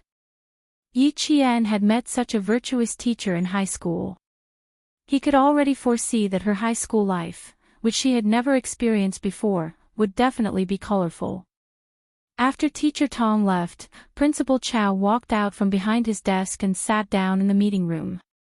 He looked at Yi Qian with a slightly serious expression. "There is something I need to tell you in advance. You have to be mentally prepared before you go to the classroom tomorrow." For some reason, Yi Qian instinctively looked at Xia Jinyuan. It was as if looking at him would make him feel more at ease. Coincidentally, Xia Jinyuan, who didn't know what was going on, also looked over. Their eyes met across Principal Chin for a moment, and Yi Qian hurriedly looked away when Xia Jinyuan gave him a playful smile. Why was she looking at him out of nowhere? Yi Qian, who had been caught red-handed, felt a little annoyed. He collected himself and asked calmly, "Please speak." "I'm listening." "Yi Ying is also in the provincial first high school. You know that, right?" Principal Chow didn't lay out any foreplay. Instead, he went straight to the point. "My original intention was to put you in Class 6. It's a class where the learning atmosphere isn't too tense, and the class teacher in charge of Class 2 isn't too bad either. But after Teacher Tong saw the name of the class, she defeated the heroes and won you over to her class. Because of this, the class teacher in charge of Class 6 still has some opinions about Teacher Tong." The reason why he used the phrase, "defeated the heroes," was because Teacher Tong had already argued with the school leaders. She also tried to convince the class teacher to let Yi Qian go to Class 1. For some reason, the class teacher in charge of Class 6 actually agreed to let Yi Qian go to Class 1. By the time she realized what had happened, it was already a foregone conclusion. Teacher Tong has taught 12 graduating classes. She has 24 years of experience as a class teacher. With her as your class teacher, I can rest assured. The only thing I am worried about is that you will be in the same class as Yi Ying. Chapter 373. That was the reason why Principal Chow couldn't say that he wanted to transfer Yi Qian to the 6th class. Yi Qian, who thought it was a big deal, laughed and said, "It doesn't matter if we're in the same class or not in the same school. So what if we're in the same class? It's not a big deal. I think it's not that I don't want to see her. She should be the one who doesn't want to see me." Xia Jinyuan laughed as well. It was indeed not a big deal, but his handsome face tensed up slightly, and a cold light flashed in the depths of his eyes. He had to be careful. It seemed that he had to trouble his strong female cousin. Looking at the time, it was already 10 in the morning. Remembering that he had something to do at noon, Xia Jinyuan smiled and said, Uncle Chen, I have successfully completed my task, but I still have something to take care of, so I won't be able to accompany you for lunch. Goodbye. As he spoke, he stood up. His tall and slender body made the three people sitting in front of him look down at him. When Yi Jian saw his handsome chin, the memory of him asking her to wipe the sweat on her neck flashed through her mind. Her expression was a little unnatural. When his gaze landed on her, Yi Qian, who had finally relaxed, suddenly tensed up. She quickly stood up and said, Then I'll see Captain Xia out. Uncle Chen, Principal Chow, I'll go look for Teacher Tong later. I'll also go back to the dormitory to pack my luggage. Xia Jinyuan was a little surprised that she took the initiative to see him out. Then, she pushed him out of the office.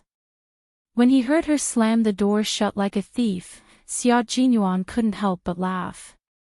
He seemed to understand why she took the initiative. Why do I feel like something bad is going to happen when I hear you laugh? Yi Jian's ears were a little red. Just now, she was afraid that he would say something like, See you tonight, little fox, again. In a moment of desperation, she didn't care too much.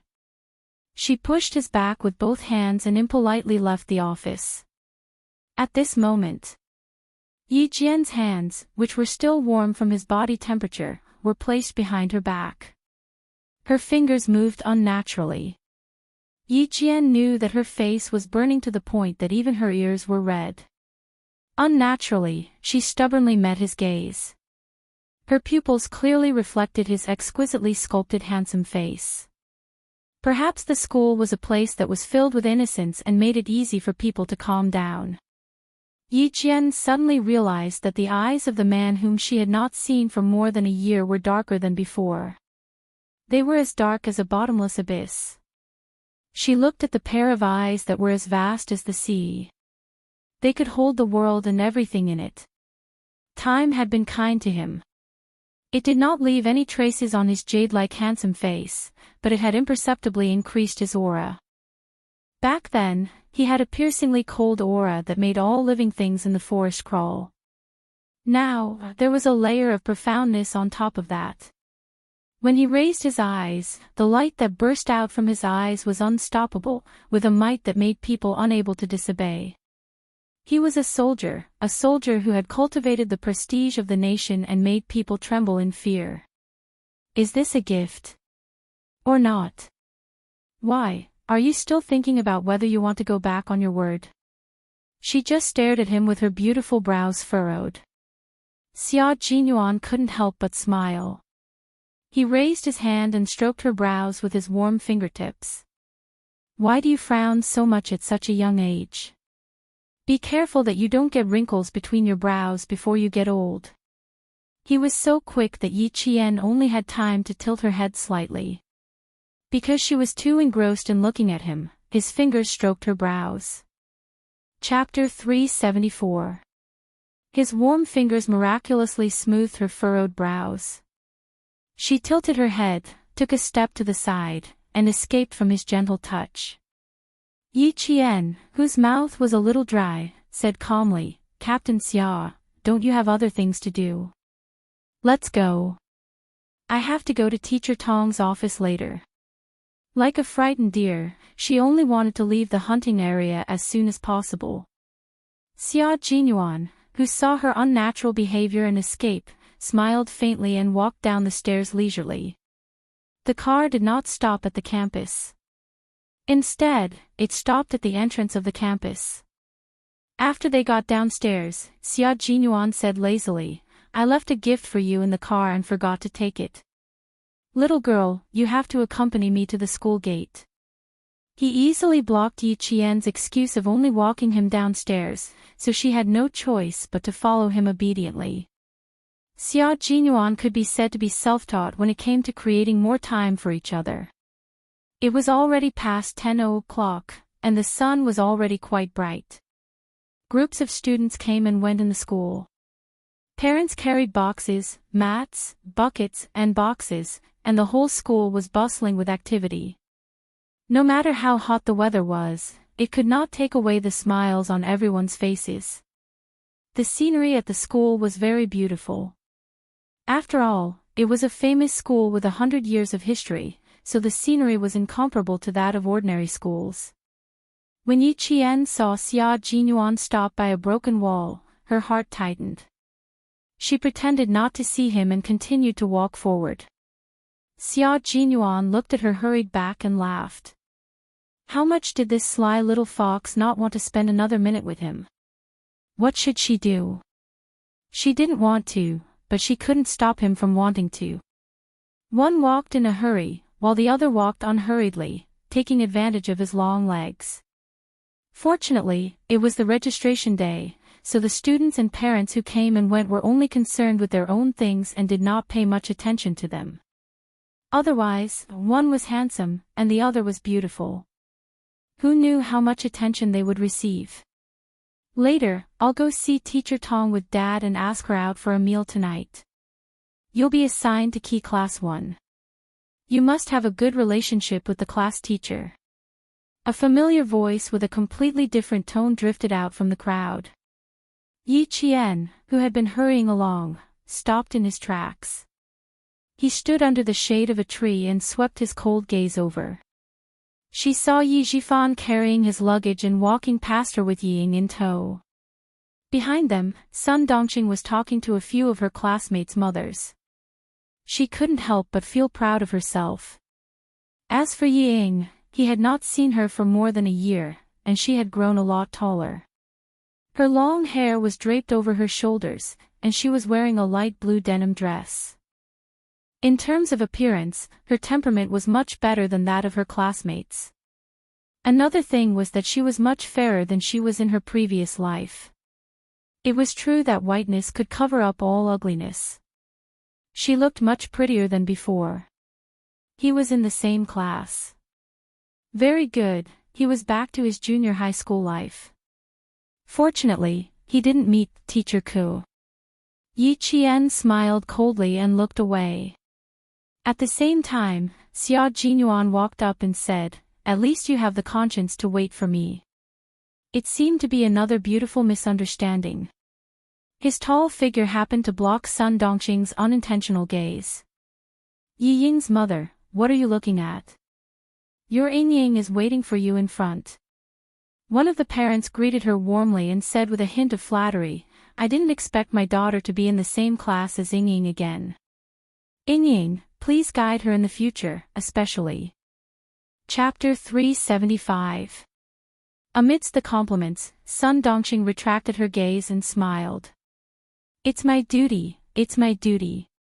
Could it be that her eyes were playing tricks on her? Why did it seem like she just saw Yi Qian, that wretched girl? She must be seeing things. How could that wretched girl appear in a century-old school? Bah! With how she disdained even dogs, it would be strange if the provincial high school recruited her. After walking a few steps away, Xia Jinyuan, who was blocking her line of sight, discreetly turned back to look at the plump woman.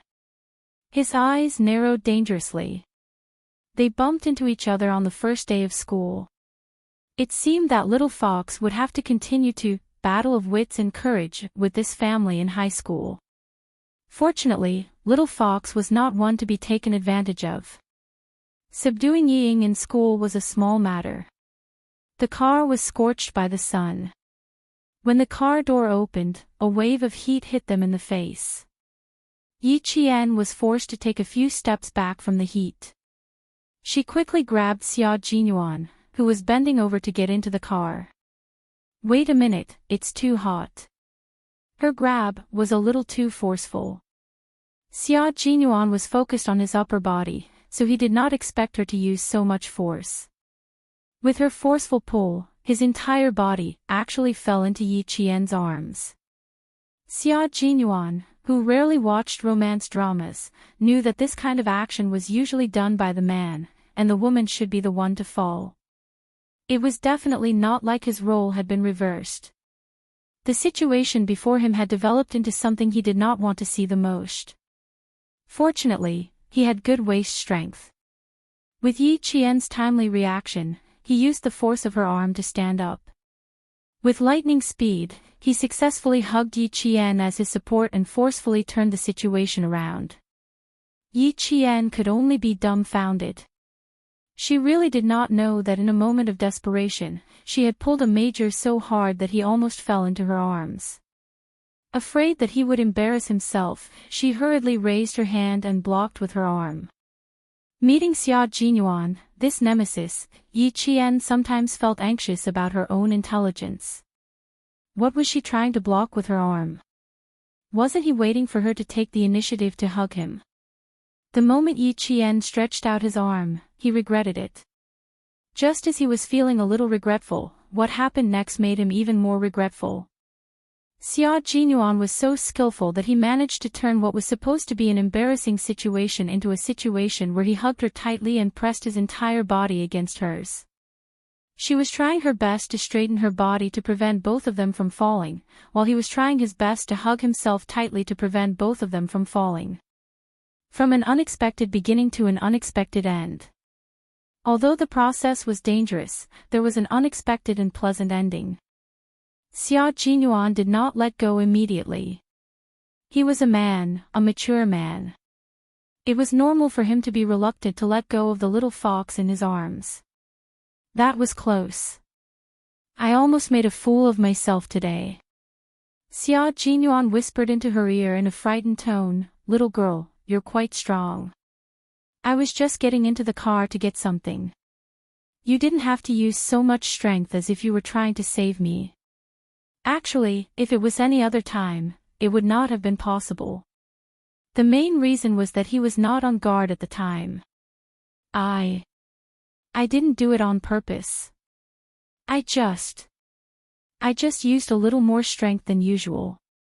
Yi Qian was also quite frightened. Being held in his arms, he did not know what to do. His arms were wide open and completely, he did not dare to place them on any part of his body. Chapter 376. She blushed and panicked. All she could do was apologize. "I'm sorry, I'll be more careful next time." Captain Xia, if you stand firm, it'll be troublesome. Let go of my hand, it's a little hot, and there are so many people watching. It's quite embarrassing. Hugging was embarrassing in Yi Qian's eyes, but Xia Jinyuan felt as if an arrow had pierced his heart. How could it be embarrassing? It wasn't hot either. Her body was very cold, and there was not a trace of sweat on it. The fragrance that he had smelled in the morning was still there, and it was so cool that it seemed to have washed away the heat.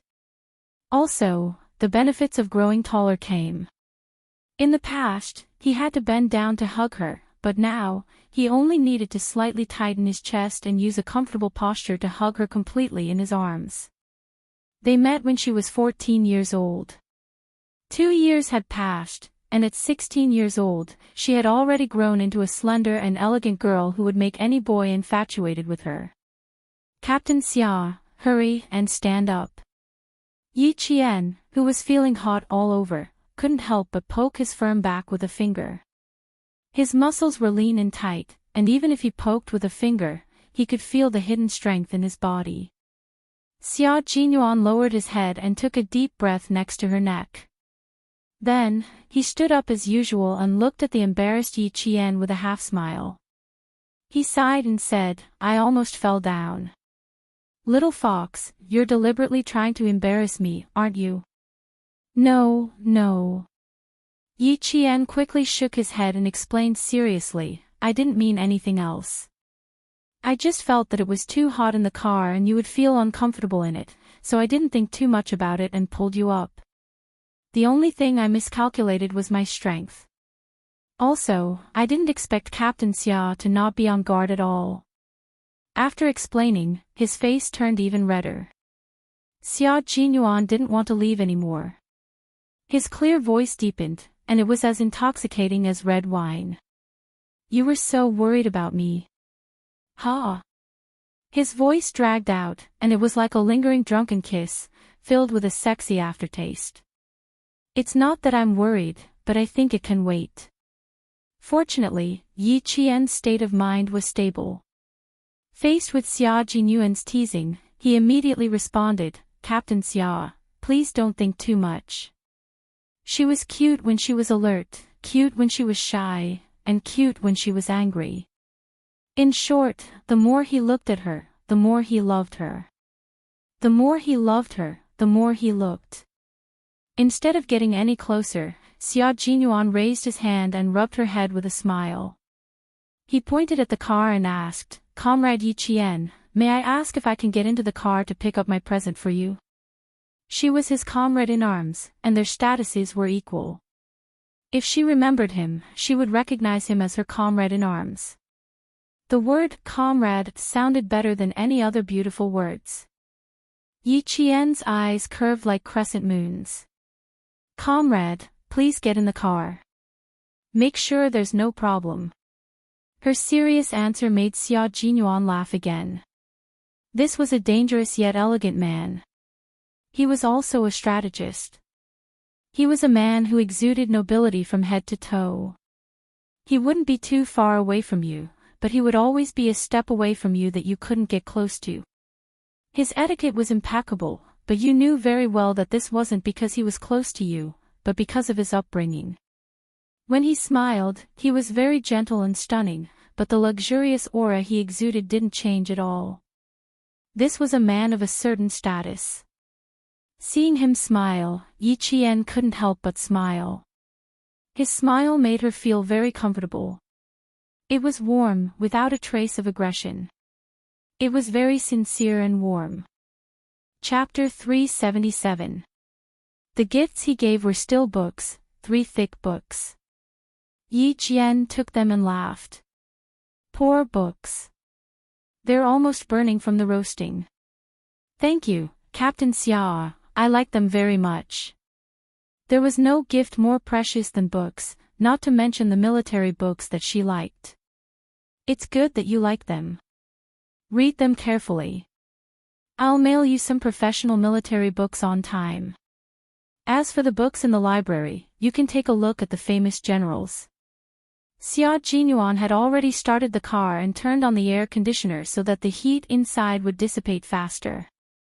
Looking at the biography, I recommend the famous World War II General Montgomery. He liked to bet with the soldiers and soldiers in the army. He won the right to command a U.S. bomber including all the crew members. The Battle of El Alamein reversed the situation in North Africa. He was known as the Rat of the Desert. He was also a general who would cry for his soldiers. He shed tears for the young soldiers who had fought bloody battles and sacrificed their lives for the country.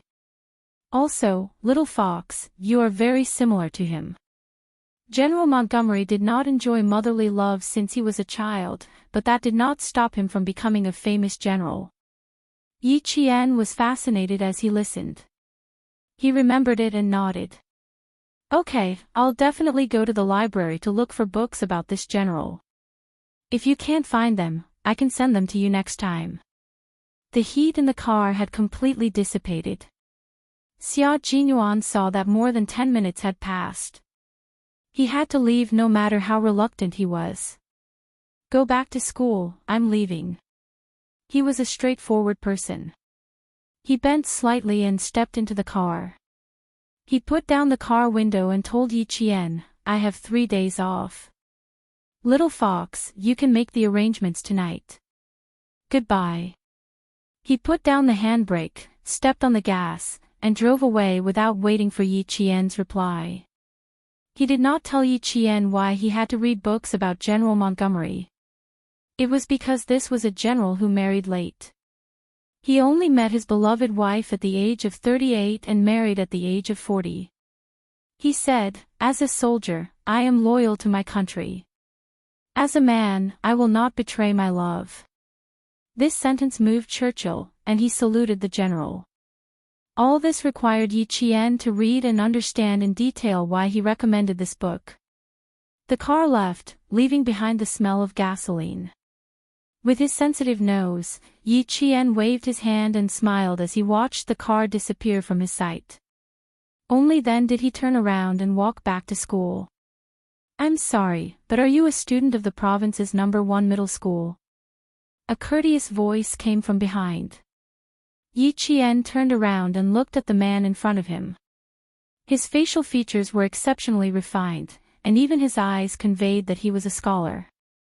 Yi Qian narrowed his eyes slightly and quickly filtered through the memories stored in his brain. He immediately recognized that this was the man he had seen through the glass wall at the breakfast shop in the morning. At that time, she was still thinking that this man was like a poem. No matter where he stood, he was like a painting. I am. Is there anything I can help you with? Yi Qian replied with a smile. I'll try my best to help you. The corners of the man's mouth immediately curled up, and he let out a long sigh of relief. I'm very sorry, but I need you to lead the way. I want to go to Principal Chow's place. But my sense of direction is very bad. I clearly walked through the school gates, but after walking around once, I ended up walking out of the school grounds. Yi Qian wanted to laugh, but it would be rude to laugh in front of this man. You want to see Principal Chow, right? I can take you there. But I'll have to trouble you to register with the security guards and then make a phone call. Chapter 378. He was looking for the principal, not a teacher, so he had to go through the formalities. No need, no need. I can contact him now. When the man heard this, he immediately took out his cell phone and dialed a number. After a while, he smiled and said, Uncle, I'm at the entrance of your school. Can one of your students please take me there? Yes, I met a girl at the entrance. The girl is quite vigilant. She needs me to register at the school security office and give you a call to confirm. Why don't you let her know? Uncle. Principal Chow actually had such a big nephew. After Yi Qian confirmed it, he led this man who had an unusually bad sense of direction into the office building. From his appearance and temperament, he didn't look like someone who would get lost easily.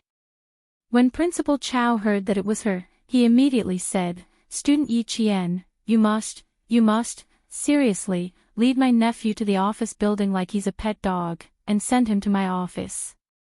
He has no sense of direction. He's so bad that he can get lost at a crossroad.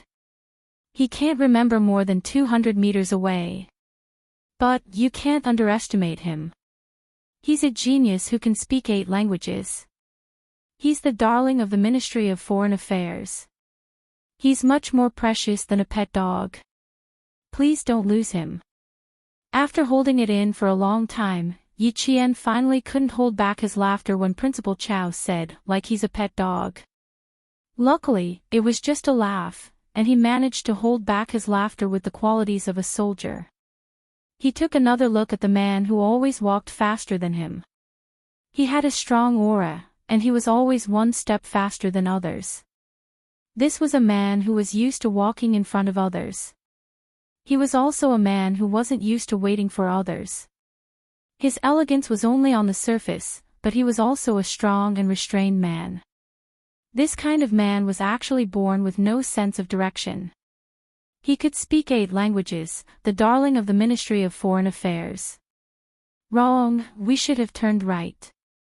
Sir, you turned left. The man who was walking in an imposing manner suddenly took a step forward and walked in another direction. Yi Qian quickly ran to catch up with him. This way, we'll reach the bishop's building. That's where the office building is. The man's movements were very natural. It was obvious that he often did this kind of thing. He turned around and smiled apologetically, sorry for the trouble. He was very gentlemanly. His apology was as smooth as flowing water, poetic and beautiful. No need, it's my job. Yi Qian couldn't accept the frequent apologies, and signaled for him to turn right. He took the initiative to follow behind. Seeing that they were about to reach the office building, the man's expensive mobile phone rang. Even the way he held the phone seemed to have undergone strict training. He took it out calmly and elegantly, and used the standard Mandarin of a television anchor to greet, hello. The change in expression and tone only took a second. The gentle-looking man just now still had a smile on his face, and even his tone didn't change. He said with a smile that was as gentle as the wind, in other words, now you need me to come forward and pay for your mistakes. Saying that you haven't interacted with him before is an excuse for you to make mistakes, right? Or do you think that these mistakes can be made up for and that it doesn't matter? His smile and tone didn't change, but his aura changed imperceptibly. It was deep, cold, and serious. It was as if he was a huge wave under an iceberg, and no one knew when it would break out of the ice. Chapter 379. Yi Qian didn't care about these things. What she cared about was, you can talk, but you don't have to turn left as you talk. Yi Qian had no choice but to block the man's way and use her actions to remind him, you're going the wrong way. A man at work was very serious, and a man who was angry was not to be trifled with. However, a man who was in the middle of a scolding suddenly appeared in front of him and blocked his way. He raised his eyes and glared at Yi Qian with a stern look. The smile on his handsome face was still shallow, but it was no longer poetic and elegant. There was only thunderous hostility. Yi Qian didn't move. She promised Principal Chow that she would be responsible for sending this person to the office. She had to keep her promise. This was her integrity. The man frowned and didn't turn around. Instead, he walked past Yi Qian and continued to turn left, walking in the opposite direction of the office building. Looking at his back, Yi Qian suddenly understood how Captain Xia felt when she chased him away. Fortunately, he was well-educated and didn't turn hostile. Take a look at yourself. It's just that you're a little lacking in temperament. Seeing this person in front of you makes you want to fall out with him. It was almost 11 o'clock. Thinking that she still had to look for Teacher Tong, Yi Qian sighed and had no choice but to catch up with him. Once again, she stood in front of the man. You can only bear the consequences of your own mistakes. No one can pay for your mistakes. The Ministry of Foreign Affairs is a matter of the country. From the moment you stand beside the leader, you are shouldering the honor and dignity of the country. It was this sentence that instantly extinguished the fire in Yi Qian's heart. She didn't disturb him anymore. Under the man's sharp gaze, she made way for him and allowed him to turn left as he spoke. After turning a few meters away, the man's Mandarin changed into a foreign language that she had never heard before. It was fluent and firm, but he maintained his politeness. It seemed like he was communicating, but he definitely maintained his dignity. This was a serious and unhurried communication for the sake of his country's dignity. Time passed bit by bit. Although the man was at the end of his road, he was definitely a person who could find beautiful scenery and make himself comfortable. 10 minutes later, he turned to the side of Swan Lake and sat on a long stone bench by the lake. He still used the same polite and dignified way of communicating in a great country. Yi Qian did not sit next to him. Instead, he stood quietly behind him, waiting to save him in time if he did not look where he was going and walked directly into Swan Lake. Fortunately, nothing like that happened until the end of the call. After the man hung up the phone, he did not stand up immediately. Instead, he sat there, exuding a cold and unapproachable aura. He sat there quietly for 5 minutes. Yi Qian saw him raise his head and take a deep breath, seemingly exhausted. He rubbed his face and stood up. After reprimanding the translator from the Ministry of Foreign Affairs and communicating with the German engineer, Qin Xiu finally realized where he was after he calmed down. Then, he was completely confused and didn't know where he was going. Also, the girl from the provincial first high school who was following behind him just now, the girl he saw in the morning, the girl who stunned him for a long time, was also gone. Hello, are you done with your work? If you're done, I'll take you to see Principal Chow now. Yi Qian spoke calmly from behind him without a trace of impatience. 37 minutes have passed. I'm sure Principal Chow has been waiting for a long time. Chapter 380. The phone call lasted for a total of 37 minutes. It was not far from 12 o'clock. Qin Xiu turned around with a smile on his handsome face. He apologized naturally and politely, "Sorry for making you wait for so long. And just now, my attitude wasn't very good. I'm sorry." "It's okay. Yi Qian just wanted to send this Buddha away. Even sending a 3-year-old home wasn't this tiring." She wasn't angry at all, which meant that she really didn't care. Qin Xiu pursed his lips and walked over. He sighed in his heart. "Sigh, this is the first time we met. My impression of you is too bad. I have to fix it."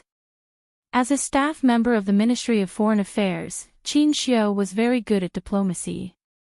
He quickly found a way to fix it. "We met this morning. Do you remember me?" He reached out his hand. His fingers were long and slender, and his fingers were clean and beautiful. "I'm Qin Xiu. I'm sorry to have taken up so much of your time." Yi Qian, who didn't like physical contact, only hesitated for a minute and a half before finally reaching out her hand. He was Principal Chao's nephew. Qin Xiu could tell from her half a second of hesitation that the student in front of him didn't like physical contact. He immediately released her hand within 3 seconds and maintained his smile. "I don't know my way around. My sense of direction is always left or right. It's like my brain is separated from my body. I always make the wrong choice." It took courage to openly admit one's mistakes to a stranger. Yi Qian pursed his lips and smiled. He said calmly, "No one is perfect, but Mr. Qin's sense of direction. It's true that you should have someone by your side at all times." Implicitly keeping unspoken words also represented a person's self-restraint. Qin Xiu's smile deepened. Just as he was about to speak, the phone in his hand vibrated. He first said, "Sorry." Then he looked down at his phone. The corners of his mouth curled up slightly again. He said to Yi Qian, "It took us almost 40 minutes to get to the office from the school gate. My uncle probably thinks I've gone missing." His clean fingers pressed the answer button. He said in a cool and elegant voice, "I'm at the school's Swan Lake. Her. Still here. Okay, I'll be right there. I'm begging you, please don't work while walking. Yi Qian still has things to do, so I can't let her follow you around the school." Principal Chao felt that his hair had turned a lot whiter in the past half an hour. It turned out that her name was Yi Qian. It was a very simple name that could be easily memorized after being recited once. Around noon, Qin Xiu did not receive any more calls, and Yi Qian finally sent him to his office without a hitch. Principal Chao was already waiting for him at the door. When he saw him, he quickly walked up to him and said, "Why didn't you bring your entourage? If you go missing in such a big provincial capital, how am I going to explain it to your mother?" When Yi Qian noticed that something was wrong with his expression, he had already left quietly. A person who was being scolded would not want someone else to watch while they were being scolded, so he knew better than to leave. "I took a work call and lost track of time." Qin Xiu did not take it to heart. Because he was not good with directions, he had countless entourages since he was young. In the past, he had no choice, but now, he did not like it. He changed the topic without leaving a trace. "I still have to thank." He turned around to thank Yi Qian, but he realized that the girl who was supposed to be behind him had already left. Chapter 381. She left a long time ago. You're lucky to have met her. She's a very responsible girl. She accompanied you for more than 40 minutes at noon. Principal Chao saw that he was still wearing a bow tie and knew that he had rushed over after finishing his work. "Go sit down and relax. I'll arrange a car so we can go out for lunch. What's your schedule in the afternoon? If not, you can go back to the hotel to rest or go out to play. But you have to bring your entourage." Qin Xiu looked away and smiled at his uncle's nagging. "Okay, I'll be careful. I want to walk around your school in the afternoon. It's fine if I don't go out. This century-old school has beautiful scenery. If I'm tired, I can sit down and relax. As long as I don't walk out of the school, you don't have to worry. Other than his poor sense of direction, Principal Chow was not worried about anything else. Okay, school just started and I have a lot of things to do. You can walk around the school. When are you flying back to Beijing? The day after tomorrow. I'm not going back to Beijing. I'm going to Germany with the delegation. As a staff member of the Ministry of Foreign Affairs, Qin Xiu was rarely in China. He was either abroad or on the plane. Yi Qian pushed open the door and entered the teacher's office. Compared to the 30 degrees outside, the coolness inside swept away the heat. Come, sit here. This is Teacher Zhu's desk in our class. Teacher Tong waved her hand and gestured for Yi Qian to sit at the desk next to her. She pointed at the file on the desk and looked at the time. She smiled kindly. The roster is here. Take a look at it yourself. I'm not done with my work yet. I'll go to the cafeteria at 12:30. Okay. Yi Qian smiled and nodded. Okay, you don't have to worry about me. The teachers were very busy on the first day of school. Teacher Tong was the only one in the big office who had not gotten off work for lunch.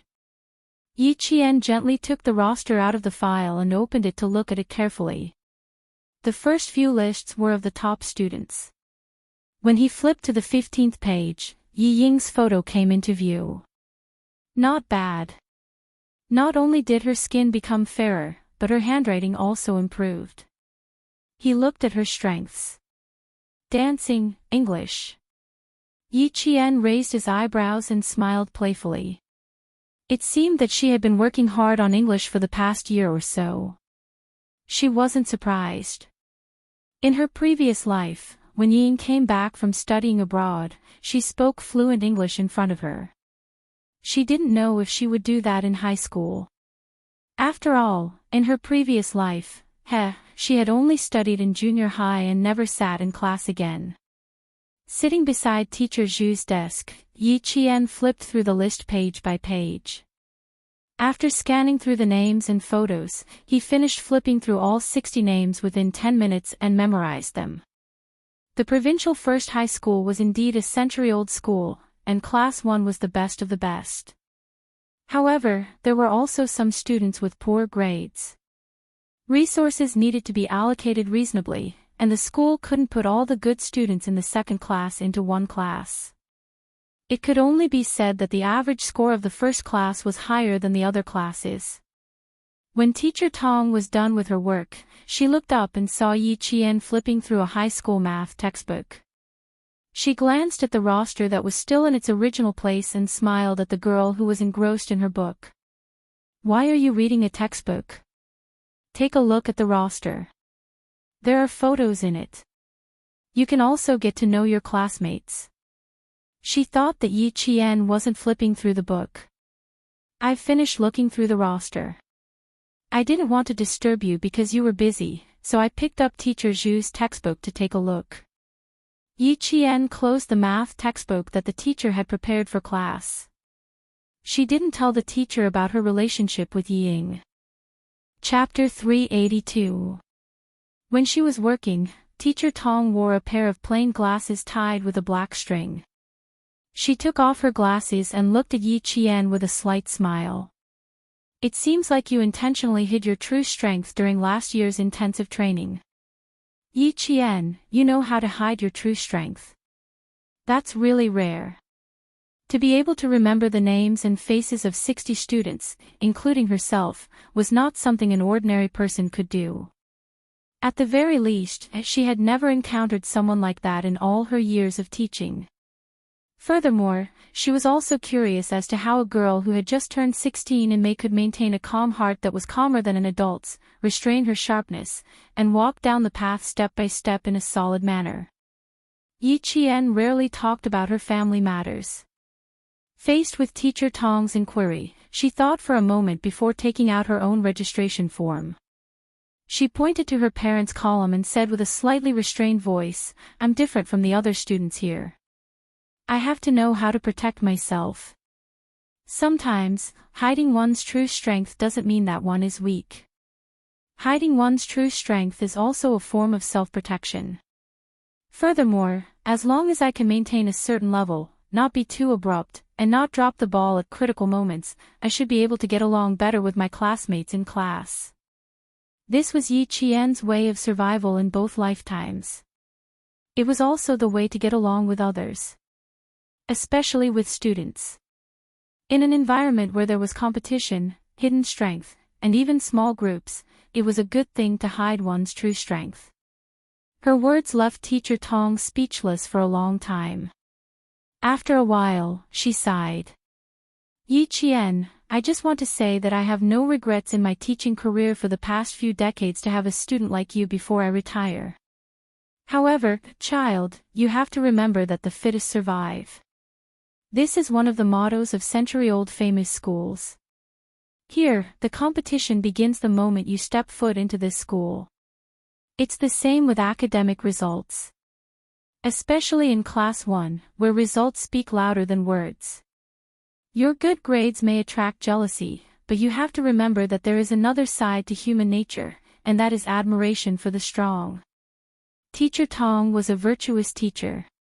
She did not want to see Yi Qian suppress her true strength to accommodate others. She should not hide her true strength at such a young age. Young people should live a carefree and unrestrained life, unrestrained and unrestrained. If they still had to be careful in school, they would have to be even more careful when they step out into society.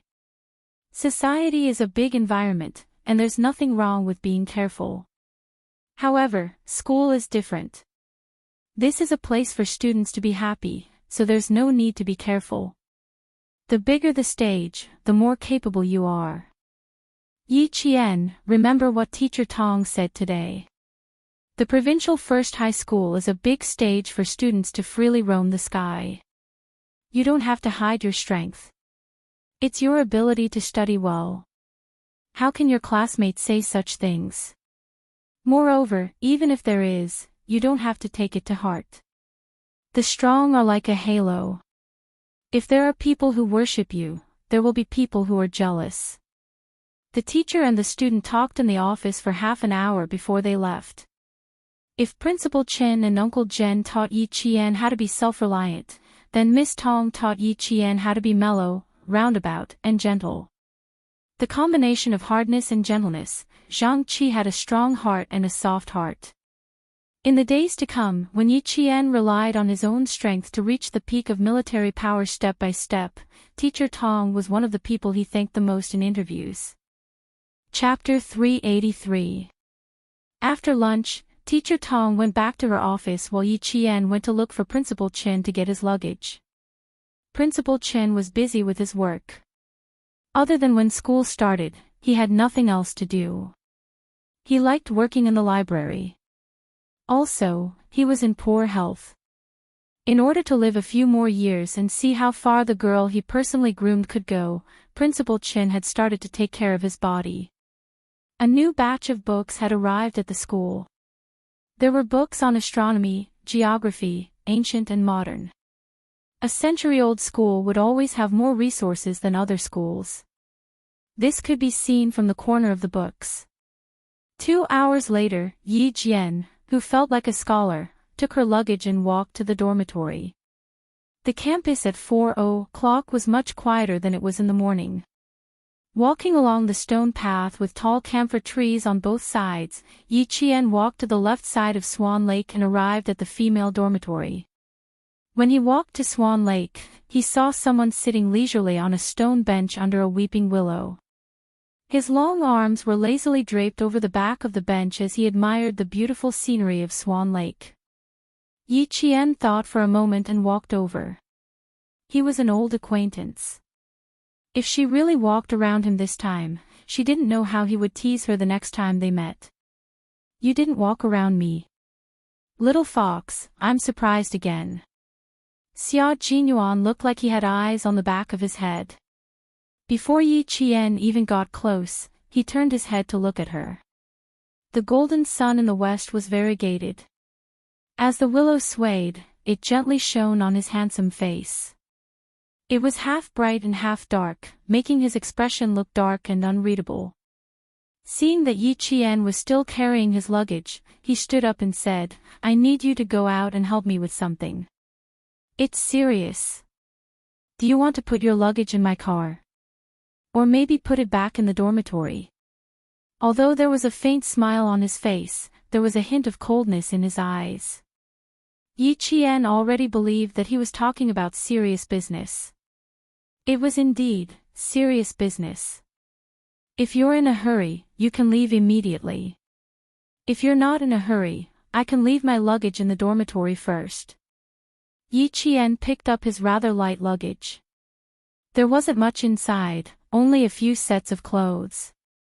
After waiting for about half an hour, Xia Jinyuan took the luggage that had passed through his hands several times today, but he still didn't put it back in the dormitory. He raised his eyebrows and said with a smile, "Then take it with you.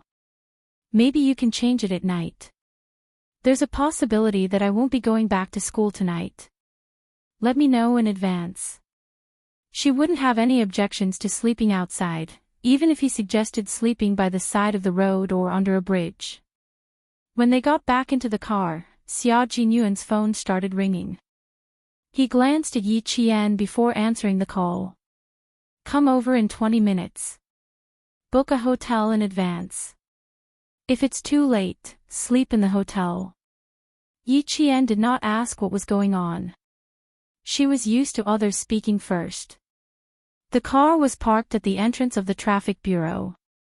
Before the car was parked, 2 police officers in dark green uniforms ran over. Their expressions were solemn.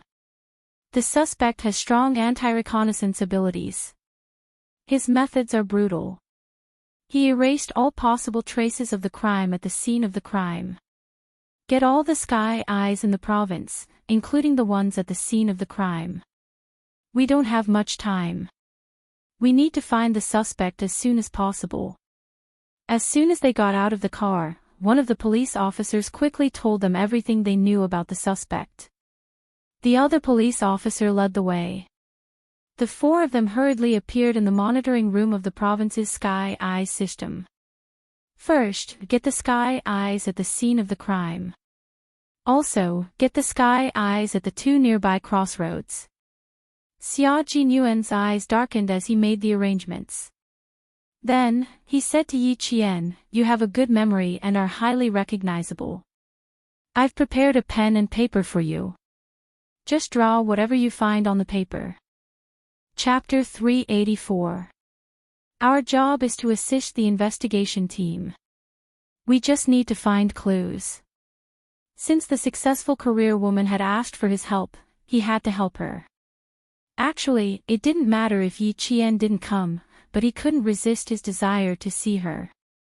Yi Qian had already looked at him several times. Did a special forces soldier need to be involved in solving a case? I was asked to do this, so I couldn't refuse.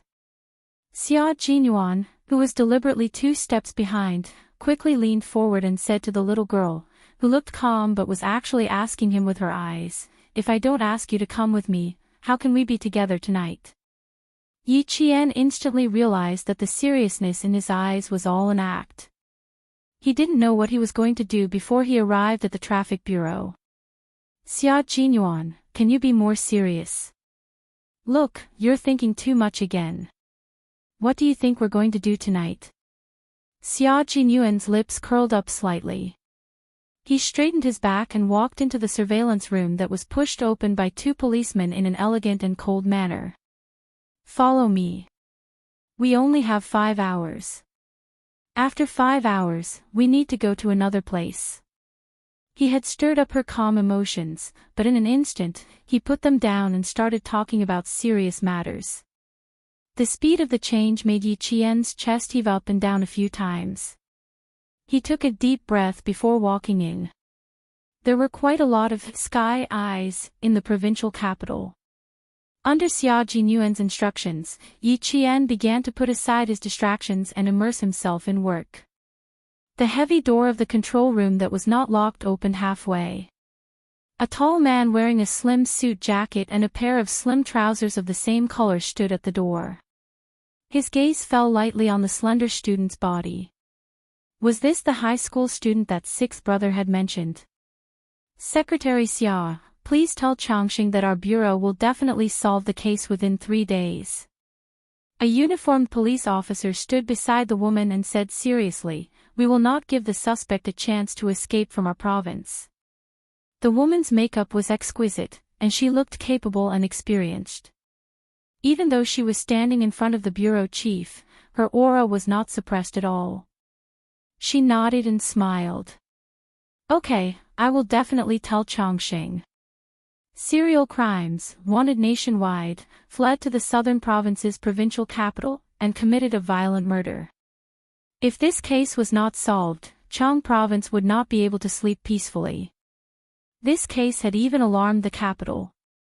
Sixth sister was here, and she had asked him to do things several times. Since she was here, she could forget about leaving quickly. No matter what, he had to help her solve this big problem. Wasn't finding clues his forte? The question was, why did he bring that high school student with him? The woman, whose emotions had already gone back and forth a few times, frowned without batting an eyelid. She did not disturb the 2 people who were working hard and assisting the bureau. She turned around and left quietly. 178 centimeters in height, 75 kilograms in weight, short hair. After nearly 4 hours, Yi Qian drew a man's head on a piece of paper. The 6 screens were all frozen. It was either the man's legs, the man's back, or an extremely blurry front. Xia Jinyuan leaned forward slightly and slowly explained the situation on his side to Yi Qian. He should be nearsighted. Occasionally, he would squint his eyes. He's not used to wearing glasses, but he would never leave his glasses. Hence, there was a trace of glasses on the pool of blood at the scene. Chapter 385. Their chairs were slightly closer to each other. In order to make it easier for Yi Qian to draw, Xia Jinyuan had already left his chair as he spoke. He half-squatted beside Yi Qian and said, after entering the southern province, your hair has to be cut. Draw one with hair to your ears, and the other with hair to your ears. Okay. Yi Qian agreed with him. The 6 blurry portraits were fixed on the 6 screens. The back of the first portrait was indeed slightly longer, and the hair to his ears in the 5th portrait when he was wearing a mask. She sat in the middle, and several police officers stared intently at the pencil she was drawing on the paper. As she dictated and finalized, the features of a man with thin, even refined features were drawn on the paper. Xia Jinyuan picked up the completed portrait and said, I can't say that this one is 100% similar, but it's at least 90% similar. The criminal may very well refuse to admit it. Regardless of whether he admits it or not, let's arrest him first. He handed the portrait to the police officers, and Yi Qian began to draw the criminal's height, proportions, and even the shadows bit by bit. Some police officers hurriedly left with the portrait, while the rest of the people held their breaths and looked at the high school student whose drawing skills were comparable to the professional police officers in the brigade. From the moment she picked up the pen to the moment she started drawing on the paper, there was not a single pause. It was as if she had seen the criminal before. The portrait had already been sent to the relevant departments for matching. After Yi Qian finished drawing the entire portrait, the police officers guarding the matching portrait rushed into the surveillance room like the wind. Found it, found it. Finding the criminal meant that Yi Qian and Xia Xiaoyuan's work was complete. The 2 of them, who were helping each other out of friendship, actually only needed to find some clues for the police.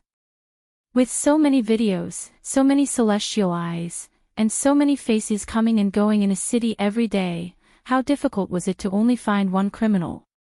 The 2 of them spent more than 4 hours to find the criminal.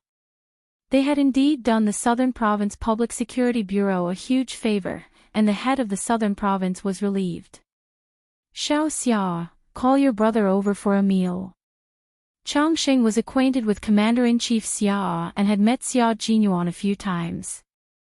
This time, he had done him a huge favor, so it was only right for him to express his gratitude. As the head secretary, he had to do all aspects of his work. He even had to carefully arrange a meal. However, this time, there was really no need to arrange it.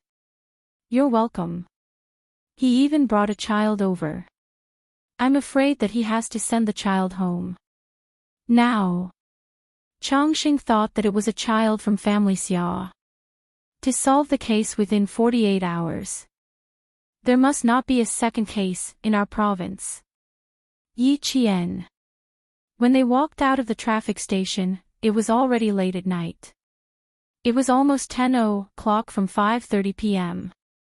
Yi Qian looked at the man who was walking in a hurry and caught up with him. Captain Xia, it's still early. Yes, I'm not going back. The moon was bright. Xia Jinyuan stood under the silver light with a faint smile on his face. His deep and dark eyes reflected the moonlight. When he smiled, the light in his eyes moved slightly. He was even more charming than during the day. Why are you retreating? Are you retreating without going back to the hotel? Are you going to follow me back to the hotel? Yi Qian rubbed his forehead as if he had a headache. He said helplessly, Captain Xia, I'm not in the mood to joke with you. It's 10 o'clock now. I have to go back to the dormitory. Tomorrow, I have to go to class. Have you forgotten that I'm still a student? High school students are under the most pressure. They can't be distracted. Chapter 386. Even when she felt helpless, her small face revealed a sly look. She seemed to have given in to him, but in reality, she knew very well what she was insisting on. Xia Jinyuan walked 2 steps back and stood in front of her. His tall and slender body happened to block the moonlight, completely enveloping her under his shadow. The moonlight was hazy and the street lights were dense. In the dim light, he raised his hand and gently patted the top of her head. He gently said, You don't want to stay in school on Saturdays and Sundays, right?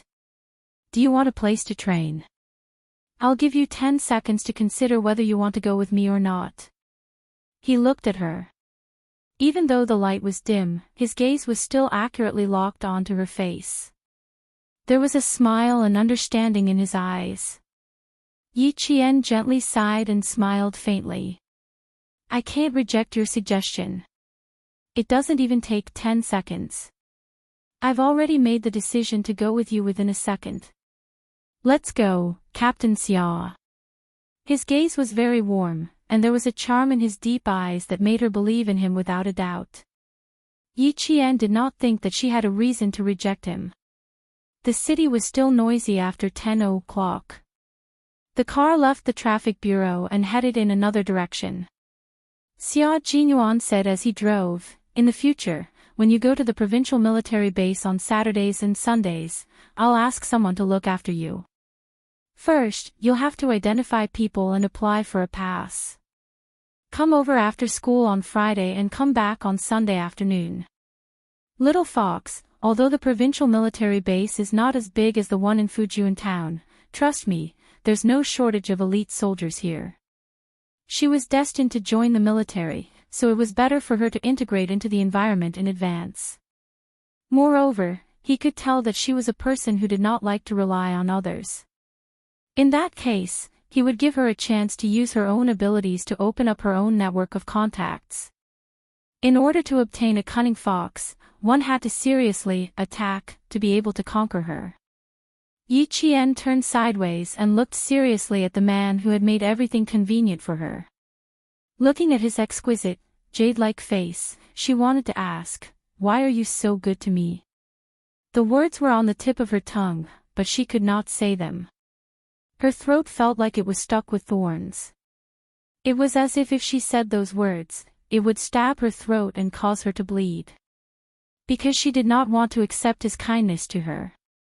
Because she had no way to repay him. What's wrong? Do you want to sleep?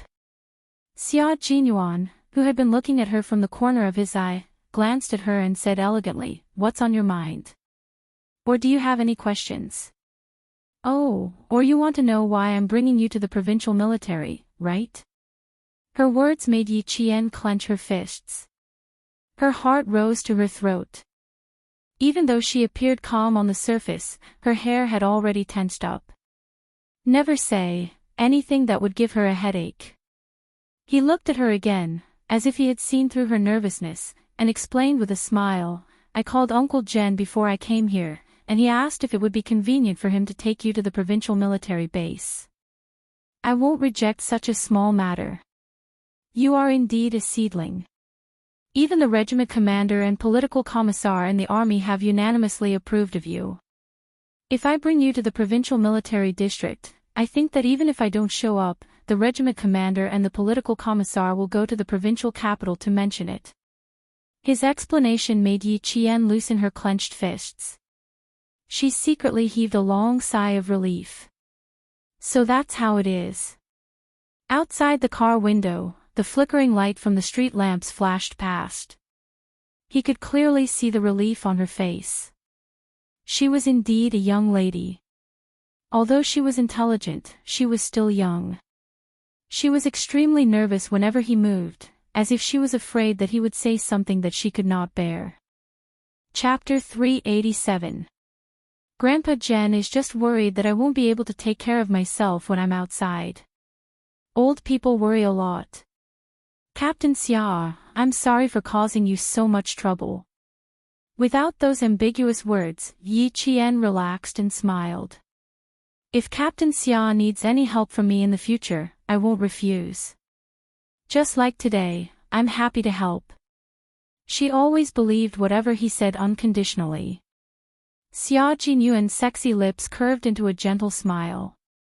It was the only tenderness behind the iron-willed soldier. "Silly girl, if I ask you to go through a mountain of swords or a sea of fire, you won't refuse?" "Of course." Yi Qian answered without hesitation. His expression was solemn. "I believe in you, Captain Xia. Even if there is a mountain of swords or a sea of fire, you and your comrades will definitely be the first to rush in." She trusted him so much and was so sure that she didn't say any excessive compliments.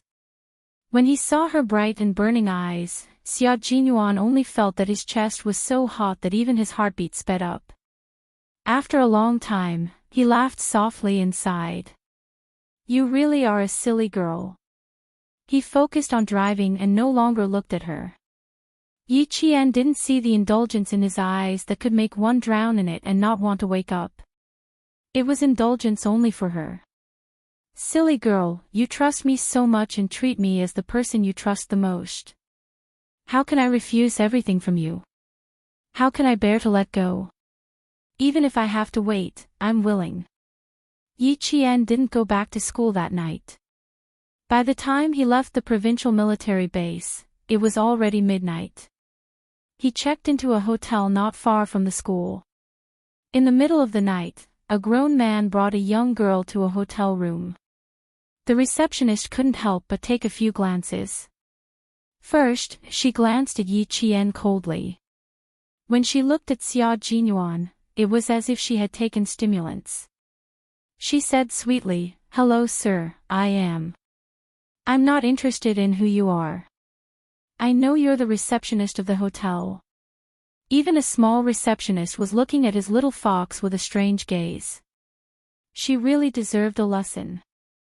Xia Jinyuan glanced at the receptionist coldly. His arrogant aura and cold tone made the receptionist's face turn pale. He glanced at the electronic signboard for the remaining rooms and said coldly, 2 luxury suites. My sister likes cleanliness. I'll give you 10 minutes to check if the rooms are clean." Yi Qian reached out and tugged at his shirt, hinting that there was no need for that. There were too many people in this world who were biased. She had been through too much, so she didn't take this little disrespect to the receptionist to heart. She only cared about the gazes of the people she cared about. The gazes of unimportant people had nothing to do with her. However, she still had something she wanted to say. Glancing at the receptionist coldly, Yi Jian took the 2 room cards that the receptionist handed over with trembling hands. With a cold smile at the corner of her mouth, she said softly, Miss Lu Zhen went to Huajun Hotel with a man who was less than 1.6 meters tall 2 weeks ago. After leaving the next day, she went to Anxi Tea House with a man who was as fat as a pig that night. Then, she changed to another man. As soon as she said the first sentence, the receptionist's knees went weak. By the time Yi Qian told her which men she had checked into rooms within the past 2 weeks, her face was as white as a sheet. She leaned against the marble counter. Chapter 388. That was not all. Yi Qian added, I have to tell you that the man who went to Huajun Hotel went to the hospital yesterday. He didn't look too good. I think there's something wrong with his body. Miss Lu Zhen, I suggest you get a checkup too. At the front, she could still lean against the counter to support herself, but at the back, Yi Jian's words made the receptionist fall to the ground. The staff on duty next to her did not know what happened. She quickly walked over and apologized to Yi Qian, then picked up the walkie-talkie to call for security. Yi Qian said it in a voice that only the 2 of them could hear, so as to preserve the front desk's dignity. After entering the elevator, Xia Jinyuan chuckled. You really can't afford to lose out. No wonder Uncle Chen let you come out alone. Even if you want to lose out, you have to see what kind of loss it is. I was just telling the front desk the truth. Don't think so much about it. Does she think everyone is the same as her? Yi Qian winked playfully and smiled. Besides, I was just reminding her out of kindness. The little fox reminded him out of goodwill, but the little fox's words shocked everyone. After pressing the floor button, Xia Jinyuan sighed. I can use what I saw in the heavenly eye to teach someone a lesson. Little fox, it seems like I can't leave any evidence behind in the future. Where did the front desk go? Who did she go with? She just arrived in the provincial capital this morning. The only explanation was that she took a look at the heavenly eye and memorized it. Her memory was extraordinary, and her brain storage capacity was also large enough. Would the military allow her to become a nobody? Obviously, it was impossible. The military would know her whereabouts and movements at all times. Just like in the desert, after confirming her identity, the Tower Command Center did not make any further moves. As for Yi Jian, her intuition told her that it was best not to continue talking about this topic that she couldn't tell whether it was true or false. She lowered her head and pretended to yawn. I'm so sleepy.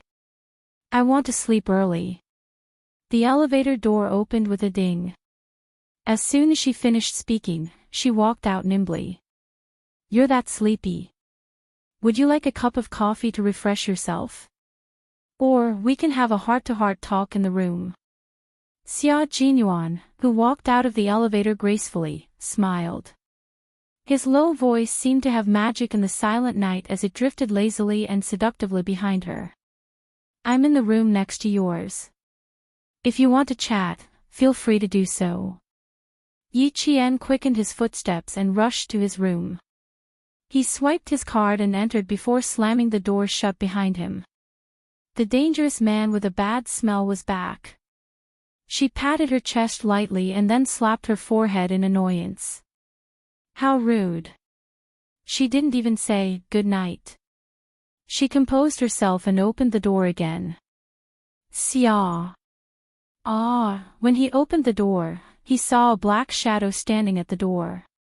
He was so shocked that he let out an awe. His subconscious reaction was naturally to punch the black shadow's chin. You opened the door just to beat me up. The black figure, which was Major Xia Jinyuan, reacted even faster. He stepped sideways and avoided Yi Qian's fist. He looked at her with a smile. I just came over to say good night, and I almost got beaten up. In the middle of the night, Facing a dangerous yet elegant man, Yi Qian stopped at the door and said awkwardly, "Sorry. Captain Xia, I didn't mean to hit you. Also, good night. See you tomorrow." Chapter 389. The door slammed shut again, as if trying to escape from the lecture. Outside the door, Xia Jinyuan gently rubbed his eyebrows with his slender fingers. He looked helpless, but his eyes were no longer as cold as when he faced the receptionist. Instead, his eyes were filled with gentleness. "Silly girl, if I really want to come in, can a door stop me?" he whispered with a smile. He just wanted to tease her. Thinking of the scene at the front desk just now, Xia Jinyuan's eyes, which had been soft a second ago, suddenly turned cold in the next second. If the receptionist could casually guess the relationship between the two of them, it was hard to guarantee that the people outside would do the same.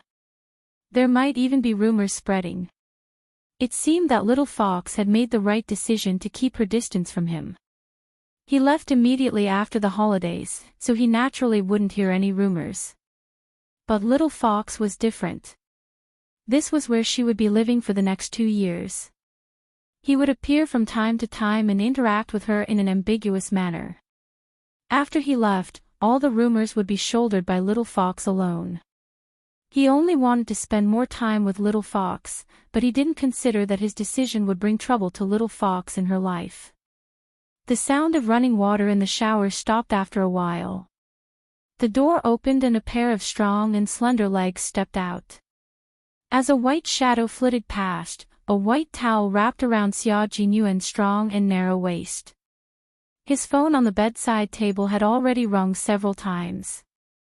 His hair was wet and his body was covered in fine water droplets. He picked up a towel to dry his hair, took off his shoes, and walked over. The military man who came out of the shower was indeed sexy. The lines of his muscles were perfect, as if they were God's masterpiece. Every part of him was perfect and extremely seductive. When he sat down, his waist muscles stretched out sexy curves, showing off the strength that a man should have. "It's so late and you're still awake." He spoke in a low and deep voice, with a hint of moisture in his voice. He was as lazy as a noble walking in the countryside, seducing innocent and beautiful village girls. "You're not sleeping, but I'm going to sleep." "Would you be able to sleep if there was a grown woman beside you?" The woman's voice came.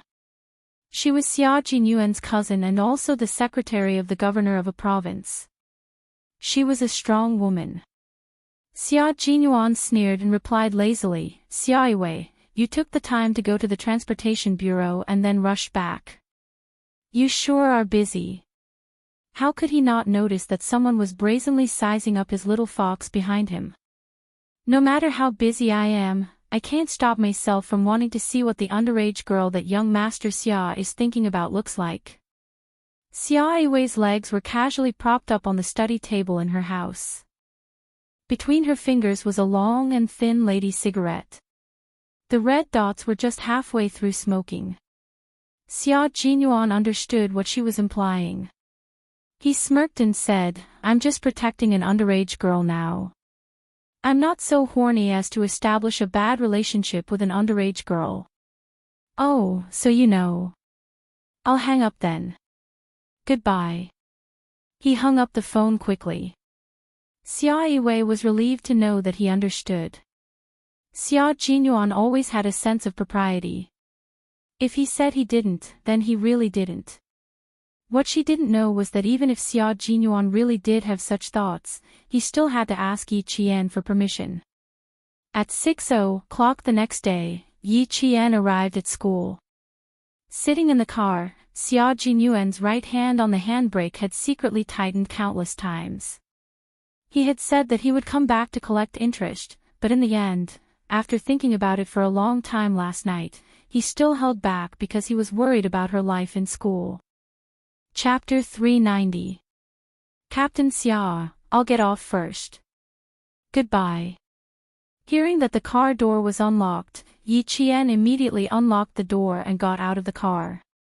Just as she leaned to the side, her wrist was grabbed by a strong hand. She looked back at her wrist and frowned in confusion. Captain Xia, you're still. Yi Qian felt something pressing down on her. With one of her hands held, she could only feel a refreshing mid-scent. Like an apple in Eve's hand, she couldn't resist its temptation. There was a hint of coolness on his belt, followed by a warm kiss that gently landed on her forehead. He stayed there for a long time, so long that the skin on her forehead was burning. Okay, you can get out of the car. Xia Jinyuan, who was sitting upright again, saw that there was only confusion in her eyes. She didn't reject him. Feeling warm in his heart, he chuckled. This is my interest. I'm back to collect interest, little fox. He came all the way to the desert and chased her all the way here, but he still missed her. He had to collect interest. Yi Qian was almost running away. She grabbed her luggage and walked faster and faster. Only when she reached the school gate did she slowly stop. She turned to look at the car that hadn't left yet and the man who had gotten out of the car. Yi Qian's forehead burned even hotter. She pursed her lips stubbornly. She wanted to say something, but in the end, she didn't say anything and turned to enter the school. Xia Jinyuan, who was standing beside the car, had a faint smile on his face. His deep eyes watched his little fox enter the campus until she slowly disappeared from his sight. He blinked his unfathomable eyes and drove away in a good mood. The original interest was her first kiss. Today, he took a step back and left her with an emotionless kiss. The effect was unexpectedly good. It was a good thing that she didn't resist. It was normal for her to be confused. His little fox had never had any experience in relationships. When it came to a wolf like him, TSK. He had no choice but to rely on his feelings. At 6:00 in the morning, there were only students who were used to morning exercises. Yi Qian was afraid that his roommates would not be awake yet, so he went to the teacher's office to wait for Teacher Tong to come over. Then they would go to the classroom together. In less than half an hour, Teacher Tong and Teacher Zhu walked over while discussing something in low voices. Yi Qian waited for the two teachers to come closer before he greeted them politely. You came so early. Did you sleep well last night? Teacher Tong, who knew what Yi Qian had been up to yesterday, quickly took out her keys and opened the office door. Behind him, Teacher Zhu said sternly, there will be a test this morning. Yi Qian, you have to show your skills. I will announce the results in the afternoon. This was the usual practice of the provincial No. 1 middle school. They would start the exam on the first day of school to remind all the students that the summer vacation was over and the new semester had begun. It was time to settle down.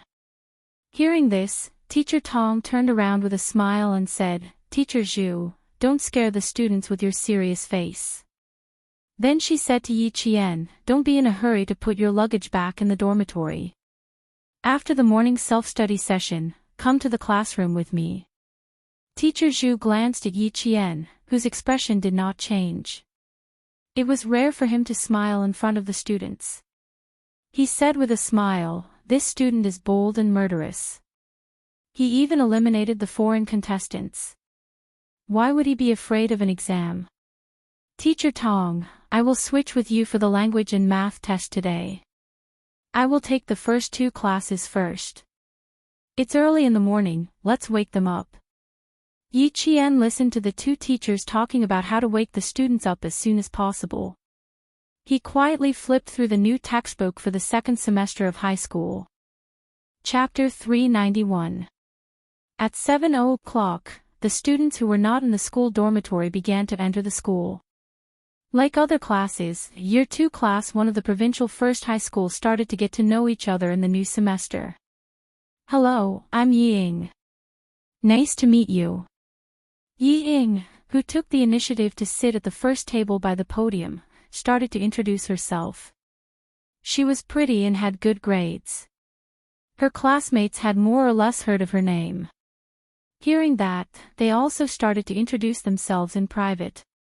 Some of the students were already classmates in year 1, so they got to know each other without any introductions. There were also a few students in year 1 like Ying. However, when they saw that she only cared about getting to know other students, 2 girls showed a trace of disdain in their eyes. They lowered their heads and whispered. "She's still the same as before. She's just a butterfly.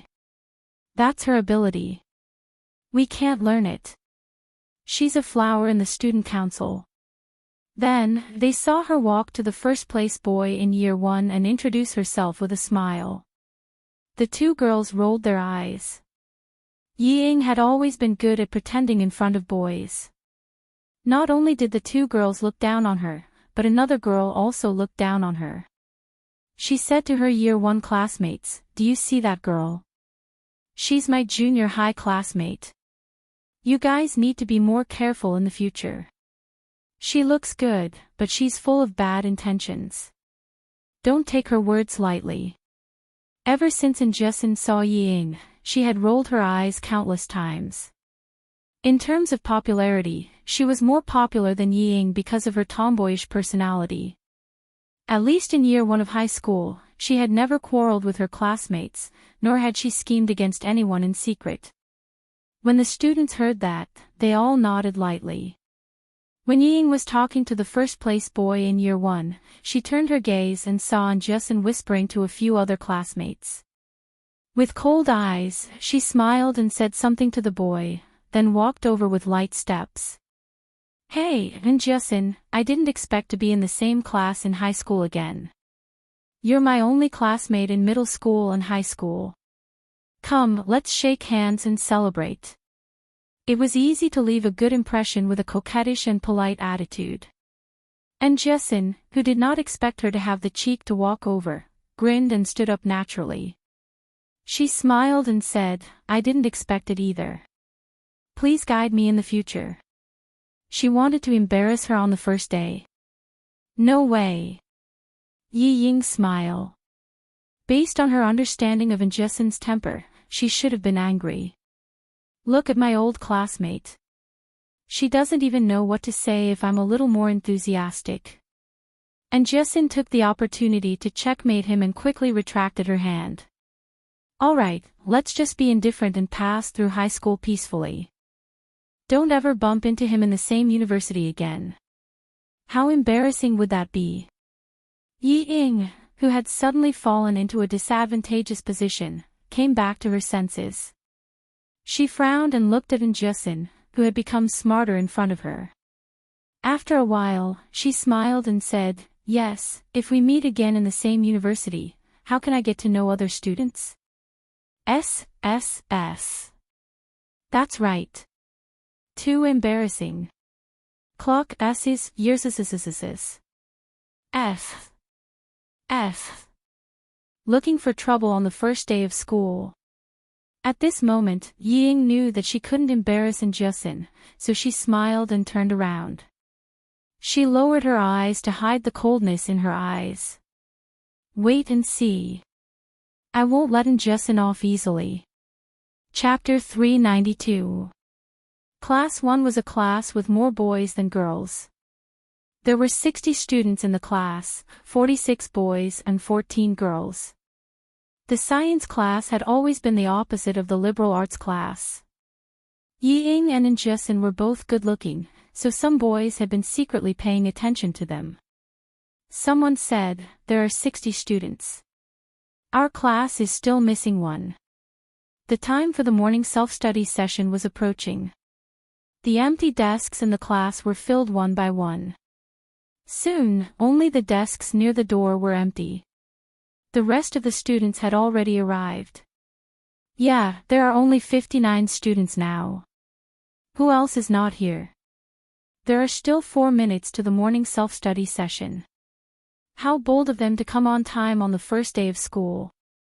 Until the morning self-study session bell rang, the empty desks near the door were still empty. A student muttered softly, "Are they sick? The teacher will be angry if they're late on the first day." Ying glanced at them and sneered. Class 1 was very competitive and had the most top students. If someone became the focus of the teacher's attention on the first day, it was equivalent to having someone at the bottom. Soon, footsteps were heard.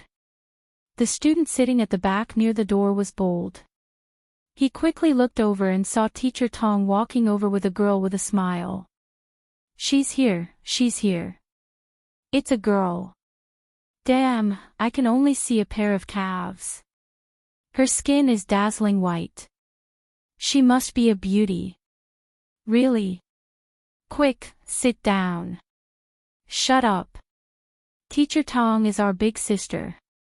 Don't bully her. Soon, there was no other sound in the classroom except for the sound of books being flipped.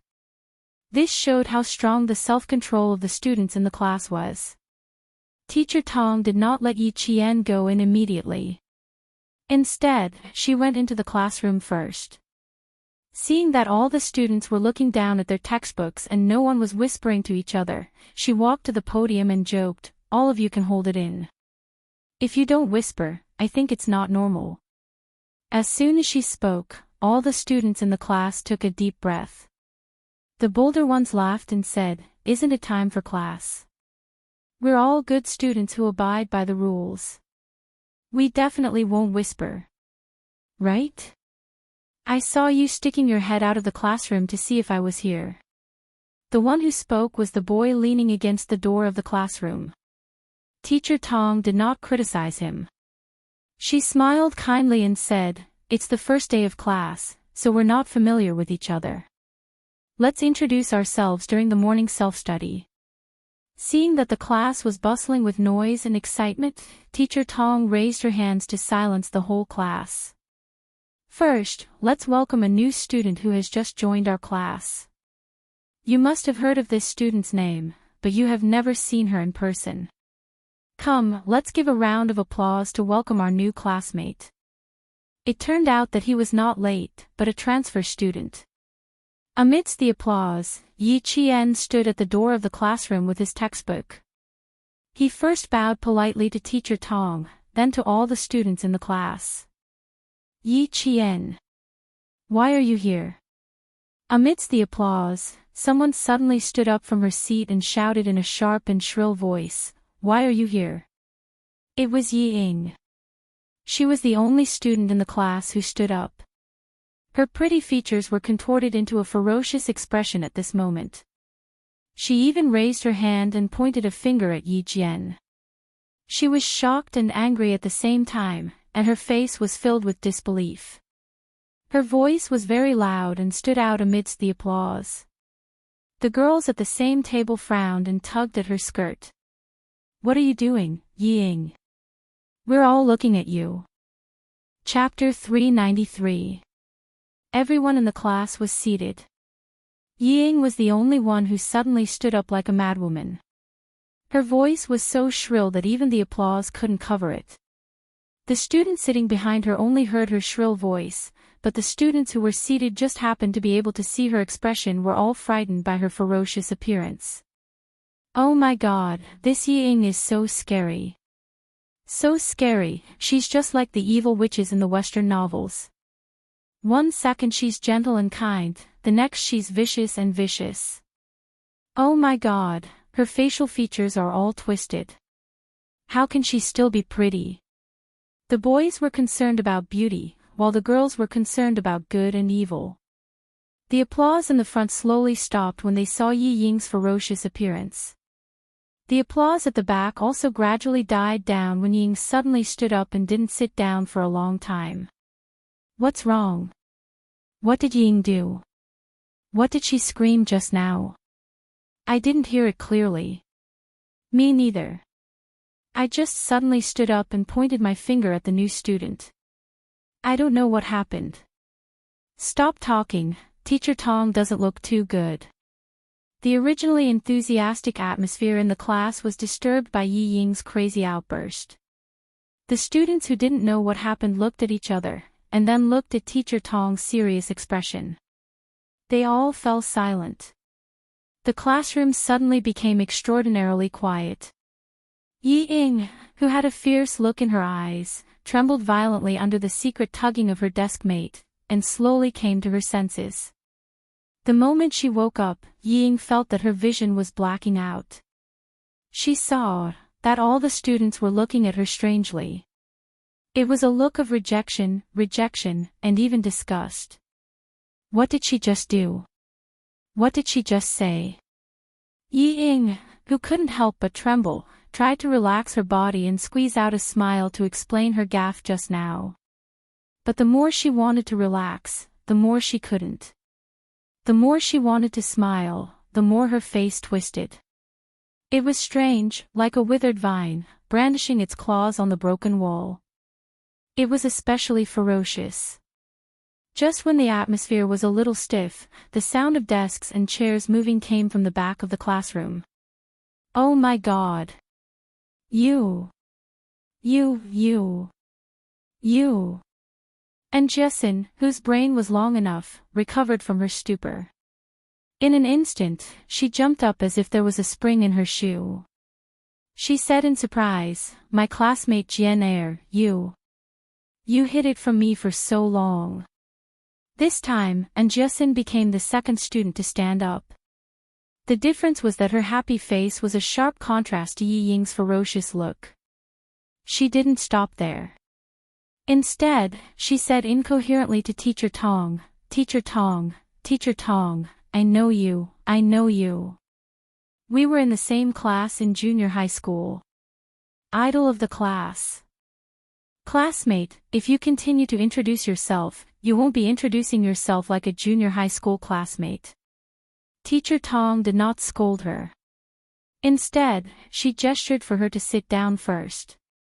"There's no hurry. Every student has a chance to introduce themselves."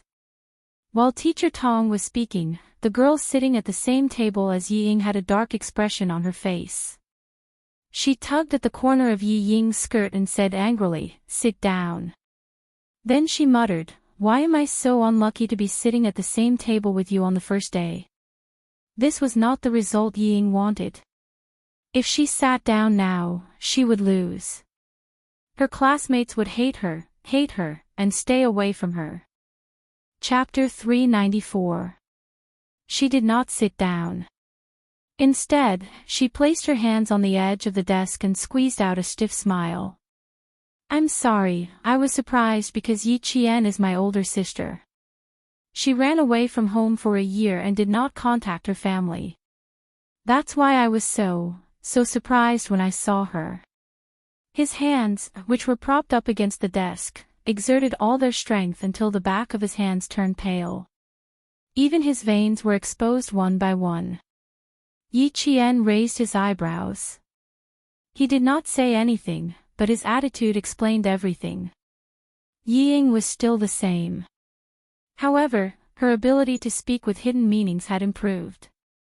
She said that she ran away from home and did not contact her family. Wasn't that saying that she was a problem girl? How could a problem girl who ran away from home for a year be a good student? Of course not. Listen, how treacherous. More importantly, she not only tricked her, but also explained why she lost her composure. That's why she said that her ability to speak with hidden meanings had improved. However, Yi Ying might be able to hide it from her classmates, but it was impossible to hide it from Teacher Tong, who was a teacher at her age.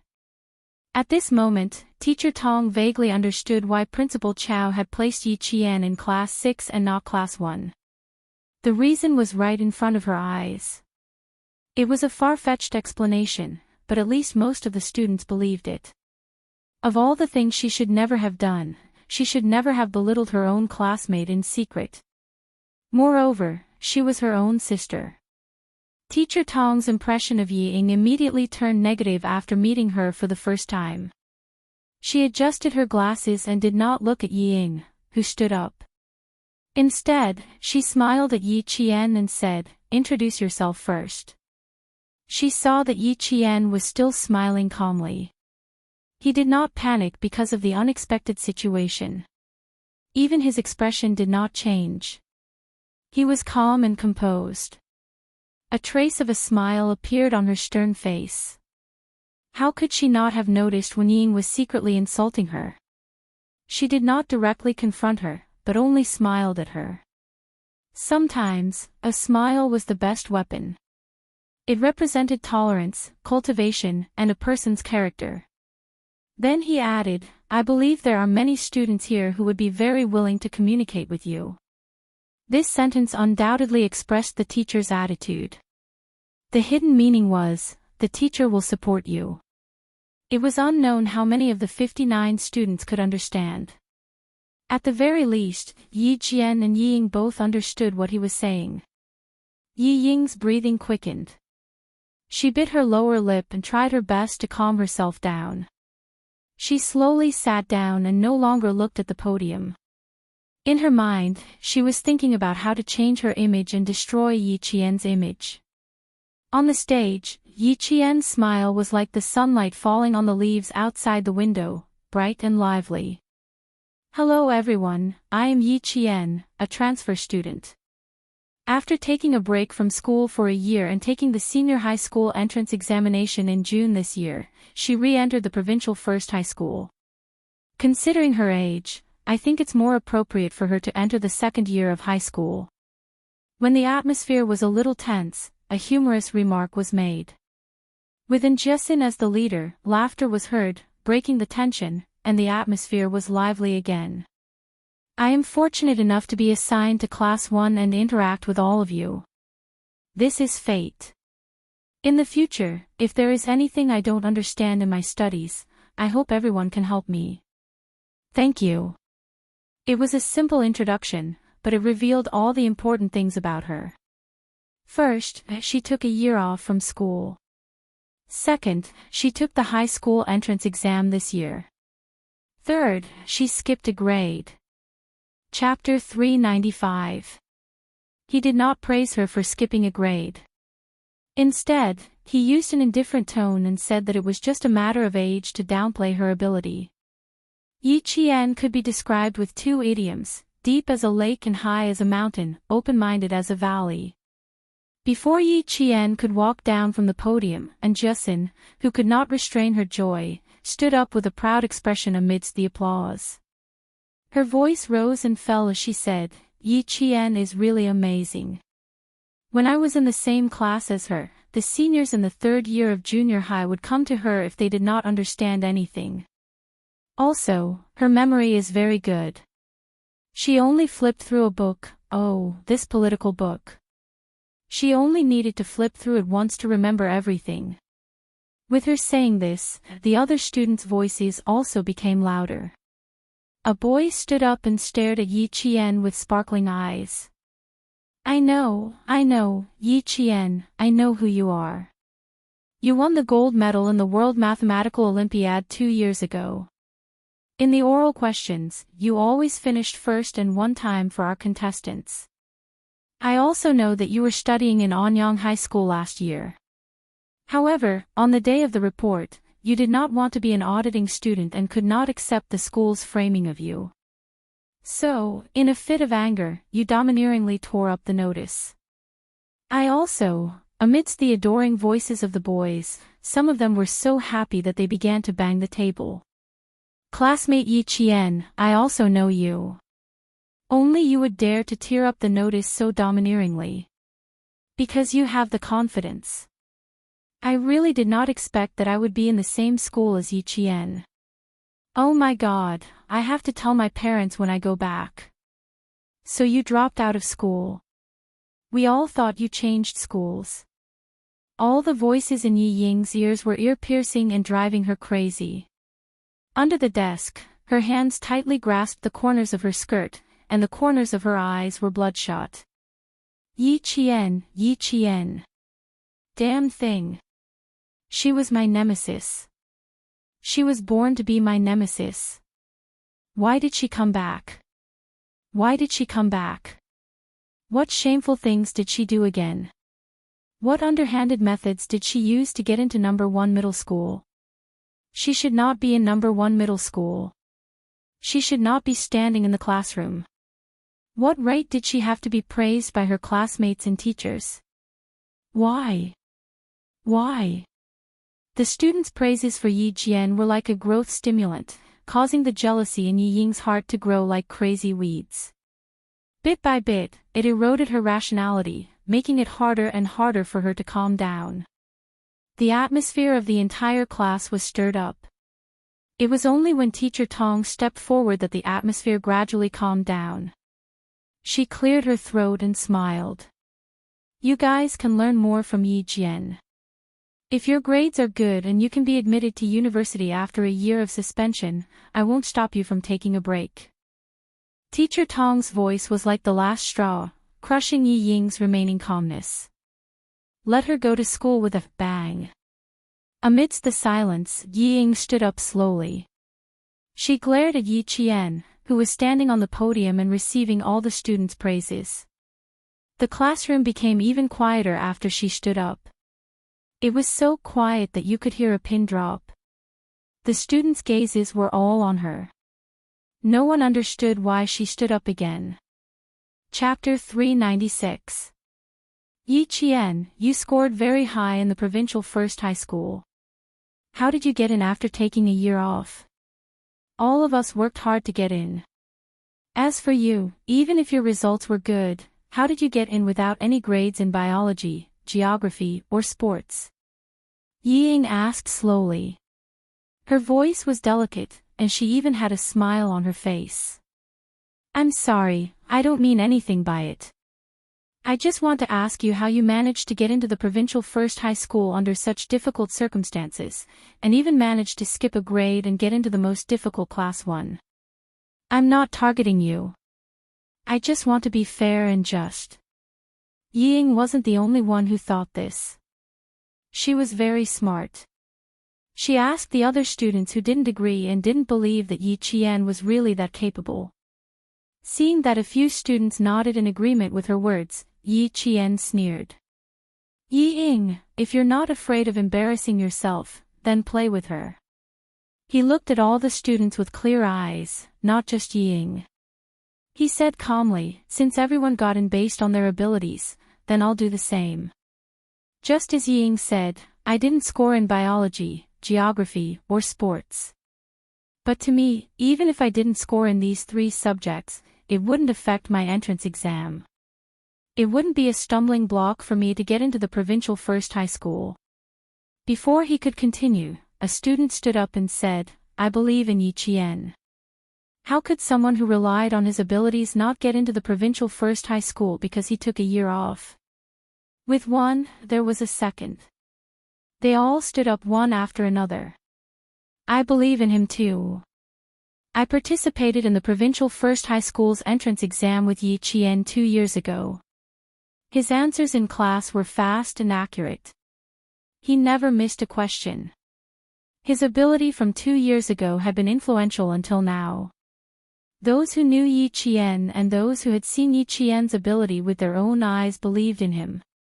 Their words were enough to form a high wall against the rumors and slanders. And Jessin, who had been holding it in for a long time, couldn't hold it in anymore. She rushed to the front of the classroom and said loudly, I'm Yi Qian's junior high school classmate. I guarantee with my life that Yi Qian got into the provincial first high school with his ability. Then she glared at Yi Ying and said through gritted teeth, Yi Ying, you're still the same as when you were in junior high school. Despicable. Saying that they were a family. What a joke. Since when did you treat Yi Qian as family? Your mother did it again and again. If she continued to talk about it, the situation would worsen. Yi Qian did not want to alarm the school leaders on the first day of school, so she smiled and stopped her. Jessin, let's not talk about the past anymore. Thank you for defending me. Let me talk about it myself. With that, Yi Qian glanced at Yi Ying. Suddenly, she found a look of disappointment in Yi Ying's eyes. Alarm bells went off in Yi Qian's heart and her eyes darkened. Did she miss something? Yi Qian glanced at Teacher Tong, who had remained silent and had a serious expression on her face. Yi Qian came to a realization. She knew what she had missed. Yi Ying wanted to expand her influence to the point where even the school's leaders would be alarmed. She wanted to leave a deep impression on the school's leaders that she was a troublemaker on the first day of school. That way, there would be many opportunities to slip away from her. She was a troublemaker. Chapter 397. No, she even included Enchanting in her calculations. As one of the instigators of the conflict, Enchanting, a student whose grades were not as good as Yi Ying's, would also be implicated in this matter and leave the school leaders with a bad impression of her as someone who wanted to stir up trouble. Sure enough, she had improved. This was a trick that killed two birds with one stone. Yi Jian, who had seen through her trick, faced all her classmates again. She was not afraid in the face of danger. She maintained a faint smile and said word by word seriously, "I am qualified to stand here and skip grades because I am qualified to pass the exam with my own strength. And my grades are enough to prove that I entered the provincial first high school fair and square, just like all the other students. Maybe you don't believe it, but that's the truth. I didn't get any extra marks, but I still got into the provincial first high school. This is my ability." Her voice was very calm, but it had a majestic aura. Every word seemed to weigh 1,000 pounds, making the hearts of the students tremble slightly. The confident Yi Qian was like an unclimbable mountain, standing tall and lofty. Yi Ying almost laughed out loud when she heard this. "You can't even check your grades. How can you be fair and square? That's strange. Yi Ying, didn't you say that you lost your composure because you haven't seen me for more than a year? Why are you now mentioning that you can't even check my grades? Have you checked them?" Yi Qian looked at Yi Ying, whose face was beginning to stiffen, with confusion. He asked her in a casual tone, "There's something I don't quite understand. Only I know my student ID. Only the teachers can check a student's grades. Yi Ying, may I ask, how do you know that you can't check my grades? You know to check my grades, but you don't know if I'm home. Don't you think your words are contradictory?" Yi Ying was not the only one who had improved. In the year that he had not seen her, Yi Qian knew better how to retaliate against Yi Ying. He had seen through her tricks, so he just had to deal with it calmly. The students' gazes were all dark and unclear. They were all second-year high school students and were only a year or two away from adulthood. They more or less knew what they should know. At this moment, even the most insensitive of students could see that something was wrong with Yi Ying. He was obviously making fun of Yi Qian. I'm just worried about whether you're back or not, so I wanted to check your results. After all, you had your reasons for dropping out of school last year. You don't have to be so nervous. Just tell us that you can rely on your own strength." Yi Ying's face was extremely stiff. Even her cheeks were frozen. Her gaze flickered unnaturally as she avoided the main point and said, "I also believe in my sister's ability, but you have to stand out and explain. Let the other students know that you entered the school fairly and justly." This matter could not be explained clearly. Even if Yi Qian relied on his own abilities to pass the exam, he knew that today would definitely leave a seed of doubt in the hearts of some of his classmates. His high school life would not be too peaceful. The corners of Yi Qian's mouth curled up slightly. He said with a faint smile, "It's true that my results can't be found. It's not because I didn't pass, but because someone framed me last year. Just in case, the Provincial Education Bureau hid my results." After he finished speaking, he leaned slightly to the side and said to Teacher Tong, "Teacher Tong, I have a presumptuous request. Can you show me my middle school entrance exam so that Yi Ying can rest assured?" He was not angry, nor did he criticize Yi Ying's actions. It was just a pure explanation. There was no trace of anger at all. Chapter 398. This was using gentleness to overcome strength. Using gentleness to resist the other party's aggressiveness. Who was cute, who was hateful, who was easier to get along with? As long as the students weren't blind, they could tell. Teacher Tong liked Yi Qian more and more. She was gentle but firm. She was neither anxious nor impatient, and she had the demeanor of a noble. When she heard what Teacher Tong said, she smiled and said, "I have already prepared for this." The general consensus for this year's middle school exams is that they are very difficult. We have seen them too. It can be said that this is the most difficult exam in the last 5 years. Teacher Tong opened the drawer of the podium and took out a craft paper folder. Inside it was Yi Qian's exam paper. Student Yi Qian did such a difficult exam and achieved 4th place in the province without 3 additional points. This kind of result is more than enough to get into our provincial number 1 middle school. After Tong Laoxian finished speaking, everyone in the class sucked in a breath of cold air. 4th place in the province without 3 additional points. Was this a perfect score for every exam? The classroom was silent. Not a single student whispered or looked at Yi Qian with suspicion. It was unbelievable. It was completely unimaginable. She actually managed to get 4th place in the province in the middle school exams. Fair and just. Yi Qian used her ability to tell the class that she used her results to get into the provincial number 1 middle school. Who would dare to question her? Who would dare to doubt her? Other than the 3 points deducted for the essay, student Yi Qian got full marks for every exam. If she had those 3 results, she would definitely be the provincial number 1 middle school student. As Teacher Tong spoke, she walked down from the podium and placed the test paper on Yi Ying's desk. She sighed and said, "You children, if even the test is not fair and impartial, then the entire education system will fall into a state of eternal damnation." After 10 years of hard work, student Yi Qian has already experienced unfair treatment once. However, she is not discouraged. She used her ability to win another chance to go to school. "Come, Yi Ying, your results are not bad. Let's take a look at the math questions first. Then, close the exam paper and go to the blackboard to solve the geometry question again." When Yi Ying received the test paper, her face was as colorful as a dye house, intertwining with each other. Gradually, tears welled up in her eyes. She looked at Teacher Tong and sobbed, "Teacher, I'm sorry. I didn't do it on purpose. I just want to know why."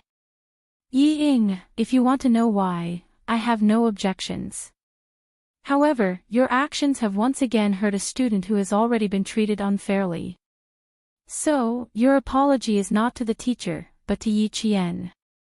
In Teacher Tong's eyes, Yi Ying's tears were not worth forgiving or sympathizing with if the tears were just to hide her own darkness. He placed the other physics paper in front of a boy in the first year of high school. The chemistry paper was placed in the hands of a boy who also had good grades.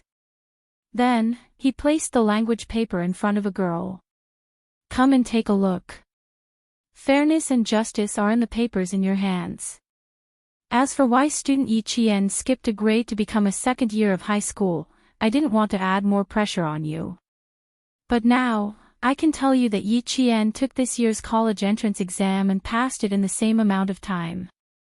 Her results will not be a problem at all. How many of you can be like her, passing a 2nd-year exam after only 1 year of high school? Most importantly, Yi Qian even took a year off from school. Chapter 399. Hearing this, Yi Ying almost tore the test paper in her hand in half. The shock on her face was even greater. Her eyes were fixed on the test paper. What? This wretched girl passed the entrance exam for a 2nd-tier university. Impossible, how could she surpass me? She passed the entrance exam for a 2nd-tier university without even going to high school. Wow, that's amazing. The question sheets are so clean, and so are the rest of the questions. No wonder she participated in the World Mathematical Olympiad. The geometry questions at the back are indeed a bit difficult. If you want me to solve them now, I'll have to give it a try. The girl who sat next to Yi Ying had good grades in science. After seeing Yi Qian's test paper, she couldn't help but exclaim in admiration. She was only impressed by Yi Qian's test paper.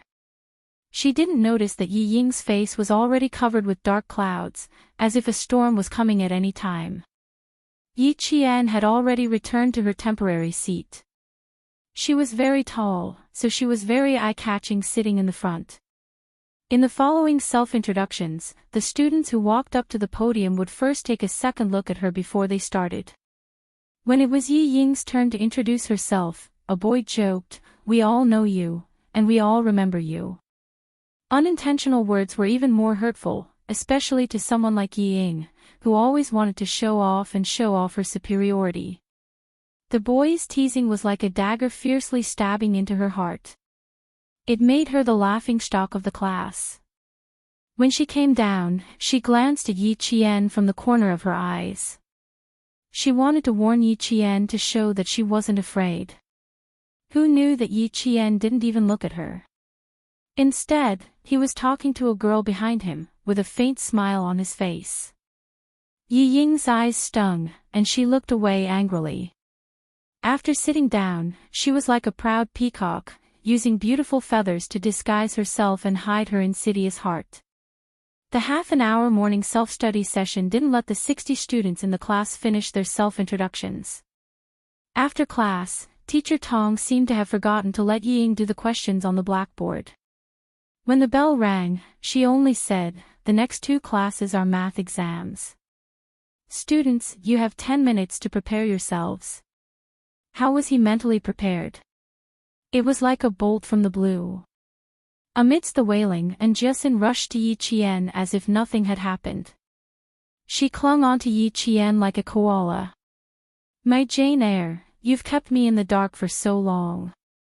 And Jiasin, who had spent the whole summer watching period dramas, still hadn't gotten over it.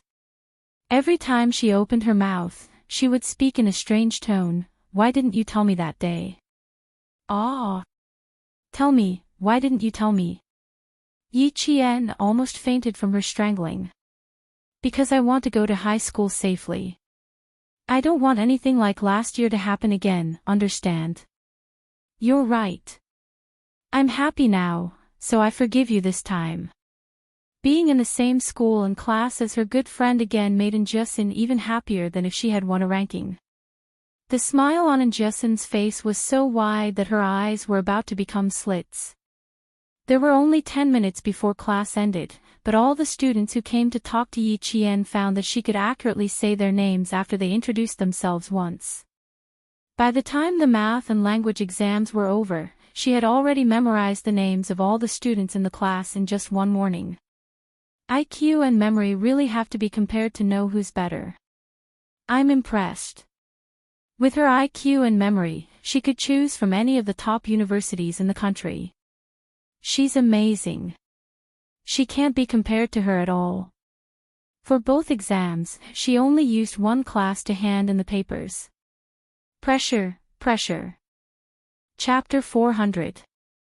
Seeing that even the top student in the cohort felt pressured, the other boys in the cafeteria laughed and said, "Bro, I'm afraid the top student in the cohort won't be guaranteed. That's normal. Yi Qian will crush us in terms of IQ, memory, and learning range. The top student in the cohort will become the uncrowned king." The top student in the cohort wasn't tall, only about 1.7 meters. He had a few pimples on his face and was a gentle and easygoing guy. He didn't feel pressured by Yi Jian's arrival, so he smiled and said, 8 immortals crossing the sea, each showing his own abilities. We don't have to compete with Yi Jian's results, we just have to stabilize our own. Comparing grades with her will only make us feel more pressured. Also, he paused and said, I think Yi Qian is easy to get along with. We can ask her if there's anything we don't understand. I don't think she'll reject helping each other and improving each other. That's right. I also think Yi Qian is easy to get along with. That Yi Ying. I'm afraid she's not easy to get along with. She's not as pretty as Yi Qian. Fuck, go to hell. You're always staring at girls. The 5 boys joked and laughed as they walked to the cafeteria. Yi Ying, who had been walking alone behind them, heard their conversation and felt her blood boiling in her chest. The hatred in her heart deepened. Yi Ying bit her lower lip so hard that teeth marks appeared. Yi Qian. That damn thing. As long as she appeared, she wouldn't have a good day. No, she had to think of a way to get rid of her. She had to think of a way. It would be best if she could make this person disappear from this world forever. Yi Ying, who had wanted to eat in the cafeteria, turned around and jogged to the snack bar. Yi Jifan was about to get off work when he saw that the call was from the school's snack bar. He quickly sat down and picked up the phone. Hello, Ying Ying. How come you still have time to call Dad on the first day of class? Dad, Yi Qian came to the provincial first high school. It's not that we can't check her grades, but the Provincial Education Bureau deliberately hid her grades. Dad, what should I do? Now, the whole class revolves around her. I finally managed to get into class 1, but she appeared. What? Yi Qian has arrived at the provincial first high school. But he didn't have her results at all. Even the usually calm Yi Jifan paused for a moment. His eyes darkened as he asked in a low voice, did she say anything else? What? She didn't say anything. She just said that she relied on her grades to get into the provincial first high school. Moreover, Dad, she was ranked 4th in the province. Yi Ying gnashed her teeth as she spoke. When she mentioned her grades, her facial features twisted again. Dad, you can't let her stay in school. You can't. I can't lose to her. I want her to disappear from the school. I want her to disappear completely. Dad, you have to help me, you have to help me. Yi Jifan, who was in a state of shock, felt his heart skip a beat. Even the Provincial Education Bureau came out to protect Yi Jian, which meant that there really was someone behind her. No, Ying Ying. You have to calm down. Listen to Dad. Yi Qian must have someone secretly helping her. Now, Dad has something to tell you. Since you're in the same class as her, pay attention to who is helping her. Let Dad find out more before he makes a move. Remember, Yi Qian came prepared. You can't be careless. You have to act calmly. Also, you have to maintain a good relationship with the sons and daughters of the high-ranking officials.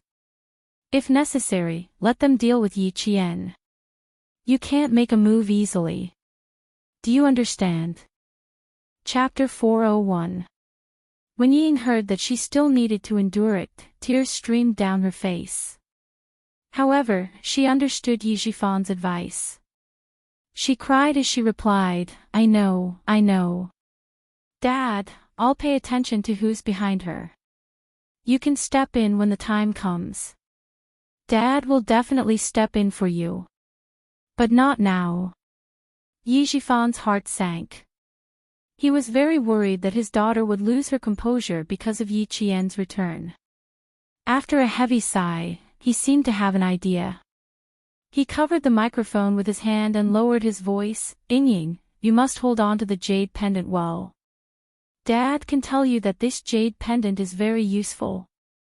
Even if Yi Qian has someone behind her, she's still just an ordinary citizen with some small achievements.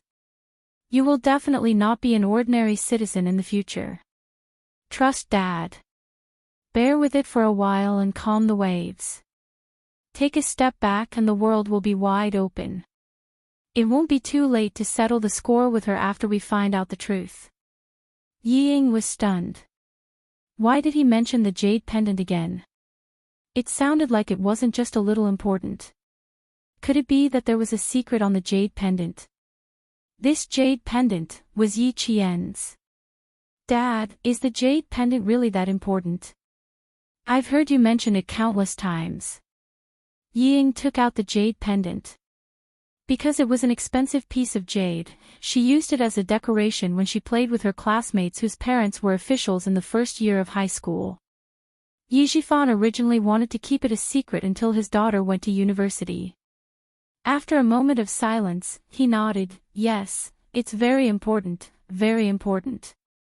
It's a symbol of status. A symbol of status. Yi Ying's heart skipped a beat. She was overjoyed. So you're saying that as long as I have this jade pendant, Yi Qian will live at my whim for the rest of his life.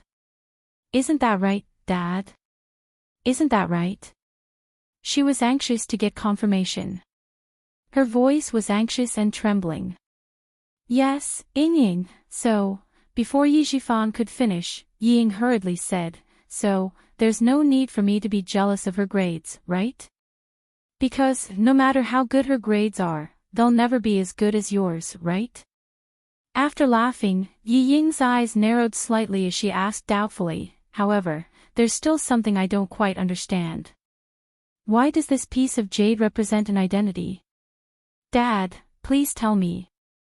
I need some consolation. I don't want to lose to that wretched girl Yi Qian. Yi Jifan knew that once he said that the jade represented an identity, then his daughter would definitely ask about it. After a soft sigh, he said in a low voice, I'm not too sure myself. When your aunt sacrificed herself, this piece of jade was sent back together with her belongings. Not long after Dad became the village chief, he received a call saying that he wanted me to take good care of the jade and not tell Sun Xueqing's daughter about it. Sun Xueqing, Yi Qian's mother. As for this piece of jade, Dad kept it because he thought it was valuable. When Dad was promoted to the position of mayor, the head of the city even talked to Dad personally. His words hinted that someone was helping Dad in the dark.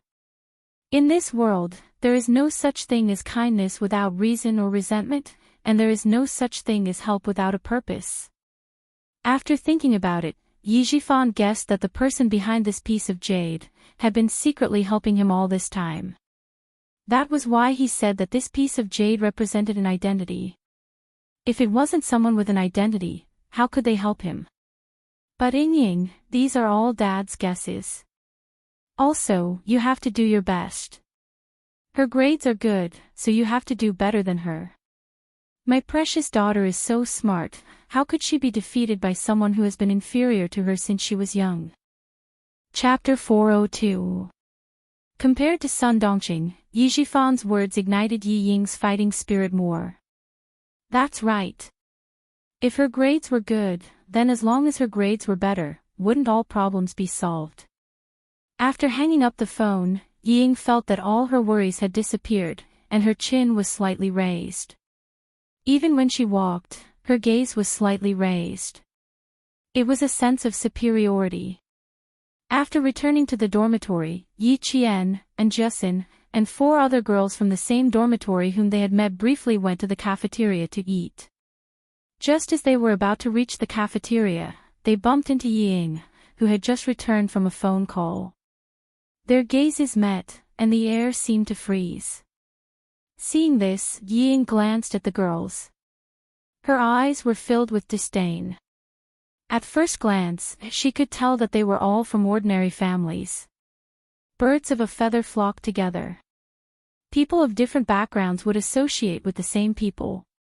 Sister, call home when you're free. My dad is very worried about you. Yi Ying, who spoke, unconsciously touched the pendant on her chest. She smiled and said, I just called my dad to tell him that you're back.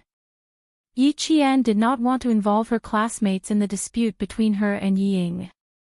She smiled at Justin and said, Justin, go to the cafeteria with Xiaoyi and the rest first. Help me get food too. Thank you. But... And Justin was worried. However, when she met Yi Qian's slightly heavy gaze, she immediately nodded. She pulled the girls from the same dormitory and said softly, let's go first. Once the students left, Yi Ying's ugly face was completely revealed. With a gloomy gaze, she laughed softly and said, stupid girl, don't think that you can surpass me just because you're back at number 1 middle school. Like people live like that. As for you, don't even think about surpassing me. Who's going to compete with you? Yi Ying, it looks like you're the one who's competing with me. Yi Qian smiled. The afternoon sun was shining brightly, but she did not seem to be sweating at all. She was refreshed, and her eyes were as beautiful as water. I stopped because I wanted to tell you that getting into number 1 middle school is not a big deal. It's hard for you to get into number 1 middle school, but for me, it's extremely easy. His words pierced Yi Ying's heart. Her expression changed and she said fiercely, so what? I'll let you be proud today, but just you wait and see. With your status, you don't deserve to be compared to me. When it came to bickering, Yi Ying had always lost every battle. After she lost, she would leave in a huff. But before she left, her gloomy eyes that clearly had other intentions, made Yi Qian frown slightly.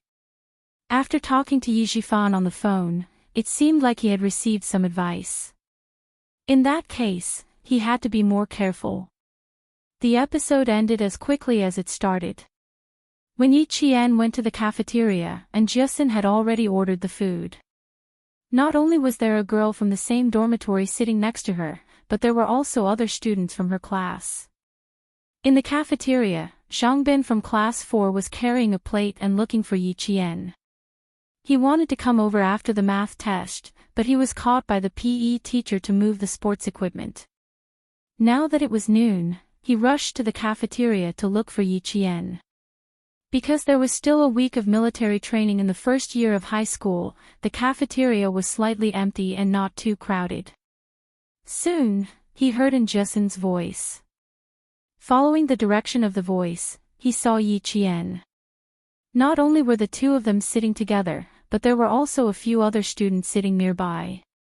They were chatting and laughing with Yi Qian. They seemed to have a good relationship, and a few of them were students with excellent grades in the first year of high school. It could be seen that Yi Qian got along well with his classmates on the first day of school. Chapter 403. Zhangbin looked at Yi Qian, who was surrounded by his classmates, and then looked at Jiasin. He thought about it and decided to look for them after school. A boy patted Zhangbin's shoulder and laughed. Hey, Zhangbin, you're looking at Jiasin again. If you really like her, why don't you write her a love letter? It's good to let her know. But you have to be careful. Don't let the teacher find out. Their homeroom teacher, Miss Tong, is quite nice, but she can be quite scary when she's strict. What are you talking about? The transfer student from class 1, Yi Qian, is also my junior high school classmate. The voices gradually faded away. Yi Qian looked at Zhangbin, who had walked far away, and whispered to Jiasin, let's go look for Zhangbin after class. Why should we look for him? He doesn't have time in the afternoon. He's a sports student, so he has to train every afternoon after school. Also, he doesn't live on campus. He lives at his grandmother's house. Zhangbin's father was from Fujian town, but his mother was from the provincial capital. And Jiasin, who had always been carefree, was more attentive this time. She whispered, Zhangbin's father doesn't have much contact with his grandmother's family. I heard that his mother fell out with her family because she wanted to marry into the countryside. In the future, when you see Zhangbin, don't ask him where he lives. He doesn't want to talk about it. Hearing this, Yi Qian looked at Jiasin with a smile in his eyes. He purposely dragged out his words and said, not bad, you know how to care about people. Who? Care about who? The girls who didn't hear everything came closer. Soon, they were all laughing together again. Under the sunlight, the second-year students who hadn't entered the countdown to the college entrance exam were still smiling. Yi Ying, who had lost to Yi Qian again, was slapping the tree leaves fiercely and cursing. Yi Ying, over here. Everyone is looking for you. A girl blocked Yi Ying's path and pulled her towards Swan Lake without any explanation. It's an emergency. We didn't do our summer homework. Hurry up and help us. The us the girl was referring to was the classmates that Yi Zhifan had told Yi Ying to build a good relationship with. They were not from powerful families, but they were rich. When Ying saw the girl, her eyes flickered. She smiled and said, "Sure, but don't blame me if I do something wrong." She came at the right time. She was just thinking about how to deal with Yi Qian. "TSK, you're the one with the best grades among us. Even if you're wrong, you're more correct than us. Let's go." The girl pushed Yi Ying's shoulders with both hands and said with a smile, "It's an emergency. We have to finish it by noon. If necessary, they could use the sons and daughters of officials to deal with Yi Qian." Yi Jifan's ruthless voice kept ringing in Yi Ying's ears. "Great, isn't this an opportunity? Yi Qian, let's see how you'll survive in school after offending my friends." After lunch, Yi Qian went back to the dormitory to tidy up her bed. Just as Teacher Tong had said, the strong were respected by others. After lunch, the 6 people in the dormitory had a certain understanding of each other. The other 4 girls were even happier to be in the same dormitory as Yi Qian. They helped her pack her luggage and went to the convenience store to buy daily necessities like buckets. After lunch, the 6 people in the dormitory had a harmonious relationship. Teacher Tong had spent some effort in arranging the dormitory. She had arranged for a few gentle girls to be in the same dormitory as Yi Qian. In the afternoon, when the math test results came out, Yi Qian was unsurprisingly first in the class. His score was 24 points higher than Zhao Hai's. Chapter 404. This test was a demonstration of one's ability. Even if some students were suspicious of Yi Ying's words, they could only keep their mouths shut. Yi Ying stared at her score. She bit her lower lip and subconsciously looked towards the seat by the classroom door. That was Yi Qian's seat. She happened to see the students at the back table lean over to look at Yi Qian's paper. After hearing a low gasp, Yi Ying felt as if her heart had been violently slammed into. Teacher Zhu wrote the highest score on the blackboard. There are 2 students in the class who scored full marks. One is Yi Qian, and the other is Zhao Hai. Yi Qian's paper showed no signs of tampering. The time he took to hand in the paper was 34 minutes. Yi Qian is first in this test. Zhao Hai was the first male student in the grade. I won't say much about the lowest score. I know that you all have relaxed after the summer break and didn't study properly. This test is just a reminder that school is about to start, so it's time to settle down. Yi Ying looked at her math results. She bit her lower lip even harder. She had always been good at liberal arts and bad at science. If it weren't for the fact that Teacher Tong only taught the science class, she wouldn't have insisted on transferring to the science class. But now, she had widened the gap between them with just one test. She had to work hard. She couldn't drag her results down. She seemed to have thought of something. She touched her chest, tilted her head, and lightly glanced at Yi Qian, who was looking down at his paper. The corners of her mouth curved into a contemptuous sneer. So what if your results are good?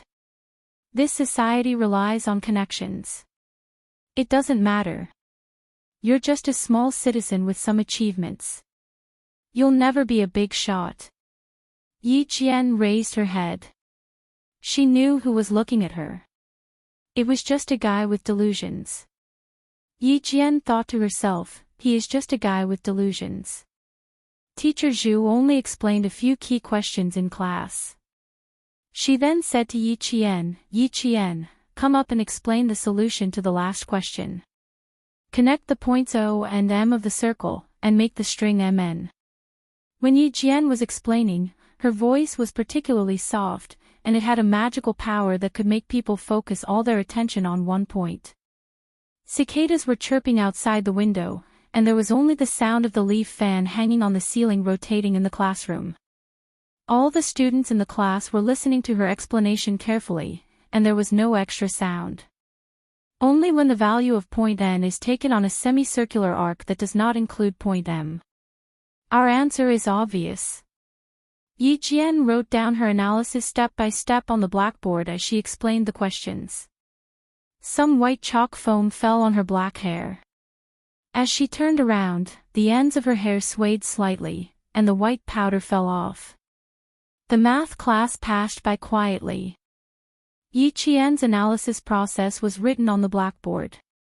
Some students were still copying the answers on the blackboard step by step. There were also students who took their test papers to answer Yi Qian. The students who asked the questions had forgotten that Yi Qian had taken a year off from school and skipped a grade to enter the second year of high school.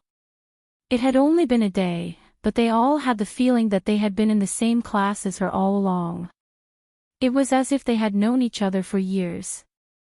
Just as Teacher Tong said, Yi Qian never rejected her classmates' questions. However, she had a good grasp of her limits. She didn't know how to solve everyone's questions. She imperceptibly told her classmates her principles. She couldn't help them all the time. In the end, they still had to rely on themselves. Class 1 was a class that didn't relax even after class. They listened attentively in class and discussed enthusiastically after class. They only returned to their seats after the bell rang for language class. Chapter 405. Ms. Tong was also holding the test papers from the morning. She handed them in groups and then distributed them to the class.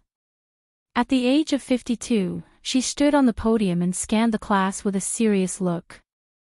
After a summer vacation, I believe that all of you have a better understanding of your results. The winner of this test is Yi Jian, who won first place in mathematics and literature. I won't criticize or praise anyone. It won't be too late to talk about it after the test at the end of the month. Yi Qian's ability in this test is obvious to all of you. I don't want to hear any bad rumors in class in the future. Do you hear me? Other than Yi Ying, the rest of the students raised their voices and replied, yes, we heard it. Okay, let's arrange the seats according to height. The taller ones can stand at the back. Ms. Tong only said a few words about the test and used the rest of the time to arrange the seats.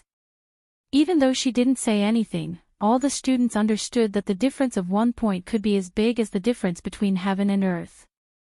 1 point higher could get them admitted to a key university. 1 point lower could mean they would fail.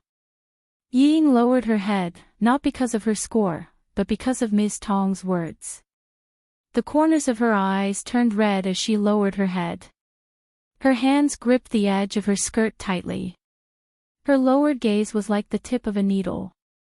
It was so cold that it sent chills down one's spine.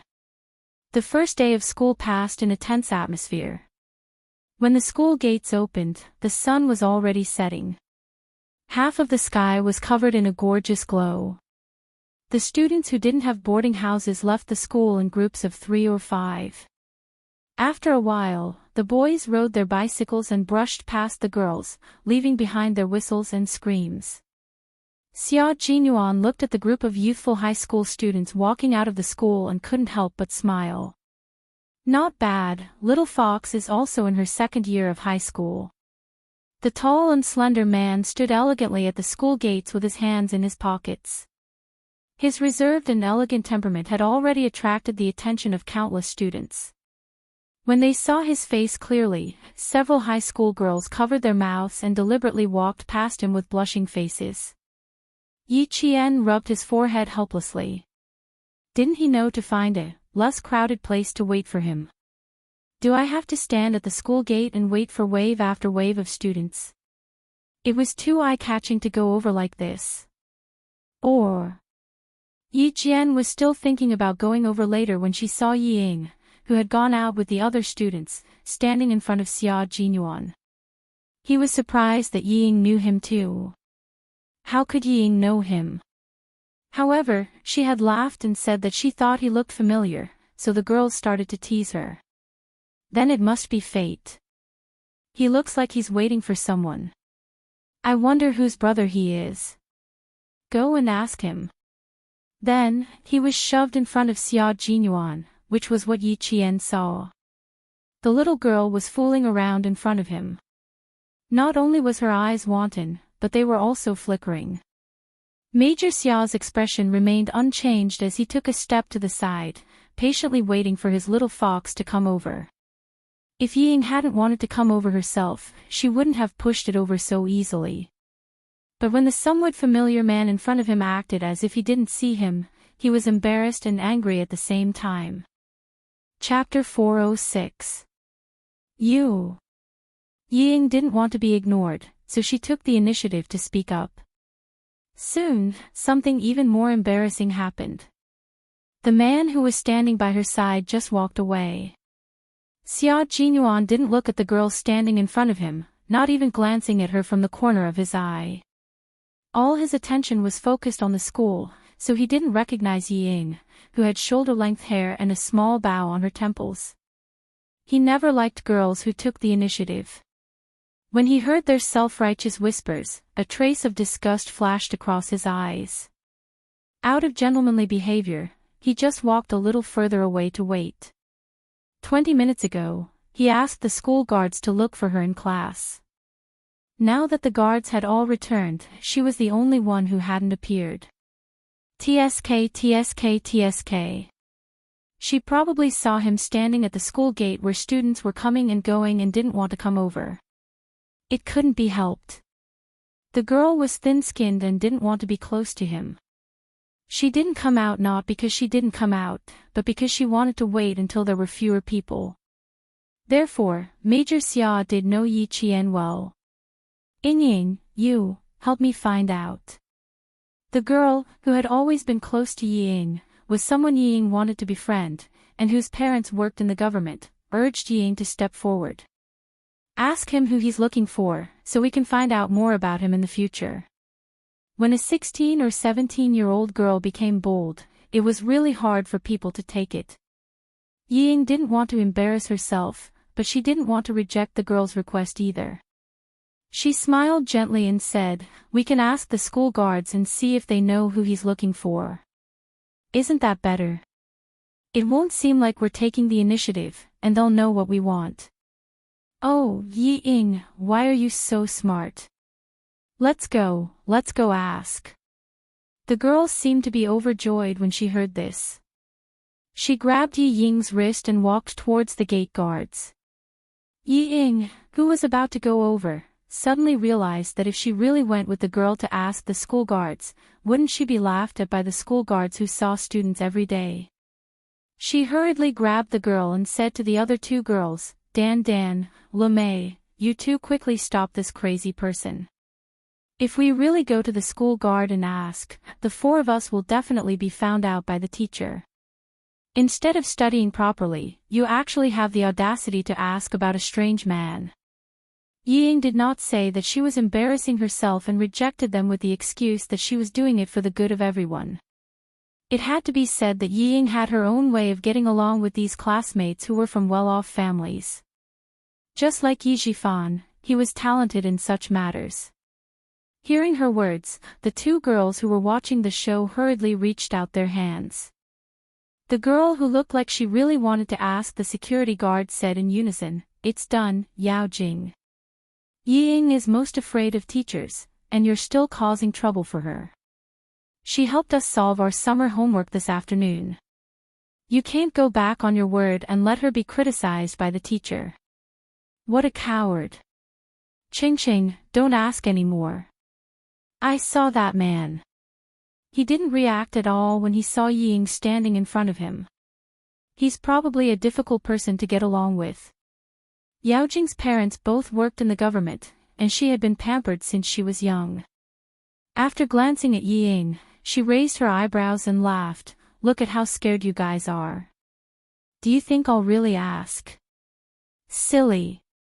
It's the first day of school and I'm already walking into the muzzle of a gun." Hearing this, Ying's heart skipped a beat. None of these students who came from rich and powerful families were stupid. Although their grades were bad, they were all smart people. Chapter 407. If she hadn't stopped Yao Jing in time, she wouldn't have been able to get into their circle starting tomorrow. Yi Qian saw everything clearly and was amused by Xia Jinyuan's behavior. She pursed her lips and giggled. After watching him walk towards the green belt on the right, Yi Qian came out of her hiding place and walked towards the school gate. After walking less than a meter, she heard the new class monitor's voice behind her. "Mom, I finally found you, Vice Class Monitor Yi Qian. Did you forget to go to the teacher's meeting room after school? Hurry up, Teacher Tong will be waiting for you later." If he hadn't mentioned it, she would have forgotten. When the school guard told her that her brother was waiting for her at the school gate, her mind went blank. She was afraid that Major Xia would say something else, so she threw the textbook in her hand and rushed towards the school gate without even taking her bag. She didn't even remember about the meeting. "Teacher Tong isn't here yet, right?" "I'm sorry, class monitor, I have something urgent to attend to." "I didn't mean to forget," Yi Qian explained. She felt bad for troubling someone to look for her. Class monitor Lu Axian couldn't help but laugh when he saw her nervous and apologetic look. Boys had loud voices and were going through puberty, so his laughter sounded weird. "Why are you so nervous?" "I just thought that since today is the first day of the meeting with the teacher, we should leave a good impression on Teacher Tong. Besides, I'm the class monitor. How can I be left behind when I take the lead?" "It's okay, Teacher Tong isn't here yet. She's in the principal's meeting room." Yi Qian felt a little relieved after hearing his words. Just as Lu Axian said, she was indeed a little nervous. When dealing with male soldiers, she could be rough with them. However, when dealing with students, Yi Qian inevitably had to be stricter with herself. She had never been to high school, so she was unfamiliar with this environment. Although she acted calm in front of the whole class, she was just trying her luck. However, Xia Jinyuan was still waiting for her outside. Since Teacher Tong hadn't come yet, she had to run out and inform him first. It wasn't that she didn't want to come, but something had happened in class. Yi Qian then said to LV Axian, "Class rep, my brother." After he finished speaking unnaturally, he swallowed his saliva and said vaguely, "He's waiting for me outside. Give me 3 minutes, I'll tell him to go back first." "Sure, I'll wait for you. Go quickly." Lu Axian agreed readily, and really stood there waiting for Yi Qian to come over. Yi Qian was running all the way to the campus. He was running towards the green belt that she had seen him running towards. Where was he? He ran over but didn't see anyone. Yi Qian didn't have much time to look around, but he didn't see anyone he was familiar with. Did he leave? Why did she come out after she left? "Looking for me?" A cheerful voice came from behind her. Xia Jinyuan walked over leisurely with a bottle of mineral water in his hand and teased, 25 minutes. "Did you just come over for dinner?" In fact, he had already seen her running out in a hurry, but he didn't say anything because he wanted to see her look when she was looking for him. Yi Qian heard the voice behind her, so she turned around and said, "Captain Xia, I have a class meeting. The class monitor is here." "I'm sorry. I have to go back now. I was afraid that you would be waiting outside, so I ran out to look for you." As she spoke, she couldn't help but look around, as if she was afraid that her classmates would notice her. However, this caused Xia Jinyuan to laugh in a low voice. Chapter 408. Xia Jinyuan laughed involuntarily as he looked at the slender figure who was even more hurried than him. The corners of his mouth curled up slightly as he pondered whether he should come over at night or wait for her to finish her class. If he waited for her to finish her class. It was only 5:30 p.m., and it would take a few hours to reach 9 p.m. Why did he feel like a wife-gazing rock? The slender figure quickly met up with a boy. Then, the two of them hurriedly walked side by side into the school grounds.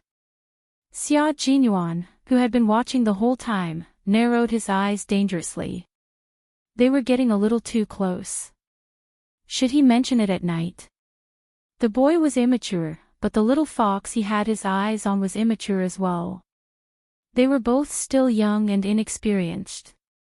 If they accidentally fell in love, he wouldn't even have a chance to cry. He didn't even dare to taste the little girl he had raised for more than 2 years. If another boy not only tasted her freshness, but also plucked the forbidden fruit that was not yet ripe, he would vomit blood. Thinking back to his high school life, the young masters in the capital all matured early. There were a few who had some money at home, and as soon as the fertility function was put to use, they would immediately find a clean and pretty lady and play with her happily. The boys nowadays were much more daring than before. They weren't even fully grown yet they already had the bad habit of getting physical. No, he had to remind the little fox to set her sights higher. She couldn't be blinded by a little boy who was still wet behind the ears. In the school grounds, Lu Axian saw a camphor leaf fall into Yi Qian's shoulder-length black hair. He raised his hand to remove it, but Yi Qian moved sideways faster than he could raise his hand. He dodged to the side and laughed, "There's a leaf in my hair." Camphor leaves. Our school has a lot of camphor leaves, and leaves often fall into the hair of girls. Lu Axian, who was able to become the class monitor despite not having the best grades, immediately thought of something and explained, "Us boys often help girls remove leaves from their hair because of this. You don't mind?" Yi Qian smiled and said naturally, "I thought it was a bug and got a fright." This was how she interacted with her students. She couldn't directly say that she didn't like anyone to be close to her or have any intimate contact with her. There are insects too, but it's spring now. In the future. LV Axian didn't take it to heart. Everyone was getting to know each other, and he was indeed a little rash just now. Moreover, a beautiful girl like Yi Qian with good grades would more or less have her own principles. Xia Jinyuan saw this scene and his sexy thin lips curled up into a smile. His little fox was quite principled. At the very least, she was still not used to having even the slightest bit of intimate contact with other boys under normal circumstances. Xia Jinyuan glanced at the school gate, where his little fox was nowhere to be seen. He was about to wait outside the school when he received a call from Xia Yiwei. He continued to stand under the shade of the tree and answered the call with a smile. "Do you have any orders for me again?" In the principal's meeting room, Principal Chow gestured for the teachers to circulate the photocopied documents in his hand. There were many teachers' meetings during the start of the school year, and this time, the teachers attending the meeting were the form teachers of the 2nd and 3rd years. Social practice activities will be fully implemented this year. Our province's #1 middle school has taken the lead. 7 of the first year's classes have already gathered together for military training. This document is the fax I just received. The Provincial Education Bureau has decided that there will be a social practice activity for the 2nd and 3rd years of high school this year, and it will be included as a compulsory course. The results will be recorded in the student records as one of the conditions for students to graduate. Chapter 409. Principal Chow sat at the head of the meeting and said seriously, "This is a practical activity to improve the students' ideological and political awareness, stimulate their patriotism, and strengthen their national defense and national security awareness. Therefore, our school must follow the arrangements closely and complete all the social practice activities for the 2nd and 3rd year classes in the second half of this year. In the meantime, the school will set up a student military training leadership group. Under the leadership group, the military training team will be responsible for the implementation of the students' military training and actively cooperate with the military training team to complete the arrangements and meetings for the 2nd and 3rd year classes." All the form teachers took the documents and read them. When they saw the military training schedule, they were all relieved. Fortunately, it did not take up the class time. The holidays were fine, they would definitely support it. Also, it was fine to let the delicate students get rid of their squeamishness. Principal Chow, who ended the meeting in less than 10 minutes, did not return to his office. Instead, he rushed to the school gate. After the meeting, Miss Tong summarized Principal Chow's words and told the class committee. Yi Qian thought that she could not go back to the village to accompany Grandpa Jen on October 1st. She did not think that she could not have fun during the holidays. She only wanted to go back to the village during the holidays. My dad said he would take me to Mount Huangshan during the 7-day break. Now it's over. After Ms. Tong left, the lifestyle committee member, Wang Rui, complained, "Why are we so unlucky to have a 7-day break to participate in the military training this year? Don't complain. Didn't you hear what Teacher Tong said? This will be recorded in the students' records as one of the conditions for graduation." LV Axian did not have any objections. He said happily, "I think it's pretty good. My dad said that if I don't get into university, I will join the army after high school.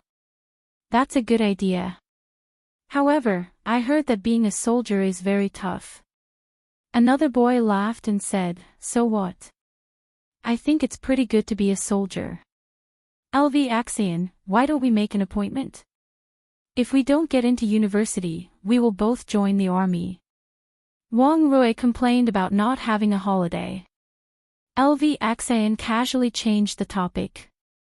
When everyone heard that there was military training during the 7-day break, their depressed mood rose again. This was also the role of the class monitor. Other than the lifestyle committee, literature committee, and vice class monitor who were all girls, the rest of the class committee were all boys. When it came to joining the army after graduation, the boys were quite interested. Yi Qian saw that they were in a heated discussion. When he packed up his textbooks, he said with a smile, "If one's a soldier, the whole family will be glorious. It's worth it to join the army for the glory of your family." This was an indispensable slogan for the annual conscription. When a girl from Yi Qian said it, the boys all burst into laughter. The arts committee member, Yi Ying, snorted in disdain. Graduating from high school and becoming a soldier. Wasn't he just a poor soldier? How unambitious. You guys continue your discussion. I still have a student union meeting to attend, so I'll take my leave first. Yi Ying, who looked down on them but didn't show it on her face, waved at them and left with an elegant smile. Her temperament was not bad, and her footsteps were very light when she left. Wang Rui sighed and said, "Yi Ying is the one in our class who looks like a girl the most. She has quite the temperament." On this point, Yi Qian agreed. "Ah, sorry, I forgot to take a pen." Yi Ying, who had clearly walked out of the classroom, returned. She must have heard Wang Rui's sigh. The smile on her pretty face became more genuine. "If there's anything, you can come and find me at any time." Chapter 410. Temperament was a combination of inner and outer appearance. Yi Ying, who did not say what she thought. Yi Jian smiled and looked at Yi Ying, who had deliberately turned back and said that she had forgotten to take something. Yi Jian had clearly seen through Yi Ying's thoughts.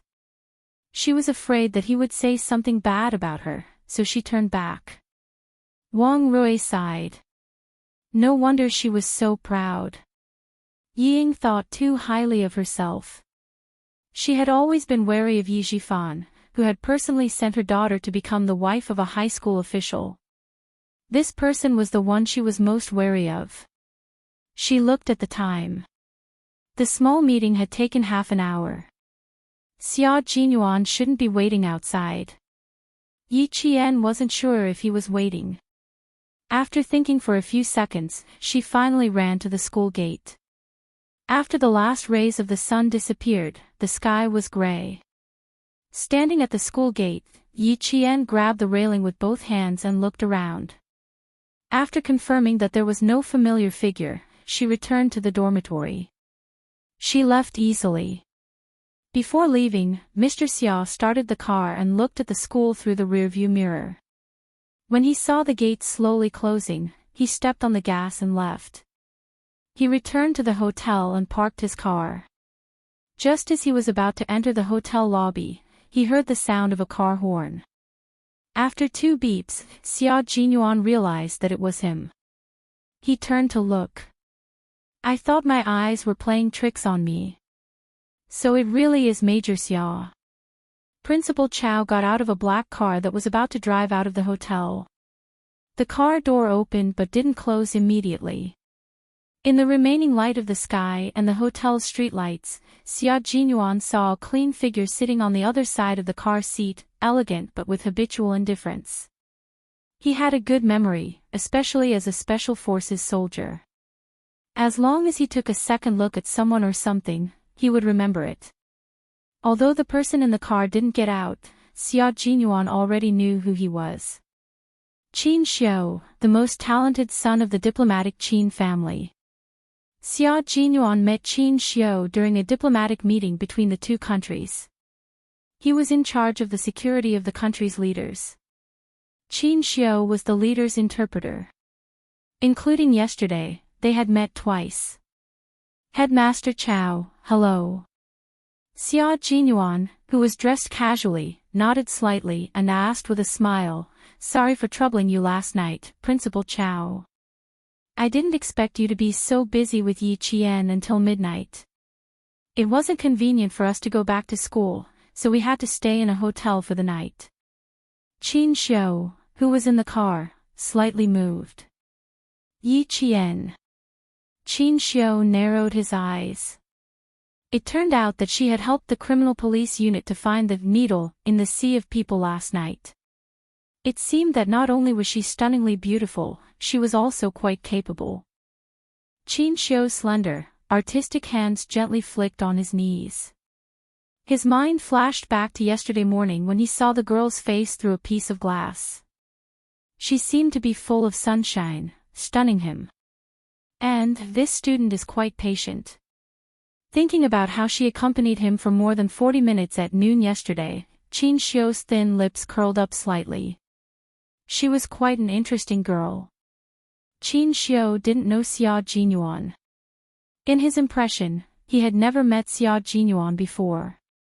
He, who didn't get to know people easily, sat in the car leisurely, enjoying the air conditioner and waiting for the greetings to end. "I won't be joining you tonight, I still have something to do here. Next time, I'll have dinner with you as a token of my gratitude." Xia Jinyuan didn't have any intention of befriending Qin Xiu. He said a few words politely and watched Headmaster Chow get into the car. Tonight, he would look for his little fox. Other than the mission, he wouldn't talk about anything else. Chapter 411. After returning to the car, Principal Chow, who had come to pick up his nephew for dinner, sighed. "Your generation in the capital is really full of talented people. If I'm not wrong, that Major Xia just now is the youngest major in family Xia. It's a pity that you two don't know each other. Otherwise, you could have chatted with him tonight." He continued, "You two are staying in the same hotel, but you didn't bump into each other during the day." "The youngest major in family Xia. Oh, so he's Xia Jinyuan. I stayed in my room all day. It's a pity that we didn't bump into each other." Qin Xiu, who was originally indifferent, tilted his head with a hint of interest. Although he said it was a pity, his handsome face did not show any signs of regret. He said calmly, "My mother really wants to get to know him. Every time I return to the capital, she wants me to go out and set him up.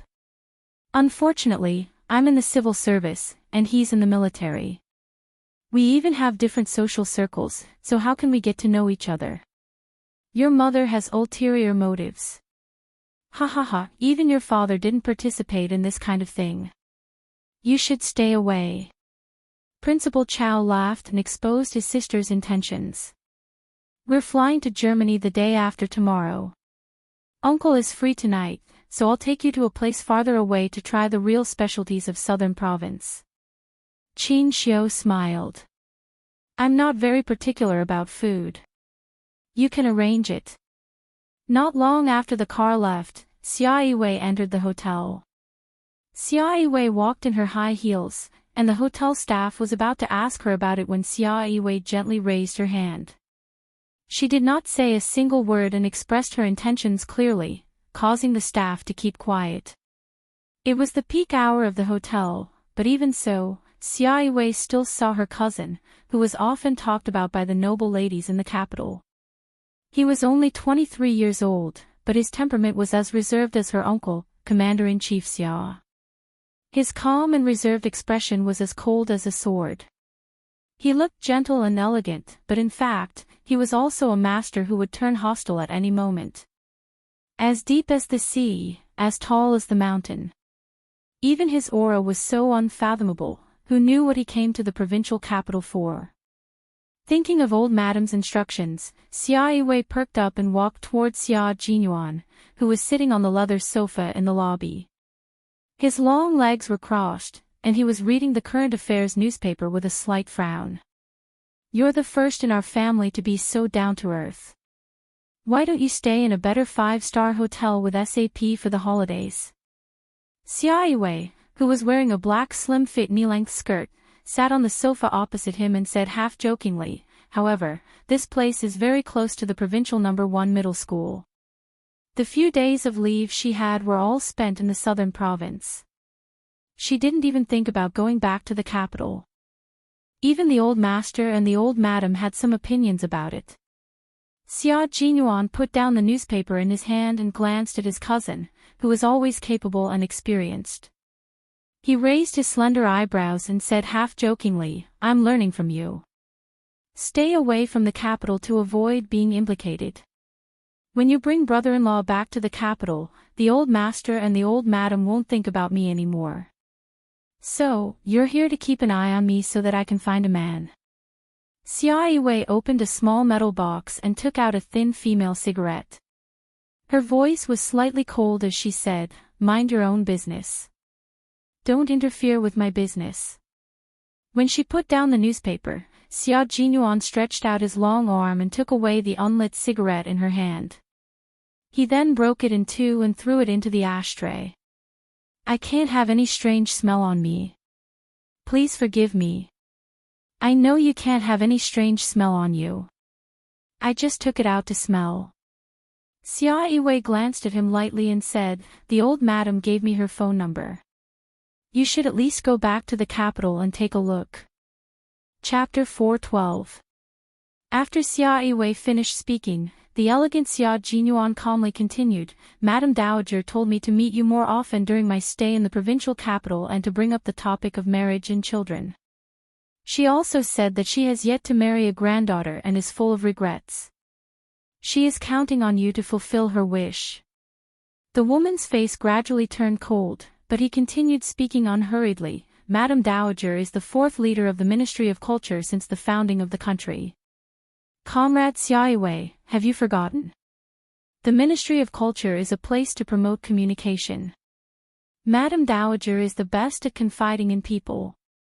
She is an expert in cleansing people's minds, bodies, and souls. I haven't even mentioned Madame Dowager, but you've already brought her up." She meant that both of them had been warned by Madame Dowager, but she also hinted that she was only in contact with one of them. "Madame Dowager didn't mention anything about her contacting you in front of me." Xia Yiwei rubbed her forehead. If Madame Dowager wasn't so passionate about art and culture, she could have become the 5th leader of the Ministry of Foreign Affairs. Sure enough, even though she was old, as long as she was intelligent, the younger generation in the family was still no match for her. Xia Jinyuan glanced at Xia Yiwei, who had been tricked by Madame Dowager and had taken the initiative to listen to him urging her to get married. He calmly repeated what Madame Dowager had said.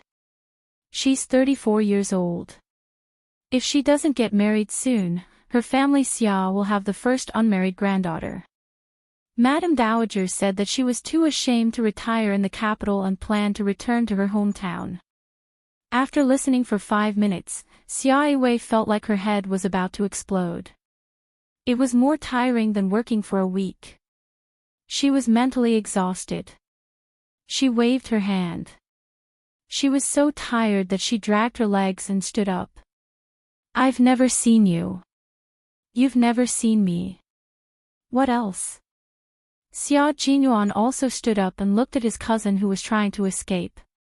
The smile on his thin lips was somewhat unfathomable. "Sister, you must have forgotten to say something. I won't mention that high school student either." Xia Yiwei raised her eyebrows and stretched out her hand.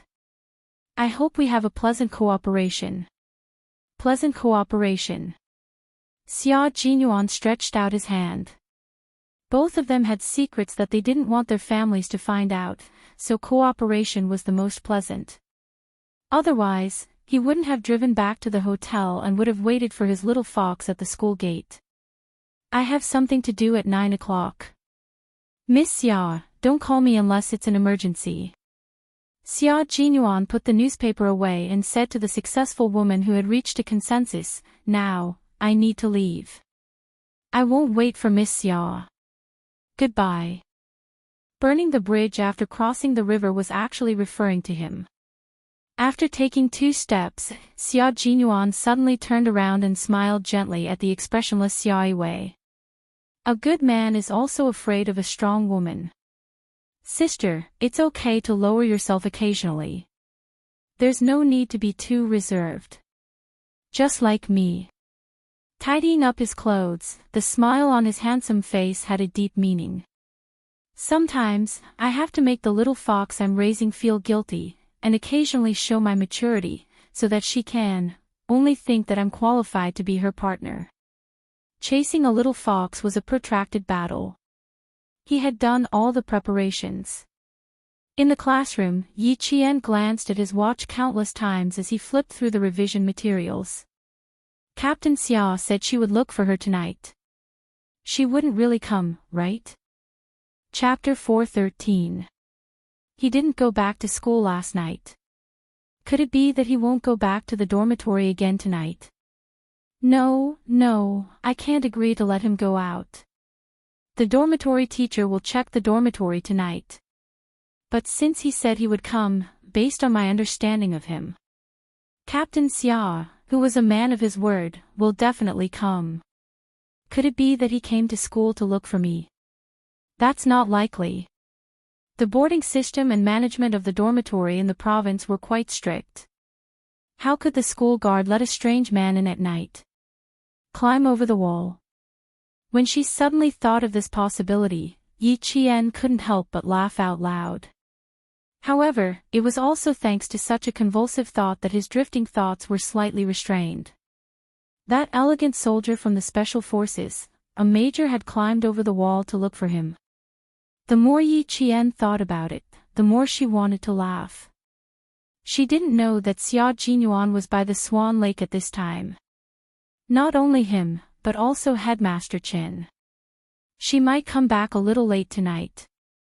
It's a rare opportunity, so I'll take her to have a look. If Xia Jinyuan wanted to come over, of course he would do it openly. But then again, if it was just to look for Yi Qian, the major did think about climbing over the wall. But even Yu Lao was on his side, giving him the opportunity to take little fox away.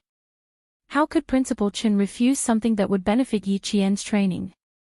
He smiled and said, I can leave you a back door, but Captain Xia, the girl still has to come for her morning self-study tomorrow morning. She can't get special treatment. Uncle Qin, don't worry. I'll bring her back before 1:30. Xia Jinyuan smiled calmly. Faced with the scrutiny of a world-class sniper, he said calmly, this training is for her replacement, and will last for half a year. If it's possible, Uncle Qin, can you see if you can arrange some time for her to practice at night? Headmaster Qin looked at the young major in front of him, who was fighting for opportunities for the little girl, and joked, Captain Xia, you're investing, right? Investments are risky. Be careful that you don't lose everything. In the no man's land, he remembered the young major's words. He said that he wanted the little girl to not easily fall in love during the few years she was studying. He wanted her to reach a standard that only he could meet when it came to choosing a boyfriend. However, love had always been unpredictable. Sometimes, the person you liked was not as good as the person beside you, but you just had to fall in love with him. After a moment of silence, Xia Jinyuan sneered, Uncle Qin, I don't think this is an investment. This is a pursuit. I'm pursuing a good girl in my own way. It's just that she's still young and doesn't like to accept help from others. As for me, I'll point out a clear path appropriately. The rest is up to her to explore and move forward. Don't you think that I've been holding her hand and walking forward? When she needed help, I would not leave her. When she fell, I would be there for her. When she soared into the sky, I would still be by her side. Uncle Chin, do you think this kind of pursuit is not good? Not good. It was so good that he was speechless. He was so affectionate. He was afraid that if the girl knew, would she run away? The girl was used to being independent. Suddenly, there was a man who could walk side by side with her, and he was also his comrade. Principal Chin seemed to see how hard the Major's pursuit was. Chapter 4:14. He could foresee how hard it would be, and this young Major would know as well. Uncle Chin patted him on the shoulder with a smile and said encouragingly, "Perseverance is one of the qualities a soldier should have. Major, you've done well. I won't just do well. I will do so well that she will see me as a comrade who will walk hand in hand with her for the rest of her life, a comrade with double identities." Xia Jinyuan smiled and looked in the direction of the school building. The classroom was brightly lit. Yi Qian didn't know that someone was waiting for her outside until a boy behind her asked her a math question. She suddenly realized she had laughed for half of the evening self-study because of a baseless guess like, "Will Captain Xia climb over the wall to find me?" Classes were classes. Even during self-study, she couldn't think about things unrelated to her studies. Not even Captain Xia. Soon, Yi Jian, who had sobered up, adjusted her state of mind. During the second half of the evening self-study session, she had completely calmed down. She no longer let her imagination run wild, and she no longer thought about Major Xia, who had inadvertently disturbed her state of mind. The bell rang and the originally quiet campus became a boiling cauldron of voices. Yi Qian carried her revision materials and walked towards the dormitory with Jiaxin and the 4 girls in her dormitory. They chatted and laughed. When they were close to Swan Lake, Yi Qian saw a familiar figure pass by under the dim street lights. She choked on her words and coughed. Even though he only passed by under the streetlights, Yi Qian knew very well that the person she saw was Major Xia, the person who made her unable to study properly during the first half of the evening self-study period. Xia Jinyuan, he really entered the campus. He didn't really climb over the wall, did he? Yi Qian coughed even harder at the thought of this possibility. You were fine. Why are you coughing? Did you catch a cold? And Jiaxin asked nervously. My mom prepared some cold medicine for me. I'll take some when I get back to the dormitory. Last night. You didn't come back last night. Did you catch a cold last night? Yi Qian, who had finally managed to stop coughing, felt his heart pounding because of her words. Last night, she had slept with Captain Xia, in a hotel and had almost hit him. He hurriedly said, I'm fine. I didn't pay attention when I was speaking just now, so I choked. Oh right, I forgot to take the revision materials that I wanted to read tonight. You guys go back to the dorm first, I'll come back later. Alright, go quickly. I'll get the hot water for you. You can take a shower when you come back. And Jiaxin could tell that there was nothing wrong with her voice. She had always been carefree, so she didn't think much of it. She just frowned and reminded her, then come back early. Don't forget the time when you're studying. After saying that, he pulled the girls in the dormitory and left while talking about some interesting things. There weren't many students strolling around Swan Lake at night. Only those students who were secretly in love would take the risk of being spotted by the patrolling teacher's flashlights. They would hide in a corner and talk about love while feeding mosquitoes. Yi Qian obviously didn't think much of it, but when he saw a flashlight suddenly shining from the darkness, he was so scared that his heart jumped and his scalp instantly tensed up. What are you afraid of? Xia Jinyuan, who was standing in the dark, asked in a low voice. He was quite far away, so his voice sounded weak.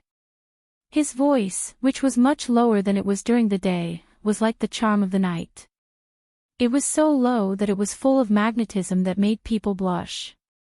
It was like a lover whispering in his ear, waiting for him to say even sweeter words of love. Chapter 4:15. He didn't walk out immediately. Instead, he admired her cautiousness and observed her sly, fox-like side. He let the dark night become his natural cover, allowing his eyes to admire everything about her without any scruples. "Captain Xia, why did you really come?" As soon as he spoke, Yi Qian could find him accurately even though he was hiding in the dark. An excellent sniper was able to accurately pinpoint his target while observing his surroundings. Yi Qian was an excellent sniper who had entered the military academy as a special forces soldier.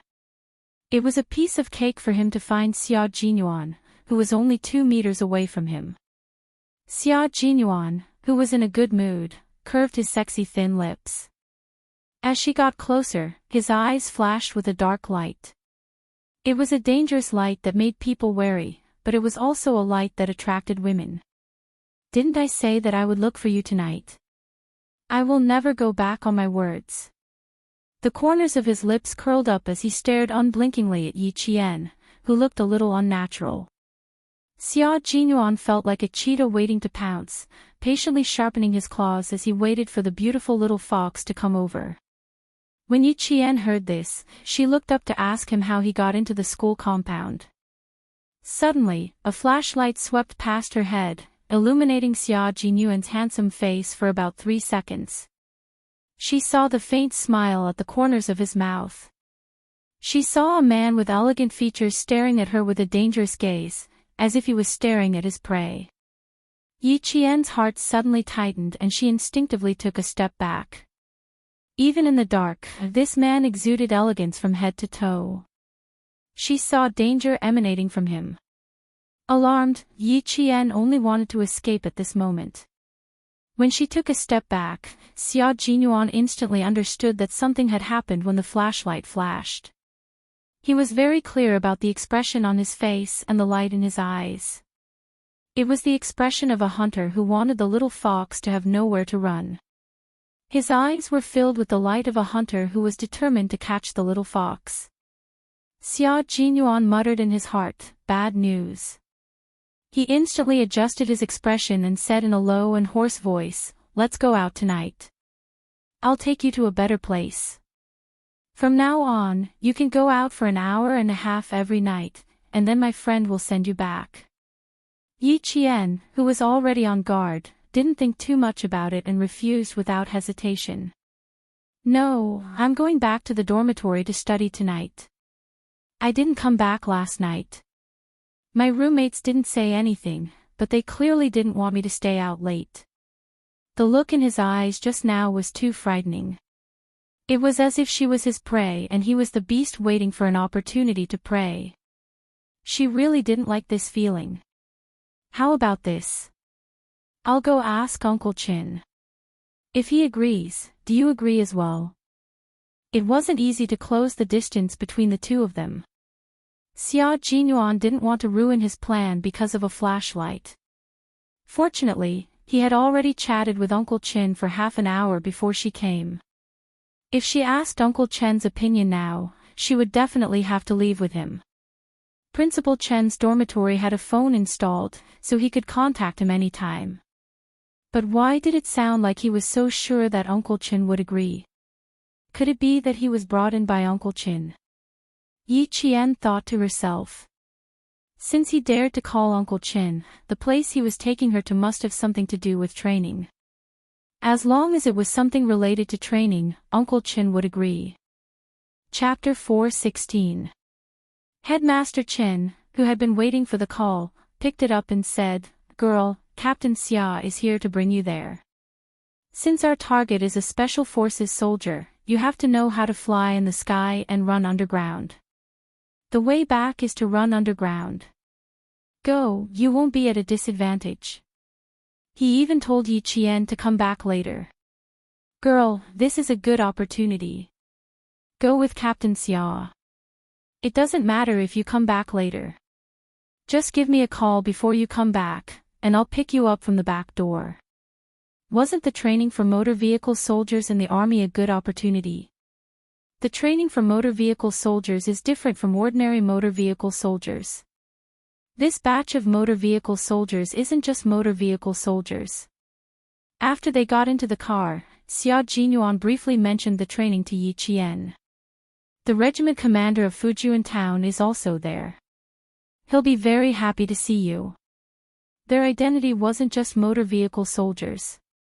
This batch of motor vehicle soldiers was sent to serve leaders who often had to go abroad or to certain places for secret missions. They were both motor vehicle soldiers and bodyguards. The types of soldiers in the army weren't only known to the general public. What kind of responsibilities these soldiers might have in the dark were not known to the public. Xia Jinyuan didn't go into detail. Based on Yi Qian's understanding of the army, he could more or less guess. It was fine as long as he knew it in his heart. There was no need to say it out loud. Of course, she was happy. The corners of her eyes were raised with a faint smile the entire time. Finally, she wasn't thinking about what happened in the past. Xia Jinyuan, who had been watching from the corner of his eye, heaved a sigh of relief. He had to be more careful next time. He mustn't think that he could do whatever he wanted in the dark. Little Fox was a fox. He couldn't let her see any clues. It was 9:25 when they left the campus. After they got into the car, Xia Jinyuan increased the speed of the car to a speed that wouldn't allow the traffic police to issue a ticket. After they got on the ring road, they sped out of control for about 30 kilometers out of the city. At 10:20, they arrived at what looked like an abandoned factory from the outside. The southern province was in the midst of development and construction, and there would always be some investment projects that failed. This industrial park was intentionally failed and was enclosed by the government. Until now, it was still in ruins. There was no one within a radius of 40 to 50 miles. Even if there was a commotion inside, no one would be able to hear it from outside. As soon as the car came to a stop, Yi Qian turned off the engine and unlocked the car. His gaze was cold and sharp as he looked out of the car window. Get off. Xia Jinyuan opened the car door first and gestured for Yi Qian to get out of the car. The sentries are standing guard outside. This is a military restricted area. To outsiders, this is an industrial park that failed to invest in. And inside, what you see is another world. A sentry who was hidden in the darkness walked over with a gun in his hand. There was no light, and he relied on night vision goggles to carry out his duty. Xia Jinyuan took out his military officer certificate and the pass he got from Uncle Chin. It was Yi Jian's pass to enter and leave the provincial military area. He passed it to the sentry and said, "Contact Regiment Lu and tell him that Xia Jinyuan is here with Yi Jian. Please pass." It wasn't just one sentry. There were at least 5 sentries nearby, and they were all hidden sentries. The atmosphere was rather cold, and there was a sense of oppression that would make people afraid. However, Yi Qian felt very comfortable. She knew that this sense of oppression came from the hidden sentries. They were watching her and were always prepared for battle. After the sentry saluted, he immediately contacted the inside. Soon, he handed the ID in his hand to Xia Jinyuan and saluted again. "Major, please give me the car keys. Thank you for your cooperation." Chapter 4:17.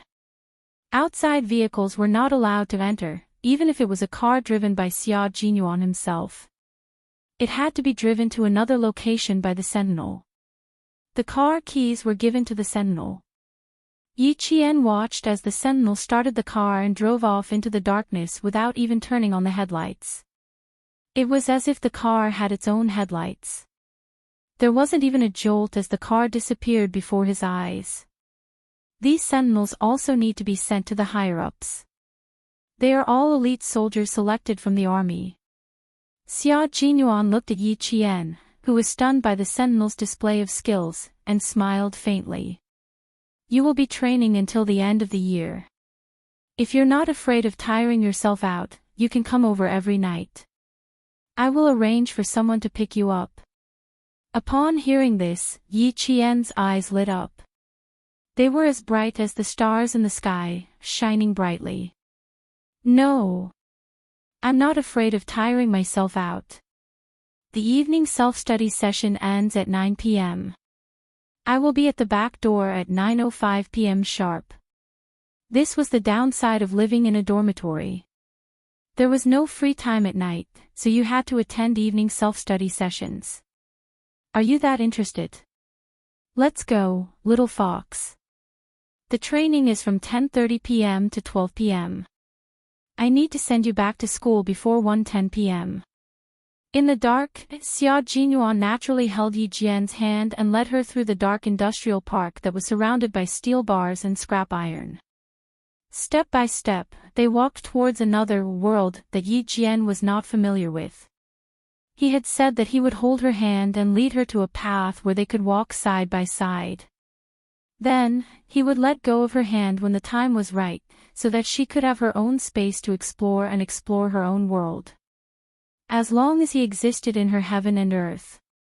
Yi Qian's mind was already captivated by the mysterious training that was unknown to the outside world. She didn't even notice that her hand was being held by a pair of steady and strong hands. With him leading her, even if the path ahead was dark, there was no fear. There was only trust. They passed through 2 abandoned factories that were only 5 stories tall. Just as they were about to approach the 3rd building, Yi Qian suddenly felt a tremor in the ground. It was as if something was shaking underground. It was quiet outside, and there was no light inside. Apart from the tremors underground, could it be that there was another world underground? That's right, it's just as you thought. She paused slightly, and Xia Jinyuan could guess what she was thinking. All the training will be done underground. Firstly, it won't disturb the public. Secondly, it will avoid being noticed. Most importantly, it will prevent the news from leaking out. Otherwise, why would the country spend so much on the military? In such a great country, if you want the country to prosper and the people to be at peace, you must first have a strong army. Only with a strong army would there be a strong country, and the citizens living in a strong country would be able to stay away from the flames of war and live in peace. Major. A masculine voice came from the corner. Then, a light flashed. Yi Qian saw a soldier in a training uniform standing in front of an abandoned staircase, waiting. Xia Jinyuan gently squeezed Yi Qian's palm and said softly, "This is the entrance. Remember. If you have time during the day, you can come here and take a look. The hidden sentries won't appear during the day, so you can come here anytime." Then, he smiled and said, "Even homeless people won't come here during the day. There's no village ahead, no shop behind, and no food or drink. No one will come here during the day. It was even more impossible for a young woman to come here alone. If something happened to her, no one would know for a year." Chapter 4:18.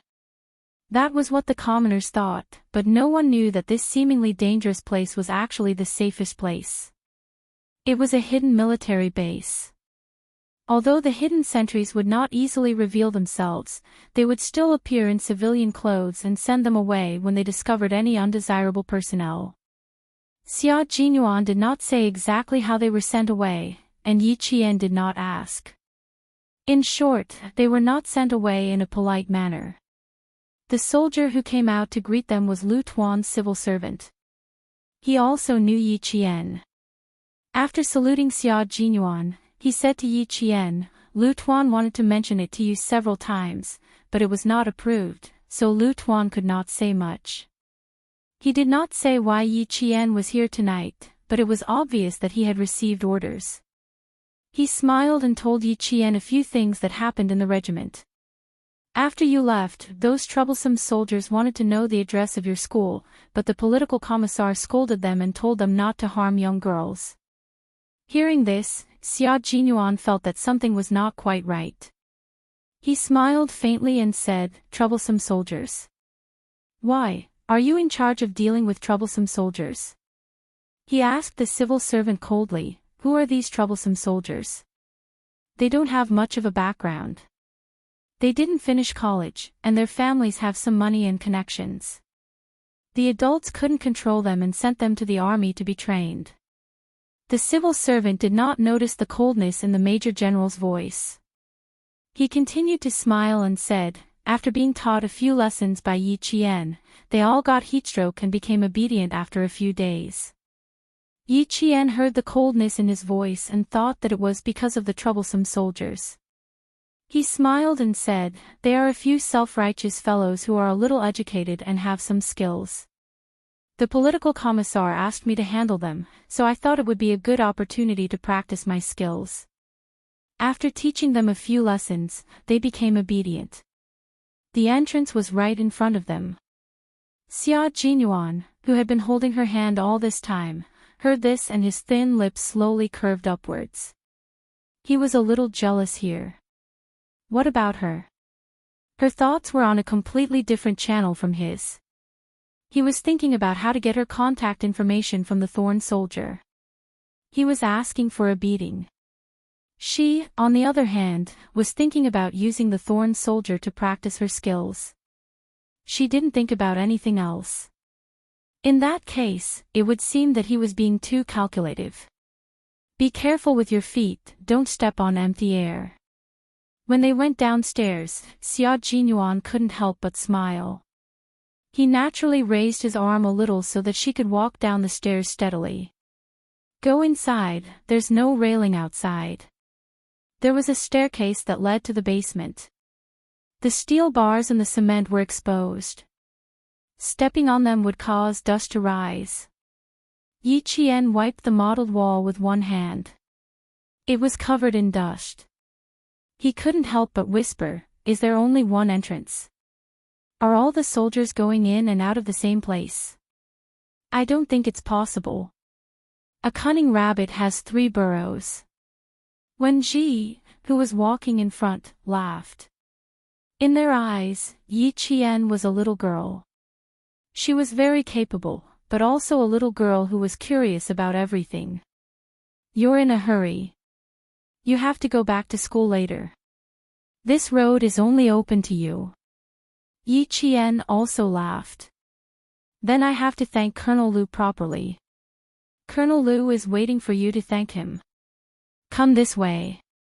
As Wen Ji spoke gently, he turned on the searchlight on his helmet. Since they were already on the first floor of the basement, there was no need to worry about the light source from outside. It was still pitch black in front of them. It was as if they had walked into the belly of a giant beast. The towering structure was not even filled with cement. The rusty steel bars swayed in the darkness, leaving behind a gloomy and cold atmosphere. Chapter 419. Yi Qian wasn't afraid at night. When she was chased by Yi Ying's men, she had even crawled through underground gas pipes and sewer pipes. She could still feel the tremors beneath her feet. When Wen Ji pushed open a rusty fire door, just as Xia Jinyuan had said, a whole new world appeared in front of her. The roar of the engine was so loud that it made her blood flow faster. It was so loud that her eyes were drawn to the huge and complicated training ground. She couldn't take her eyes off it. Wen Ji closed the soundproof door again and locked it with a click. She said to Yi Qian, "Lu Tuan is in front. He doesn't have time for now. You and Major Xia can go to the training ground in front. You can come and look for Lu Tuan when you're done." She saluted Xia Jinyuan again before leaving. Yi Qian said, "Thank you." She couldn't wait to look at the training ground. Bang, bang, bang. Bullets were fired from inside the jeep. They weren't real bullets but blanks. Even so, they were still powerful. The soldiers in the jeep opened fire. No one was allowed to stand within range of the blanks. Used 3 minutes and 4 seconds. Failed. Bullet hit rate. Passed. Even though she was so fast, all she got was a failed. Xia Jinyuan saw that her eyes were fixed on the screen, and the word admiration was written all over her face. He leaned forward slightly, and his thin lips were almost touching her earlobe. He chuckled and said, "You need 2 minutes and 50 seconds to pass." Yi Qian blinked in amazement. He didn't realize that Xia Jinyuan was standing so close to him. He turned around and looked at Xia Jinyuan with eyes as bright as stars. His usually calm voice trembled slightly. "Can I practice with them tonight?" Xia Jinyuan raised his eyebrows and curved his sexy lips into a half-smile. "Yi Qian, your expectations are unusually high. Would he practice with them tonight? The Autobots here are all elite soldiers. There are elite scouts, elite fighters, and elite soldiers who have been selected by the army. My military experience is no less than 2 years, and my driving training is no less than half a year. Just like that, I train day after day. In the process of training, I get injured at best, and in the worst case, I die. Little fox, do you know what it means for you to take this step?" Although he was speaking with a faint smile, his deep eyes were cold. His gaze was fixed on Yi Qian, as though he wanted to see into the depths of her soul. He wanted to imprint every word of his into her soul. Yi Qian gradually calmed down from her excitement after hearing his words. Her racing heartbeat also began to calm down. Looking at his serious expression, Yi Qian took a deep breath and replied, "I know very well. Similarly, I know even more clearly what kind of hard work it takes to become a Special Forces soldier. You will have a brush with death, and you will see the magnificent beauty of life and death. And I need this kind of life. I like this kind of challenging training." Now that she was reborn, she only wanted to seize every opportunity and live to her heart's content. She wanted to enrich herself and feel the beauty of being reborn under the sun again.